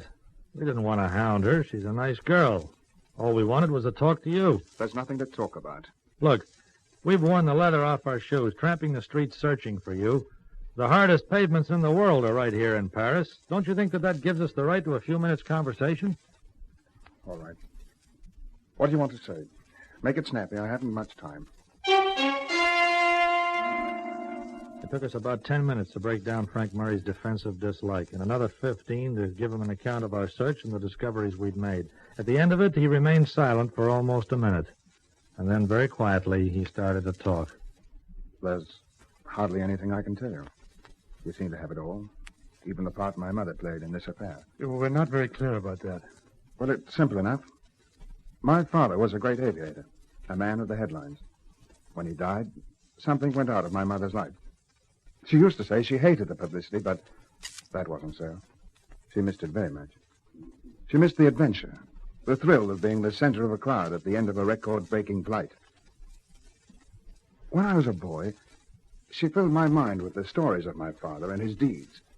She desperately wanted me to be like him, and, well, I grew up wanting that, too. But you found it was a little beyond you. I failed in the RAF and sat out the war in an office. Yet, all the time, I wanted to do this thing, to be like my father. And some way, after I got out of the Air Force, I found the courage to take flying lessons. You got through those all right. The instructor in charge was an old friend of Dad's. I don't think he should have let me through, but he did. Probably for Mother's sake, because he knew just how much it meant to her. Mm-hmm. But, well, I didn't realize that. I thought I was great. I had all the confidence in the world. And you decided to enter the air race. Yes, it wasn't a very important race.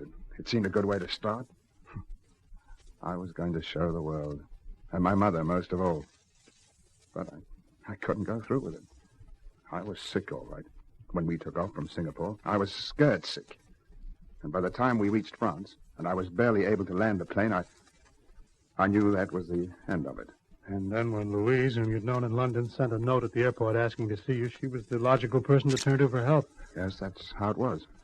We got away from the airport in her car, and she hid me out while the police were searching for me. I knew that wouldn't last long, for Mother wouldn't have enjoyed that kind of headline, showing me up for what I was. A coward, you think? Well, what do you think? Look, we're all of us afraid of something. Only you tried to make the thing you're afraid of your whole life. You've been trying to create an existence that'll carry on from where your father died. Nobody can do that.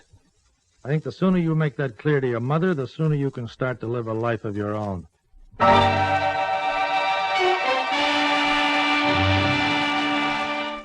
Well, that's how the story finished up, with Eddie and yours truly distributing advice, hoping the guy would have the intelligence to see that we were talking plain common sense.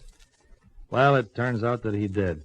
Louise Raynaud came to see me at the office a couple of days later, a radiant, very different Louise. Frank had gone home and laid down the law to his mother, and he was on his way back that same afternoon. Louise, incidentally, came along to ask Eddie and me to be witnesses. You need them in Paris when you decide to get married.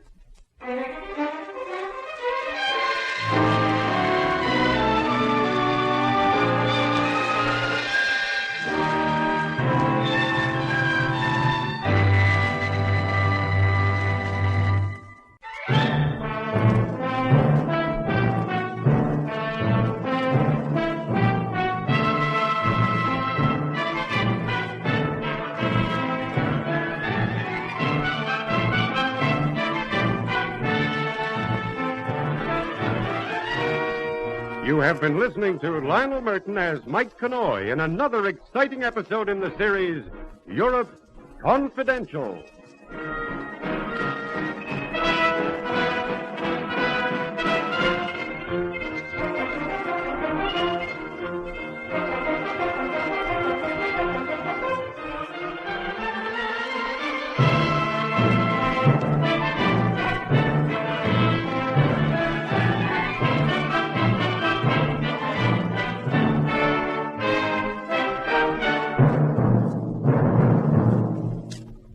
This is Basil Rathbone again, and so our journey into the realms of mystery is over. Soon, however, I'll be back with more of these tales of mystery which I know we all enjoy so much. Well, goodbye now till we meet again to listen to another of the world's greatest mysteries.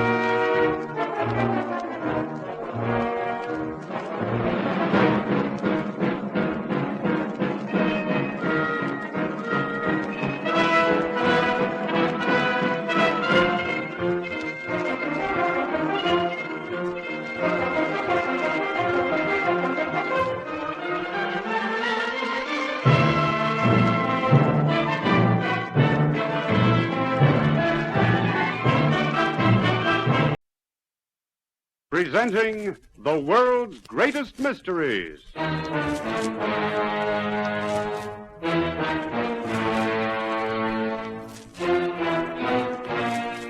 And now, your host. This is Basil Rathbone. Once again, I bring you mystery. What's your pleasure for today? Gaslight or neon? Well, let's take our mystery in the modern manner. A tale as up-to-date as today's newspaper.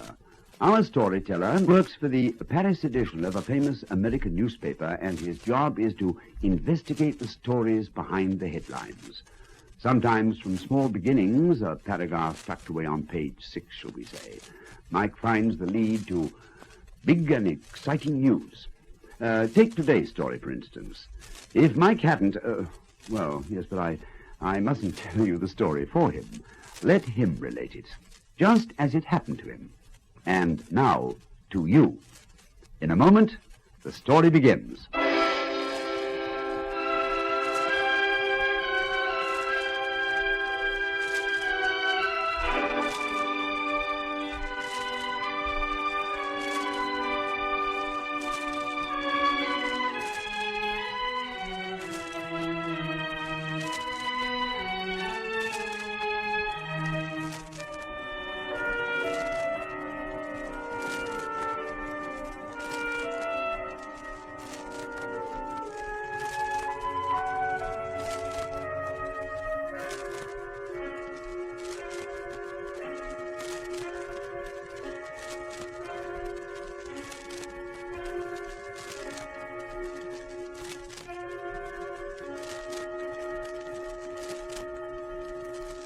Presenting Europe Confidential.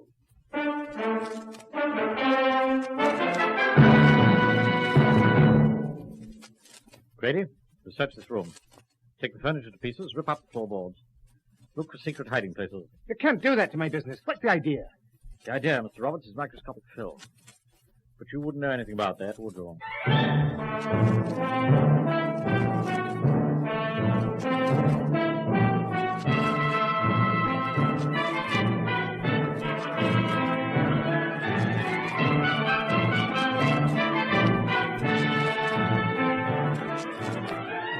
In a moment, we'll bring you Lionel Merton as Mike Connoy, the Paris correspondent of a famous American newspaper, in another exciting story in our series, Europe Confidential.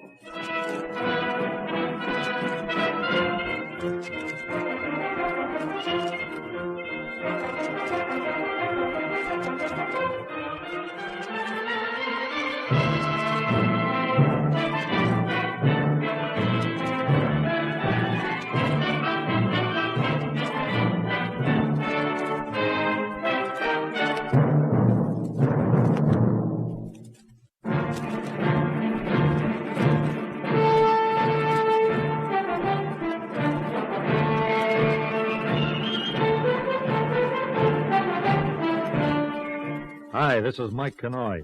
Today in Paris, I saw Paul Winfield again. I was sitting in a cafe on the Boulevard Michel when he walked past, and at first I hardly recognized him. But when he stopped beside my table and spoke, I knew him immediately. Maybe he heard me give my order to the waiter, or else perhaps he knew me, but for a moment I wasn't quite sure. Sir, am I talking to a fellow American? It was Winfield, sure enough. I nodded for him to sit down, and then he leaned forward and began to talk, and I knew then that he didn't remember me. My friend, I've got to talk to a fellow countryman. I've had some trouble here. Bad times, you understand. I badly need help. What sort of help? Well, anything you could spare, sir. Dollars or francs. If you like, I can take you to some special nightclubs for $50. Sorry, I'm not a tourist. Well, then perhaps a loan, huh? Should I write a check to Paul Winfield? What did you say? Winfield. That's your name, isn't it? No, you must be mistaken. My name's Fraser. Excuse me. You must be confusing me with somebody else. I wasn't confusing him with anyone else. He knew that I knew it. As I watched him move away, I remembered back all those years. Wartime London, 1943. To the two people with whom the story had begun long before I came into the picture. The two people who met in a plain office near St. James's Street. An office which was the wartime headquarters of MI5. Come in and sit down, Grady. Thank you, Shut the sir. door. Well, how are all our friends in Kensington? Oh, it's quite busy down there, Major. That photographic studio is really in business. Bennett, Rogers, and Miss Palmer all had a picture taken yesterday.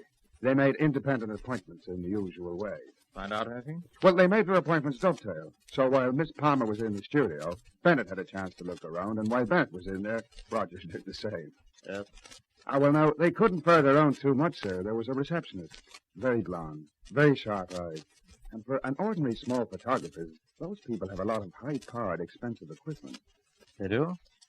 Anything else? A locked room, fitted with a special combination safe lock. Oh, that seems out of place there. Well, sir, it's up to you now. I don't think they're important, Grady. But just the same, we might as well have them in. A small fry leads a bigger fish sometimes, and that locked door. That's it. We'll raid them tonight at 1800 hours. You're coming along, sir? Yes, Grady. I'm coming along. I'm as interested in that locked door as you are. The place to be raided was a small commercial photographer situated in South Kensington. For some weeks, intelligence officers had had them under surveillance, and that night they moved in. A highly indignant manager protested in vain as men from military intelligence and Scotland Yard special branch searched the premises. Gentlemen, this is an outrage. I demand that these men leave my premises this very minute. I'm sorry, Mr. Roberts. You've already seen our warrant giving us full authority to conduct the search. I suggest you open the door at the end of the passage and stop making too fast visits. That room is strictly private. Open it. But it contains personal papers, nothing more. Open it, or we'll save you the trouble. What do you mean? Ready. Get me of the squad, will you? Take the door down. With pleasure, sir. Wait. Well, Mr. Roberts? All right. I'll open. Sometimes it's long wires. It's the number right. We're willing to wait. Yeah. Now open the door. Open the filing cabinet. Oh, copies of all this commercial work we do. What's it for? The larger, very powerful one. We do some portrait work, some big portrait work here. Very tiny work, too, I imagine. What do you mean? I don't know what any of this is about, don't you, Mr. Roberts? Steady. We'll search this room. Take the furniture to pieces, take up the floorboards. Look for secret hiding places. You can't do that to my business. What's the idea? The idea, Mr. Roberts, is microscopic probing. If you wouldn't know anything about that, we'll go.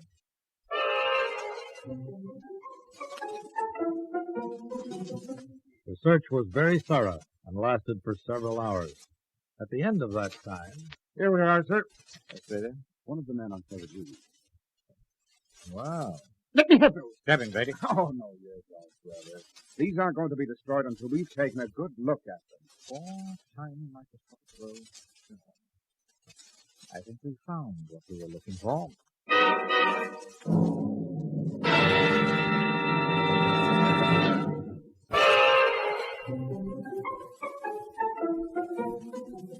With a story in which you played only a minor part, it's often necessary to imagine certain events and to reconstruct incidents which were not actually eyewitness at the time. Thus, that same night, while the MI5 men were raiding a photographic studio, 2 people met on the Thames embankment, alone in the damp fog that hung like a gray blanket over the city and the river. Well, I'm so glad you could come tonight. Have you anything? One roll film, Maria.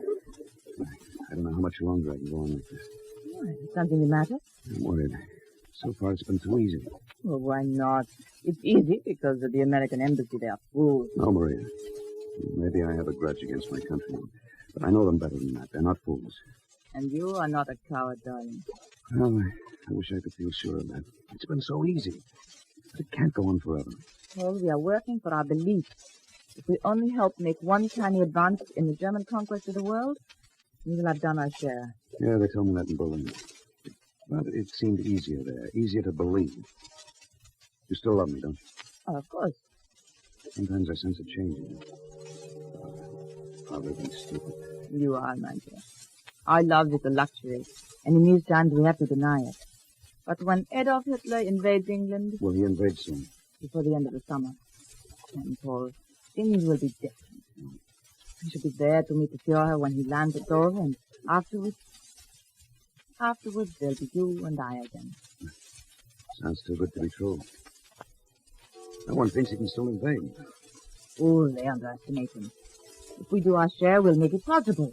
And that is why you mustn't give up now. All right, a few moments. Couldn't get away with it for that long. There's some new coded messages from Washington today. I'll try and get them tomorrow. We'll meet the night after. At the same time and safe.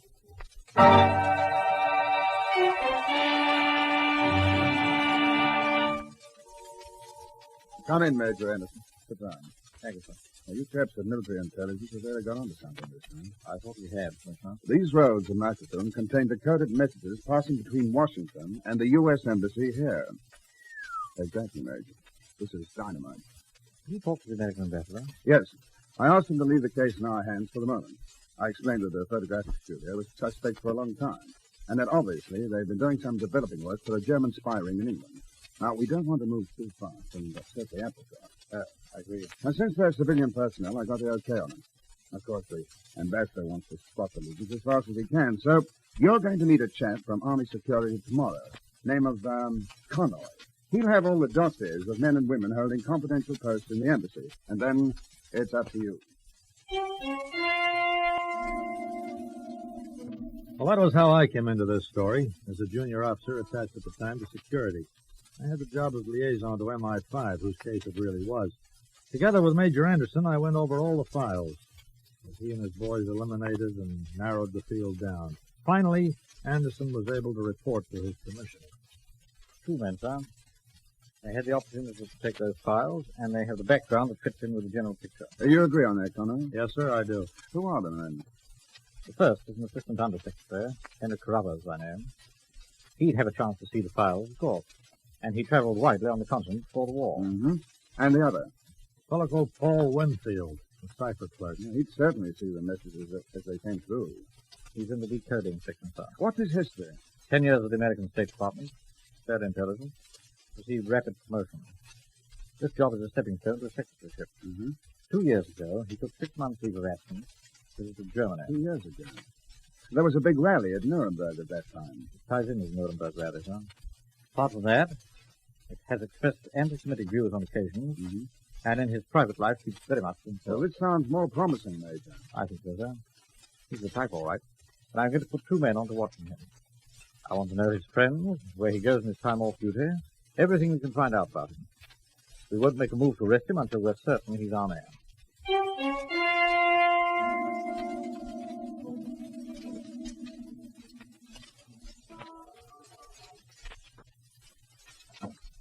Yes? Well, sure, Maria. Come in. Mr. Bradley, I've got to talk to you. Wait. I was going to send for you. I just heard the news.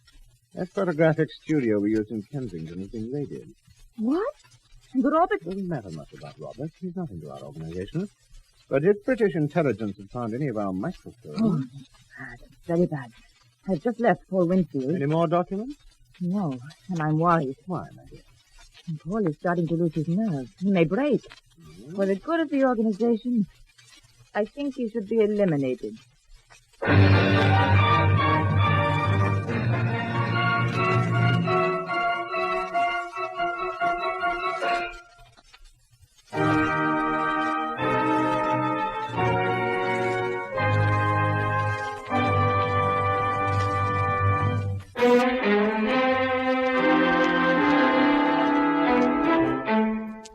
I was in Major Anderson's office when the call came from his agent, Grady. Hello? Anderson speaking. Major, this is the Wandering Irishman. Where are you, Grady? Still inside the U.S. Embassy. Their cipher shifts are changing over now. The rest of the group have come out, but our man is still in there. Now listen carefully. Yes, sir? Give Winfield every chance to get clear of the place. Uh-huh. Forbes and Elliot are waiting outside to tail him. If you can join them, do so. Understand? Sure. Here, listen. I can see the door of the cipher room from here. The boiler's coming out now. And keep out of sight. We'll stand by, and when you've some idea of where he's heading, try and phone me. Uh-huh.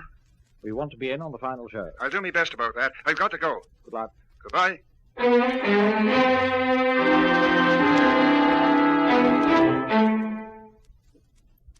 Is that you, Maria? No, Paul. Oh, thought for a minute it might be somebody else. Who else could it be? Nobody's aware of our meeting. Not even your chief, whoever he is? Not even him. Have you anything for me? Yes, these 6 messages. It's very good, my dear. Wonderful. But you've got to be quick with them, because this is the last job I'm doing. I want to get the documents back quickly, late tonight. Don't worry about them. We will attend to them. Listen, Maria, you can't keep them. That'd be the finish for me. You keep your voice down, you fool. I must have those messages back tonight, and after this, I'm through. Do you hear what I said? I heard. Well? It's your decision, Paul. But I think this had better be goodbye. And we won't meet again. Maria, wait a minute. What about returning those papers? Maria!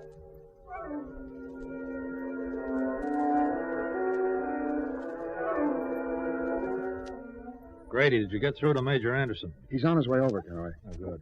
Hey, wait a minute. What's happened down there? The woman's leaving. And Winfield's running after it. Hey, look. There's 2 men going for him. Yeah. They come out of those streets. Come on. Bennett, you get Winfield. We'll take care of these fellas. Yeah, we certainly will. Get him, Kitty! And run for it! You won't be running anywhere, chum. Not after we're through. Let go! Let go! Are you ready to go quietly? I have to keep convincing you. Oh, that takes care of him. Is your chap quiet, can I? Yeah, sure is. You got the tough one. Looks to me as if the woman got away. Never mind her for the moment. You search these 2. Right. Look, I'll give Bennett a hand with Winfield. It looks as if he's making a fight of it.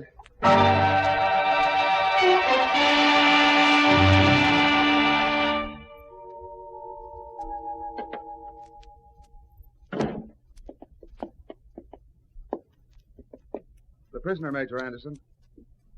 Sit down, Winfield. Thank you, Grady. You're practically forgiven for cleaning them before I could get there. Thank you, sir. Winfield, I'm Major Anderson of MI5. You've been handed over to us by the American authorities in London, and you're going to stand trial on a charge of treason. He's not very good with the conversation, sir. I see. You might as well know, Winfield, the full penalty for your activities is death. High treason against your own people, your own country, is the most despicable crime of all. You can't put me on trial. I'm an American. You can't try a foreigner in the law courts. I'm afraid you've been misinformed. We can. And stealing top-secret documents and handing them over to Nazi agents is something we don't like very much. Hitler will annihilate the English and the Americans. Do you know that he's going to conquer the world? Shut up. Yes, he'll conquer the world for its own good. To give him the kind of rule he's given to Germany. Full production, full employment, happy, healthy homes. I said you better shut up. We're not Adolf Hitler fans around here. You English. You smart, pseudo-clever English. You'll learn. So will you, Winfield, and your friend Hitler. You'll go to trial on a charge of treason. Well, you can do whatever you like. I'll appeal to the White House. We'll arrange that for you. The man in the White House doesn't like Adolf Hitler either. All right, Winfield. The woman you met got away. We want to know who she was. If you try to protect her, you're planning a certain walk to the scaffold. And she wouldn't mind. What do you mean? We've questioned those toughs we arrested on the embankment. Their orders were to kill you. What? I don't believe it. You were getting jittery, Winfield. You were getting dangerous. Maria wouldn't let them do that. Maria? The woman you met? They conferred with her under the shadows of those trees before she came to meet you. She gave them their final instructions. It was the river for you, pal. A nice little suicide job, so you couldn't do any talking. Maria planned to kill me? Was that why she walked away so quickly? What was it she said? We won't meet again. Oh, Maria. I can't guarantee you very much, Winfield, but you'll get some remission for information received. What was her name? Maria Cordova. Where did you meet her? Nuremberg 6 years ago. She was a Spaniard by birth, but she lived most of her life in England. We were fond of each other. Our orders were to work together. Do you know if she has contact with other members of the Nazi spy ring here in London? Yes, she has. Someone she calls the chief. I had the impression he's an Englishman. Then this might lead us to the entire espionage organization here in London. All right, Winfield. There's only one more thing. Where do we find Maria Cordova?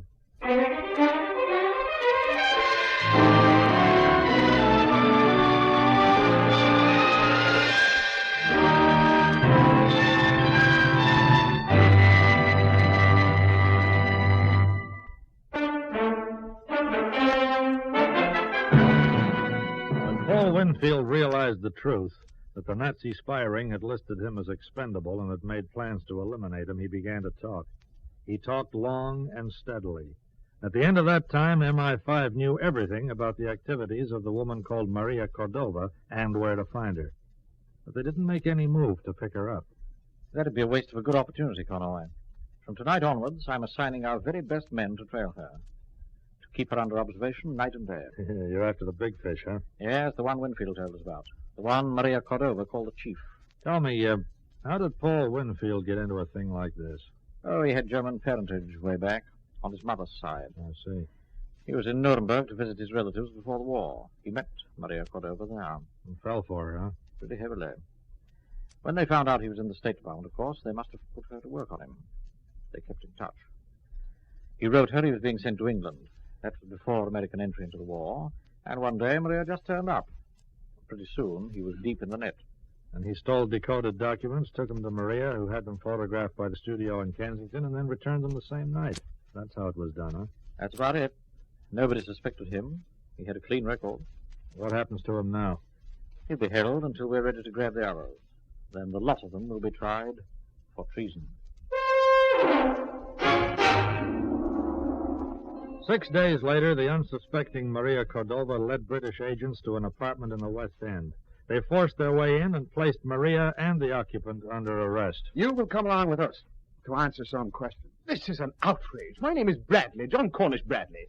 I'm a director of several companies in the city. I demand that you get out of my house. I think we'll take the risk of being sued for false arrest, Mr. Bradley. I have a search warrant here. Search warrant? And a signed order for your arrest, should it be necessary. Maria, you little fool. You let them here, you stupid, blundering fool. I didn't know. You must believe me. I didn't know. All right, that's enough, Bradley. You can do the rest of your talking later. Bring them down to the car.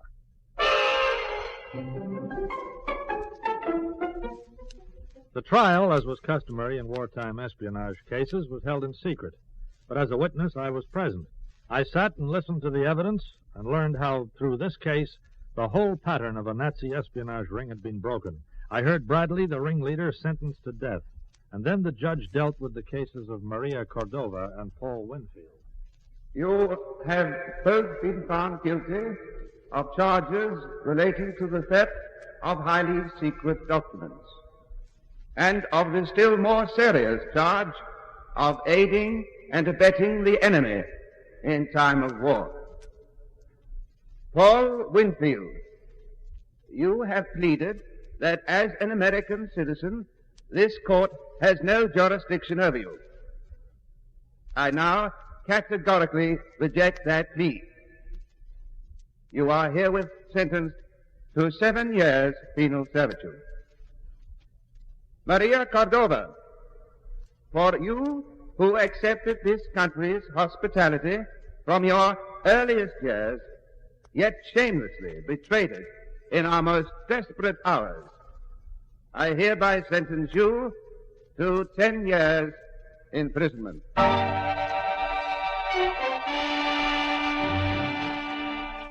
And there's the story. That's where it ended, in the bleak courtroom of the Old Bailey as they led them away.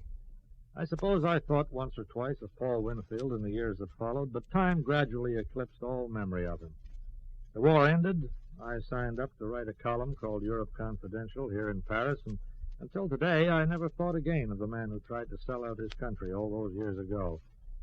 Yet today, sitting in a boulevard cafe, I saw him, and at first he didn't remember me. For a very good reason, I hardly remembered him, because the Paul Winfield I'd known had been a young man, well-dressed, good-looking. But the Winfield I met today on the boulevard was a shabby man, aging faster than his years, a man who, as he hurried away from me, buttonholed a tourist with a camera slung over his shoulder.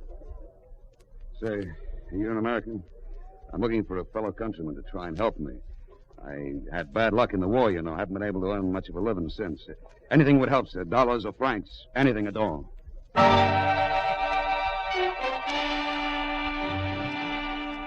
The man with the camera elbowed his way past with a look of disdain, and Winfield went shuffling along, looking for another prospect. Me, I finished my lunch and came back to the office to write this story. The story of a man who backed a loser named Adolf Hitler.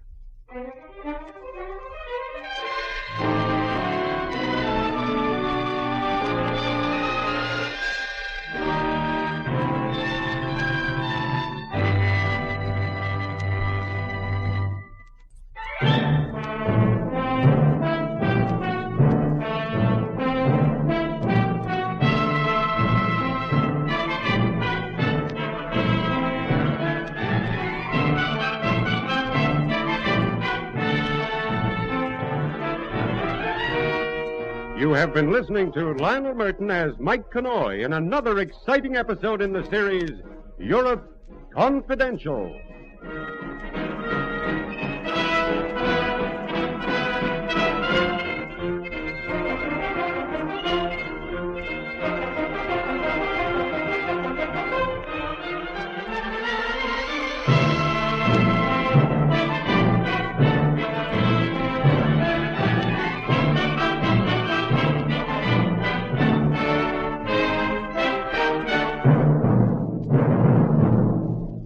This is Basil Rathbone. Now, our half hour of mystery is almost over.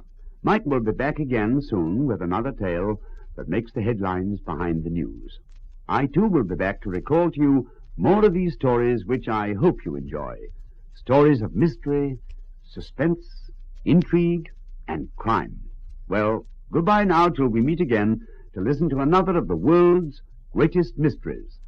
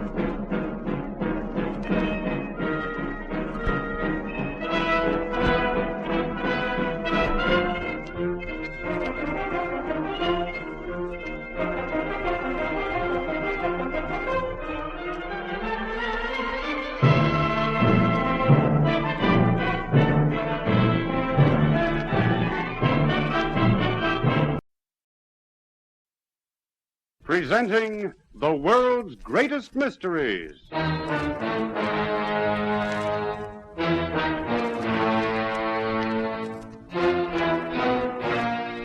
And now, your host. This is Basil Rathbone. Everybody loves a mystery, and I'm no exception. And that's why it gives me so much pleasure to act as your guide on this series. You see, we've gathered together some of the finest mystery stories in the world. Stories from many places and from many times. Some of them are up to date, well, as up to date as today's newspaper. Others are classic stories of the past.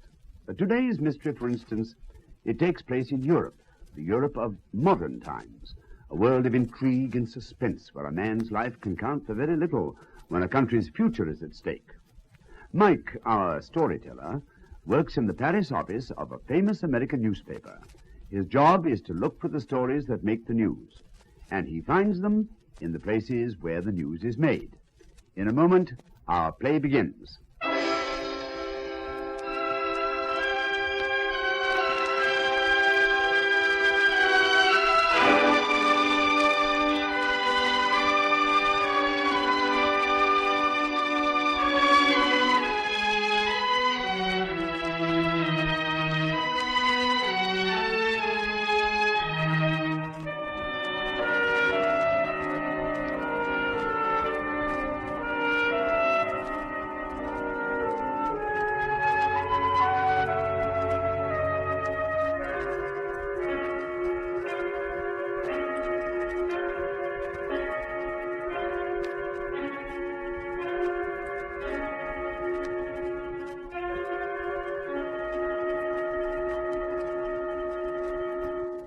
Presenting Europe Confidential.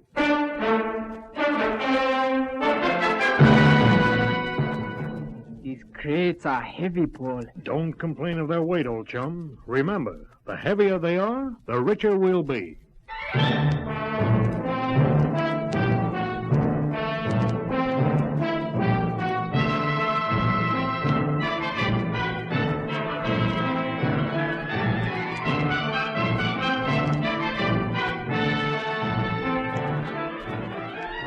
In a moment, we'll bring you Lionel Merton as Mike Connoy, the Paris correspondent of a famous American newspaper, in another exciting story in our series, Europe Confidential.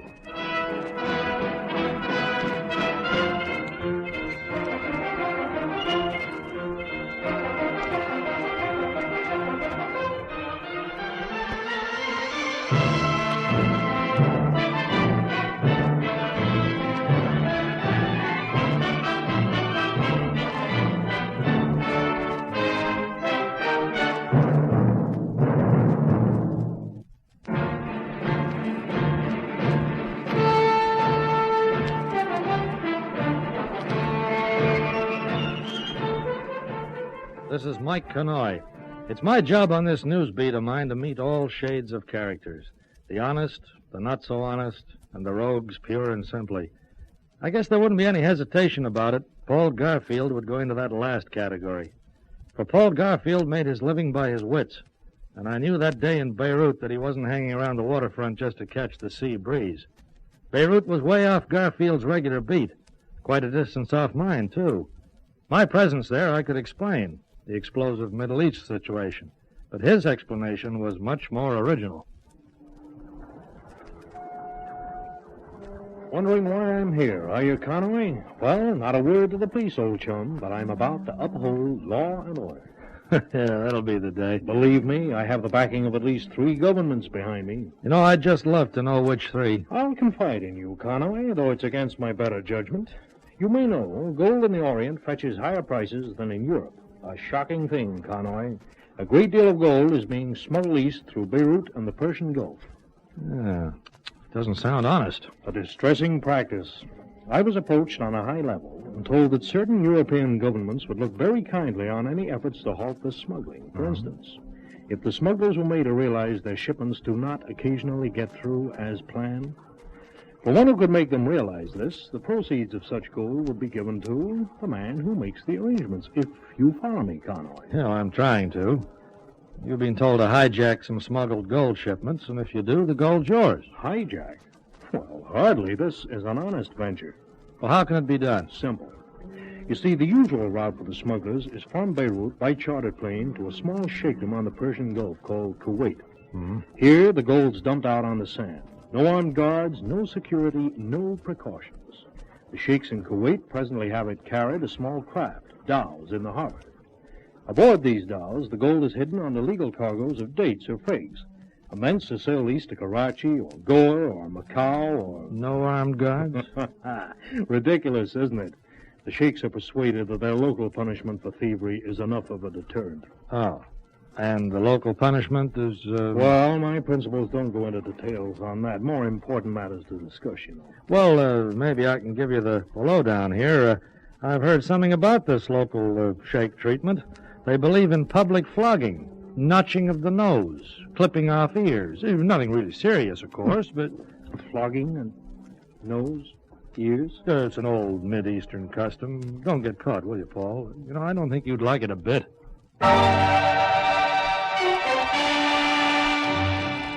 Away he went, and I'd have given plenty to go along, but he wasn't trusting any newspaper man that far.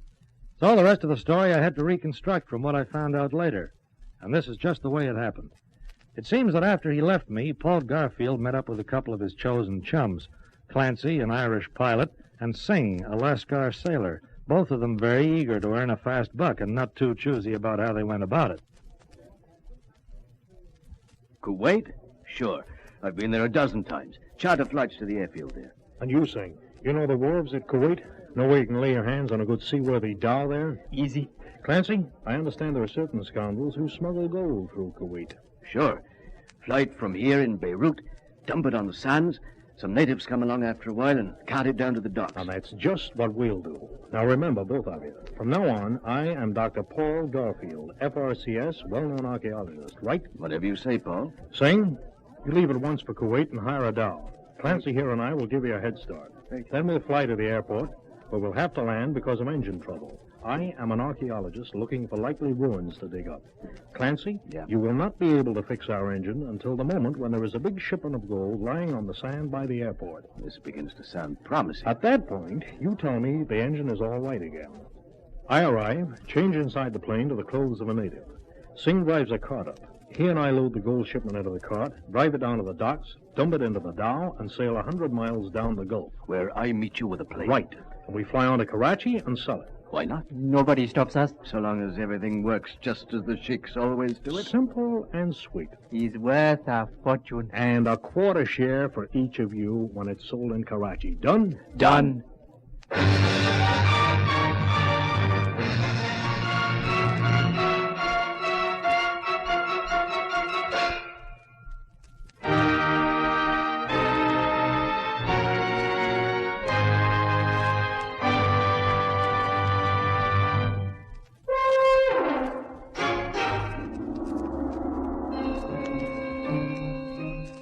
The grapevine had news of a rich, fat shipment of gold due into Beirut in a couple of days. They gave Singh a head start, then Garfield and Clancy took off for Kuwait. 5.5 hours across the deserts and mountains of the Middle East, and their plane was circling above an airfield. There it is. Can you make the motor, miss, to make our landing look good and necessary? Right.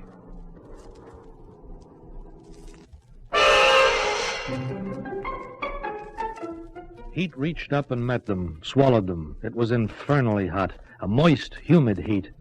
Clancy went away to report his engine trouble, asked for parking space, but he was back in a few minutes. Hey, Paul. Paul! What's the matter? They didn't swallow your story about the plane? Oh, sure, that's okay. But I was in the dispatcher's office. I saw a letter on his desk. Yeah?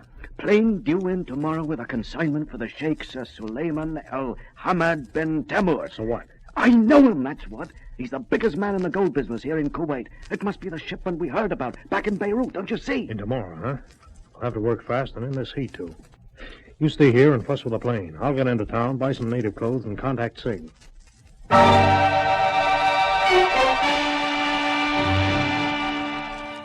There she is.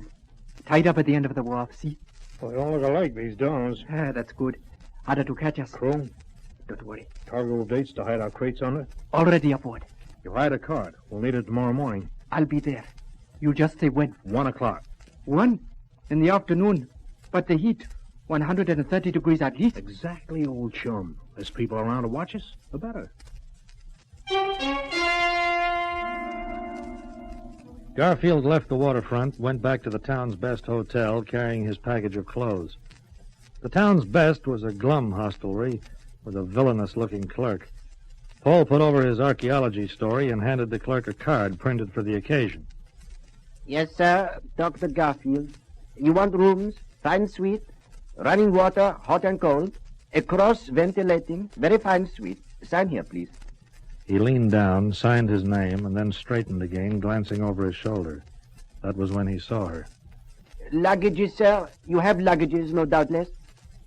Dr. Garfield, where are your luggages, sir? Just only this bundle. That woman. Who is she, man? Across the foyer.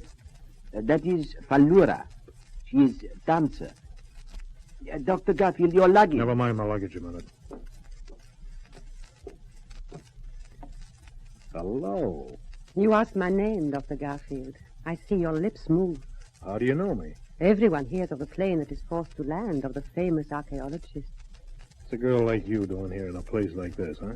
I have been waiting, perhaps, for you to come and take me away with you. No? All that was in your look a few moments ago. You're staying here at this hotel? I'll call for you this evening. Not this evening. This evening I am engaged, but you shall see me tomorrow evening. Too late. I'll be gone. So? Or will you wait, stay over tomorrow after all? I think you will wait for me. She turned and walked away, and she didn't look back. He watched while she went out and down the steps and into the limousine that was waiting at the door. Oh, it was too bad. If it hadn't been for the gold that would lie waiting on the airfield beside the strip tomorrow morning, too bad.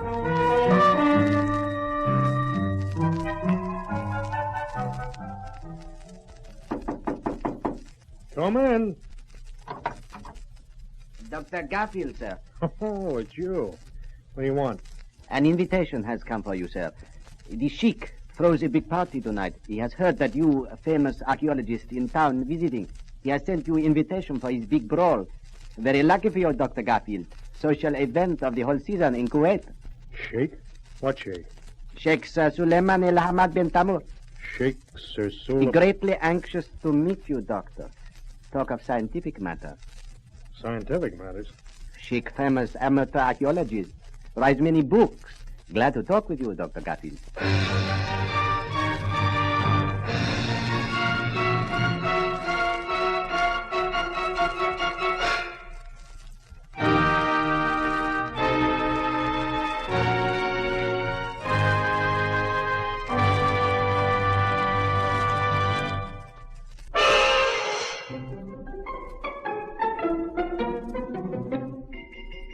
Dr. Paul Garfield had to send his regrets.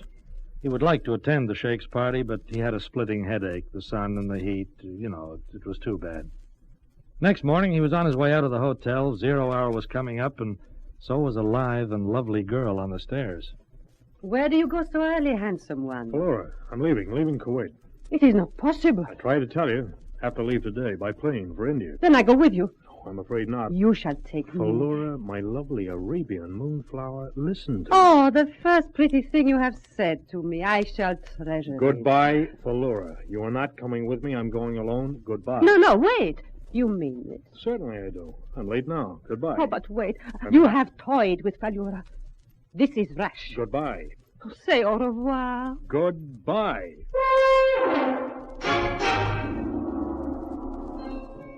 Fallura may have been beautiful, but she was beginning to get in Garfield's hair. A half hour later, he was in his native clothes, working with Singh, loading a batch of crates that had been landed by plane and which lay unguarded, defenseless, and ripe for the plucking. They loaded them into the cart that Singh had brought with him, under the broiling sun, while no one stirred in the midday heat. Oh, they're heavy, Paul. Don't complain of their weight, old chum. Remember, the heavier they are, the richer we shall be. Anyone around? No one. In this heat, not even a mad dog, my friend. There's certainly no Englishman. Then into the cart with these crates.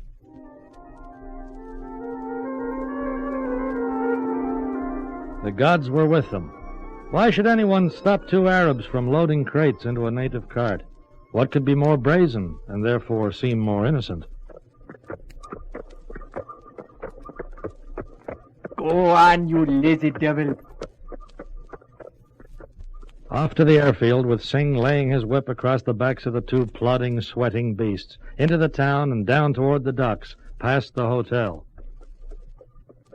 If you'd like, Paul, take a glance over at the hotel veranda. Oh, boy. Something I'd almost give my share of this gold for. And it was Philura, of course. Garfield glanced quickly out of the corner of his eye and just as quickly glanced away again. She was standing staring at them, and for a moment it seemed as if her hand was going up in an involuntary gesture of recognition. What's the matter? That girl, back on the veranda. Take a look. She's still staring at us. Are you crazy? Why should she? No, of course not. She's gone back into the hotel. Your nerves are jumping.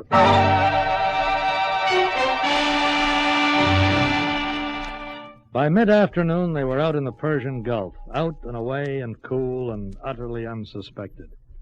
For the airport officials knew that Dr. Paul Garfield had flown off at 1 o'clock bound for India, and would never guess that his plane, only 200 miles out of Kuwait, would put down, refuel, and be loaded with a heavy and priceless cargo before heading in earnest for India.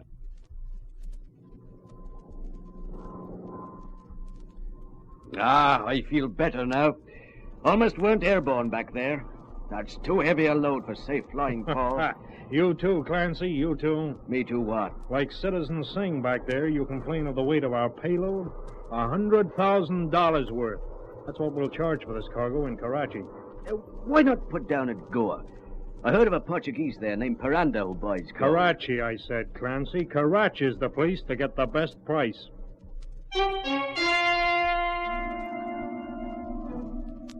6 hours later, they landed at Karachi Airport. Everything was in order, but speed was of the essence now. Okay, Clancy? Everything clear? Sure, Paul. I just want to visit this dealer first, make sure he's the man for us. I should be back inside an hour. Don't let anyone near the plane. Trust me, Paul. I will.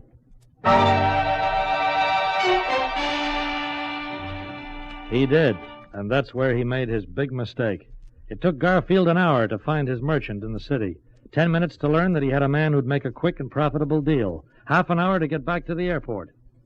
You Dr. Paul Garfield? That's right. This note is for you. Note? Note from whom? From a pilot named Clancy. He left it just before he took off. Took off? The note made it quite clear. Clancy and Singh had decided 100% was better than 50. Paul stood there staring at the note, remembering that Clancy had wanted to fly to Goa, had mentioned the name of a dealer there. He tried to recollect the name, and hardly even noticed the large passenger plane landing, the people disembarking, until a voice cut through his desperately urgent thoughts. Dr. Garfield, Paul, my handsome one. Philura. I took a chance. I thought it would be Karachi where I would find you. A passenger plane was leaving soon after you, and here I am. You're crazy. Oh, after you had left me, I thought, handsome one. When you said goodbye, when you refused even to say au revoir, I realized, handsome one, that this was the shy, unworldly professor, embarrassed because of his poverty. So I swallowed my pride and came looking for you. And I have found you again, handsome one. Piranda. That's it. That's the name. What? Whose name? Where are you going, Paul? Wait. Maybe I can use you. Philura? Yes? I've got to charter a plane to Goa. It's a business matter of great urgency. A fast plane. I need the fastest. Can you help me with the language? And I will come with you. Oh, all right. If you insist, I guess... Come, we will charter the fastest plane in all Karachi. And Kamadeva shall be our pilot. Kamadeva? In this land, Kamadeva is the god of love.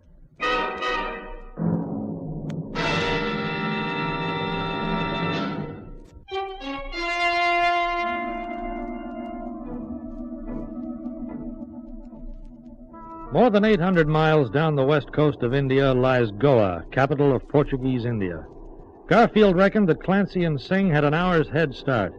They couldn't take less than 5 hours, and the plane he'd chartered was guaranteed to get there in 4. He just had a chance.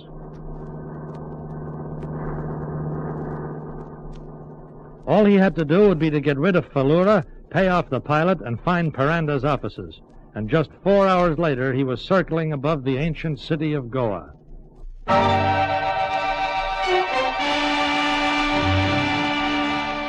They landed. He raced from the landing strip to the administration building. He wanted a taxi. That was his first move, to brush Falura off and go in search of Piranda.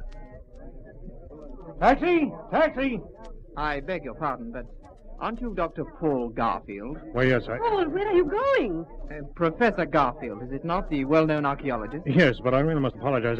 Taxi! I'm in a terrible hurry right now. Taxi! I can't tell you how I've longed to meet you, Professor. You see, I dabble a bit in archaeology myself. Nothing up to your work, I must say. Your treatise on the diggings at El Amana. A revelation, my dear sir. I am proud to meet you. Taxi! Perhaps you would be good enough to permit me to accompany you, Professor. Taxi's out. Thank you. Sorry, old chum. We'll talk about the digging some other time.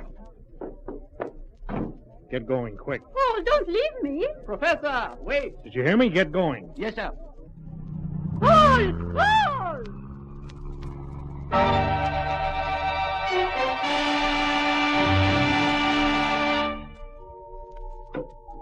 Gently, boys, gently. Yeah, gently, boys, gently. Paul!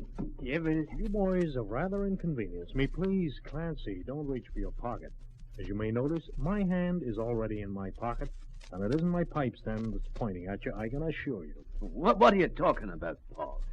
That little joke we had on you back at Karachi. Why, we were just... Yes, a joke, Paul, a joke. Well, if both of you boys are extremely cooperative, I still may let you have 10% of the proceeds to divide between you, minus my expenses in chartering a plane to catch up with you.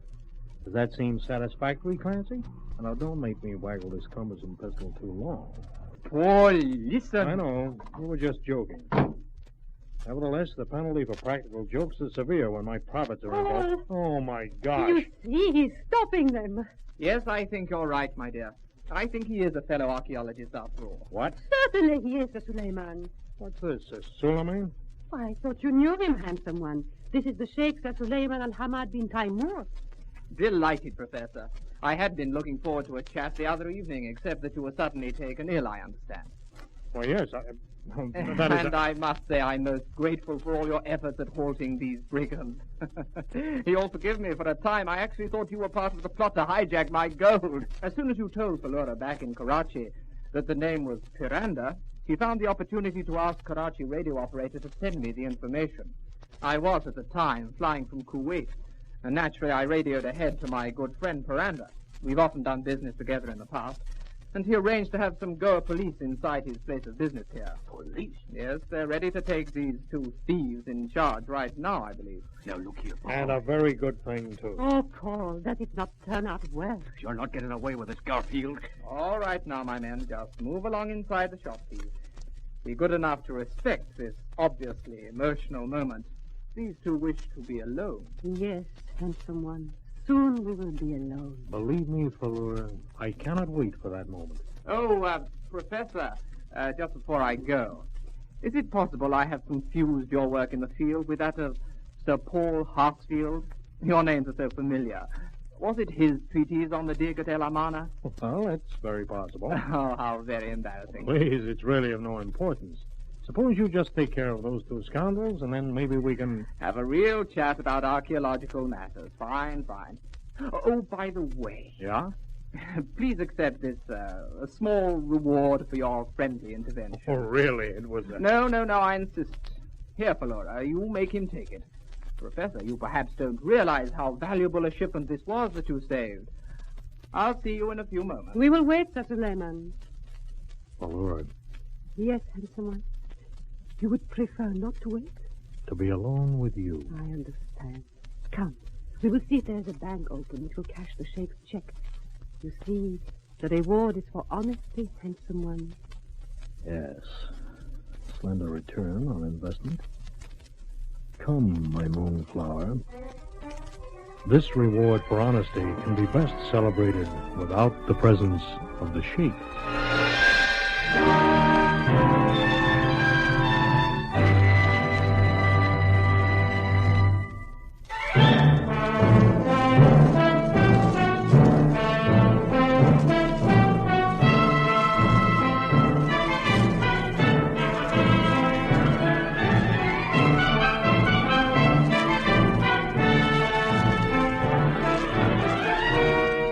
You have been listening to Lionel Merton as Mike Connoy in another exciting episode in the series, Europe Confidential.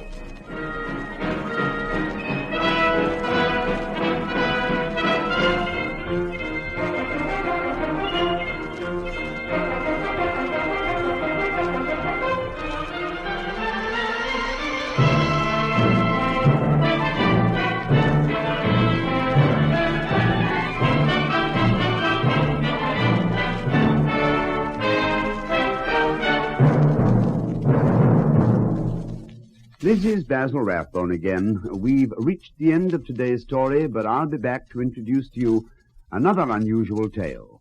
Remember, for this series, we've searched the whole world to bring you stories of every kind. Tales of espionage, suspense, crime, and intrigue by famous writers from every part of the globe. In fact, a selection of the finest stories that have ever been assembled in one series. Well, goodbye now till we meet again to listen to another of the world's greatest mysteries.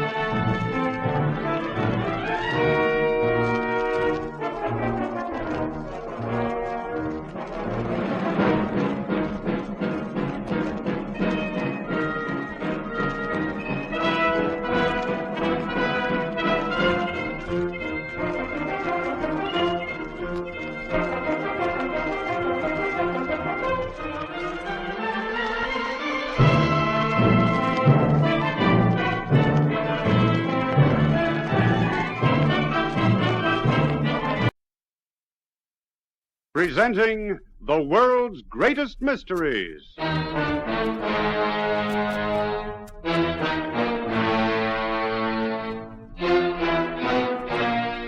And now, your host. This is Basil Rathbone. The setting for our mystery today is Europe, a continent of timeless mystery.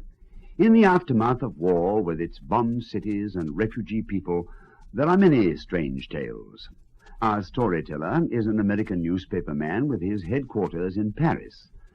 He has seen many of the events that have made the news, and the stories that he tells us concern some of these events and also tales that have never been told before. The world in which he lives is one of intrigue, suspense, and danger. His job is to put these tales into nice, clean print for your morning paper. He does not always tell the whole story, but today, to you, he tells it all.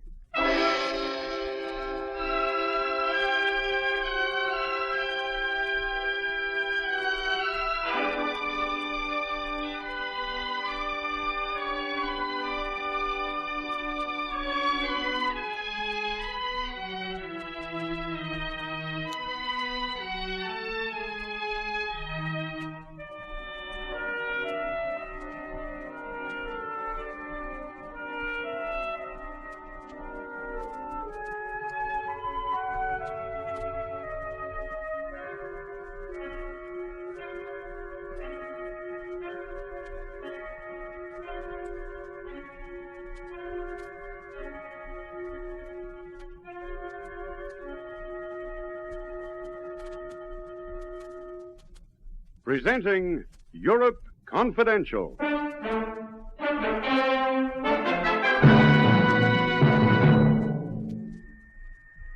Well, Monsieur Connery, the doctor is gone. The time machine has taken him 5 minutes into the future.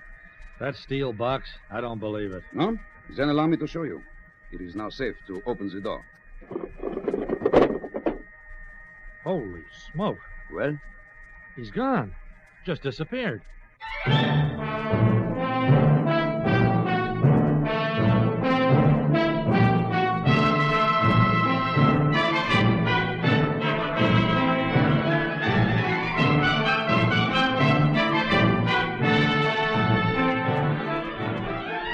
In a moment, we'll bring you Lionel Merton as Mike Connoy, the Paris correspondent of a famous American newspaper, in another exciting story in our series, Europe Confidential.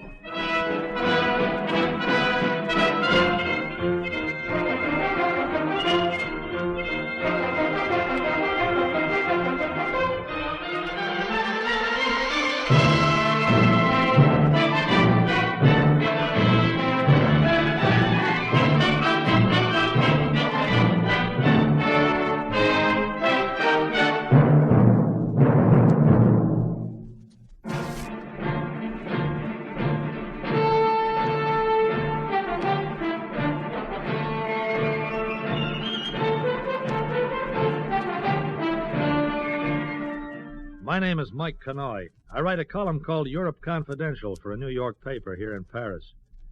Who was the guy who said, "Protect me from my friends"? Whoever it was must surely have had somebody like Pierre Patriou in mind. Pierre is one of my best pals, but he gets me into more trouble than my worst enemy ever could.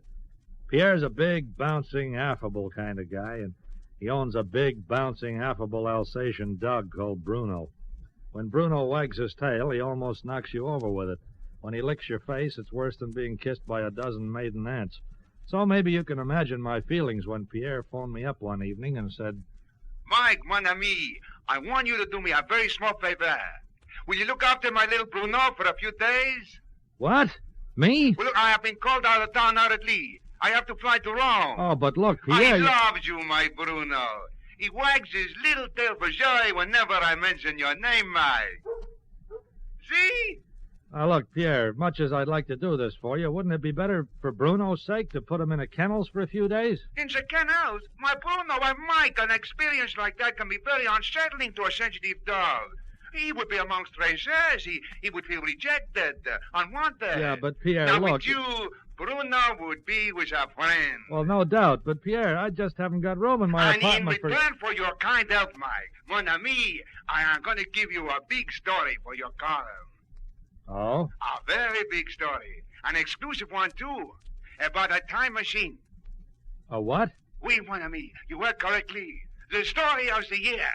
Bruno and I will come around right away.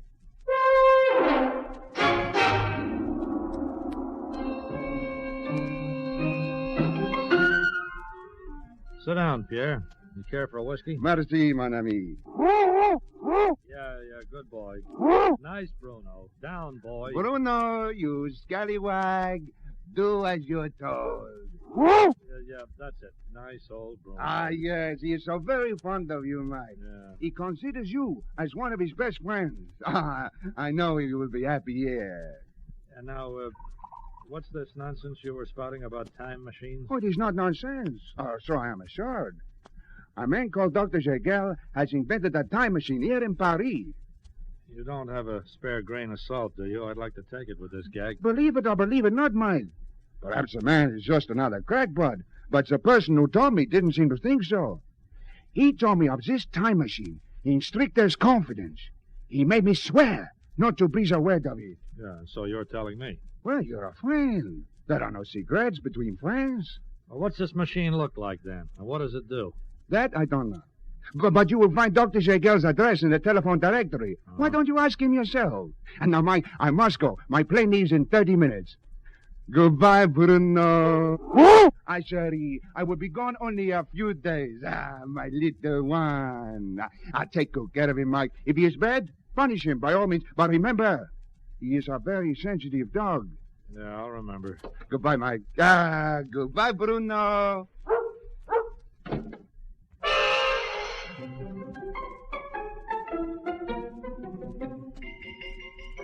So there I was, left with 130 pounds of sensitive Alsatian and the wildest story I'd heard since Tommy Manville said he'd never marry again. So what did I do? I locked Bruno up in my sitting room and went out to see Dr. Gigal.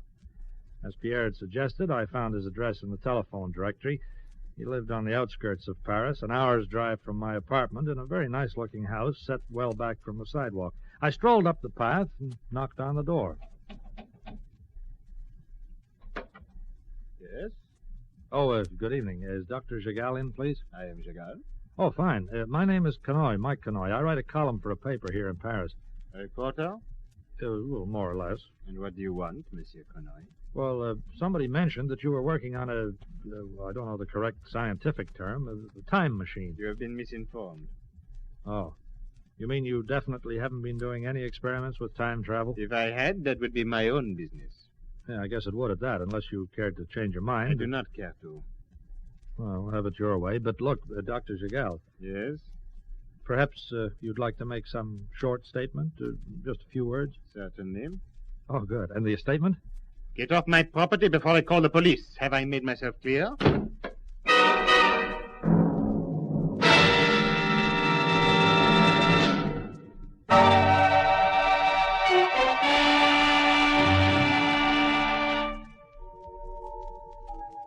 After my highly unsuccessful interview with Dr. Gigal, I went home to my apartment and Bruno. Man's best friend had sunk his teeth into a coffee table, chewed a pair of slippers to shreds, and was just starting on my best pair of brogues. I called him half a dozen names that would make a prairie dog hang his tail in shame, but not Bruno.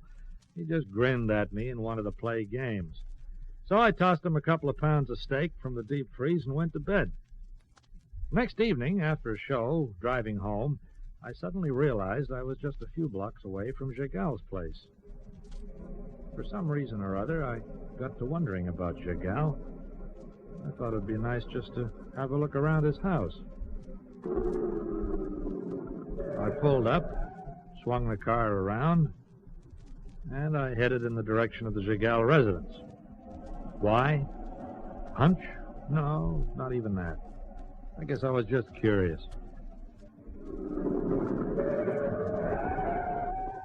I parked the car a few doors down the street, and within a few minutes I was walking around Gigal's house like a commoner garden prowler. The place was in darkness. I strolled around to the rear of the house, and attached to the main building was what looked to be a large workshop. I stood on tiptoes and tried to peer in the window. Suddenly I heard a noise behind me. I wheeled around, but it was too late. Everything went very, very black.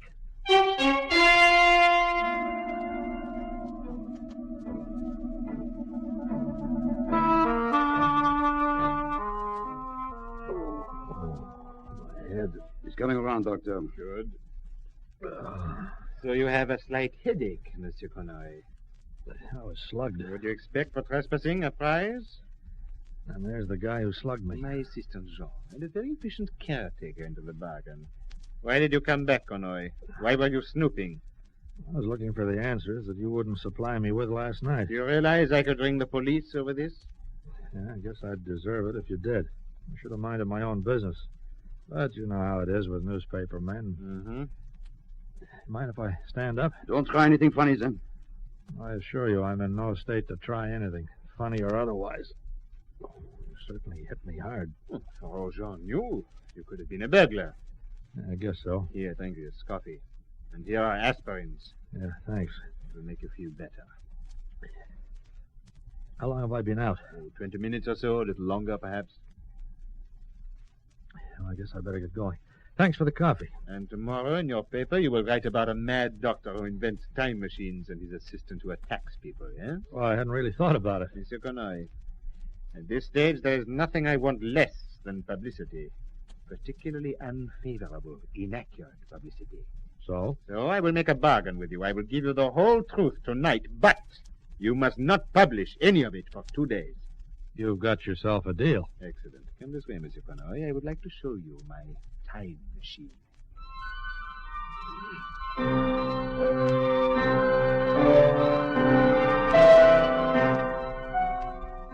the same way that anyone else would show you his prize snapdragons, Dr. Giguel ushered me into his workshop and proudly showed me his time machine. Giguel's workshop looked like a combination of Frankenstein's laboratory and an amateur radio ham's transmitting room. And right in the center stood a solid steel box, about 8 feet square. And there it is, monsieur. That's a time machine? Yes, my own modest contribution to science. And what if I say I don't believe it? You don't have to. But surely this sort of thing can't be possible. I have brought you in here to show you that it is. Well, I'm waiting. It is possible to give you a demonstration, but not a very impressive one. Not at this stage, anyhow. Well, any kind of a demonstration will do. Very well.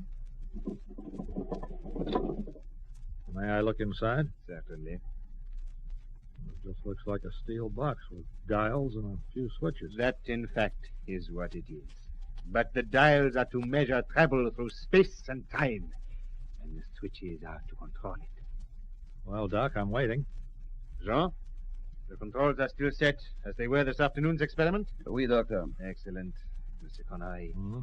I'm about to travel 5 minutes into the future. Please promise me not to touch anything or get in Jean's way. I promise. Good. All set, Jean.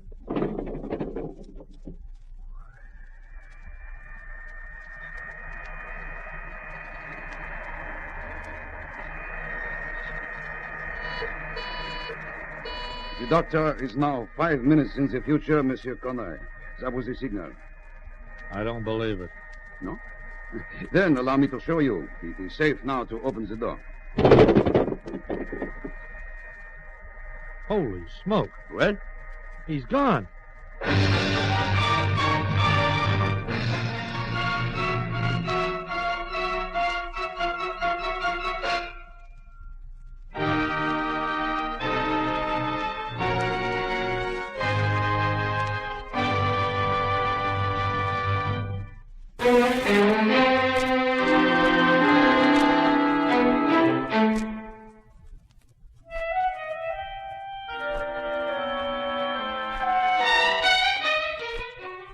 Now, I happen to be a guy who doesn't believe in fairies, Santa Claus, flying saucers, or time machines.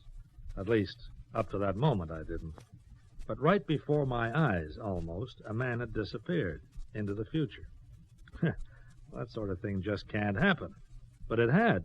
Jean closed the door again, and we waited for the doctor's return.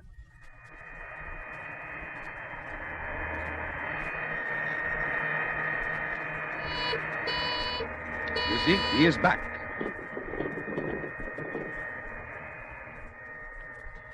Well, Mr. Connoy. It can't be.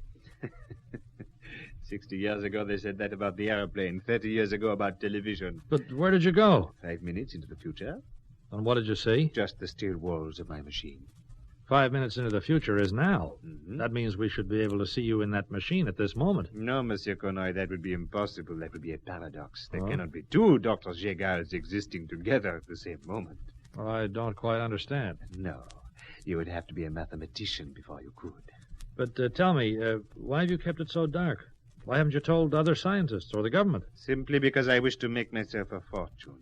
Oh, and how do you intend to go about that? My fortune? You are inquisitive, aren't you? That's my job. Well, I suppose there's no harm in telling you. I have formed a company, Monsieur Connoy. Shareholders consist of myself and 8 prominent Paris businessmen and financiers. Altogether, our capital amounts to almost 100 million francs. And what are you going to do? Mass produce these machines? Oh, no. On the contrary. We will ensure that this machine remains the only one in existence. Well, and how do you plan to make money? Tomorrow, Monsieur Connoy, the other shareholders will come to my laboratory. The chairman and the secretary will have with them 90% of our capital converted into gold. Yeah, I'm with you so far. Jean and I will make a 100-year trip into the future. With the gold, we will purchase several objects. What sort of objects? Things which have not yet been invented. Huh? Here, in 1957, the inventions will be priceless. They will be worth billions to us. But surely it can't be possible. I assure you it is. But how could... Oh, okay, I give in. I won't even try to work it out. What time tomorrow do you plan this thing, and how long will you be away? At 4 p.m. tomorrow, we will make our trip. Uh-huh. 12 hours later, we shall return. And before you ask your next question, Monsieur Conoy, the answer is yes, you may come and watch. But until the journey is completed, you must not breathe a word to anybody, understand? Sure. And thanks for allowing me to be here. And now, Monsieur Conoy, Jean and I are both very tired. Yeah, I'll say good night then. Good night, Monsieur Conoy. And I trust your headache is better by tomorrow.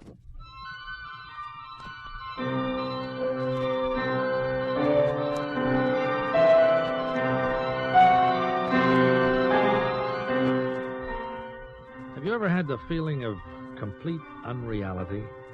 As though what you're experiencing just can't really be true? Well, that's how I felt as I walked away from Jigal's place. My common sense told me it was surely all a pack of nonsense, but, well, for 15 minutes I sat in my car smoking. Then I decided to risk being slugged again. I was going back to Jigal's time machine.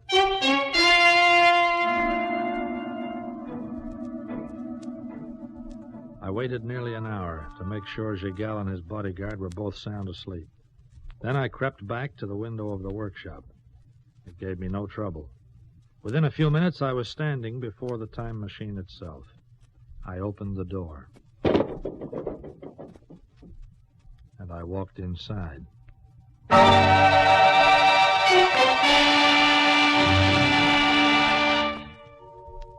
About an hour later, I crept back to my car and drove home to my apartment. Had I discovered anything interesting? I'd love to tell you, but, well, that would spoil the story, wouldn't it? Back home, my friend Bruno was waiting for me. Hello, Mutt. Yeah, good boy. Yeah, down, boy. I'm your friend, not your dinner. Okay, I'll feed you in a minute. Bruno, old boy, tomorrow afternoon you're going to take part in a very interesting experiment. Yeah, an experiment with time travel. What do you think about that, huh?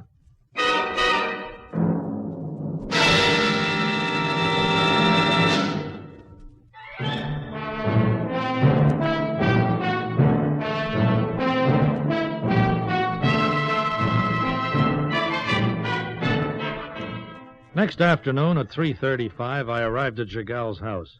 The 8 other members of the company were assembled in the workshop. Jigal introduced me, and I began chatting to a Monsieur Blanclin, whose firm makes a very well-known make of refrigerator here in Paris. Oh, Monsieur Conoy, I can see no reason at all why this venture should not prove a success. I take it you've invested pretty heavily in the project. Most of us have. Well, have you investigated Dr. Jigal's equipment at all? Investigated it? No. But the doctor has explained the principle of it to us on several occasions. Why should we have it investigated? Dr. Jigal has demonstrated time travel to us on a dozen or more times. Uh-huh. That parcel over there is the gold? That is correct. Why was gold chosen? Because 100 years from now, our present currency will be worthless. Gold, however, maintains its value. I see, and, Gentlemen, today we make history. Today my assistant and I travel in the 4th dimension, the dimension of space-time. I wish to thank every one of you for giving me the opportunity to construct this machine and to turn theory into reality. Profitable reality, we trust. Jean and I, in a few moments, will journey into the future. When in 12 hours we return, we hope to hold the secrets to a dozen inventions, which will mean fortunes for all of us. Gentlemen, once again, I thank you. Dr. Jigal, on behalf of my colleagues, I should like to wish you all luck and Godspeed. Thank you. Is everything ready, Jean? Yes, Doctor. The switches are set. And now, the gold. It is very heavy. One moment, Dr. Jigal. Before you go, do you have any statement to make? All I can say is that I trust our trip will prove successful. When I return, Mr. Conoy, I hope to be able to tell you much more. And now, goodbye, gentlemen.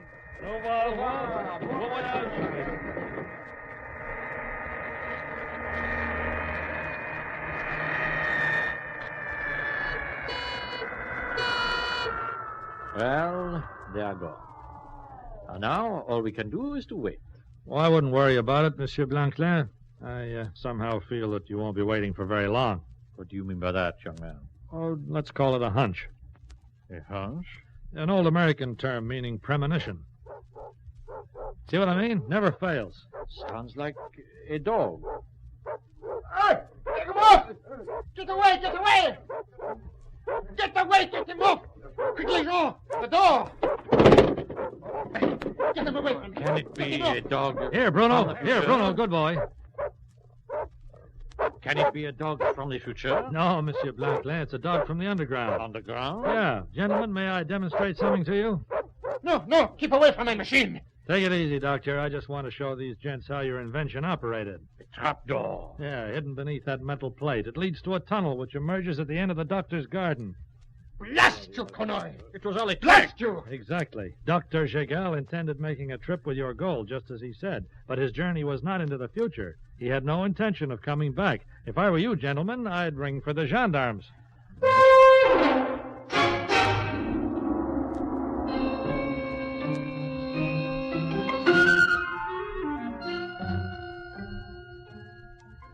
Monsieur Conoy, on behalf of the other shareholders, I must thank you. Oh, think nothing of it. It was more luck than anything else. I suspected Jegal for a phony from the start. When I snooped around last night and found that trapdoor in the tunnel, I was sure of the fact. So you put the dog in the tunnel? Yeah. Bruno didn't attack them. He just wanted to be friendly. But Jegal and Jean weren't to know that. We should have suspected that it was all a trick. But there was something about the doctor's manner. Oh, he was a first-rate confidence man. That's not the first time he swindled anybody. I checked on his record this morning. 8 previous convictions in the past 20 years. My prediction is that he'll be behind bars for quite some time. All right, come on, Bruno. We got to go home and write a story.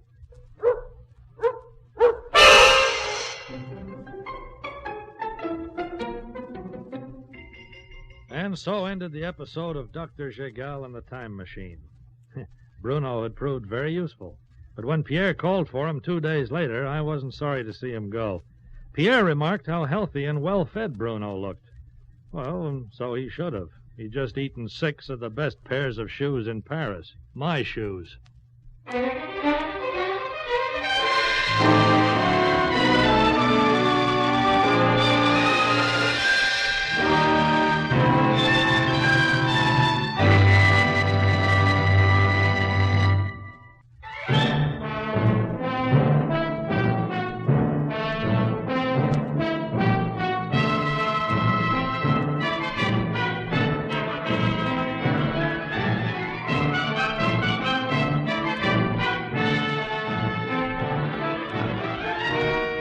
You have been listening to Lionel Merton as Mike Conoy in another exciting episode in the series, Europe Confidential.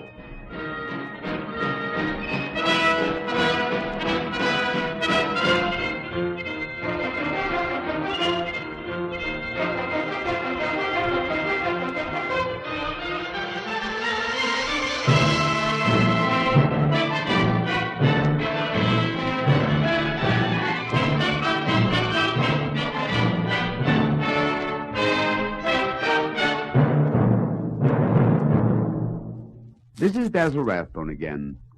You've learned a little more of the secrets related by Mike from his headquarters in Paris.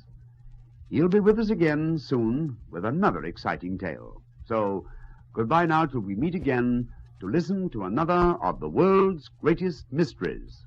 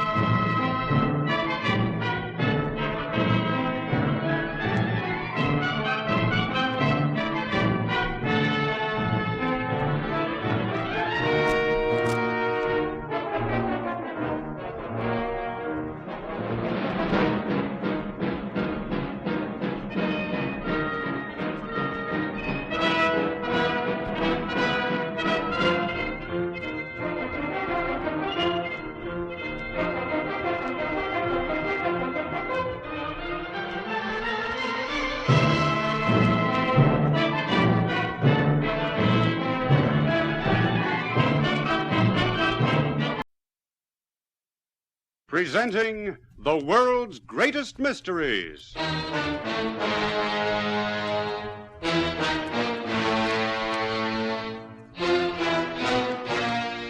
And now, your host. This is Basil Rathbone. Once again, I bring you mystery. What's your pleasure for today? Gaslight or neon? Well, let's take our mystery in the modern manner. A tale as up-to-date as today's newspaper. Our storyteller works for the Paris edition of a famous American newspaper, and his job is to investigate the stories behind the headlines. Sometimes from small beginnings, a paragraph tucked away on page 6, shall we say, Mike finds the lead to big and exciting news. Take today's story, for instance. If Mike hadn't... well, yes, but I mustn't tell you the story for him. Let him relate it, just as it happened to him. And now, to you. In a moment, the story begins.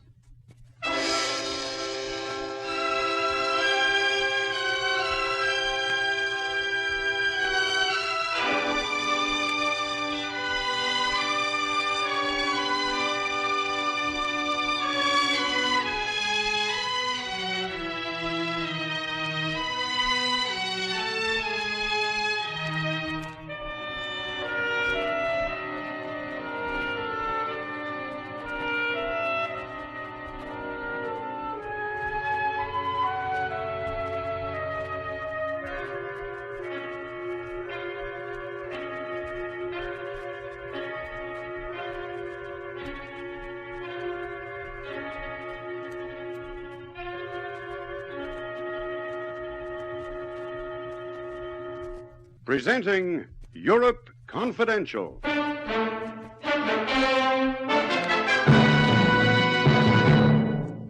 Good evening, mein Herr.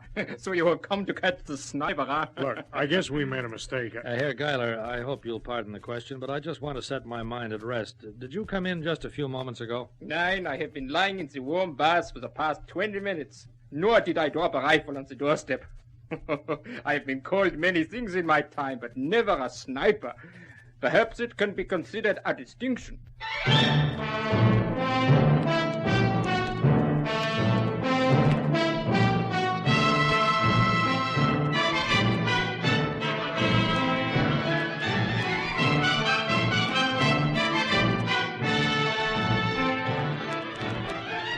In a moment, we'll bring you Lionel Merton as Mike Connoy, the Paris correspondent of a famous American newspaper, in another exciting story in our series, Europe Confidential.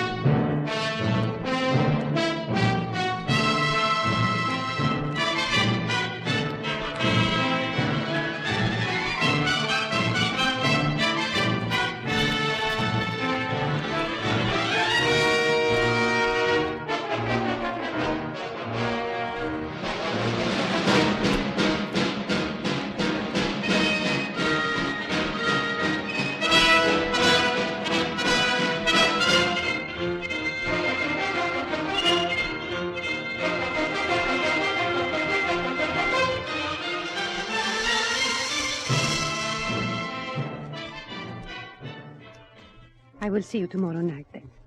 At the same place? Yeah. Now I must go. Gute Nacht, Lily. Every moment away from you will be an eternity. Sometimes you are very silly. Tomorrow at 7, Hans. Gute Nacht, my angel.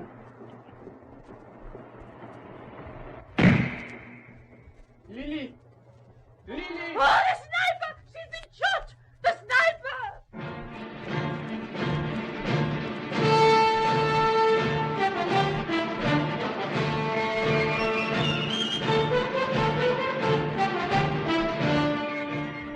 My name is Mike Connoy. I write a column called Europe Confidential for a New York paper in Paris. One day last month, I flew from Paris to Berlin to get a story for my column. Story about a killer. The newspapers all called him the Sniper. He'd committed 3 murders in the space of 4 months. And the victim in each case was a young, beautiful girl. The Berlin police were almost frantic in their efforts to catch him, but so far, no luck. When the plane touched down at the airport, Ed Mills, our Berlin correspondent, was there to meet me.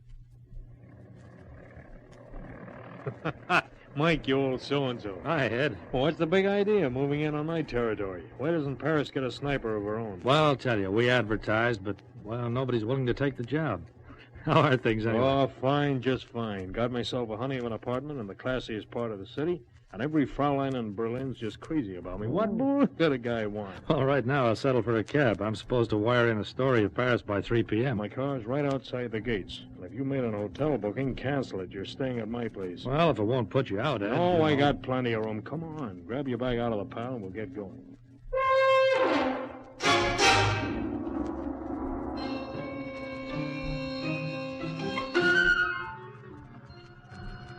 Now, the thing I want to know is, how does a columnist come to be hunting a murder story?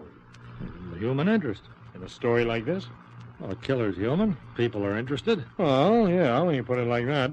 Well, I'm not after the main story. I'll leave that to you, Ed. I just want the odd angles, cute stuff, you know. Sure. We'll be able to work together then.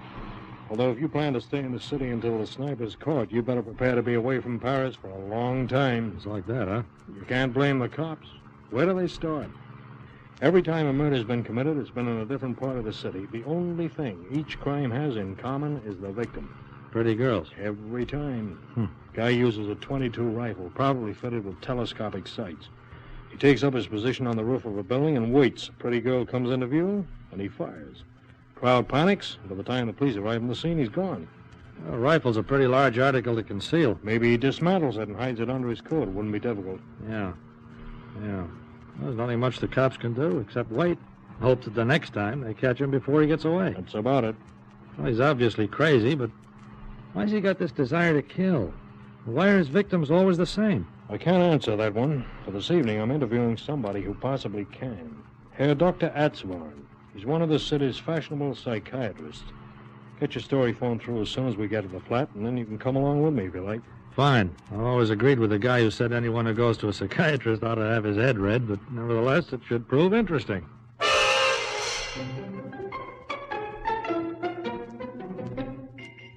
Yes, gentlemen. The killer is psychotic, I can assure you of that. And I can also guarantee that he will continue to commit these crimes until caught. What do you think the reason is, Doc? Who knows? The illness could have been triggered by any number of things. Mm-hmm. The real cause probably lies buried deep in the killer's childhood. Perhaps for some reason he once wished his mother were dead. He felt guilty about his thoughts, repressed them, and they lay smoldering deep in his subconscious for many years until, at last, they are released to the conscious. So? Suddenly he's aware of a desire to kill, an overpowering urge to destroy beautiful women. So he buys a rifle and sets out to do just that. Exactly. Or perhaps he imagines himself to be repulsive to women. He feels that no woman wants him. He feels rejected, resentful. And so he takes his revenge in this way. But, gentlemen, until he is caught and examined, we can only surmise. What sort of a guy do you think he'd be? Well, superficially, he is probably as rational as I. He could probably hold a normal conversation with you, joke with you. And a few moments later, he could go out again and kill. He could, in other words, be almost any adult male in Berlin. Exactly. Yeah, no wonder the police are having trouble trying to trace him, then. Yeah, Herr Connoy. Compared to this, looking for a needle in a haystack would be the play of a child.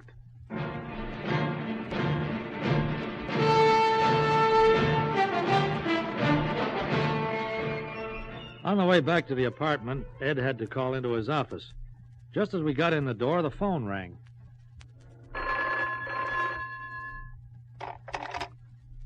Edmund speaking. Oh, yeah, Otto. What? When? Holy smoke, where was it? Yeah, I've got it, Otto. I'll get down there right away, and thanks for the tip. Come on, Mike. Victim number 4? Yeah, he's killed again, and not 200 yards from this office.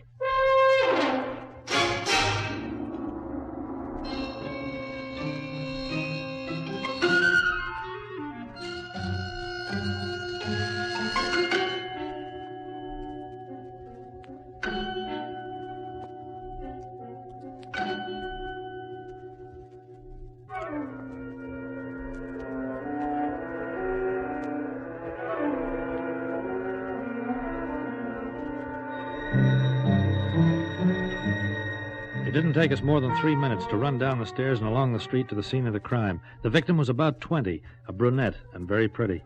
She'd been shopping, and her basket lay beside her with a parcel spilling out over the sidewalk. A big red stain was covering her white blouse. One glance told me she was dead. Pardon me. Did you see it happen? I'm a reporter. Oh, she was walking just ahead of me. I thought she'd fallen over. I went to help her up, and oh, the blood. You didn't see who fired the shot? Nine. The blood, it was everywhere. Did you hear a shot then? No, nothing. She was walking in front of me, and she just fell.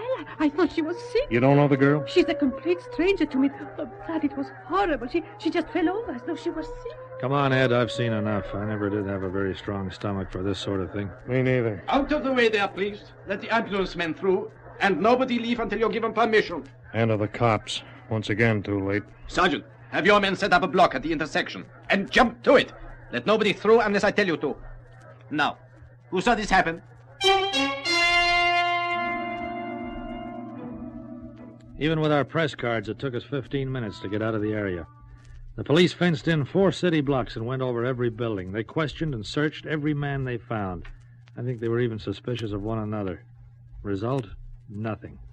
Once again, the sniper had got away. Ed and I phoned our stories through to Paris and then went back to the apartment. Whiskey bottle, glasses. Grab that pitcher of ice water, Mike. Yeah, with pleasure. We'll take them out on the balcony. Pleasant there this time of the evening.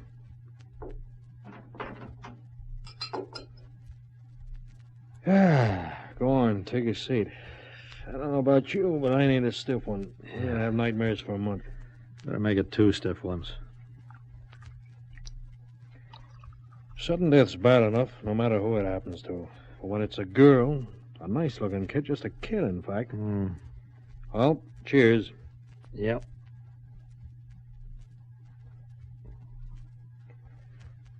This is one time I could get tight and say I had an excuse. You know, I've got a theory, Ed. On the sniper? Yeah. How come he always gets through the net? Every time. Could it be because he's, well, somebody with a reason for being on the scene? Like who? Well, a cop, say, or a reporter. Interesting. What about the weapon? They let us through okay, but they frisked us. And a cop would either have to dispose of the rifle, in which case it would probably be found, or carry it with him. Yeah. So that theory's out.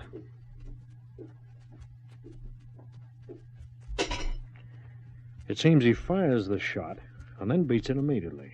By the time the first police car's on the scene, he's probably a half mile away. Wait a minute, Ed. Huh? Across the road. There's somebody standing there. Where? He just went in one of those doors. So what? Ed, look, I know it's pretty dark, but I'm willing to swear that guy dropped a gun barrel out of his coat and then picked it up again. Oh, now, come on, Mike. I'm serious. You heard it drop yourself. You must have. Sure, but I didn't take any notice. Well, I did. As he stooped down and picked it up, I saw it glint. You know, the way metal will, even in the dark. Now, look, Mike, you got this sniper business on your mind. We both have, but... Imagination or not, I'm going to cross the street and take a look. You coming, Ed?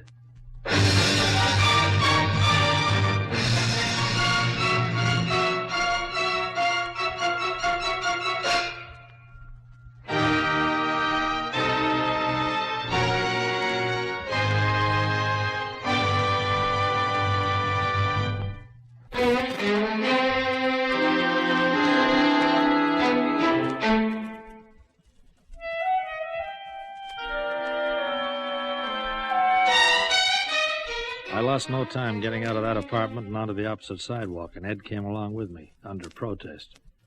Maybe, like he said, I was going to make a fool of myself, but just maybe it was a gun barrel I'd seen clatter onto the pavement. This is the place, and here's where he dropped it. Well, what do we do now? Who lives in these houses? Which door do you go in? Well, I'm not sure. The doors of both these houses are alongside one another. Well, one on the left's empty. Guy who lived there moved out last month. Oh? I think the house has been sold, but there's nobody living there yet. And the other one? Oh, an old man named of Geiler. I think he's an invalid. Never seen him. He's got a daughter. Olga, I think her name is, and a son. A son? How old? 22, 23, I'd say. Uh-huh. But listen, Mike, he's a harmless-looking guy. Looks like he wouldn't say boo to a fly. You remember what the psychiatrist said? The sniper could be anybody. Anybody at all. But what do we do? Just knock on the door and say, "Pardon me, but are you the sniper?" Look, do you know these people at all? I've spoken to the girl. She's a plain Jane, not too friendly. Just good morning, that's about all. Mike. Stretch your vocabulary to good evening. But listen now. Oh, why, hello there. Herr Mills. Yeah, it's me, Fraulein Geiler. This is my buddy, Mike Conway. He's a newspaper man like myself. How do you do? Will you come in? Yeah, thanks. Thanks. Conway, I'll kill you with this. Well, guess you wonder what this is all about. Our calling in, I mean. Yeah. Yeah, well, you see... Maybe I'd better explain, Fraulein Geiler. It's really my fault, you see. Herr Mills and I are both covering the sniper story. Oh, the sniper, yes. I just heard on the radio he has killed again. Yeah, an hour ago, to be exact. Well, Ed and I were both there. When we came back, we were sitting up on a balcony, and I saw somebody come to your door. I couldn't see what he looked like. It was too dark, but he dropped something on the doorstep, and it looked and sounded like a rifle barrel. Then he picked it up, opened the door, and came inside. Inside our house? The Yeah. sniper? But it is impossible. We have no sniper in our house. There is nobody here but my father, my brother Jero, and me. Sure, that's what I told Mike. Well, I don't want to scare you, Fraulein, but is your brother Jero in? Oh, yes, but... Oh, you don't think Jero the sniper, but... Well, do you think we could have a word with him? Oh, certainly, Herr Connoy. It will make you happy. Although I don't know whether Jero will be pleased to be disturbed in the middle of his bath. Fraulein... Now I'll see what you've done. The whole family will probably sue us for defamation of character or something. In the middle of his bath, she said. Oh, you can sue for thousands over a thing like this. Oh, well, the paper can afford it. Ah, Herr Geiler. Oh, good evening, mein Herr. So you have come to catch the sniper, huh? Look, I guess we made a mistake. Herr Geiler, I hope you'll pardon the question, but I just want to set my mind at rest. Did you come in just a few moments ago? Nein, I have been lying in the warm bath for the past 20 minutes. Nor did I drop a rifle on the doorstep. Oh, I've been called many things in my time, but never a sniper. Perhaps it be considered a distinction. Look, we're sorry to have bothered you. You have nobody else living here, I suppose? A lodger, maybe? Nobody. And if you wish now to switch the blame onto my father, bear in mind the fact that he has not worked since 5 years. But I could swear I saw somebody. If you disbelieve my story, you may ask my father. He will tell you that I have not stepped outside the door all evening.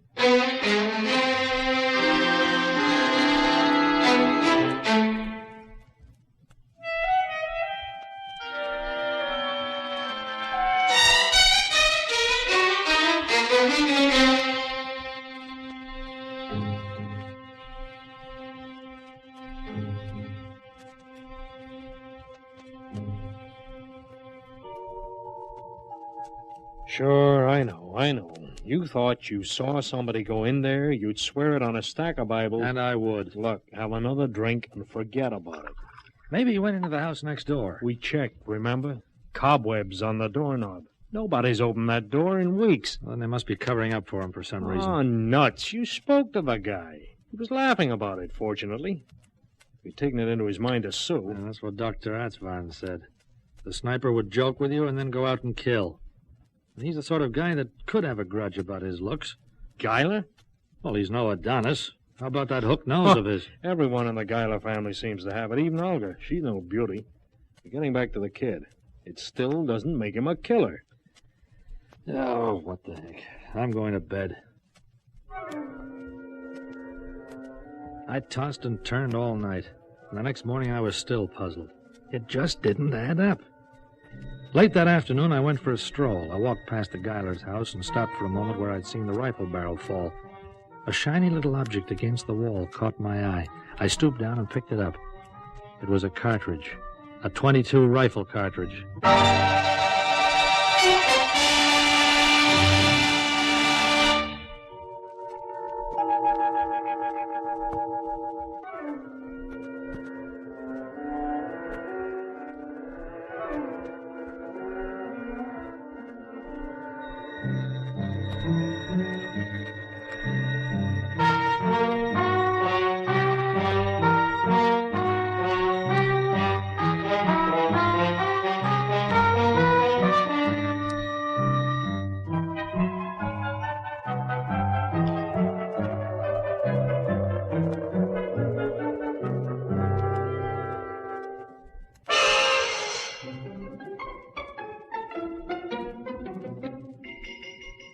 Well, Ed? It's a .22 cartridge right in him. Now, do you think I imagined it all last But night? it still doesn't prove anything. No. Gerald Guyler hadn't been out when the shooting took place. His sister said so, and his father. So, people have lied before. Whole families of them. I know, but why? If you knew your brother was a crazy killer, would you protect him? Wouldn't you see that he was put away if only for his own good? Sure, I would. But Mike... Look, Ed, last night I saw somebody trying to conceal a gun. This afternoon I find a bullet. I'm going to phone the police. Now, hold on. We made fools enough of ourselves last night. Let's not repeat the performance. Well, then what do we do? Forget the whole thing and wait till the sniper kills again? Look, the sniper in every instance is killed in the early evening between, say, 8 and 10, right? Check. If young Guyler is the sniper, and tonight he gets the urge again, he'll leave by that door. There's no back exit behind the Guyler's house or more houses. Yeah? So? So, tonight we sit out here and watch. Just to prove you're wrong, okay?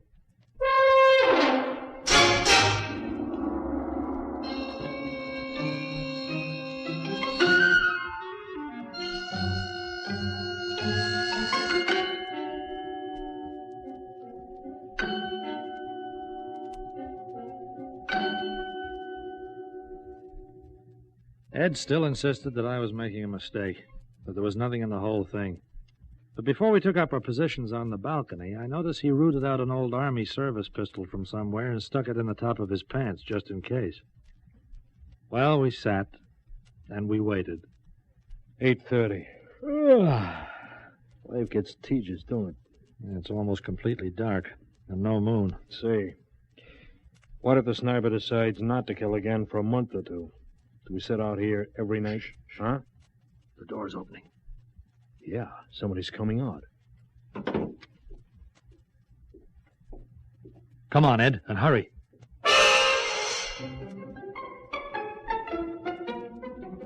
The shadowy figure set off down the street, and we followed, at a safe distance. We were led through a maze of narrow, ill-lit streets and alleyways until, after we'd been walking about 20 minutes, the figure stopped at the rear of a large building which looked to be a warehouse of some kind. I grabbed Ed's arm. Hold on. He's climbing the fire escape. Making for the roof, I guess. What's on the other side of this building? As far as I remember, a park. Well lit? In parts. A sort of lover's walk. Look, he's nearly reached the top. Come on. Better let me go first up the fire escape. I've got the gun. Okay. You'll hear us coming. Oh, we'll have to risk it.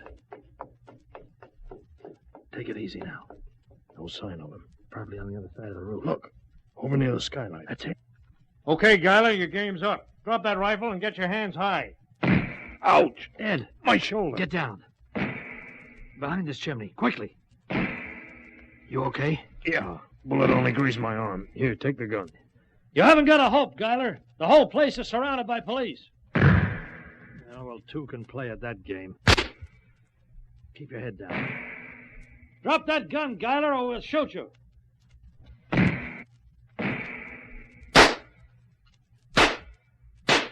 Did you get him?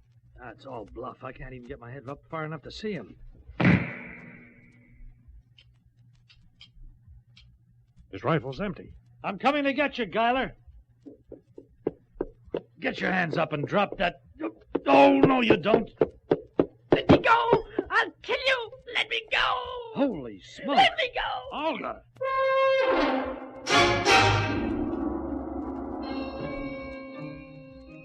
Yep, it all made sense then. The reason the police had never caught the sniper was that they'd been looking for a man. A woman, even a woman wearing slacks and a duffel coat, could get through their roadblocks without causing a second glance. After shooting her victim, Olga would dismantle the rifle and strap it beneath her coat. If she hadn't dropped the barrel that night, she might still be free. Why did she do it? Well, she was a plain girl with a big nose. She thought she was ignored and ridiculed. She thought that no man wanted her. So she took her revenge in her own crazy way by killing beautiful women. Olga didn't even stand trial. She was committed to an institution. I guess she'll be there for a long time to come.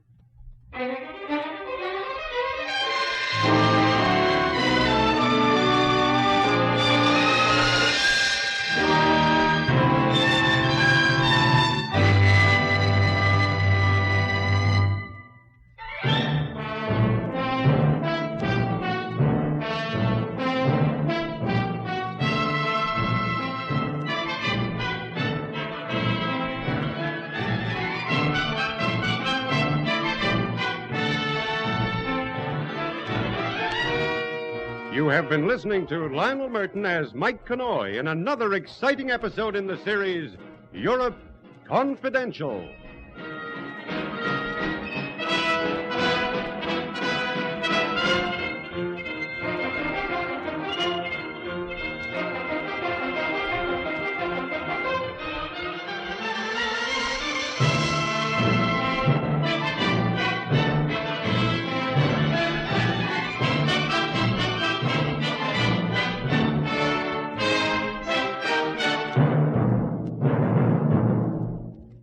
This is Basil Rathbone again. Our half hour of mystery is almost over.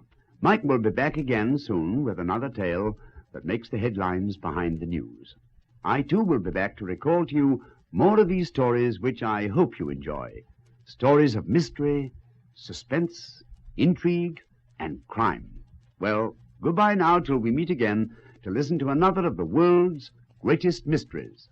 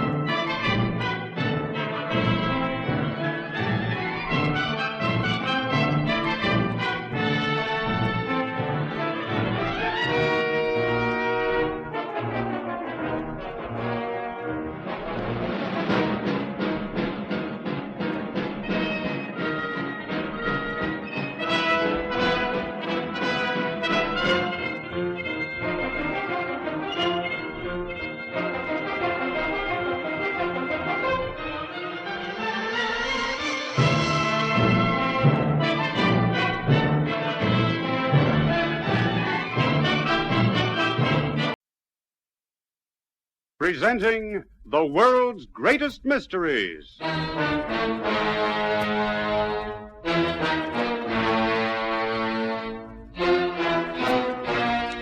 And now, your host. This is Basil Rathbone.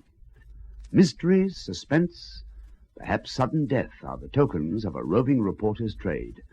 They're all here in these tales which Mike tells.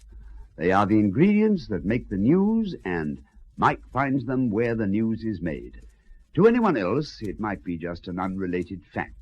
Perhaps, well, a not very interesting item of news which came in on the ticker tape, or a word which was dropped in casual conversation. But it's enough to make him grab the fastest transport at hand and send him speeding to the scene. In a moment, our story.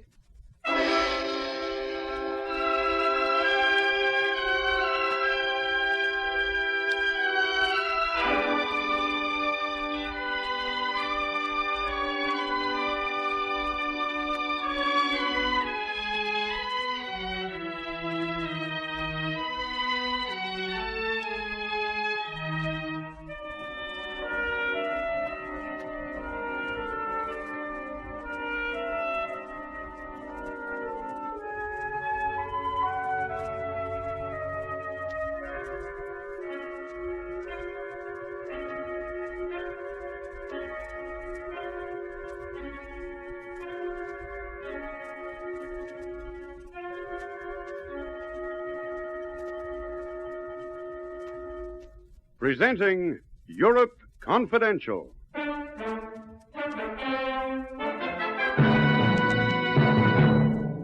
The Count del Garno stayed here almost 2 months, and during that time he made no attempt to pay his hotel bill. I asked him to settle several times. Always I was put off with promises. You mean he finally cleared out the back way? I thought it would happen, but it didn't. Just 3 weeks ago, he left here, Mr. Conoy, and his account was paid by a woman.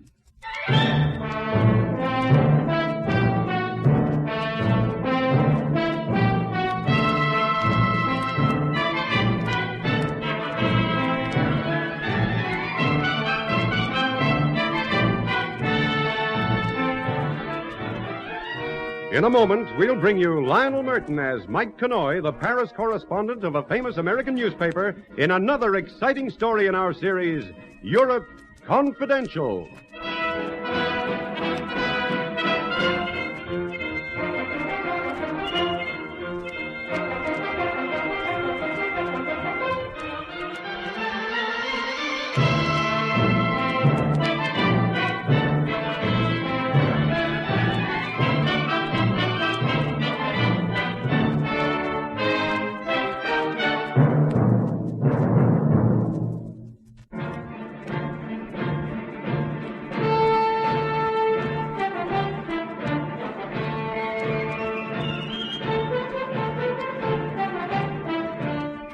This is Mike Conoy.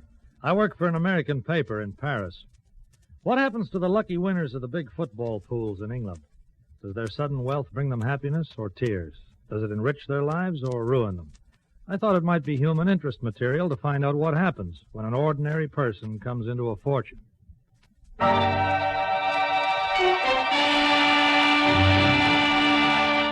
About the time I was gathering my first stories on winners of spectacular football pools, an incident took place at an airport outside Paris, where two people, an Englishman and his wife, were waiting the arrival of a plane.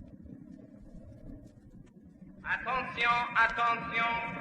L'avion prêt pour midi, venant de Cairo et de Rome, va s'engager dans un instant à l'autre sur la piste d'atterrissage numéro 5.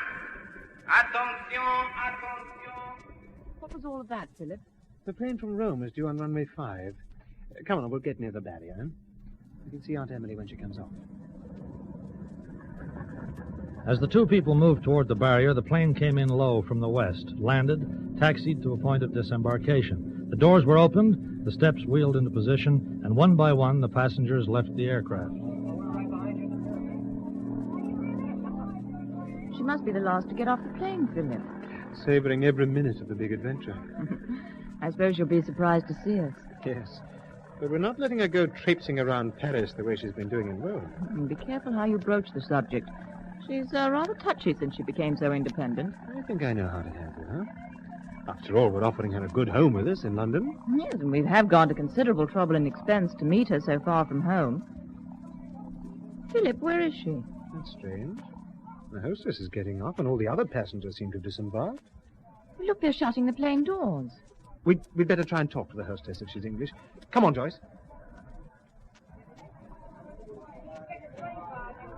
Excuse me, hostess. Yes, sir? My name is Davidson. This is my wife.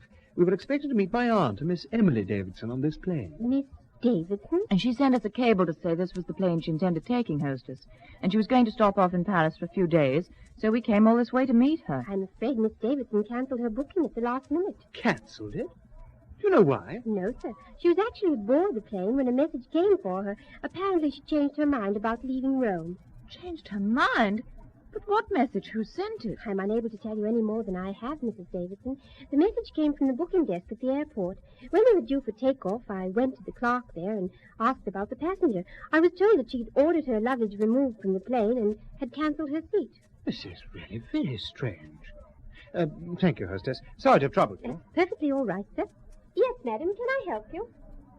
Philip, what are we going to do? Well, what can we do? Well, let's send a cable to her hotel in Rome. Tell her we're waiting in Paris and make her realize the trouble she's put us to. No, that's not the way. Well, what do you suggest? I think we'd better go home. Home to London after all this? We can't stay on in Paris meeting every plane. Anyway, it wasn't such a bright idea. Well, it was your idea. I know, but I was wrong. Far better if we wait for Aunt Emily to turn up in London, and when she does, then we'll welcome her as if nothing had happened. Is she going to turn up? Well, of course. We'll wait a couple of weeks at least. And if we haven't heard from her by then? We'll wait and see. Come on. Let's see about getting a plane back home.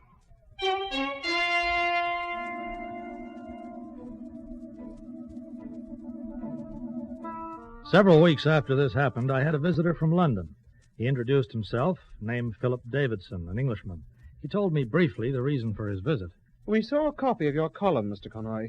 You're running a series of winners of English football pools. Well, that's right, Mr. Davidson. You one of the lucky people? Well, I'm not, but I can give you a story about someone who is. Her name is Emily Davidson, and she's an aunt of mine. She won £60,000, and she's been missing for the past 3 weeks.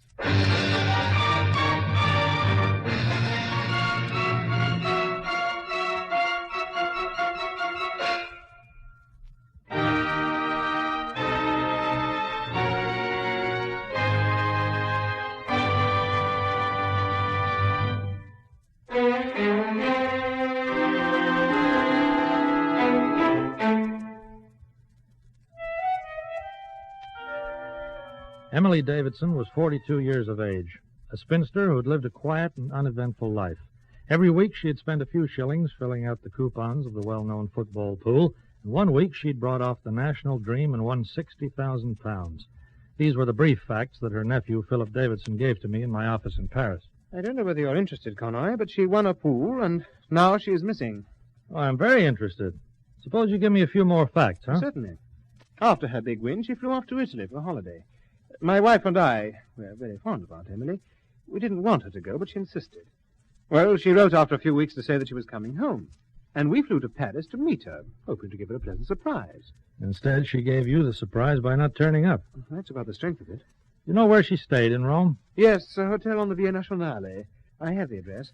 I wrote there, and they said that she'd left to catch her plane. What's more, she actually boarded that plane, so the hostess told us, but a message came that made her change her mind.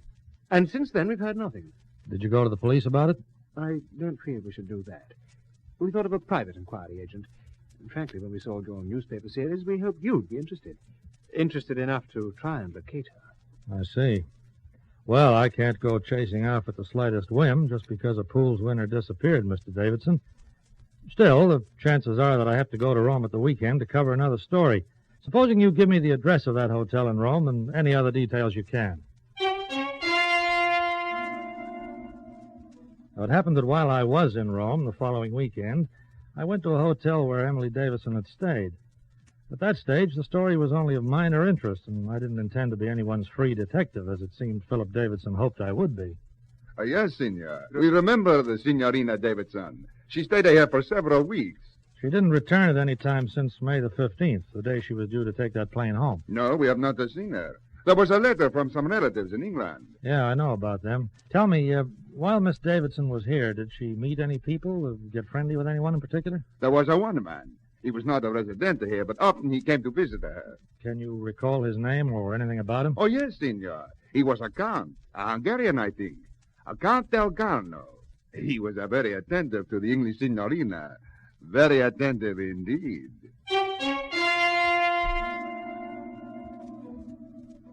A count, genuine or otherwise, added reader interest.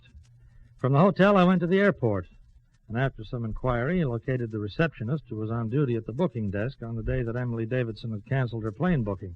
I talked to her about the message that had been received. Message? Yes, I remember the day, Signor Conroy. The English signorina was aboard the plane when the call came for her. I told her the hostess. Could you think back 3 weeks, do you think, and recall the details of that message, ma'am? No, it was a gentleman, that I can tell you. All he said was for the signorina to telephone him at the Sebastiano Hotel. I asked for a name, but he said she would know who it was. Then I explained the signorina was already aboard the plane, and he told me it was important, very important. So you got her off, and that was the last you saw of her? No, that was the last, Signor. The Sebastiano Hotel. Well, thanks anyway. Thanks very much.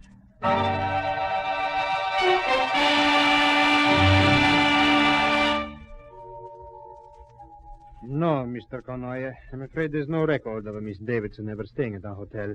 Certainly not in the past few weeks. Let's see. You got any record of a guy called Del Garno, Count Del Garno? Del Garno? You know him? Certainly. Are you a friend of the Count? No, I don't even know him. But I have reason to think that he's mixed up in the disappearance of Emily Davidson. Oh, then perhaps I can speak freely.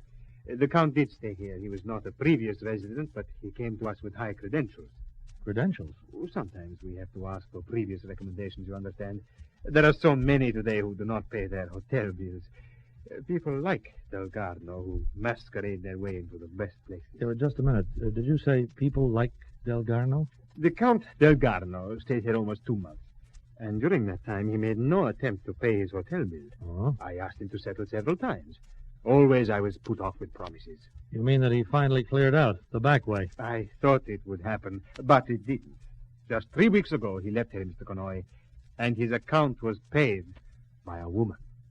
A woman? Can you describe her? I saw her, but I did not meet her. She was in her 40s, I would say. Attractive without being young. Dressed quietly. It was the manner of her dress which makes me feel she was an Englishwoman.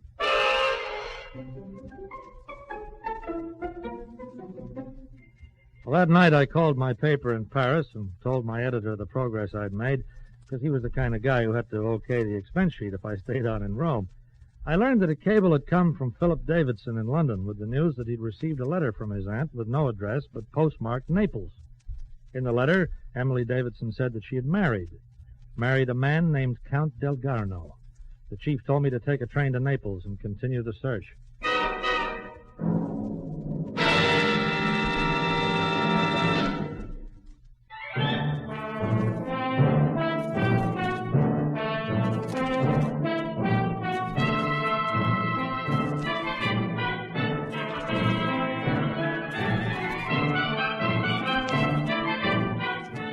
My stories about the people who had won big pool prizes had so far been routine. But here at last we seem to have a tale with an offbeat flavor, if not something more sensational. Naples is a big town. Checking the hotels there is a man-sized job, but I kept at it knowing that if they were in this city, they'd have to be living somewhere, and, well, eventually that was how I found their trail again. Un momento. Ah, buongiorno, signore. Bella giornata. Desidera una stanza? Yeah, say, wait a minute. Do you know any English? Ah, English, no. Americano, yeah. Oh, swell. Ah, no, swell. That means good. A swell day, you think? Yeah, great. Look, I wanted to ask you... You are Americano. Yeah, that's right, Bub. Ah, my cousin Mario. He goes to America to live. New York he lives. You live in New York? When I'm home. Ah, then maybe you know my cousin. Sure you know him. Everybody knows everybody in America. Well, it's a pretty big place. We could have missed each other. Ah, but you couldn't have missed my cousin. He's a very fast. Yeah, well, look, forgetting your fat cousin for a moment, have you any record of two people staying here in the past couple of weeks? A guy called Count Del Garno? Ah, the Count. You know the Count, too. He was in America once, and he remembers my cousin. You mean to say that Count Del Garno is here? Was. Signor Americano, the Count, and the Countess. The Countess? You mean Miss Davidson? I mean, his wife, the Countess. Oh, was her name Emily? Oh, so you know her, too. Everybody knows everybody. Yeah. It's very good. Yeah, when did they leave? Oh, 8 days ago. The Count, he wants to go to sea. The lady, she says we buy a boat. What? Oh, she has a plenty of money. You ought to see, senor, the way she spends it on him. Oh, she is a very in love, very happy. And the money, it flows like a wine in the fest. Yeah, I'll bet. Yeah, you wouldn't know where they went to buy this boat. Sure, from my cousin. Huh? But I thought he was in the States. Ah, this is another cousin. Castro, he has more cousins than you can count. The one who sells the boats is called Gino. Yeah, where do I find Gino? He has a boat shed on the South Shore. Wait, I give you a note to take to him. You tell Gino I say for him to help you.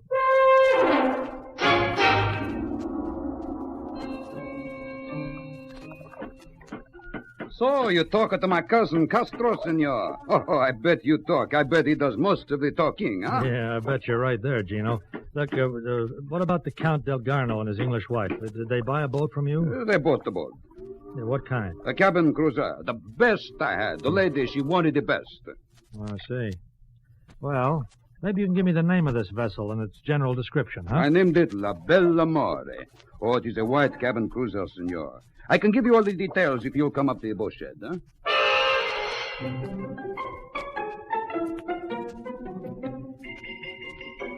We circulated the name of the boat and its description to all ports and sat down to wait. Meanwhile, two things were becoming more obvious.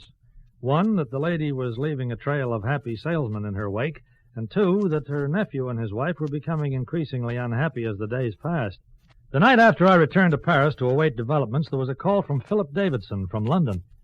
I appreciate that you're doing all you can, Mr. Conroy, but I think if she's not found soon, there's going to be trouble. What do you mean, Mr. Davidson? I learned from the bank today. She's withdrawn her entire account, over £50,000 sterling. She's carrying that amount with her in cash.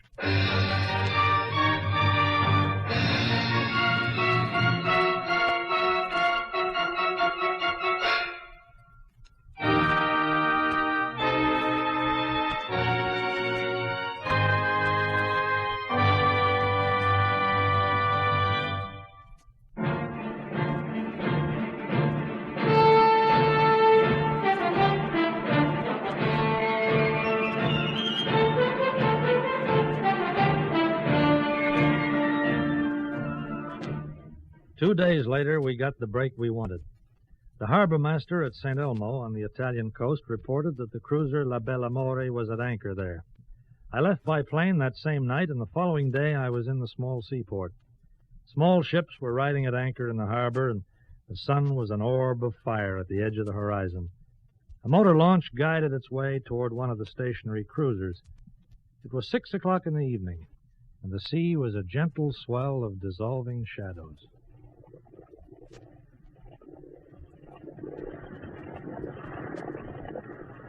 La Bella Amore! Ahoy there! Ahoy!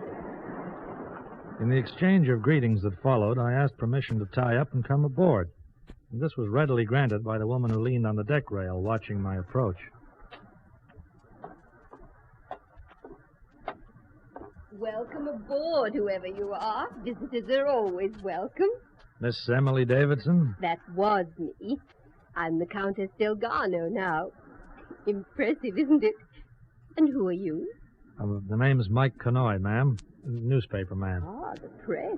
What have we done to deserve this, Mr. Conroy? Well, you were supposed to be missing, didn't you know? Missing?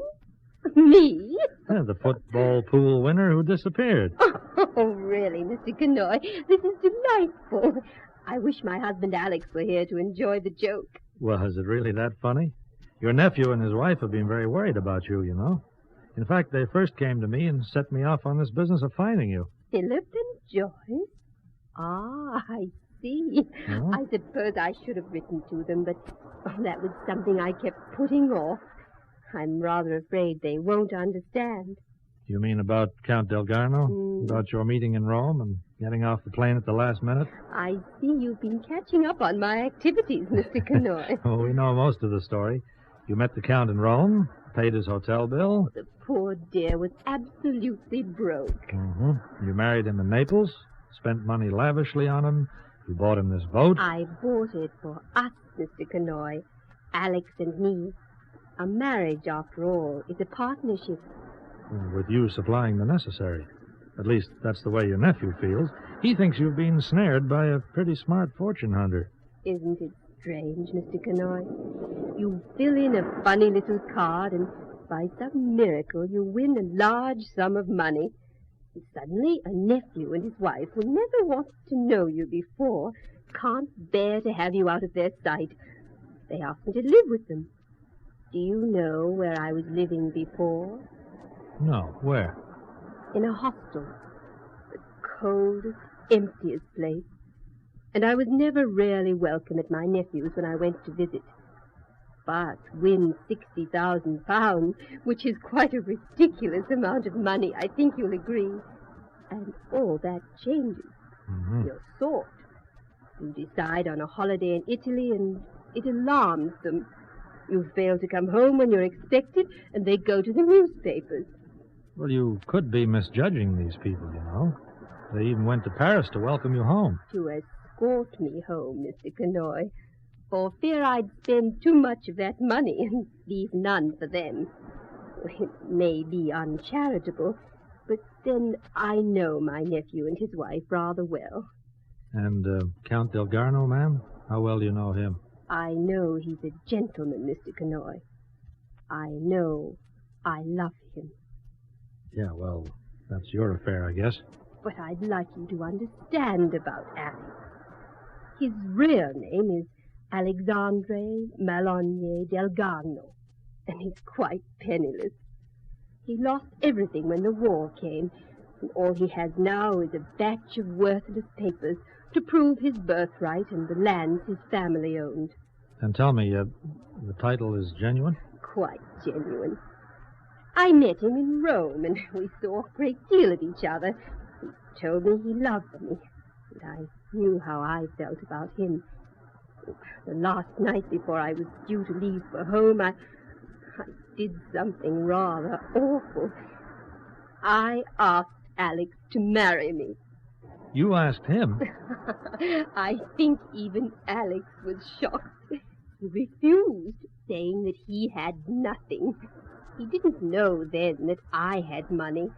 I told him I was a school teacher on holiday. I'm beginning to see it. That message at the airport, it was the Count. Yes, it was from Alex. He said we'd be married and make out somehow or other. Then I told him, and that brought on an awful scene. But in the end, I had my way. I can be rather determined when I want something, Mr. Canoy. Yeah, I guess you can at that. Where's Count Delgarno now? He's gone ashore to bank some money. We drew out most of what was left, over 20,000 in English currency value, and carried it aboard the boat when we left Naples. We've decided to bank it, and the Count's gone ashore to do that. 20,000? Well, now you know what to tell my nephew and his wife, Mr. Canoy. Tell them we probably won't have a penny left at the end of a couple of years, but they'll be the best 2 years of my life. Alex and I'll have to settle down and earn a living then, but first I want to make up for all the years in that hostel, all the years of being a poor relation. And that's just what I'm doing. But listen, ma'am, this money the Count took ashore, it was a lot to trust any guy with. What time did he leave? Early this afternoon. And he's not back yet? He wanted to spend some time looking around the town. I can see you're still not entirely convinced, Mr. Canoy. Well, it's not that, ma'am. I just don't want to see you taken down. By my husband. You've been listening to that nephew of mine. Just come over to the rail, Mr. Canoy. Yeah? You see that motor launch? That's Alex now. You'd better stay for dinner, Mr. Canoy. Stay and meet my husband. I think you two will get on rather well together.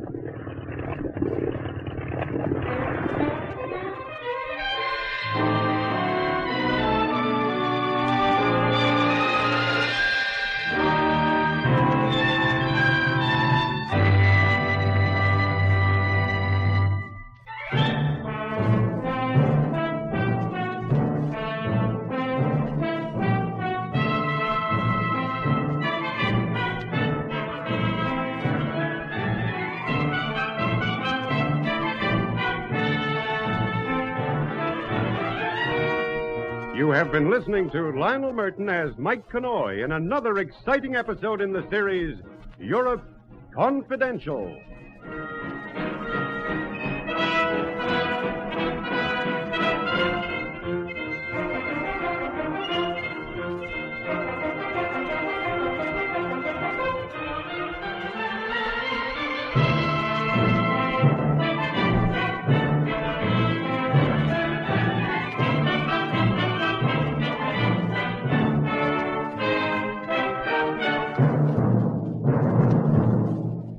This is Basil Rathbone again. It seems mystery is a tonic to our friend Mike. So another story has gone to press, another mystery solved. But there are many more stories to tell. They have their beginnings in the dark alleyways or the, well, brightly lit boulevards of Europe. We hope you'll join us again to hear them. Goodbye now till we meet again to listen to another of the world's greatest mysteries.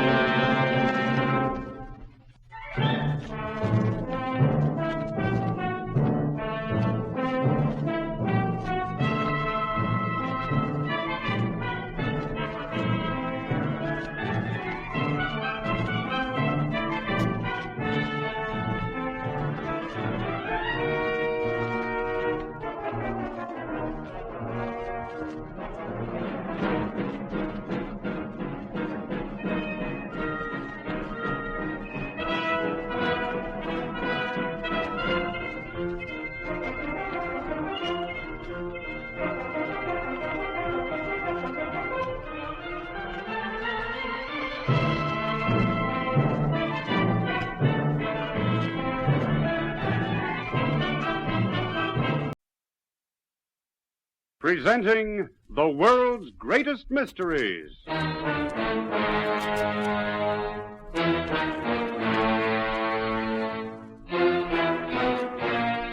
And now, your host. This is Basil Rathbone. Everybody loves a mystery, and I'm no exception. And that's why it gives me so much pleasure to act as your guide on this series. You see, we've gathered together some of the finest mystery stories in the world. Stories from many places and from many times. Some of them are up to date, well, as up to date as today's newspaper. Others are classic stories of the past. Today's mystery, for instance, it takes place in Europe, the Europe of modern times, a world of intrigue and suspense where a man's life can count for very little when a country's future is at stake.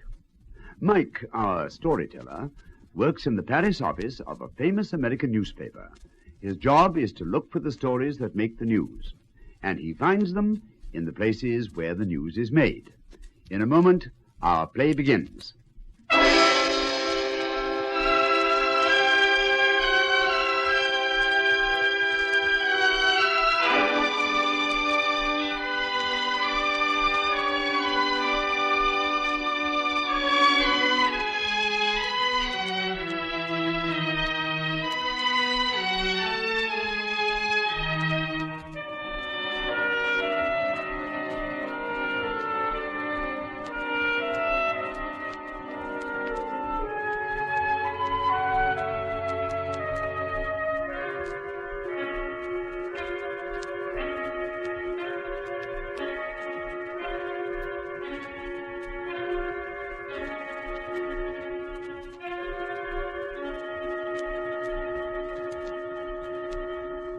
Presenting Europe Confidential.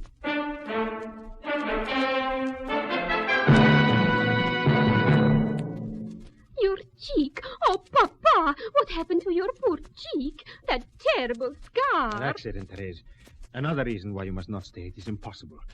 You understand the situation, Mike? Yeah, what but look... situation? Why should not a daughter be with her papa? It is impossible. You will go back to school like a good girl. Or to our relatives in Naples. No. Therese? No. I will never leave you, even if you don't want me around.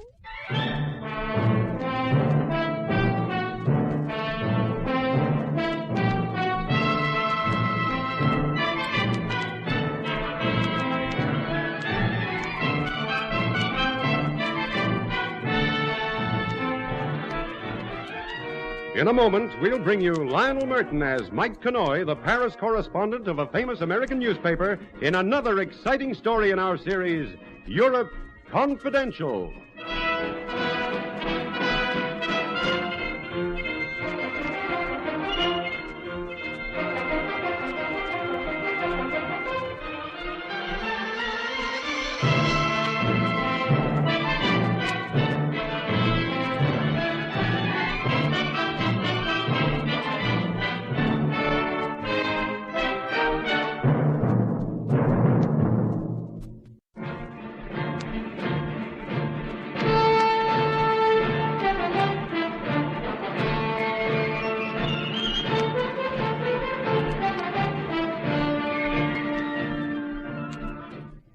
Hi, this is Mike Connoy. I'd come to Taormina in Sicily for a holiday. For once, I wasn't looking for a story, or at least I didn't think I was. Anyway, I'd no sooner entered my room at the San Domenico Hotel when a long-bladed Sicilian knife whistled past my ear and wickedly winked at me from the bedpost. Well, since I was naturally somewhat curious, I turned around. Quick. There in the doorway was a man I'd known some years previously when our paths had crossed during the Allied invasion of Italy. A man who'd helped me out of some pretty tight spots in the period before the Italian surrender. He was a slim man with pale brown hair, pale monkey eyes, and the face of a tragedian. Although several years had passed since I'd last seen him, I recognized him at once. Tony. Antonio Vegas. Of course, it is you, Tony. Mike, you old devil. What brings you to Taormina? Oh, the climate and a certain weariness. And you? Simple. The circus is playing here. A circus in Sicily? Mm-hmm. Isn't that bringing coals to Newcastle? Well, not everyone is laughing and happy in Sicily. And clowning is my peacetime business. I was born to make people laugh. Ah, yes, I remember. I also seem to remember that you were born a fairly accomplished crook, too. No, Mike. I have a certain talent for crime, perhaps sleight of hand, facility with a knife, but not the heart. No, I'm afraid I'm an honest man, Mike. Well, all the more reason to be my guest tonight, Tony. Share the pleasure of my first night in Taormina. To the contrary, you shall be mine. Oh? I'll serve you Sicilian pasties for hot dogs and champagne for pink lemonade.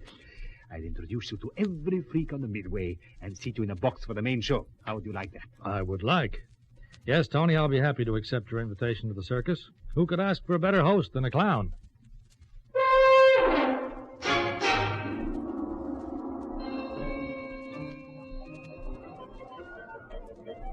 Presto, presto, presto! Hurry, signori e signora!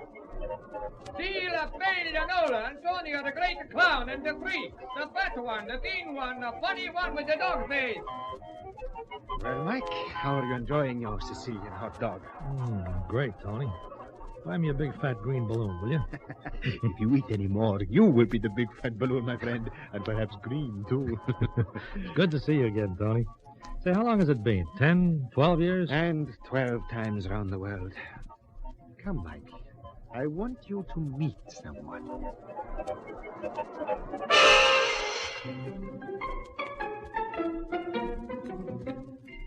The way he said that intrigued me. We left the Midway crowd, the lights, the blaring calliope, the manufactured gaiety of the herd, and the smell and growl of jungle beasts came to me. We approached a small dressing tent, and the clown humbly called for his friend. Nola? Nola, are you in there? You again, Antonio. What is it? I want to see you. You will see me later. Go away. But I have a surprise for you, Nola. A wonderful surprise. A surprise? A present, perhaps? The canvas flap snapped back, and she stepped into the yellow glare of the lamps. Nola. Hair as black as though it had been poured out of an ink bottle. Body sinuous, graceful, like a cat's. Yes, she was like a cat. And her ice-gray eyes flared strangely when she looked at me. So, this is your wonderful surprise, Antonio? Nola, this is Mike Conoy, my friend. I'm always happy to meet a friend.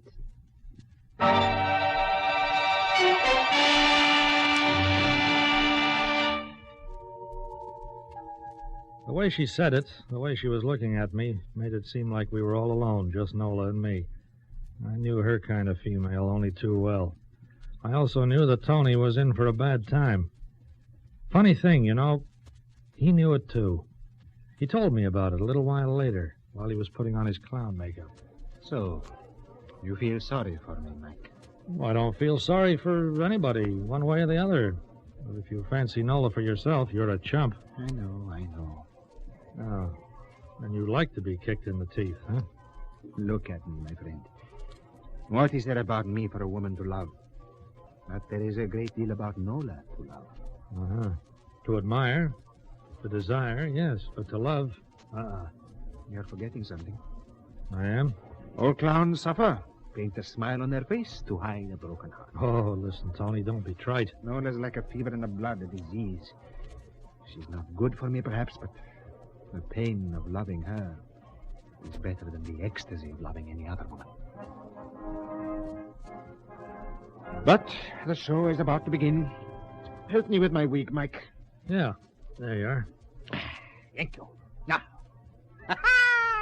Am I not the funny man? Yeah, very funny. See you later, my friend. Now Antonio must go to clown and dance like a puppet. Yeah, while Nola pulls the strings.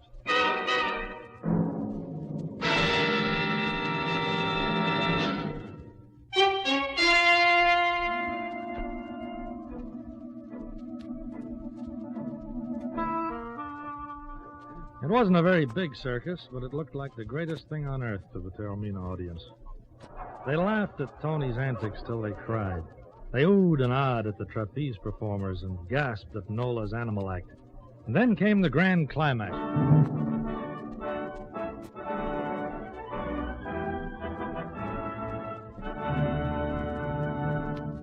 Signori e signora, you've seen the beautiful Nola come under the tigers, the pumas, the lions, the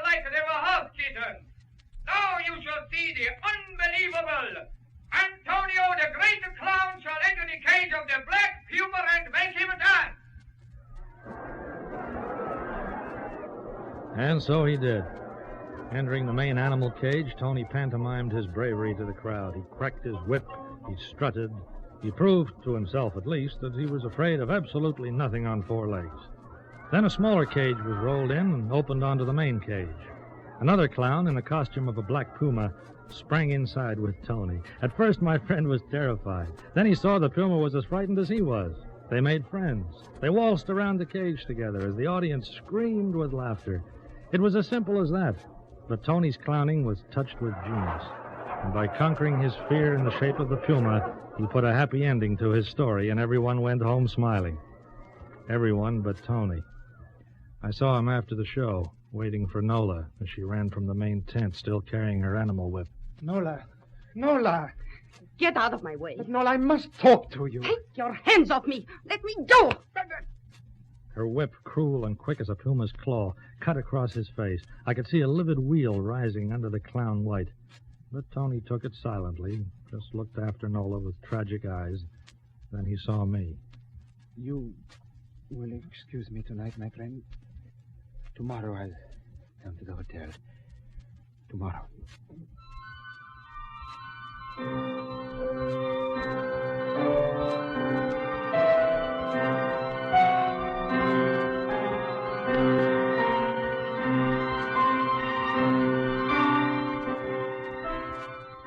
I returned to my hotel room to do some thinking, and suddenly there was a knock on my door. Come in. You are Mr. Mike Connoy? I am. I am Therese. Enchanting. You will invite me in? I would speak with you. Yes, of course. Come right in, Therese. I will sit here? Yeah, if you like. Tell me, please, do you know Antonio Vega? Antonio Vegas? Oh, Tony, sure I do. But why do you ask? Well, you see, I am his daughter. What? The hotel manager told me that Papa was here to see you this afternoon. He said you were his old friend. And I have come to you, Mr. Connoy. I could not find Papa. He wrote me he was going to be here. He's a traveling salesman, you know. So when school closed for the vacation, instead of staying there as usual, I thought I'd come here and surprise Papa. Yeah, Papa and me. Hasn't he told you about me? Yeah, oh, yes, of course. Oh, then you know where he is. I can go to him. Well, it so happens that your father's coming to the hotel tomorrow, Therese. Why don't you wait for him here and really surprise him, huh?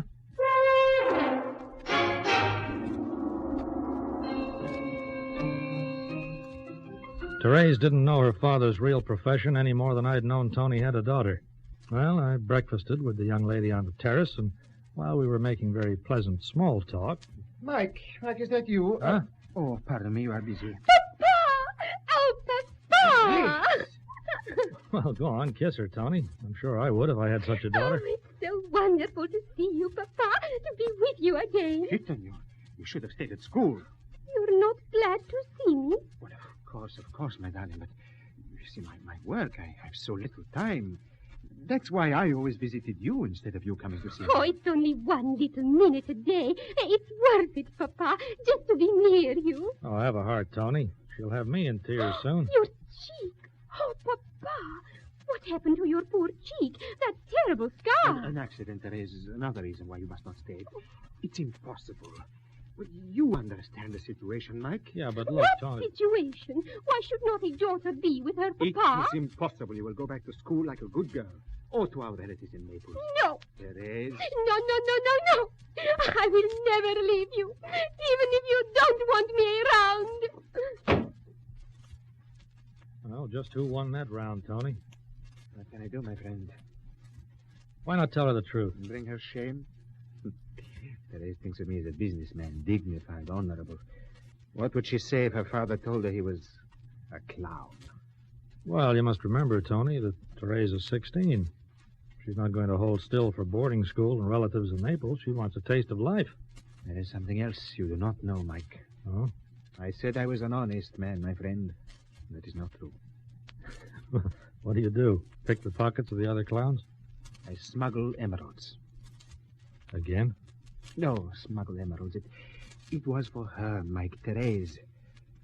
How could I support her in such a fine fashion, good clothes, private schools, and the earnings of a clown in a wandering circus? No, I've been very successful in the smuggling trade, but very careful. Over the years, I've saved a small fortune. And now I want to ask you a favor. Well, you know I'd do anything for you, Tony. It's for Therese when she reaches 21. If anything should happen to me before, you see that she gets it. I see, but why be so morbid? When the way things are lately with my life, with Nola, I think my luck's changed. Oh, don't be silly, Tony. But if it'll make you any happier, I'll gladly do what you ask. Thank you. Come to the circus again tomorrow night, Mike. I'll show you where my savings are hidden. Okay. And, Therese? I will think of something. Better her heart should break a little now than learn the truth about me and... All right. I'll meet you tomorrow night, Tony.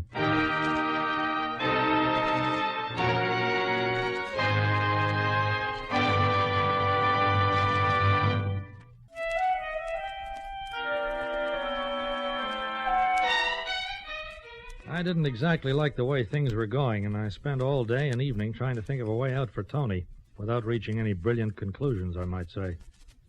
So I finally decided to let tomorrow take care of itself. That night I was soundly asleep when...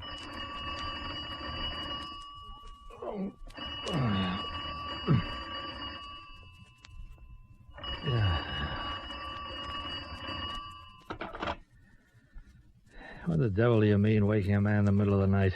This is Mr. Connoy, Mr. Mike Connoy. Yes. Who's this calling? Here is Senor Borgia, Custodia Termina, Department of Public Safety. The police. What do you want? You will do the great favor to me of coming to my office within the hour, Mr. Connoy. I'll do nothing of the sort, Borgia. Not without knowing what you want. You will come or you will be come for. Well, in that case, I'll do you the great favor, Castore Borgia. Your generosity is exceeded only by your wisdom, senor. Within the hour. Yeah.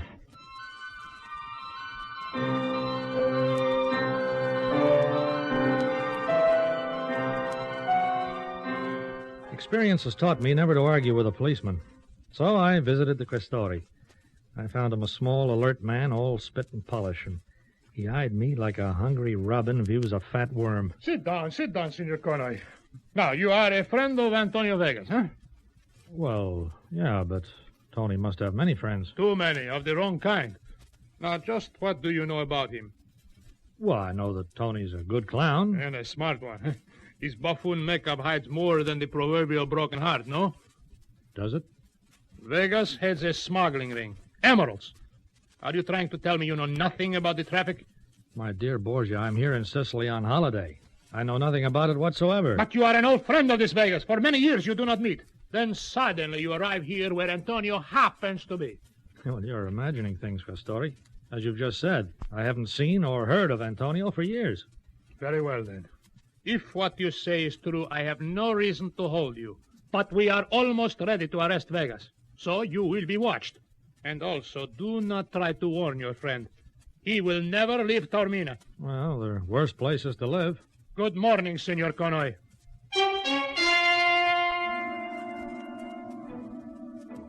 In spite of the Castori's warning, I went to Tony's dressing room that night as arranged, and he showed me his fortune, all tucked away under a false bottom of his costume trunk.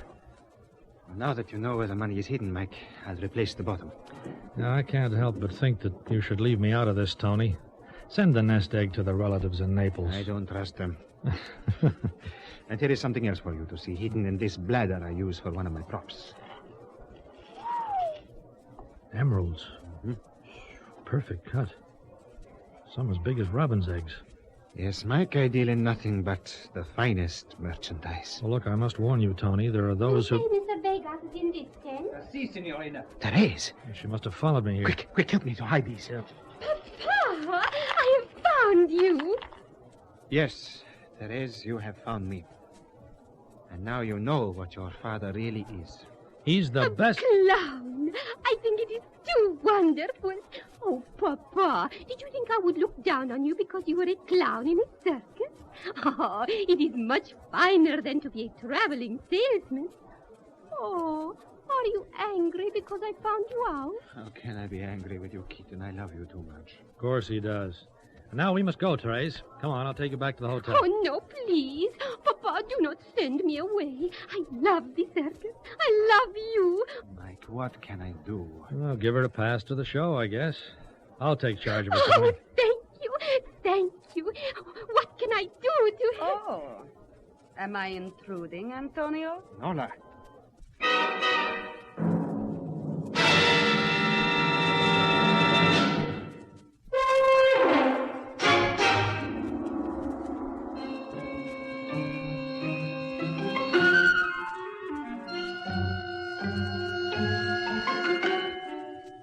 There were no introductions as Nola came into the tent. I took Therese out of there as soon as possible, but before we left, I caught Nola's eyes on the emeralds. They narrowed like a cat's. That lady knew her way around gems as well as any man.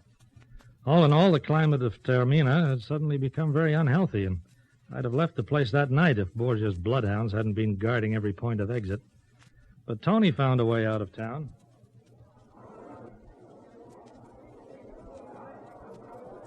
Why is Papa going into that animal cage, Mr. Conoy? Well, he's pretending he's a cat trainer like Nola. Oh. You see how brave he is? Look. Oh, how funny he is.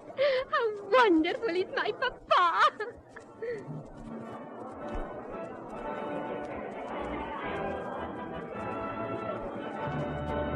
Tony's funniest routine began. He was giving the greatest performance of his life because his daughter was in the audience. The puma cage was wheeled up to the main cage, and the door opened. Out came the puma. But no costumed clown, this one. A very large, very live, and very vicious cat sprang into Tony's cage and stood there a moment, lashing its tail and blinking in the lights.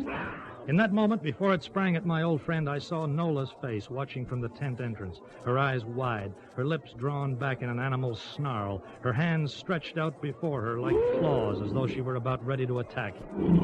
No! No! Help!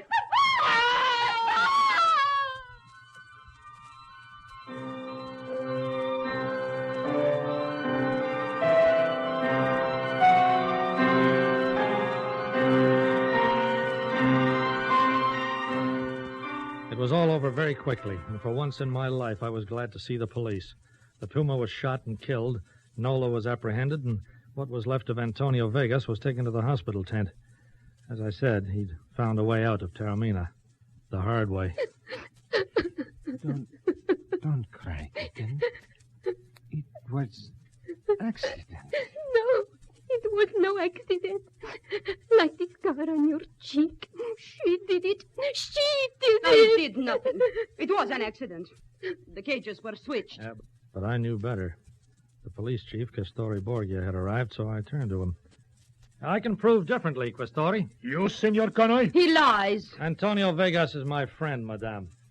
If you can understand the word. Why should I lie? I saw you switch the cages deliberately. No, I did not. And I did know not. why, too. Mike. It was because of jealousy. Jealous? Jealous of that clown? Stop it! Stop it! You shall not laugh at my Papa! Your Papa? Thank you, Mike. Remember your promise. Well, there goes a noble guy. Lola didn't know about the relationship, Borgia. She merely knew that her suitor was interested in this beautiful young girl. He lies. He lies. I killed him because he... You will be pleased to come with me, madame.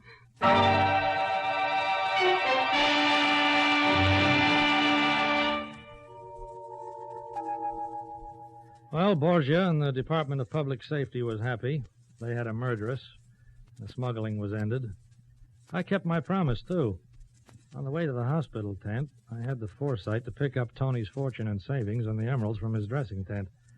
And I sent them with Therese to the relatives in Naples. And so died a clown. And the painted smile on his face was the saddest thing I ever hoped to see.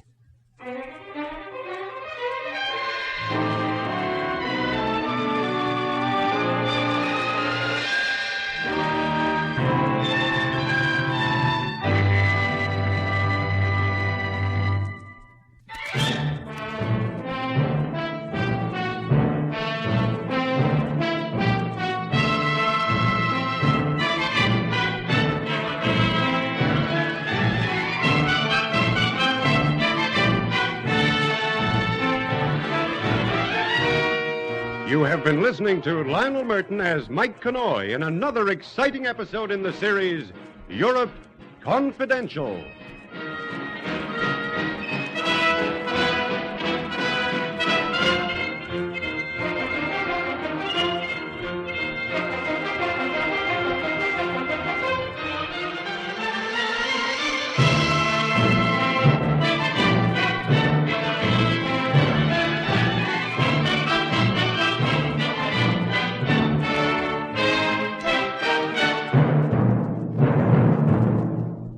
This is Basil Rathbone again. We've reached the end of today's story, but I'll be back to introduce to you another unusual tale. Remember, for this series, we've searched the whole world to bring you stories of every kind.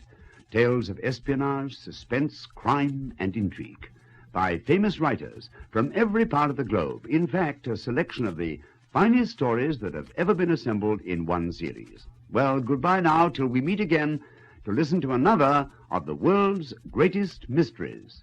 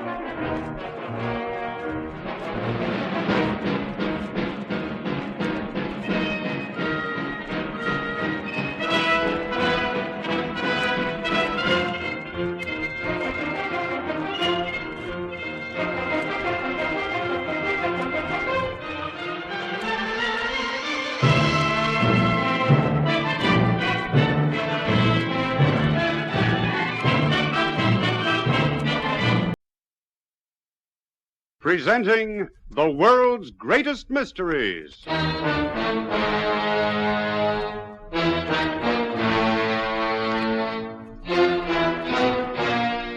And now, your host.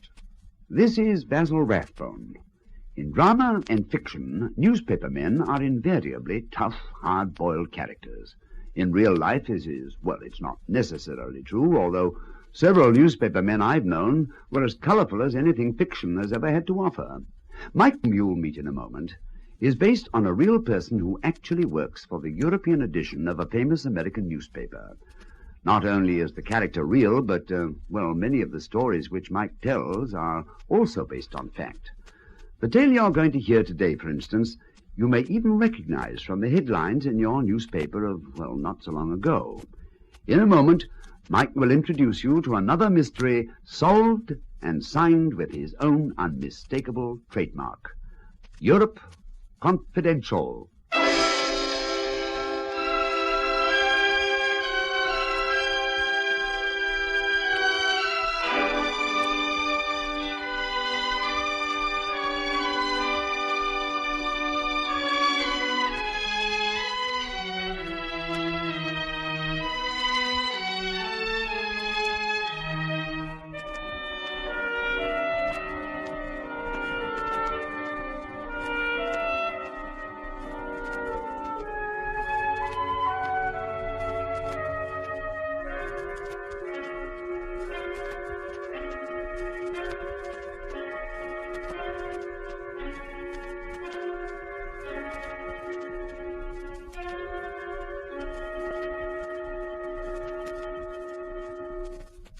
presenting Europe Confidential.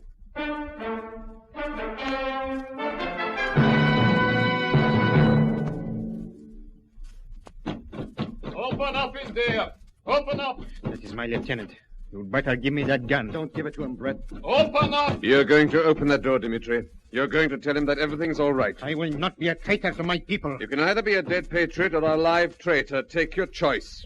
You've got 5 seconds.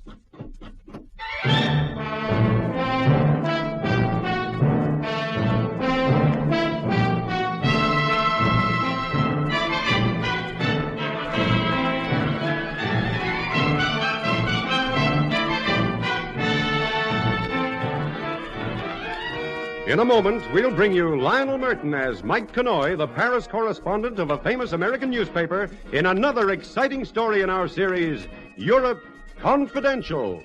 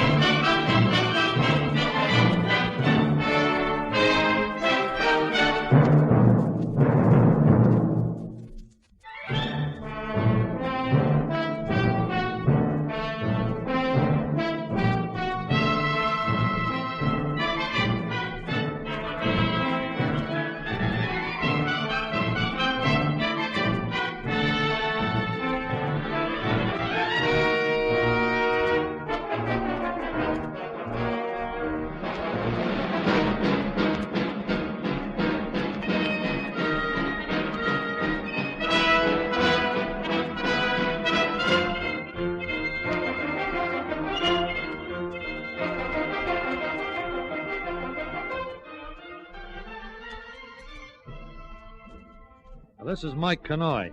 I work for an American paper in Paris, but I was away off my beat that time 2 years ago when I ran into trouble down in southern Europe. I was in one of the small Balkan states where trouble flares up occasionally. The name of the country doesn't really matter now, but it was small, it was corrupt, and it was explosive. In Paris, we had word that the reigning party was likely to be overthrown any day. So I was in the capital to cover the story and maybe get something special for my column, Europe Confidential. That's how I came to meet up with Steve Holliday again, outside my hotel one day in the central square of the city.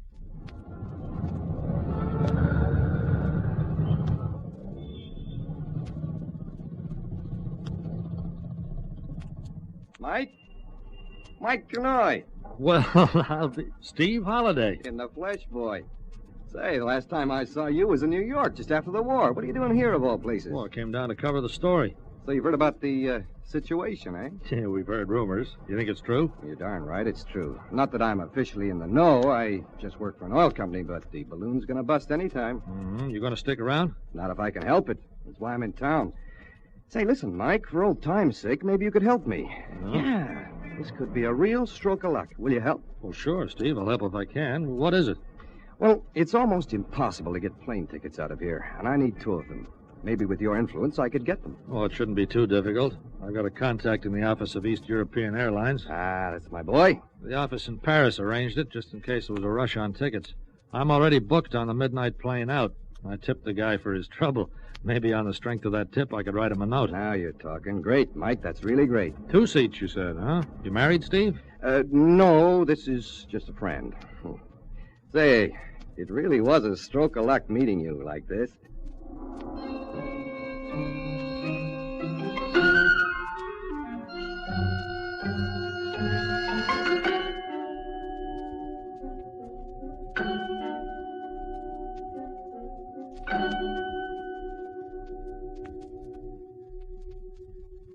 I hadn't known Steve Holliday well, but I was glad to help out. I wrote him a short note of introduction, and he went on his way. I went on mine. In the normal course of events, I probably wouldn't have heard from him again, or even known what had happened. But I heard this story later, and the parts I didn't hear I pieced together so that I had a pretty fair picture of what happened. It was around noon when I left Steve Holliday. By the time he got back to the Monahan house, it must have been after 2 p.m. Steve. Hello, honey. Where's Brett? He's gone. Gone to Breffner on business. Oh, Oh, Steve. Steve, I love you. Sure, I know, baby. Did you get the tickets? I had a stroke of luck. Ran into a journalist. Guy I knew from back home. Name of Mike Connoy. On a note from him to the ticket office, I got 2 seats. Oh, never mind how you got them, just as long as they're real. Just as long as we're getting out of this place. I can't believe it. Brett won't be home till tomorrow, and by then we'll be gone. Midnight plane. And just in time, I figure. Then there's really going to be trouble? It's brewing, honey. Strange that Brett never said anything to me about it. He's so close to General Strucker. Maybe that's why he's heard nothing. Because he's so close. When people plan to overthrow a government, the last who get told are the dictators and his friends. And Brett Monahan was known far and wide as one of General's trusted pals. Thank heavens we're getting out of this place. Maybe in a few weeks' time you'll realize just how lucky you were. I think before long, Brett's wife is going to be the least of Brett's worries.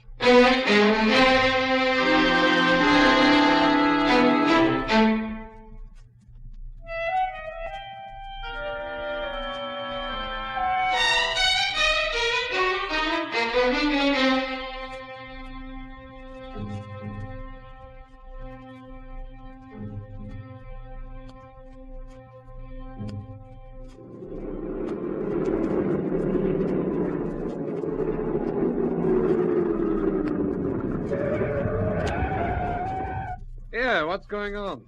Why has this road control been set up? You have your passport, sir? What on earth for? We only obey orders. Your passport, please. Oh, it's here somewhere. Yes, there. I'm in quite a hurry, if you don't mind. I am sorry, my friend. Now, listen here. Your passport is quite worthless. I'm afraid you will have to go back the way you came. What other nonsense? That passport was signed by General Strucker himself. The ex-general, you mean? Just what is this? It is an overthrow of tyranny. A revolt? You must be mad. Turn your car around, my friend. I have important business in Braveton, revolution or no revolution. The guns are loaded. You'll regret this.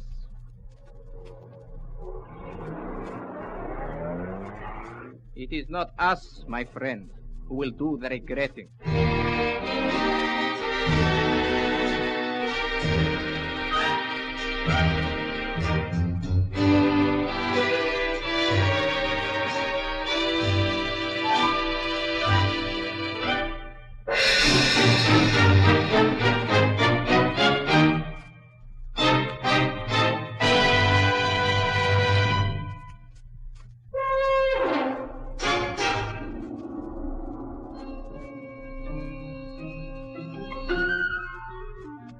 The coup d'etat came suddenly and almost without violence. By 4 p.m., the city and the administration centers were in the hands of the rebels.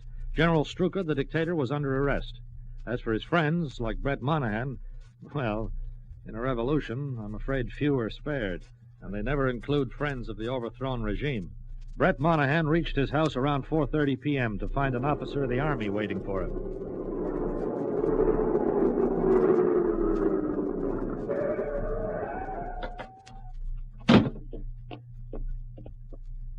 Put up your hands. Who the devil are you? Put them up. You are under arrest. What for? Turn around. Save your trouble. I've no gun. But what's all this about? Your name is Monahan, is it not? Brett Monahan. Yes. You are under arrest for conspiring against the people of our republic. Conspiring against? What utter nonsense. It is in our records that you are a personal friend of Strucker, the tyrant. But I'm a British subject. Our records also show that you applied for and received the nationalization of our republic. I had to for business reasons. Your wife is inside? Yes. Excellent. I was about to go in and arrest you both when I saw your car approaching. I demand that you release me. My wife and I will get the first available plane out of the country. I am afraid that the only trip you will be making will be to the prison, my friend. Now listen to me. Come, we will collect your wife. Put that gun down, or Or you will what? Now I'll take the gun, my revolutionary friend. Get up. On your feet. Well, that's cold.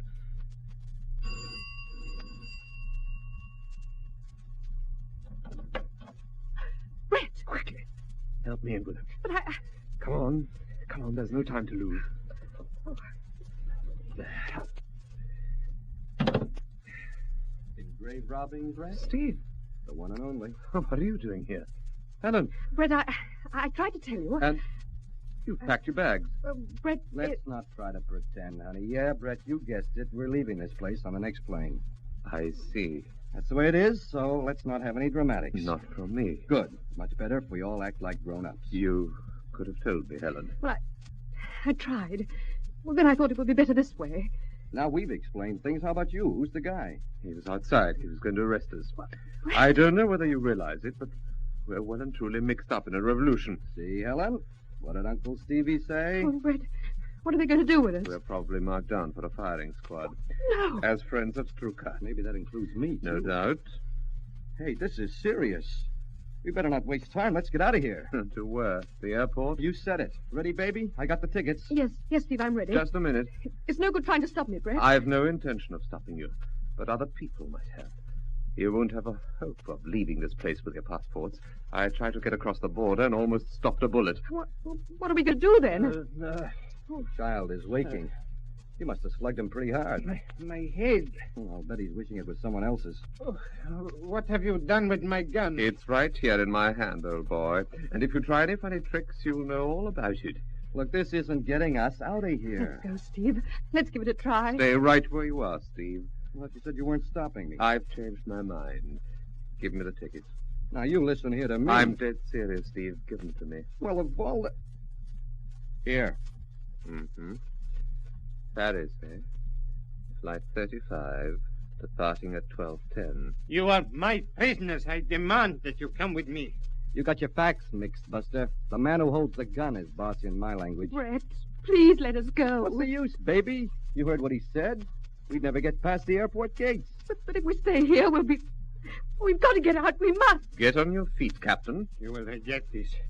I only have to call for my men. And you'll get a bullet right between the eyes. If you people are going to declare war on us, we can do the same. You will never get out of the city. Mm-hmm. And what was that for? That's a nice uniform the captain is wearing. Maybe I like his haircut, too, but that's not going to get us out of... Hey, that's right. It would fit me perfectly. Or you, for that matter. I warn you. Sit down. And a captain in uniform with a woman companion would be able to board a plane quite openly, with no questions asked. Just a minute, Brett. I bought those tickets, remember? All's fair in love and war, Steve, and this is a mixture of both. Just what are you getting at, pal? Helen's getting out alive, and one of us is going with her. Yeah, but which one? The one she's really in love with. And now we're going to find out which of us it is.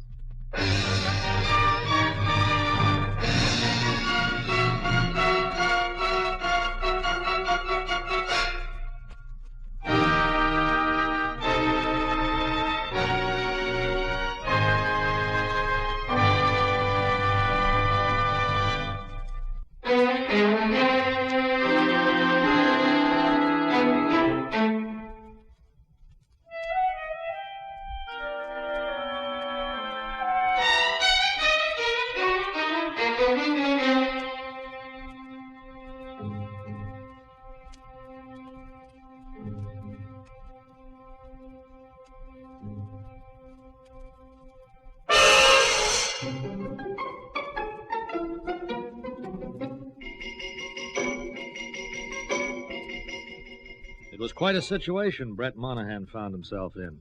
As a businessman in the country, he'd been a close friend of the now ex-dictator, and after he was turned back at the road control, he knew the trouble was looming up. He'd driven home because his first thought was for the safety of his wife, but now he found someone else was just as concerned about her safety, and had been for quite a time. So they had 2 plane tickets between the 3 of them.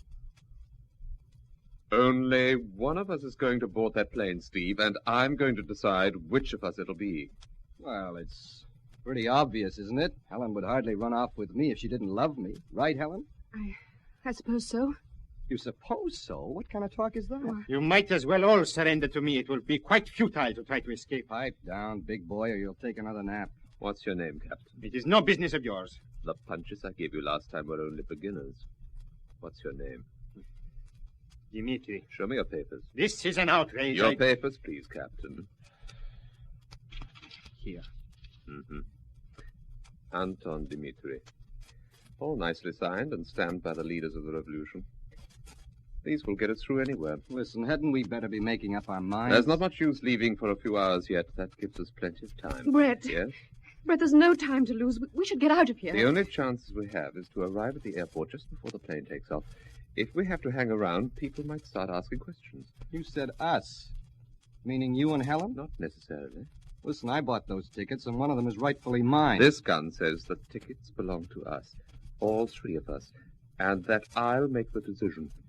Yeah, I guess it does. And it also says that I will face the firing squad in your place. That's very kind of you. I will have no choice in the matter.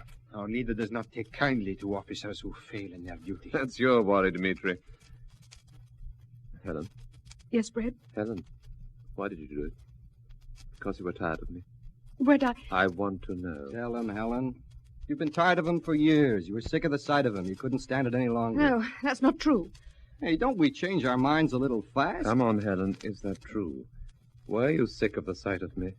I was sick of this godforsaken city. I was sick of the smells and the heat and the people, Brett. I just had to get away from it. You could have mentioned it to me. What good would that have done? You were stuck here for life. I could see that. And because you were tired of me, you decided to run off with Steele. Wasn't that a pretty drastic step? Oh, Brett, can't you understand? Open up in there! Open up! It is my lieutenant. You better give me that gun. Don't give it to him, Brett.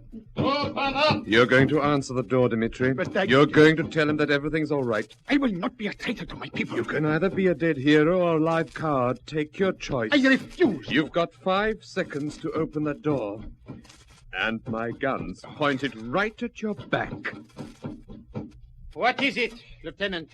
I'm sorry, Captain. I thought...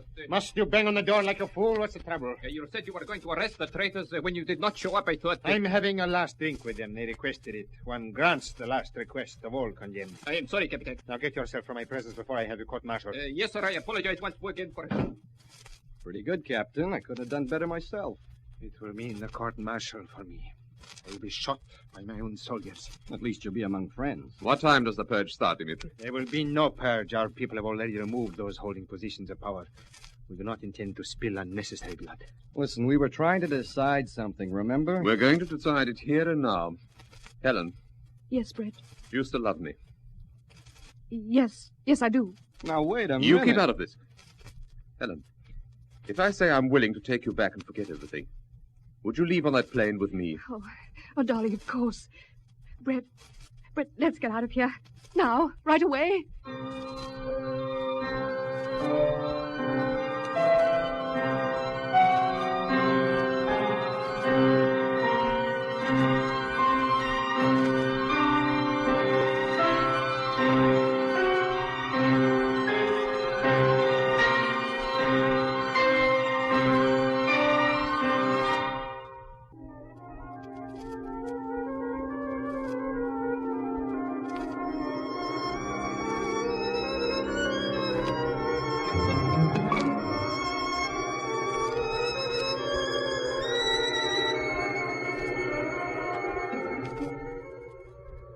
Darling, why don't we go now?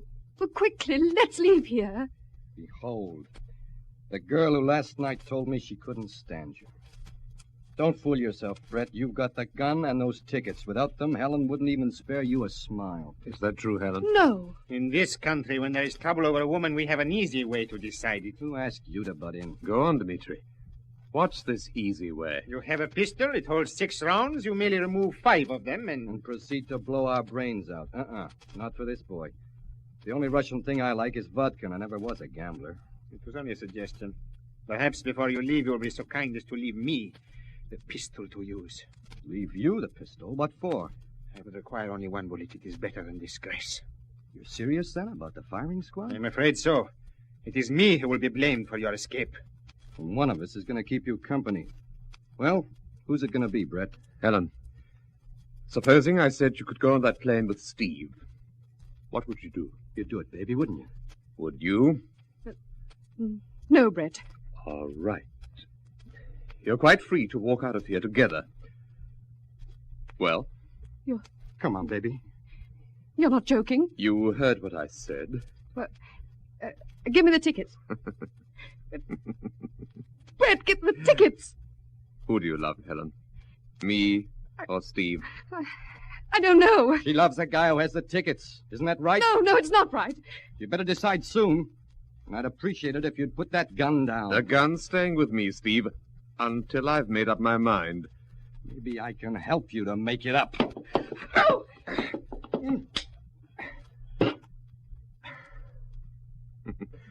I was a commander for 3 years, Steve. My arm. Get on your feet.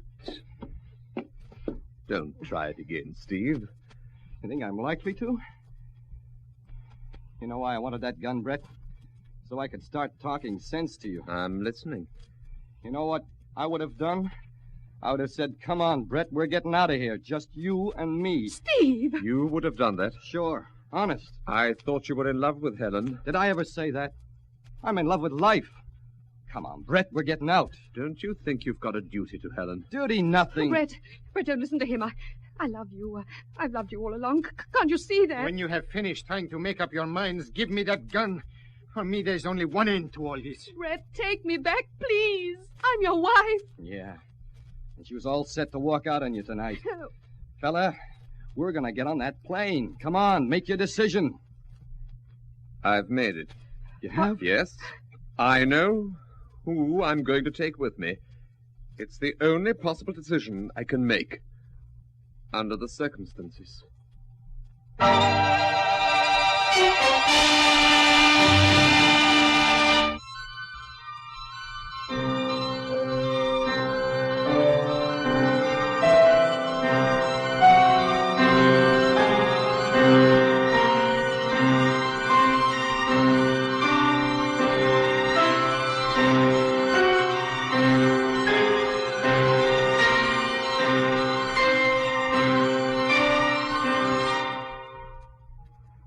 This is Mike Canoy again. I was on that midnight plane out, along with a group of about 30 other people. Naturally, I made some inquiries about Steve Holliday, since I expected him to be on the flight. And through making those inquiries, I came to meet Brett Monahan. It was on the long flight to Paris that he told me this story of the choice that he made.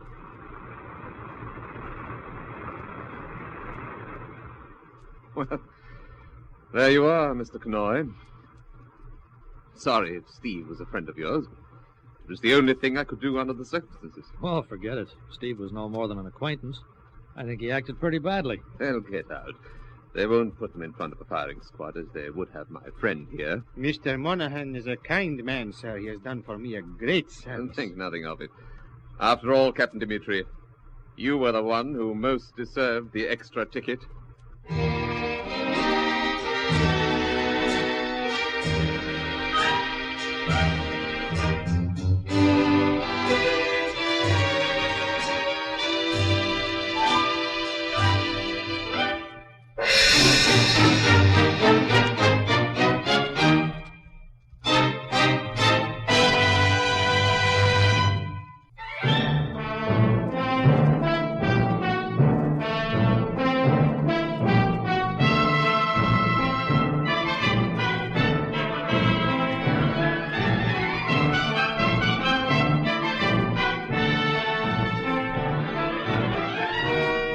You have been listening to Lionel Merton as Mike Canoy in another exciting episode in the series, Europe Confidential.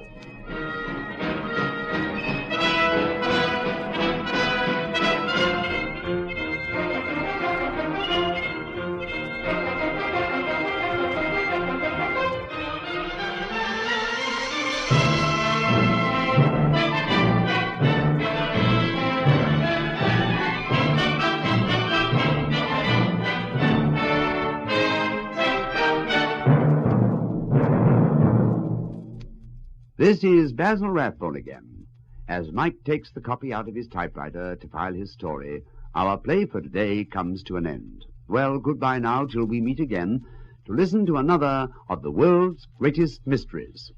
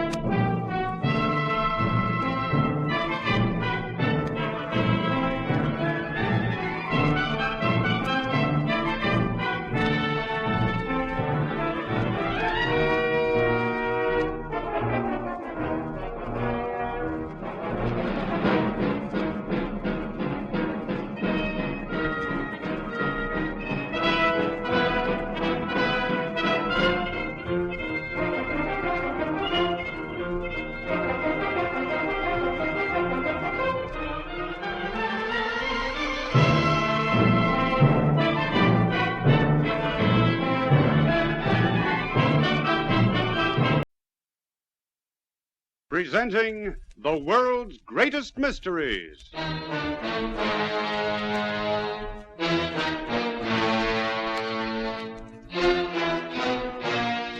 And now, your host. This is Basil Rathbone.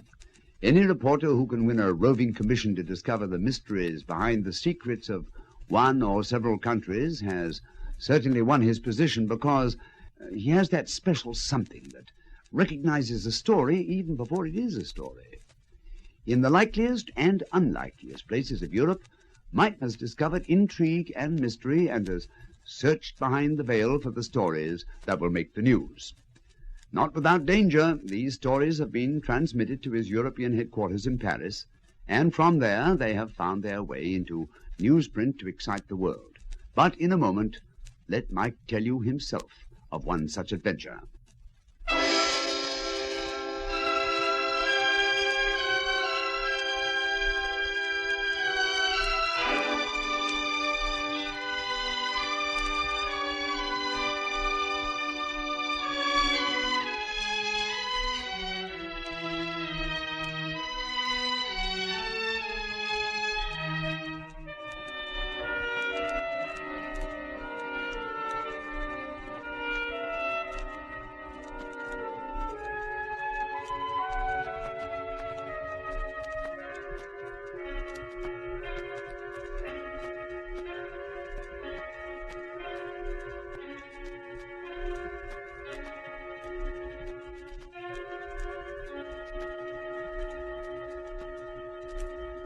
Presenting Europe Confidential.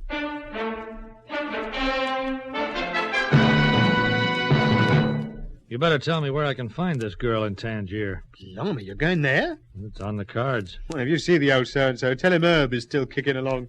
Ask him what's wrong with his writing arm. Sure, I'll do that. What about the girl? Oh, she used to work in a cabaret called the Devil's Tooth. You'll find it all right. Everybody knows it in Tangier.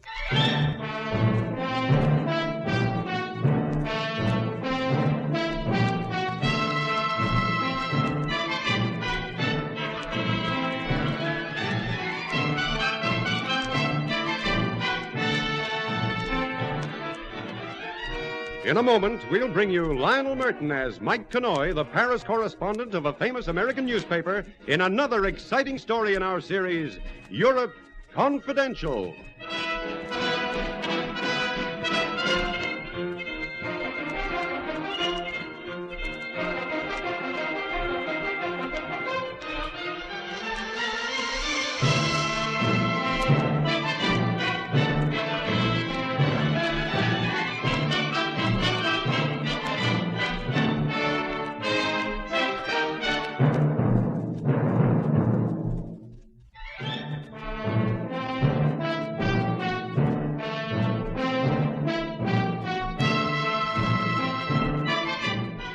This is Mike Connoy.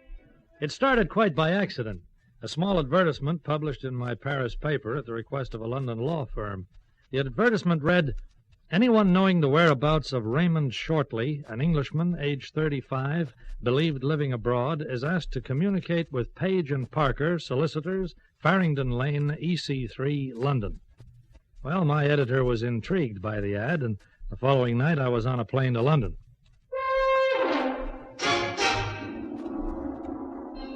The offices of Page and Parker were in an old part of the city, within a short distance of the Thames and the Tower of London. I arrived for my appointment and was shown into the office of the senior partner, Mr. Joshua Page. Sit down, Mr. Connoy. I had a communication from your editor, and I understand you're here about the matter of the Shortley estate. Yes, sir. My chief thinks there might be a human interest story in this, and he's asked me to get what details I can. Well, I've no objection to supplying them. If your paper's interested, it might find our young man so much quicker for us. Not that this kind of thing would have been in favor when I first started in practice, but one must move with the times. Yeah.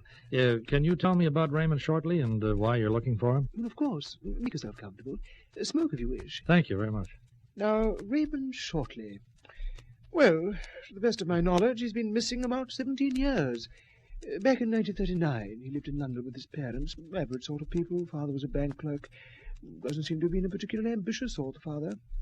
Hadn't much ambition for a son, either. Yes, when the boy left school, his father arranged for him to work in the same bank. And this young Raymond did, well, for a few months. He hated it, according to all reports. Wanted to join up, but he was underage. I see. Yes, his father, James Shortley to be exact, refused to give his permission. So the son left home and enlisted under another name. Well, not the only guy to do that. No. Do you know the name he enlisted under? Oh, I'm afraid not. I guess he joined the army, huh? We're not even certain of that. Oh. No, I imagine he bought a false identity card somehow. I believe people can get hold of these things. At any rate, the boy cleared out. And 6 months later, both his parents were unfortunately killed in a bomb blast. There was no will ever found, and the missing son became the natural heir. Well, how much money does the bank clerk leave? Well, James Shortley left only a few £100. But you see, he had a brother in Canada who died 4 months ago, leaving his entire estate to James. Of course, not knowing that his brother was dead. I see. Well, by law, that money is inherited by Raymond Shortley. How much is involved? Oh, after taxes and death duties have been deducted, plus all charges, the net residue is about £40,000. Very nice. Yes, except that we have no idea where our man is living or under what name. Well, my chief has a habit of handing me the tough ones. Still, if we can find him, it'll make quite a story. You're going to try, Mr. Conroy? Starting right now. I guess for a beginning, you'd better give me his former address, huh? Yes, I have that here. 29 Norchester Terrace, Chiswick. Mm-hmm. Yes, of course, but that home was destroyed when their parents were killed, Conroy. Well, there must be neighbors who remember them. I've got to start somewhere. Thanks a lot, Mr. Page. I'll keep in touch.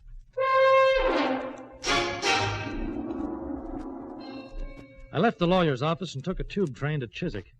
In Norchester Terrace, the houses were new, and right from the start, it looked discouraging. Yes? Good morning, ma'am. I want to make some inquiries about a family who lived here back in 1940. 1940? Mr. Riley moved here a year ago. Sorry.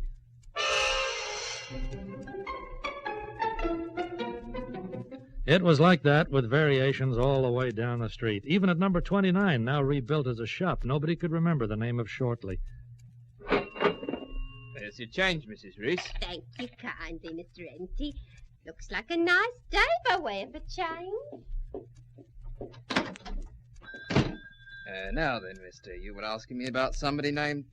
who was it again? Shortley. People who lived here in 1940. They had a house on this very site. No, afraid I can't help. We bought the place in 46, and it was a shop then. I think it was built about, a year before.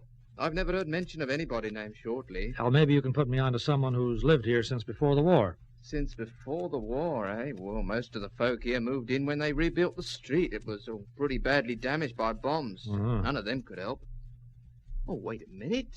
I know. Yeah? The old lady who just left, Mrs. Reese. The one who came in when you first started talking to me. She's lived here since before the war? Oh, lived here for years. You might be able to catch her up if you hurry. But otherwise, well, she should be in again tomorrow. I'll catch her. Thanks a lot.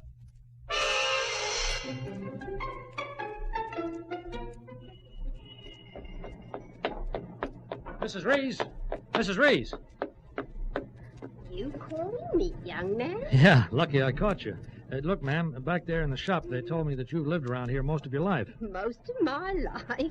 All my life. Well, I'm trying to find out about some people who lived here in 1940, name of Shortley. Oh, James and Mary Short. Yeah, that's the ones. Did you know them? Oh, know 'em. My soul, I used to live next door, here in Norchester Terrace.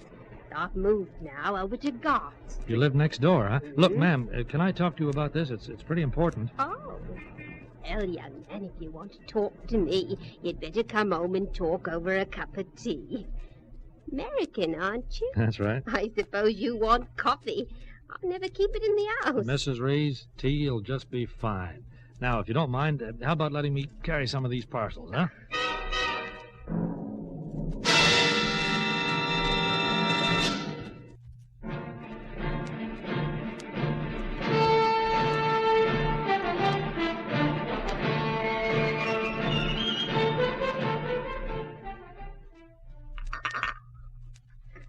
Well, Mr. Conroy, so young Ray Shortley's come into money, has he? And now you're looking for him. That's right. James often used to speak of his well-to-do brother in Canada. Just a touch of envy it was. But James himself was not one to make money. Well, it would have been his if he'd lived. Yes, But he had no luck, did James. Oh? They were killed the night of the big August raid, when most of the terrace was destroyed. When Ray came back in his fine navy uniform to make his peace with him, it was me who had to tell him what happened. Naval uniform, huh? He was always crazy about the sea, that boy. He actually came back after his parents had been killed, and he was in the Navy. Would I be mistaken about that, with my own man a sailor in his time? I guess not. I've not seen him since that day. If it's help you want, then Maggie Sims might be the one to ask. Maggie Sims? She's Maggie Crane now, married and with a family. But I'll warrant she's not forgotten the colour of young Raymond's eyes. Oh, I get it. You make sure you're seeing her when her husband's not at home, Mr. Canoy. He might not want to be hearing about Ray shortly.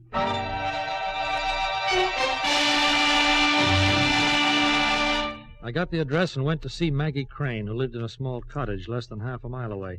She was a woman in her late 20s, still showing a trace of what once must have been good looks, but now pretty dimmed by years of hardship and disappointment. Ray? Yes, of course I remember Ray.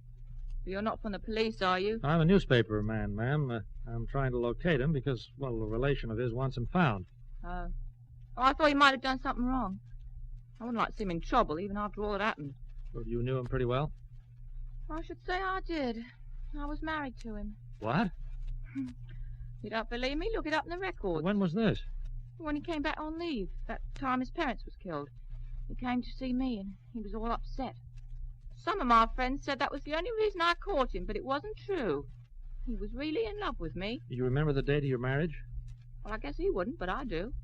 August 27th, 1940. Oh, you were both minors, huh? Oh, my parents didn't object, and his were dead. Yeah, I guess that's right. What was the name you married under? The name Ray took when he left home. Conway. Mr. and Mrs. Raymond Conway. He said it was going to be forever. What happened? Well, we moved away from this district. Well, that's why a lot of people never knew about us being married. Oh. I took a small place up in Scotland where he was stationed. Sometimes they were away for months at sea, but he always came back. Until that other woman got her hands on him, we were very happy. What other woman was this?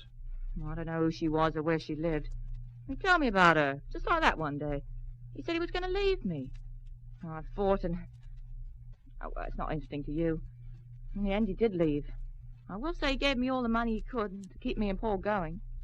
And he sent some later when I moved back here. I see. Then after a while, I got a divorce and married Jim Crane. Maybe life isn't so exciting with Jim, but at least he earns steady money, and at least I know he'll come home every night on time. You haven't seen your first husband since that time, huh? Oh, never once. You mentioned somebody named Paul. Who's he? Well, Paul's my son. Raising mine. It was slow, but it was progress. A son by any name was a rightful heir, and if Ray Shortley was found to be dead, the boy stood to inherit a small fortune. I communicated that fact to the lawyers, then went straight to the logical place to carry the search further. At the Naval Records Office, I explained my mission, and with official help was able to trace my quarry's progress under the name of Conway through several ships and over 5 years of war. Finally, I obtained the address that he'd given on being discharged in 1946. There you are, Mr. Conway, number 4 Warren Place, Bayswater. But that was 11 years ago. I wouldn't count on still finding him there.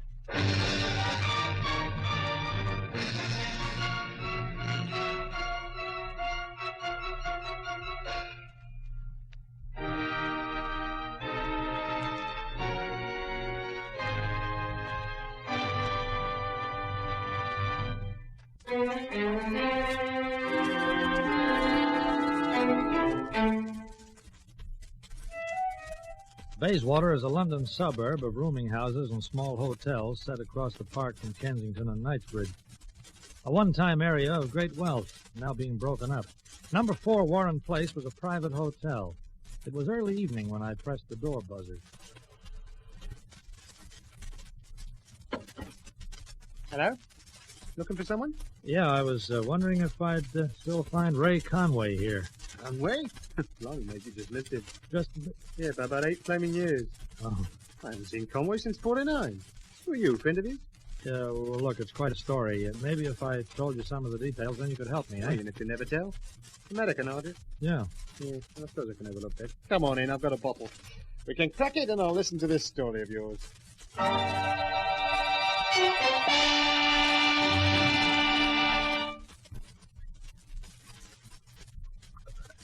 Well, I'll be killed. You mean to say these lawyers want you to find out Con and that his name ain't Conway at all? Maybe that's fun. You and he were shipmates, weren't you? Certainly were. 5 rotten years of it. Yeah, look, after he got out of the Navy, he stayed here with you for about a year, did he? About that. Working? Oh, here and there. I ran the private hotel, and sometimes he helped me. He thought he couldn't settle down, you know. He always had this hankering to go back to Tangier. Tangier? In Morocco? That's the place. What a place. Go back, you said. Had he been there before? Well, we were on a convoy run there near the end of the war. Hmm. Con and me used to get ashore quite a bit, one way and another. He got to know a few people there. One of them was this girl. Girl? Oh, smash. French she was, name of Annette Delaret. Ah. You think Shortley or Conway, as you knew him, went back to see her? Well, I think he might have gone back to a lot of things. He wrote to someone he knew over in Tangier, and all of a sudden he got very secretive about things. Just said he was going, and left. Pretty abrupt, wasn't it, after being friends for so long? Oh, he was like that. I don't know what he's mixed up in now. I wouldn't have told you this much. Only there's some money coming to him, he might as well have it. Well, once we find him, the money will be his.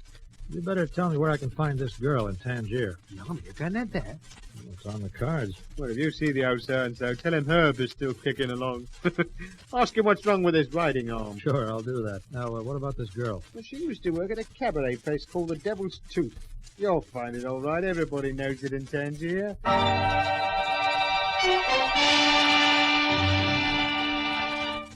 It took me a day to get a reservation. 48 hours later, I was in Tangier. I booked into a hotel, waited for nightfall, and found a cabaret called the Devil's Tooth, a place in the Arab Quarter, patronized by people of all nationalities. Monsieur wishes for a table? Yeah, get me a table up front for 2, will you? And ask Mademoiselle Delaret if she'll join me for a drink. Monsieur, mademoiselle is the star of our floor show. It is not customary for her to drink with the patrons. Look, show the lady this card, will you? Tell her it's about a guy called Conway. Conway? Yeah. Very well, monsieur. Please, if you will come with me, I shall find you a table and take your card to mademoiselle.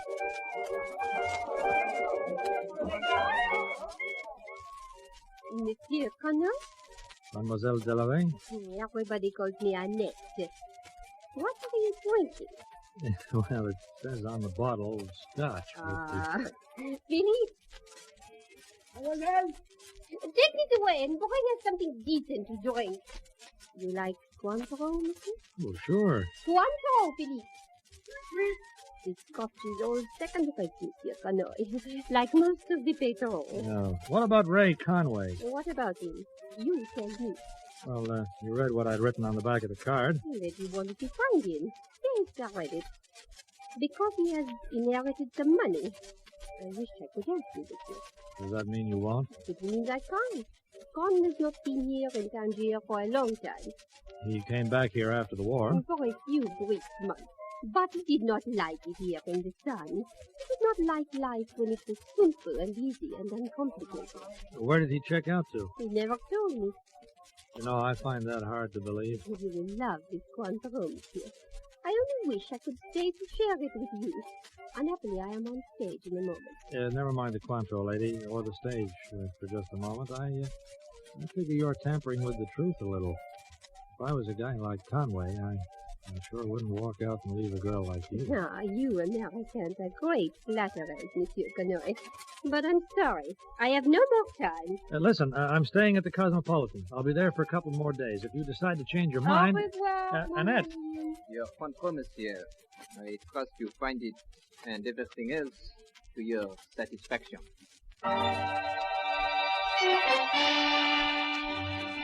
I stayed on for a while at the Devil's Tooth, hoping to get another chance to talk with Annette Delaret, but time passed and she didn't appear.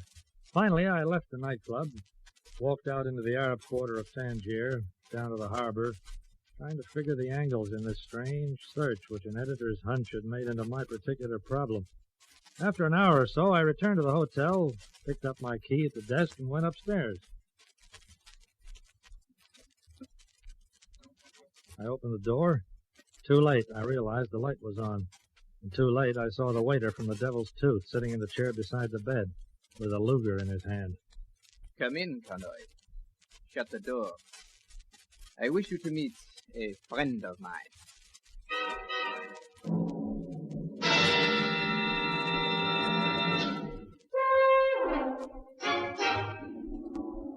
There were two men in the room, the waiter from the Devil's Tooth and another man, large around the girth with dark eyes and no hair. Okay, let's have it. What are you doing here, Buster, and who's your fat friend? Easy does it, Conroy. This is Mr. Camilos.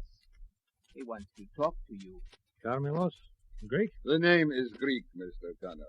But my citizenship extends to many different countries. Just who are you? Among other things, I own the Devil's Tooth. Yeah? Well, it still doesn't add up to anything. I am also a friend of Conway.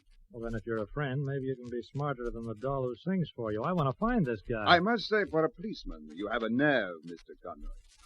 Do you not know that if I so much as raised my arm, belief would kill you? Well, two things I'll bank on, Carmelos. First, you won't raise your arm. And second, I'm no policeman. I'm a reporter. I'm trying to find Conway because he's come into some money. I told that to Annette. He didn't believe you. And nor does Conway. Well, I guess the news that he's around isn't really much of a surprise. Buster here certainly reacted when I mentioned the name first in your night spot tonight. We want to know why you are here and what organization you are really working for. Look, I don't think you'd recognize the truth when it's served up to you. Give me a few hours and I can get credentials from lawyers in London or from Paris. Better still, ask Conway if he remembers his uncle in Canada. Well, Go on, call the guy. The phone's at your disposal. Very well, we'll see. Watch him, Philippe. With me, I don't argue with Lugers. In silence, the Greek Carmelos picked up the phone and dialed a number. While we watched, he spoke briefly to a voice at the other end of the line, and finally put the phone down, apparently satisfied. All right, Mr. Conway. You're to come with us. We will take you to meet Conway.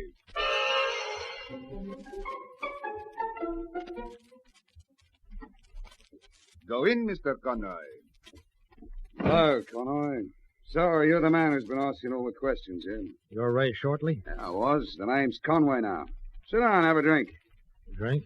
Yeah, go ahead. It won't be drugged. You can relax, Conroy. I've been doing some fast checking up on you. A column called Europe Confidential, isn't it? That's right. How much did Uncle Bernard leave me? It works out to be about 40,000 pounds. The double he did. Well, life's quite a joke, isn't it? My old man could have been on top of the world with money like that. So could I once. And now? Now we bring in double that every month.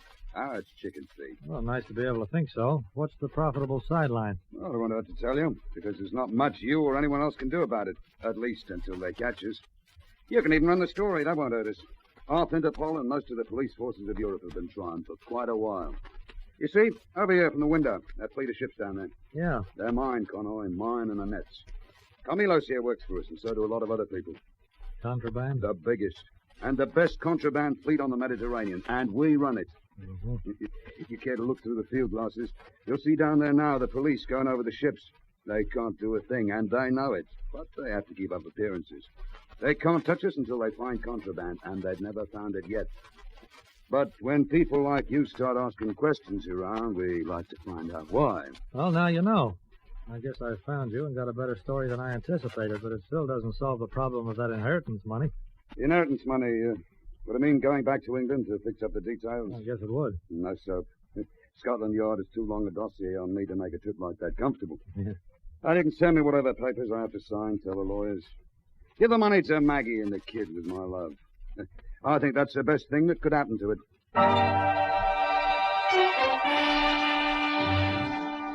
Yep, in Tangier, I finally came to the end of the trail. And Ray Conway, who defies the police of a dozen nations, duly made over his share of the inheritance to his former wife and his son.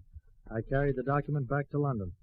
Yeah, it was quite a hunch the chief had the day he saw that advertisement in the paper. Anyone knowing the whereabouts of Raymond Shortley, an Englishman aged 35, believed living abroad, is asked to communicate with Page and Parker, solicitors, Farringdon Lane, London, East Centre 3.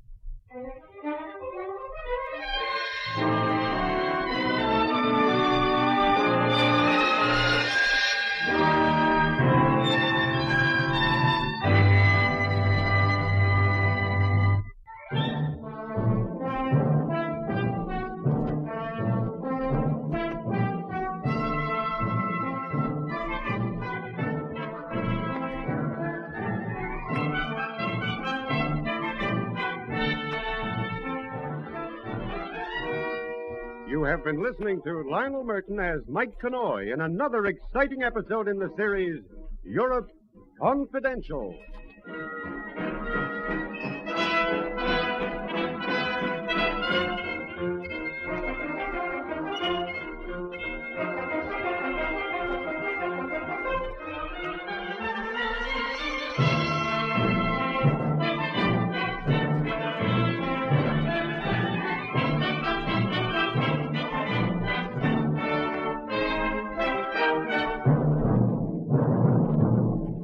This is Basil Rathbone again, and that's Mike's story for today. Mysterious, yes, and exciting. But then, that's our aim. These stories are exciting. That's why they're worth telling. We hope you will join us next time. Now, goodbye till we meet again for another of the world's greatest mysteries.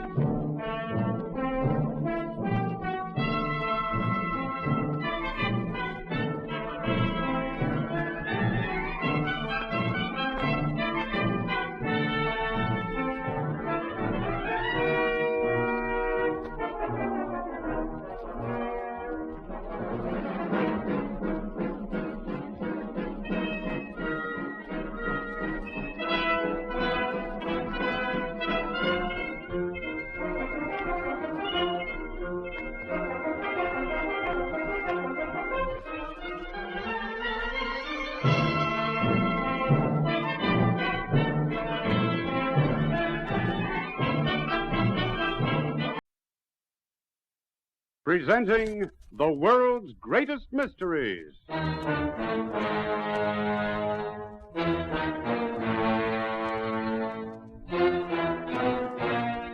And now, your host.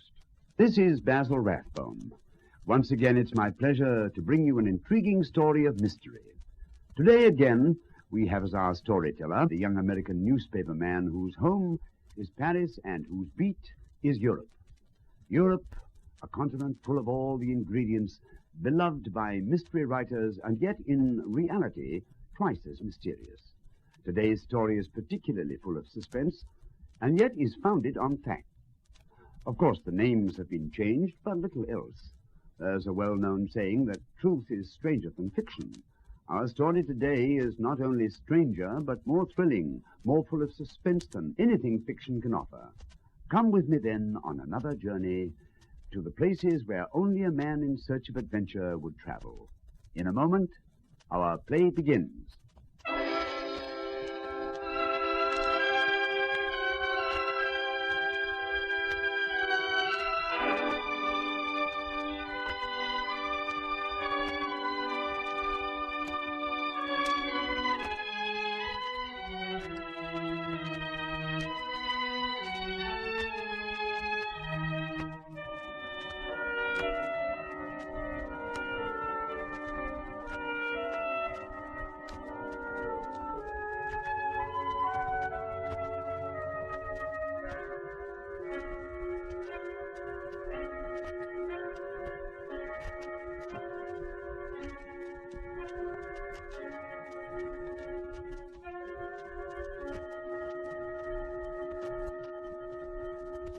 Presenting Europe Confidential.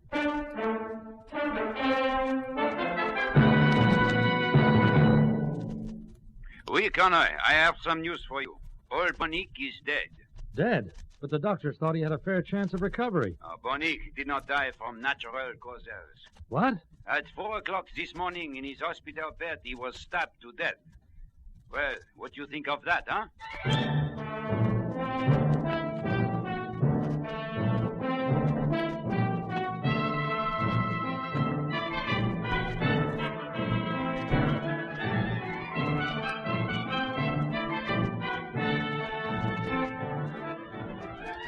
In a moment, we'll bring you Lionel Merton as Mike Connoy, the Paris correspondent of a famous American newspaper, in another exciting story in our series, Europe Confidential.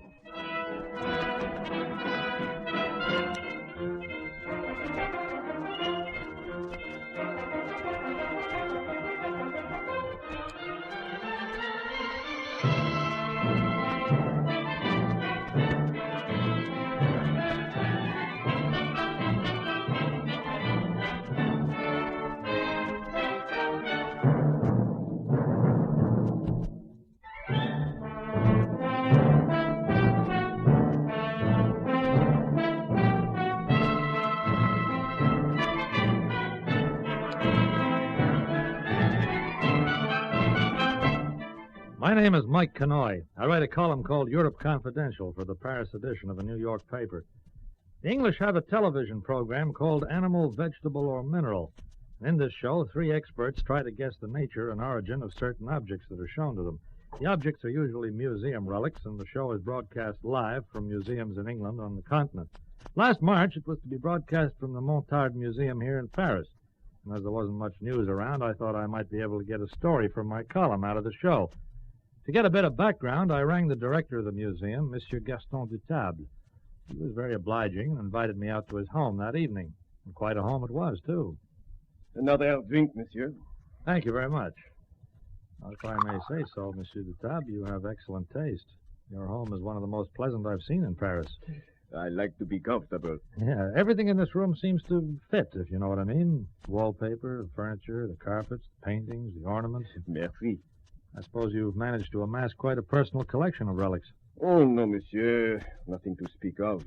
Really valuable pieces cost a lot of money. I am satisfied to collect for the museum. Yeah. I find this ashtray particularly beautiful. Merci, Monsieur Connoy. You could not have paid me a finer compliment. Oh? Oui. You see, I made it myself. Really? Pottery has been one of my hobbies for a great many years. It is a most relaxing pastime. The museum is my first love, pottery my second. Yeah, what do you know? You don't mind your museum being filled with television cameras and technicians? Mais no, why should I? It gives many millions of people a chance to see treasures they would not normally be able to see. You won't actually be appearing on the program yourself tomorrow night. No, monsieur. But I will be there to see that everything runs smoothly. It will be my job to see that all the pieces they wish to show are prepared. I have a list somewhere here. Ah, yes. Here it is. I have not had time yet to look at it. It arrived in the mail just a few moments before you got here. Well, Monsieur Dutable, I guess I better be running along. I'll be looking forward to seeing you tomorrow night for the television show. Good night. Good night.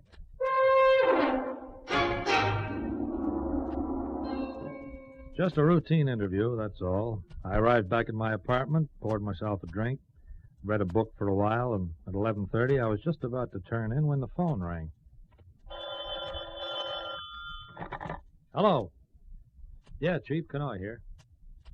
Yeah, I'm doing a story on the Montard Museum. Why? Burgled? When? Yeah, I'll get down there right away. Thanks, Chief.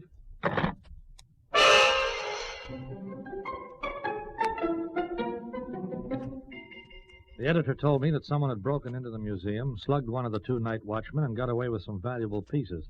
I wasted no time in getting there. As I arrived on the scene, an ambulance was pulling away. The museum was full of gendarmes, and the officer in charge was an old pal of mine, Jacques Magan. I might have known you'd be here, Connoy. Yeah, what is it, Jack?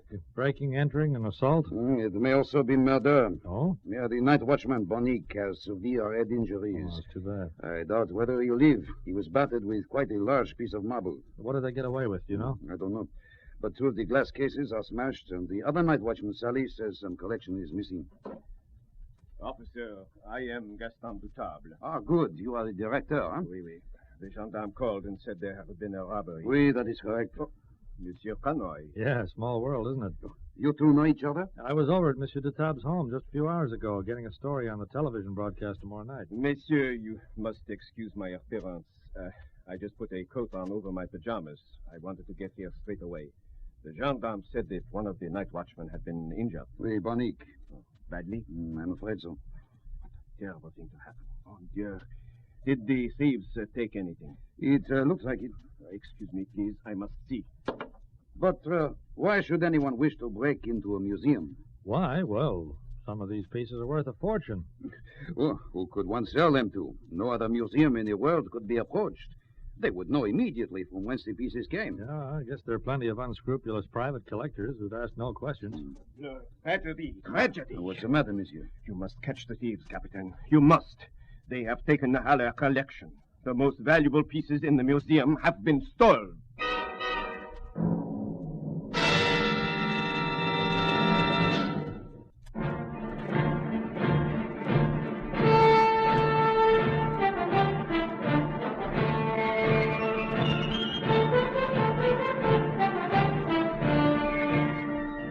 Dutab couldn't have been more upset if his son and heir had been kidnapped. He wrung his hands and almost burst into tears.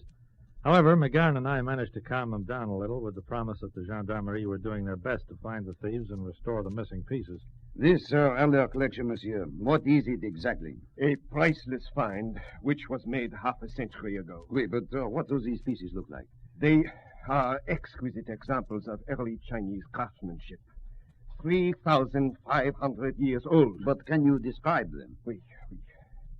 There are 2 vases, 3 plates, and 7 tiny figures. Pottery? Oui.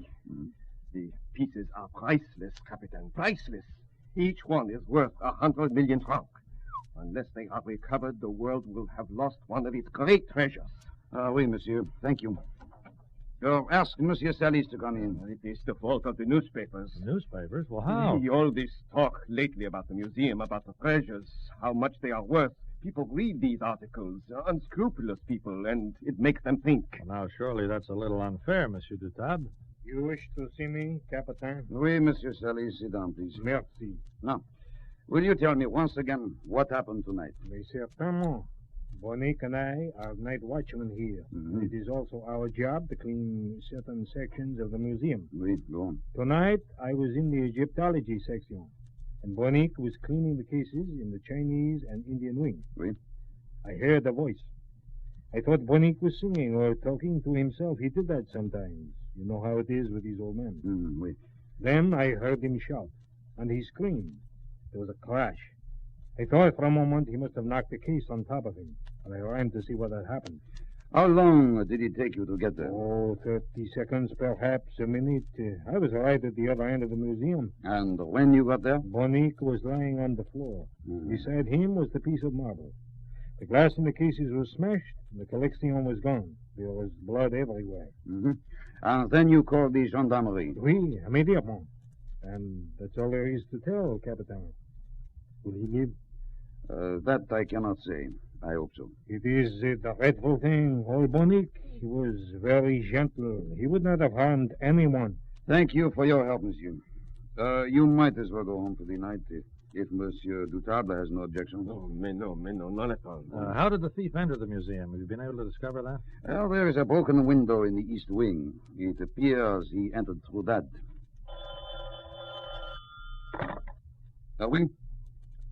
Oui, McGarn speaking. He is. Oh, good. I'll be around there right away. Bonique appears to be recovering consciousness. You're going to the hospital? Oui. Mind if I come? I have no objections. And I, too, would like to accompany you, Captain. All right. I don't see why not. Come along.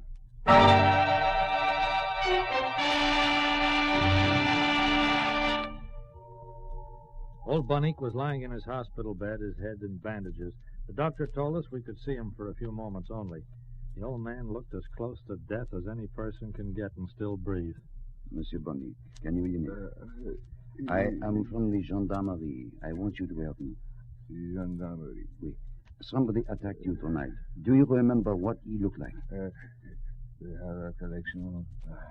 Poor fellow. Who attacked you? Was it one man or two? Gendarmerie. We are from the gendarmerie. Now, who did it? Who attacked you? He wanted to steal a collection. What did he look like? A collection. Oh, it's no use. He's delirious. You must find the person who did this, Capitan. We will. It's possible he'll talk later. The doctor says he's got a fair chance of pulling through. I'll leave a constable here, just in case he regains consciousness. Come on. There's no point in our staying any longer. McGarn went back to the station. Dubois went back to bed, and I knocked out my story. It was 3:30 when I'd finished.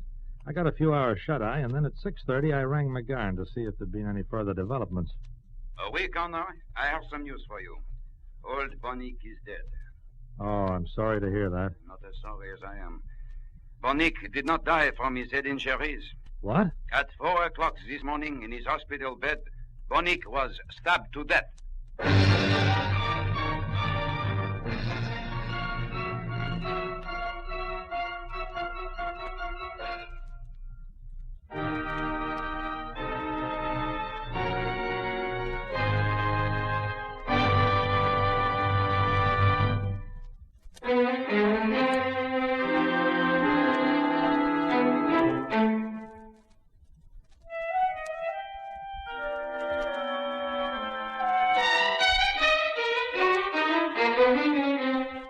At 9:45 a.m., I was at the museum in Dubois' private office. McGarn was there, too. The gendarmerie officer strode angrily about the room. Oh, that this thing should happen right before our noses. Oh, didn't you say you were going to put a guard on the old man? And so I did. A young constable who will be dismissed for his incompetency. What happened? Did he go to sleep on the job? He said he went out to wash his hands or something. When he returned, the old man who had been tossing and turning was Steele. The constable looked more closely. In Bonique's chest, there was a knife. You've had the knife checked for prints, I suppose? Of course. Not a print to be seen anywhere. Oh, it is a cheap carving knife, hundreds of which are sold weekly by a dozen stores in Paris. There is no way we can trace its origin. What puzzles me is, how did the killer know where the old man was? Well, it would be very simple. All the newspapers have told which hospital Bonique was in. Well, the killer just had to climb through a window and wander silently through the various wards until he found him. Where is that Salis? He should be here any moment now. What has happened about the television broadcast? Is he still on? No, Capitan. Under the circumstances, it was decided to broadcast it from the Louvre instead. Oui? Mr. Salis is here, sir. The night watchman. Send him in. Will you go in, please? Capitan, they say you wish to speak with me again. That is correct. The gendarme said the Bonique died was murdered. That is correct. Monsieur Salis, I want to ask you one or two more questions. Oui. Monsieur Dubois tells me you were not on the best of terms with Bonique. Well, is that true? We had our differences of opinion. You also had several severe quarrels. That is a lie. Did you not ask Monsieur Dubois a few weeks ago if it would not be possible to replace Bonique? Well, oui. With a younger man. Bonique was old. He was childish. And you disliked him, even hated him? I did not like Bonique, but hate him, no. And the quarrels we had were not severe ones, mon capitaine. They were just tiffs, as you might say, over petty things. But Bonique annoyed you considerably, huh? Oui, at times. Monsieur Salis, let us suppose that last night you had a disagreement with Bonique. That is not true. Let me finish. I was just supposing. And say you became enraged, and picking up a piece of marble, you hit him over the head with it again and again. No. And then when you saw what you had done, you became frightened. You broke a window, stole some valuable pieces, and made it look like a robbery. That is ridiculous. I had nothing whatever to do with it. I would not kill anyone. Oh. Where did you go after you left here last night, huh? After I had finished questioning you? I went home, to my home. Mm-hmm. Are you married? My wife is dead. Did anybody see you go home? Have you any proof that you did not go to the St. Clair Hospital? I went straight to bed, but I don't think anybody saw me. I cannot prove it. Captain, what you're thinking is not true. I didn't kill Bonique. I'm afraid we will have to hold you for further questioning, Monsieur Salis. But, Captain... You, Gendarme Dupont? Sir? Have Monsieur Salis taken to headquarters. Have his room searched thoroughly for the missing articles. Oui, Captain. Commandant, monsieur. I did not do it. I did not do it. You really think it was him, Captain? Oh, I don't know. Oh, it is possible. However, rest assured that we will get the truth out of him.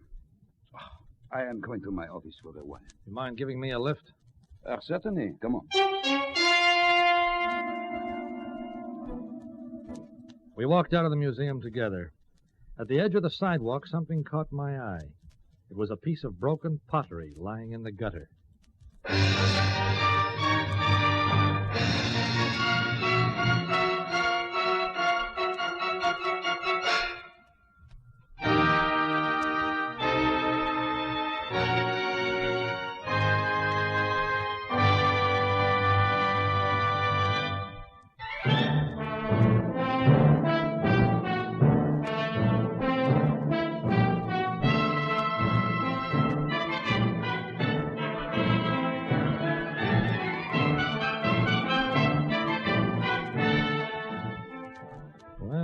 Jack, what do you think of this? It looks like a piece of pottery, Yeah, part of a vase, I'd say. Look, there are a few other fragments here, too. Looks like the thief dropped the vase, broke it, and left some of the pieces behind in his haste to get away. Oui. Come on. We will show these pieces to Dutable.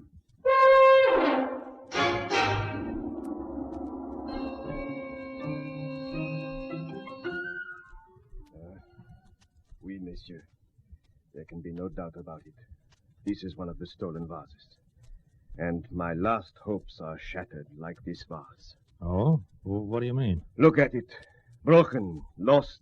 Lost to the world. Lost to humanity forever. Well, perhaps we'll find the other fragments before we're finished. I wonder if my men have searched Salis's room yet. I think perhaps we might find the rest of the pieces there.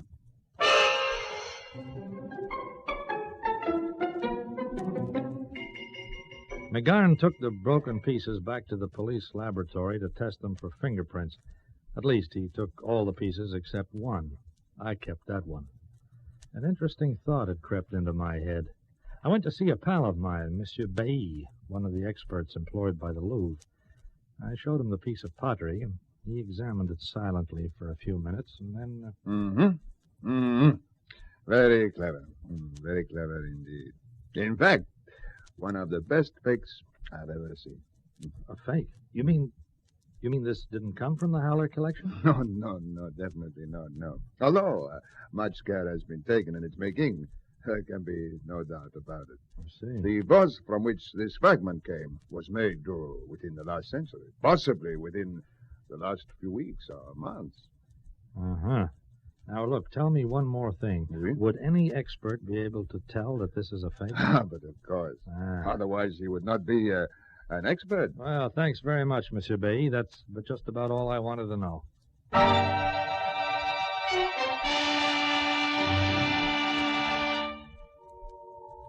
I caught a cab to the museum. Dutable was not there. He'd gone home to rest. So I went out to his home, stopping only to make a phone call to Captain McGarn on the way. Dutable opened the door in a scarlet dressing gown over blue pajamas. He looked ready to go to bed. Well, Monsieur Canoy. Hi. We seem to be seeing a lot of each other these last couple of days, huh? Yes, I wanted to ask your advice on something. May we? Do come in. Thanks. See, I've got a theory on this robbery. I thought I'd get your opinion of it. Go ahead, Monsieur Canoy. Right. Now, say, for example, that an employee of the museum was crooked. Oui. And say he met somebody who was willing to buy valuable relics from him to sell to private collectors who'd ask no questions. Oui. Now, how would he go about doing this exactly? But he couldn't. The pieces would be missed immediately. Right. So this person would have to replace them with clever fakes, which he perhaps made himself. Ah. An interesting theory. And then a certain television show was to be broadcast from the museum in which experts would examine relics and try to guess their origin. Now, what would this guy do? Well, I should imagine he would be panic-stricken. Right. Because these experts would know right away what had been going on. They'd recognize the pieces for fakes, and the cat would be out of the bag, no? Alors? So the guy went to the museum, broke a window, and let himself in, even though he had a key. He wanted to make it look like an outside job. He was going to remove the Haller collection from their cases, take them away, and remove all evidence of the swap-over. Please continue, Monsieur Conoy. But just as he was about to leave the building, an old night watchman called Bonique saw him and recognized him. Well, there was only one thing for it. The crook picks up a piece of marble, smashes it over Bonique's head. He thought he'd killed the old man, and, well, when he discovered that there was a chance of his pulling through, he went to the hospital and finished the job. Oh, is that all you have to say, Monsieur Conoy? Almost. It was very clever of you, de Table. I am a clever man. Your hobby's been pottery for years, hasn't it? You told me so yourself. But the one mistake you made was in not recognizing that fragment as a fake. We all make mistakes at times, Monsieur Conoy. But mistakes can be erased. Put up your hands. Oh, no. Wait a minute. You are the only person who has worked this out, no? Just a minute now. You can't get Stay away where with... you are. I will tell the police that I heard a noise in my house. I thought it was a burglar. I fired. How was I to know that it was just a reporter snooping for a story? Look, de Table, listen to me. Adieu, Monsieur Conoy. Open up! Gendarme. That's right. I rang him just in case. Conoy,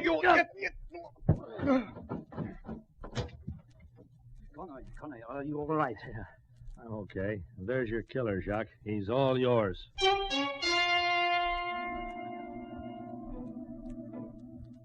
The Haller collection is back in the museum again now. With Dutab's cooperation, they were able to trace all the missing pieces. And Dutab, he was sentenced to life imprisonment on Devil's Island. The last I heard of him, to while the time away, he was making pottery ashtrays.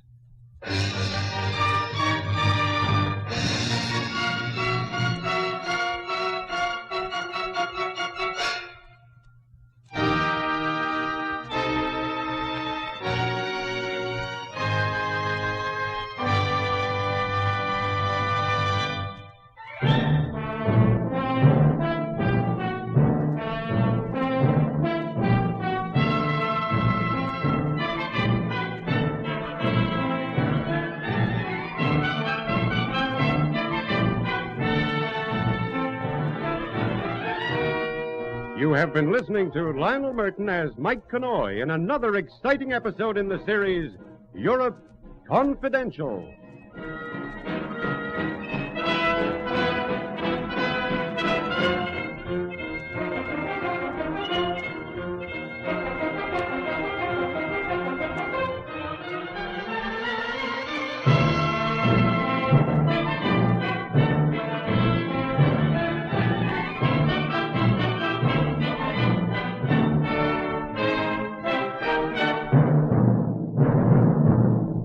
This is Basil Rathbone again, and so our journey into the realms of mystery is over.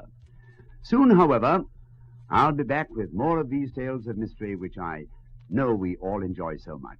Well, goodbye now till we meet again to listen to another of the world's greatest mysteries.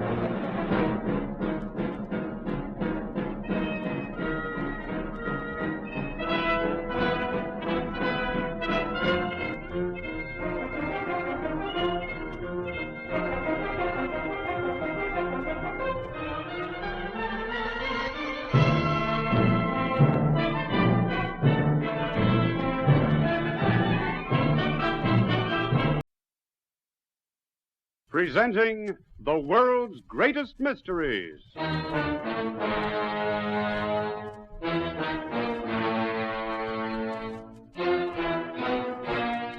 And now, your host. This is Basil Rathbone. Everybody loves a mystery, and I'm no exception. And that's why it gives me so much pleasure to act as your guide on this series. You see, we've gathered together some of the finest mystery stories in the world. Stories from many places and from many times. Some of them are up to date, well, as up to date as today's newspaper. Others are classic stories of the past. Today's mystery, for instance, it takes place in Europe, the Europe of modern times, a world of intrigue and suspense where a man's life can count for very little when a country's future is at stake. Mike, our storyteller, works in the Paris office of a famous American newspaper. His job is to look for the stories that make the news, and he finds them in the places where the news is made. In a moment, our play begins.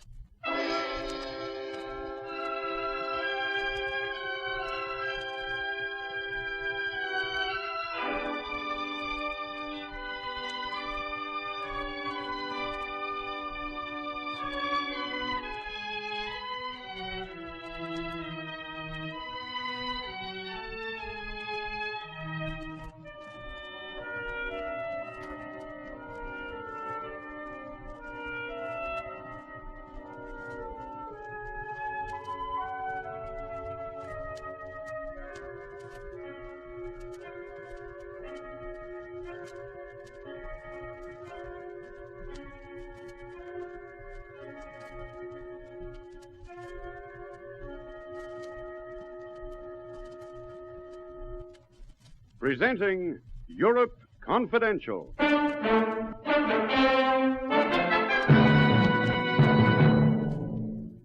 And do not get any ideas yourself, Canoy. I was here at the club last night, and Louise can prove it.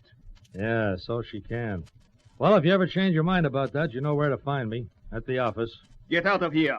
I'll be there all day. I said get out, and take your crazy friend with you.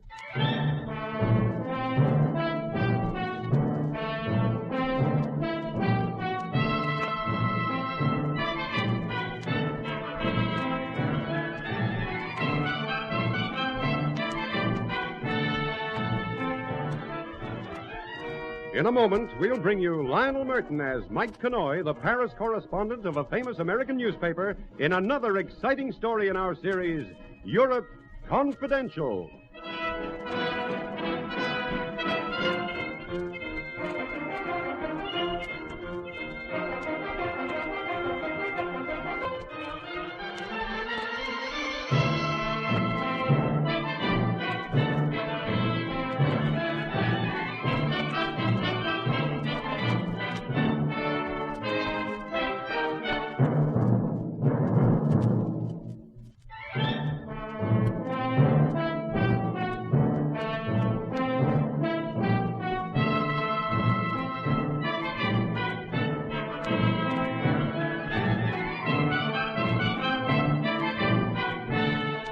This is Mike Canoy.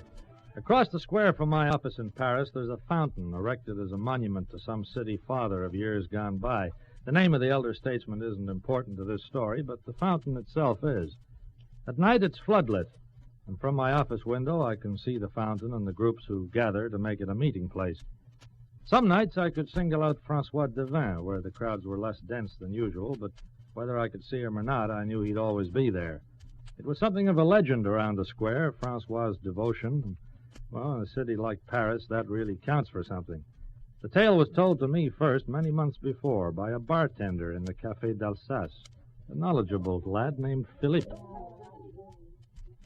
Now, there is a story you should write, Monsieur Canoy. Uh-huh. That boy, waiting out there by the fountain, you see the one I mean? Who is he, Philip? Oh, he is nobody important. His name is Francois Devin. I think he's a clerk in a government office, but every night he waits there. For whom? Her name is Florette. She's a dressmaker's apprentice. She comes to meet him at night when the clock in the square strikes 8. Every night? They have not missed a meeting once in the 4 months, ever since they first met here in this bar. Some romance, huh? She must be quite a girl. Oh, she is not, how you would say it, beautiful. Just a nice girl with a nice smile. Mm-hmm. But they are in love, and every night she crosses the square to meet him. And it makes all of our hearts a little lighter to see the way they meet. You shall write a story about it, Monsieur Canoy. It will be something for your column.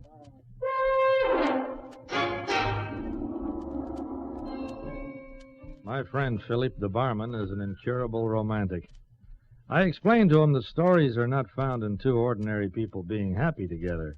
Yet, in spite of that, I found myself becoming interested in the meetings of Francois Devin and his Fleurette. In time, I got to know Francois, just casually. Once I rated an introduction to Fleurette. She was a nice girl, too. She was his first love. There'd never be another quite the same. I guess, like everyone else in the quarter, I got pretty fond of the two of them. Well, then, a couple of nights ago, I was on my way to circulate through the city in search of copy. I passed the fountain. It was a few minutes off 8, and Francois was waiting. Monsieur Canoy. Hi, Francois. Hi. Not being stood up, are you? Stood up? Oh, no, not stood up. It is only 2 minutes to 8. Florette will be here soon. Yeah, you're a lucky guy. I am lucky. Florette and I, we are lucky together. Well, you look after her, kid. They don't come along every day of the week. I know what you mean. Maybe you'll let me buy you and Florette a drink or a cup of coffee. I'll be over in Philippe's bar if you care to join me. Oh, merci, Monsieur Canoy. That is kind of you. Florette would like it. Okay, then. I'll be at the corner table. So long. Au revoir, Monsieur Canoy. I walked away, not wanting to intrude on the moment when they met. As I reached the opposite side of the square, the clock in the church tower struck the hour of 8.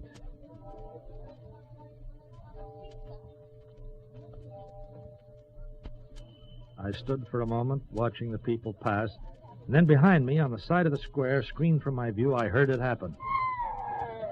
A woman screamed, a car skidded. I sensed, rather than heard, it rev its motor and roar away, and as I turned and ran toward the scene of the accident... Excuse me, sorry. Look, if you don't mind, thanks. Francois, you here? What happened? I saw a car tear off. It was too far away to get the number. Looked like a hit and run. Well, what... Francois... He did not even stop, just drove away. Florette. He did not even stop. Well, I'll call an ambulance and a doctor. No, she does not need them, not anymore. Let go of me, let me out of here. Yeah, but wait a minute, where are you going? I'm going to find him. I'm going to find the man who killed her. I'm going to find him.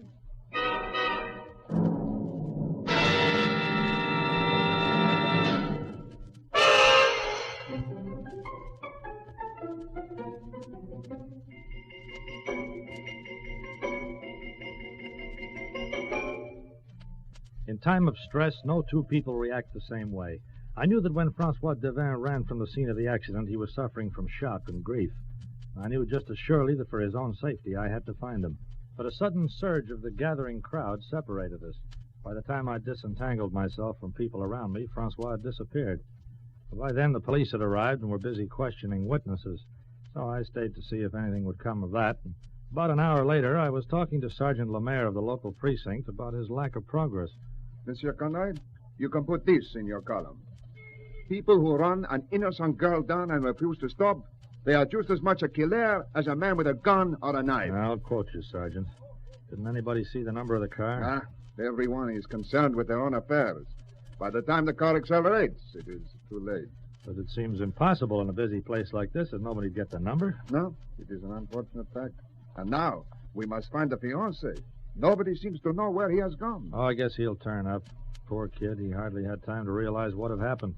Must have been right in front of his... Yeah, that's right in front of his eyes. What bothers you, Monsieur Canoy? I'm not sure yet. Just an idea. I'll work on it. Good night, Sergeant.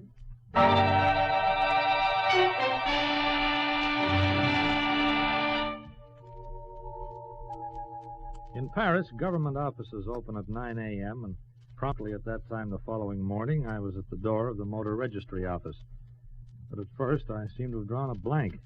There was no sign of Francois Devin, and the clerk at the desk did not seem to remember him. Monsieur, I cannot recall any one of this description. Besides, we have only just opened. Except for a telephone call, you yourself are the first customer this morning. Well, maybe I'm too early then. Mind if I wait? If you have the time to spare, you will not object if I resume my work. No, go right ahead. Say, did you just mention a telephone call? Oui, monsieur. A gentleman wished to know the ownership of a car bearing a certain number. Uh-huh. That is why we are here. I gave him the information. The guy on the phone, did he sound young? Youngish. A little excited, I thought. He gave you a car number and asked for the owner's name and address? Oui. Well, can you give me that same information? Oh, monsieur, what is the purpose of this inquiry? Is there some reason? Look, some reason why you should tell me. Sure there is. A very good reason. I'm trying to prevent murder. Monsieur. Just give me the name and address. Quick, it's important. The number of the car was 845 CT716. Look, never mind that. The owner's name is Henri Lafarge. Lafarge? The nightclub king? I wouldn't know, but his address listed here is the Club Flamingo, Rue de Midi, Paris.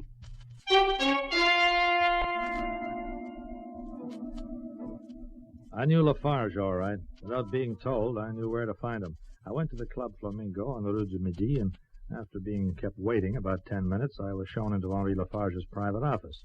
Sumptuously furnished, if you like glitter and leopard skin. Lafarge himself, thick-set, gray-haired, faced me from behind a massive desk. There was a blonde over in the corner whom I recognized. The club's latest songbird, Lafarge's regular companion. We were introduced. Thierry, I want you to meet Mike Conoy, who writes the column Europe Confidential. Conoy, this is Louise Ferrier. You should give her a mention in your column sometime. Nice to meet you, Miss Ferrier. I have heard of you. Now, Cherie, it is too early in the morning, huh? Sit down, Conoy. What is on your mind? A girl who was knocked down last night in a square outside our office block. What are you saying? Knocked down by a car. She died. The police are looking for the hit-and-run merchant. What is this? Some kind of conspiracy, eh? I guess somebody beat me to it, did they? There was a young fool here just before you arrived. Had a gun with him, mouthing all kinds of stupid threats. Now you... Well, Lafarge, just for the record, where were you last night around 8? I was here at the club. Louise was with me. Is that right, Miss Ferrier? Of course it's right. Isn't it, Louise? Oui. She was a nice girl, this gal who was killed. You should read my column this morning and find out. We don't take your paper. Whatever ridiculous idea made you come around here, Conoy, you'd better get it out of your head fast. That kid was crazy. He deserves everything he got. Now, where is he? Downstairs in one of the rooms. My boys had to take a gun away from him and tidy him up a little. If he's a friend of yours, tell him to forget his crazy notions and stay away from here. Yeah, I'll tell him. And do not get any ideas yourself, Conoy. I was here at the club last night, and Louise can prove it. Yeah, so she can. Well, if you ever change your mind about that, you know where to find me. At the office. Get out of here. I'll be there all day. I said get out, and take your crazy friend with you.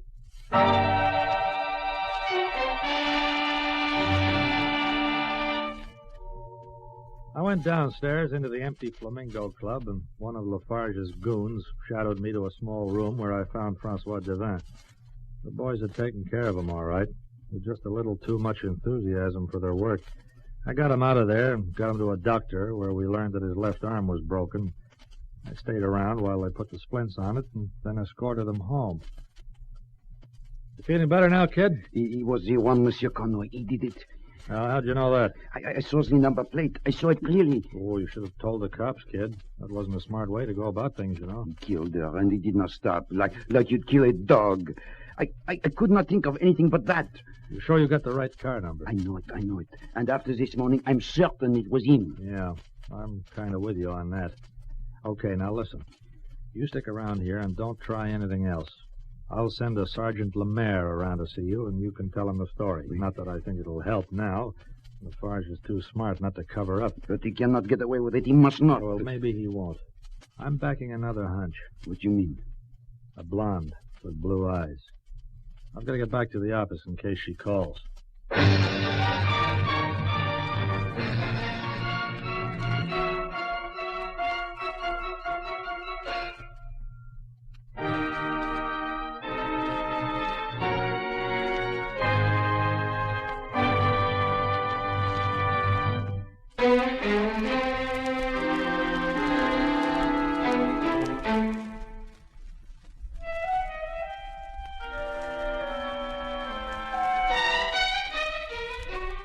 I was working on no more than a hunch, an unsure feeling that I'd seen in the eyes of the singer who called herself Louise Ferrier.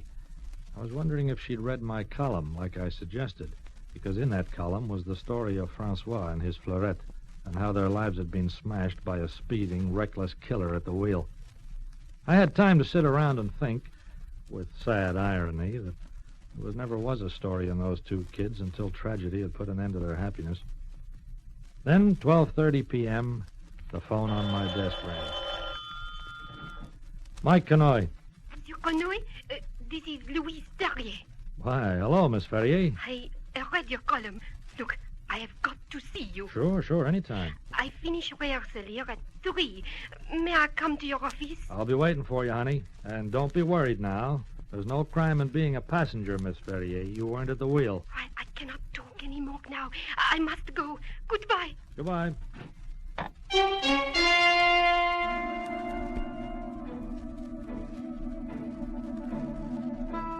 I loafed around, filling in time, waiting for Louise Ferrier.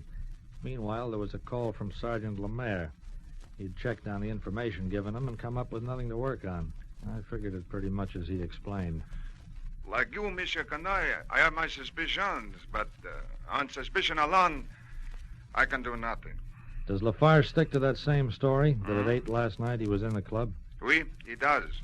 And he says that a witness will support him. Yeah, Louise Ferrier. Oui, the singer at his club. Mademoiselle Ferrier was not available to confirm the statement. She had finished rehearsal and left. But I expect to reach her at her apartment later in the afternoon. Wait a minute. She's left the club already? It's only 2 o'clock. Is there something strange about that? Well, maybe not. But where can I reach you if I need you? I am at headquarters. And, Monsieur Canoy. Yeah? A word of warning. Oh? If the impetuous Francois Devant is a friend of yours, I would talk to him. He is a very emotional, excitable man. And threatening to kill Henri Lafarge in my presence is not of very good sense. He did that, huh? Several times. Yeah, he's still in a state of shock, I'm afraid. He was roughed up pretty badly this morning. Oui, I realize that, but he went to the Club Flamingo with a gun, so the fault is on both sides. You understand, as a friend, I would simply tell him to take care.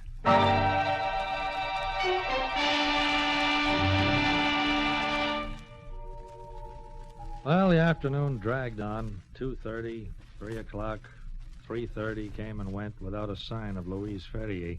Then around 4 p.m., there was a knock at my door, and I called to come in, but it wasn't Louise.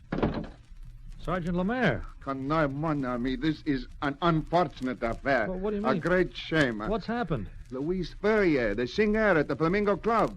Devant told me there was a woman in the car, and that her hair was blonde. And now, in a state of shock, he has killed her. What? It is true, monsieur. An hour ago, we received a call. A shot had been heard in the apartment where Mademoiselle Ferrier lives. Oh, no. We reached there and to find her dead. Yeah, but wait a minute. Surely not Francois. His fingerprints were on the gun, and he was seen leaving the woman's apartment. I'm sorry, Monsieur Canoy, but it seems certain he killed her. We have placed him under arrest and charged him with murder.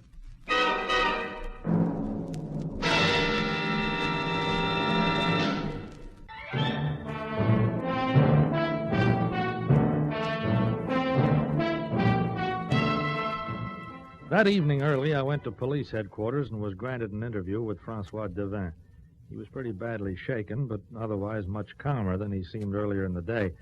I had a question to ask him, and I asked it point blank, and I got the answer that I'd expected. I did not kill her, Monsieur Canoy. I swear I did not kill her. Well, there's a pile of evidence stacked up against you, Francois. But I had no reason to kill her. It was only a friend, Lafarge, who I wanted to kill. Well, the threats you made against him have set you up as an obvious suspect for this.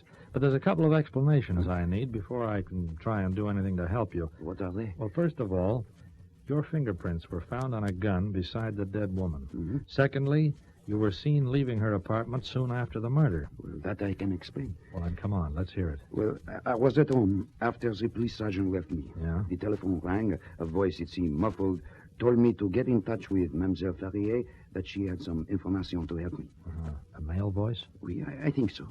The voice gave me her address and told me to go there, that she would be waiting for me. So I went. Yeah, go on. When I reached her apartment, the front door was open. I knocked and went in. Well, that's when I saw her. She was lying there on the floor. Then I heard 2 gunshots from right behind me. The door slammed just as a gun landed on the floor beside my feet. But Louise Ferrier was already dead. Yes. I suppose I did not think. I picked up the gun and suddenly realized what I was doing and how it would look. Besides, the gun, she felt awkward in my right hand. That's when I turned and ran and, well, you know the rest. Yeah. Look, you've got to believe me. No, don't worry, Francois. I do believe you. Have you told this story to the cops? They laughed at it. Yeah. Did they allow you to make a statement and sign it? No, they said to think it over and then to tell them the truth. But that is the truth. Look, supposing I got you a pencil and paper. Could you write that story out in detail just the way you've told it to me?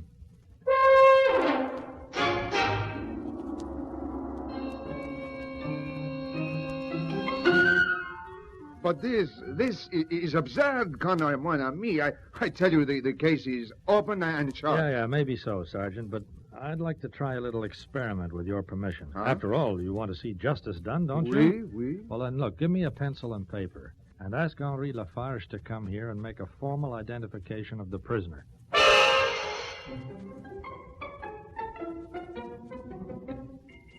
Sergeant Lemaire was far from enthusiastic, but he finally agreed.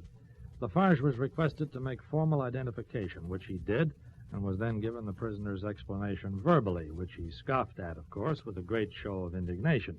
Yeah, Henri Lafarge was laying it on pretty thick. Mon Dieu, I blame myself, Sergeant. Gentlemen, this madman here came making threats earlier today. But how could I have known these threats were directed at poor Louise? I did not kill her. Enough, Devant. You have had your statement. You get a chance in the law courts to prove it. Just one thing I'd like to know. Lafarge, what made you let Louise go early from rehearsal with the band? Early? I do not understand. Wasn't she due to rehearse until 3 o'clock? No, of course not. You might check on that with the band leader, Sergeant.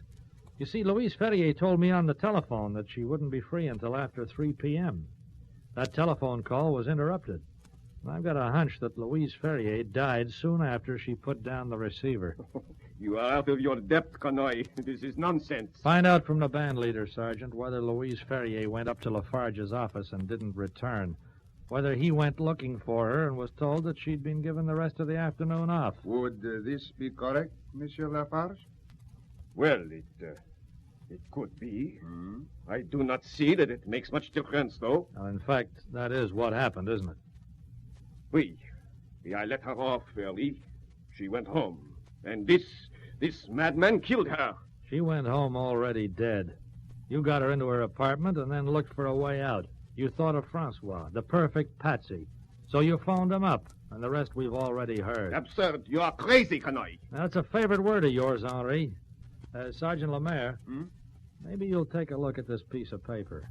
On it, you'll find a signed statement by Francois Devin telling his version of what happened. But I have already read it. Take it. Here, take it, Sergeant. Have a good, close look. Very well. But I do not understand.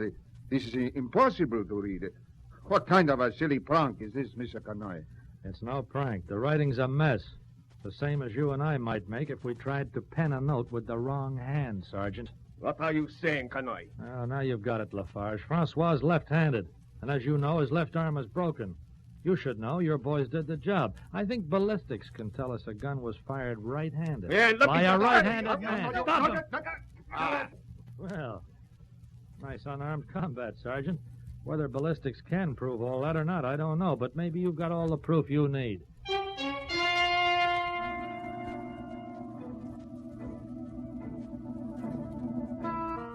After that, Henri Lafarge's composure fell apart at the seams. He admitted to killing Louise to stop her from contacting me, and he confessed to trying to plant it on Francois. Well, that's the story. Marvelous what a bit of bluff can do, isn't it? Oh, I forgot to tell you. We faked that note. Francois was ambidextrous. He could have handled a pencil or a gun equally well with either hand. Goodbye now.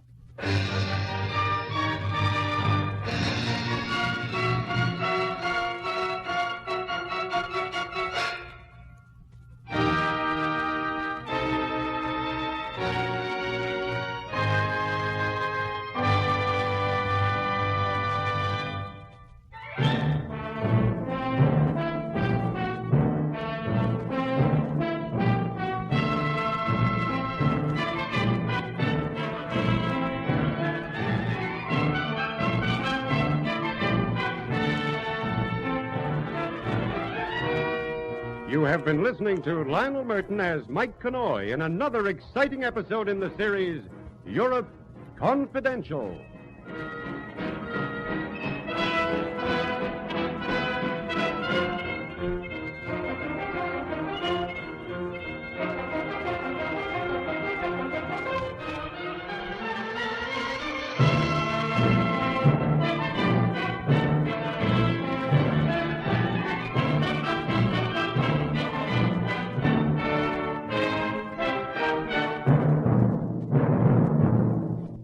This is Basil Rathbone again. We've reached the end of today's story, but I'll be back to introduce to you another unusual tale.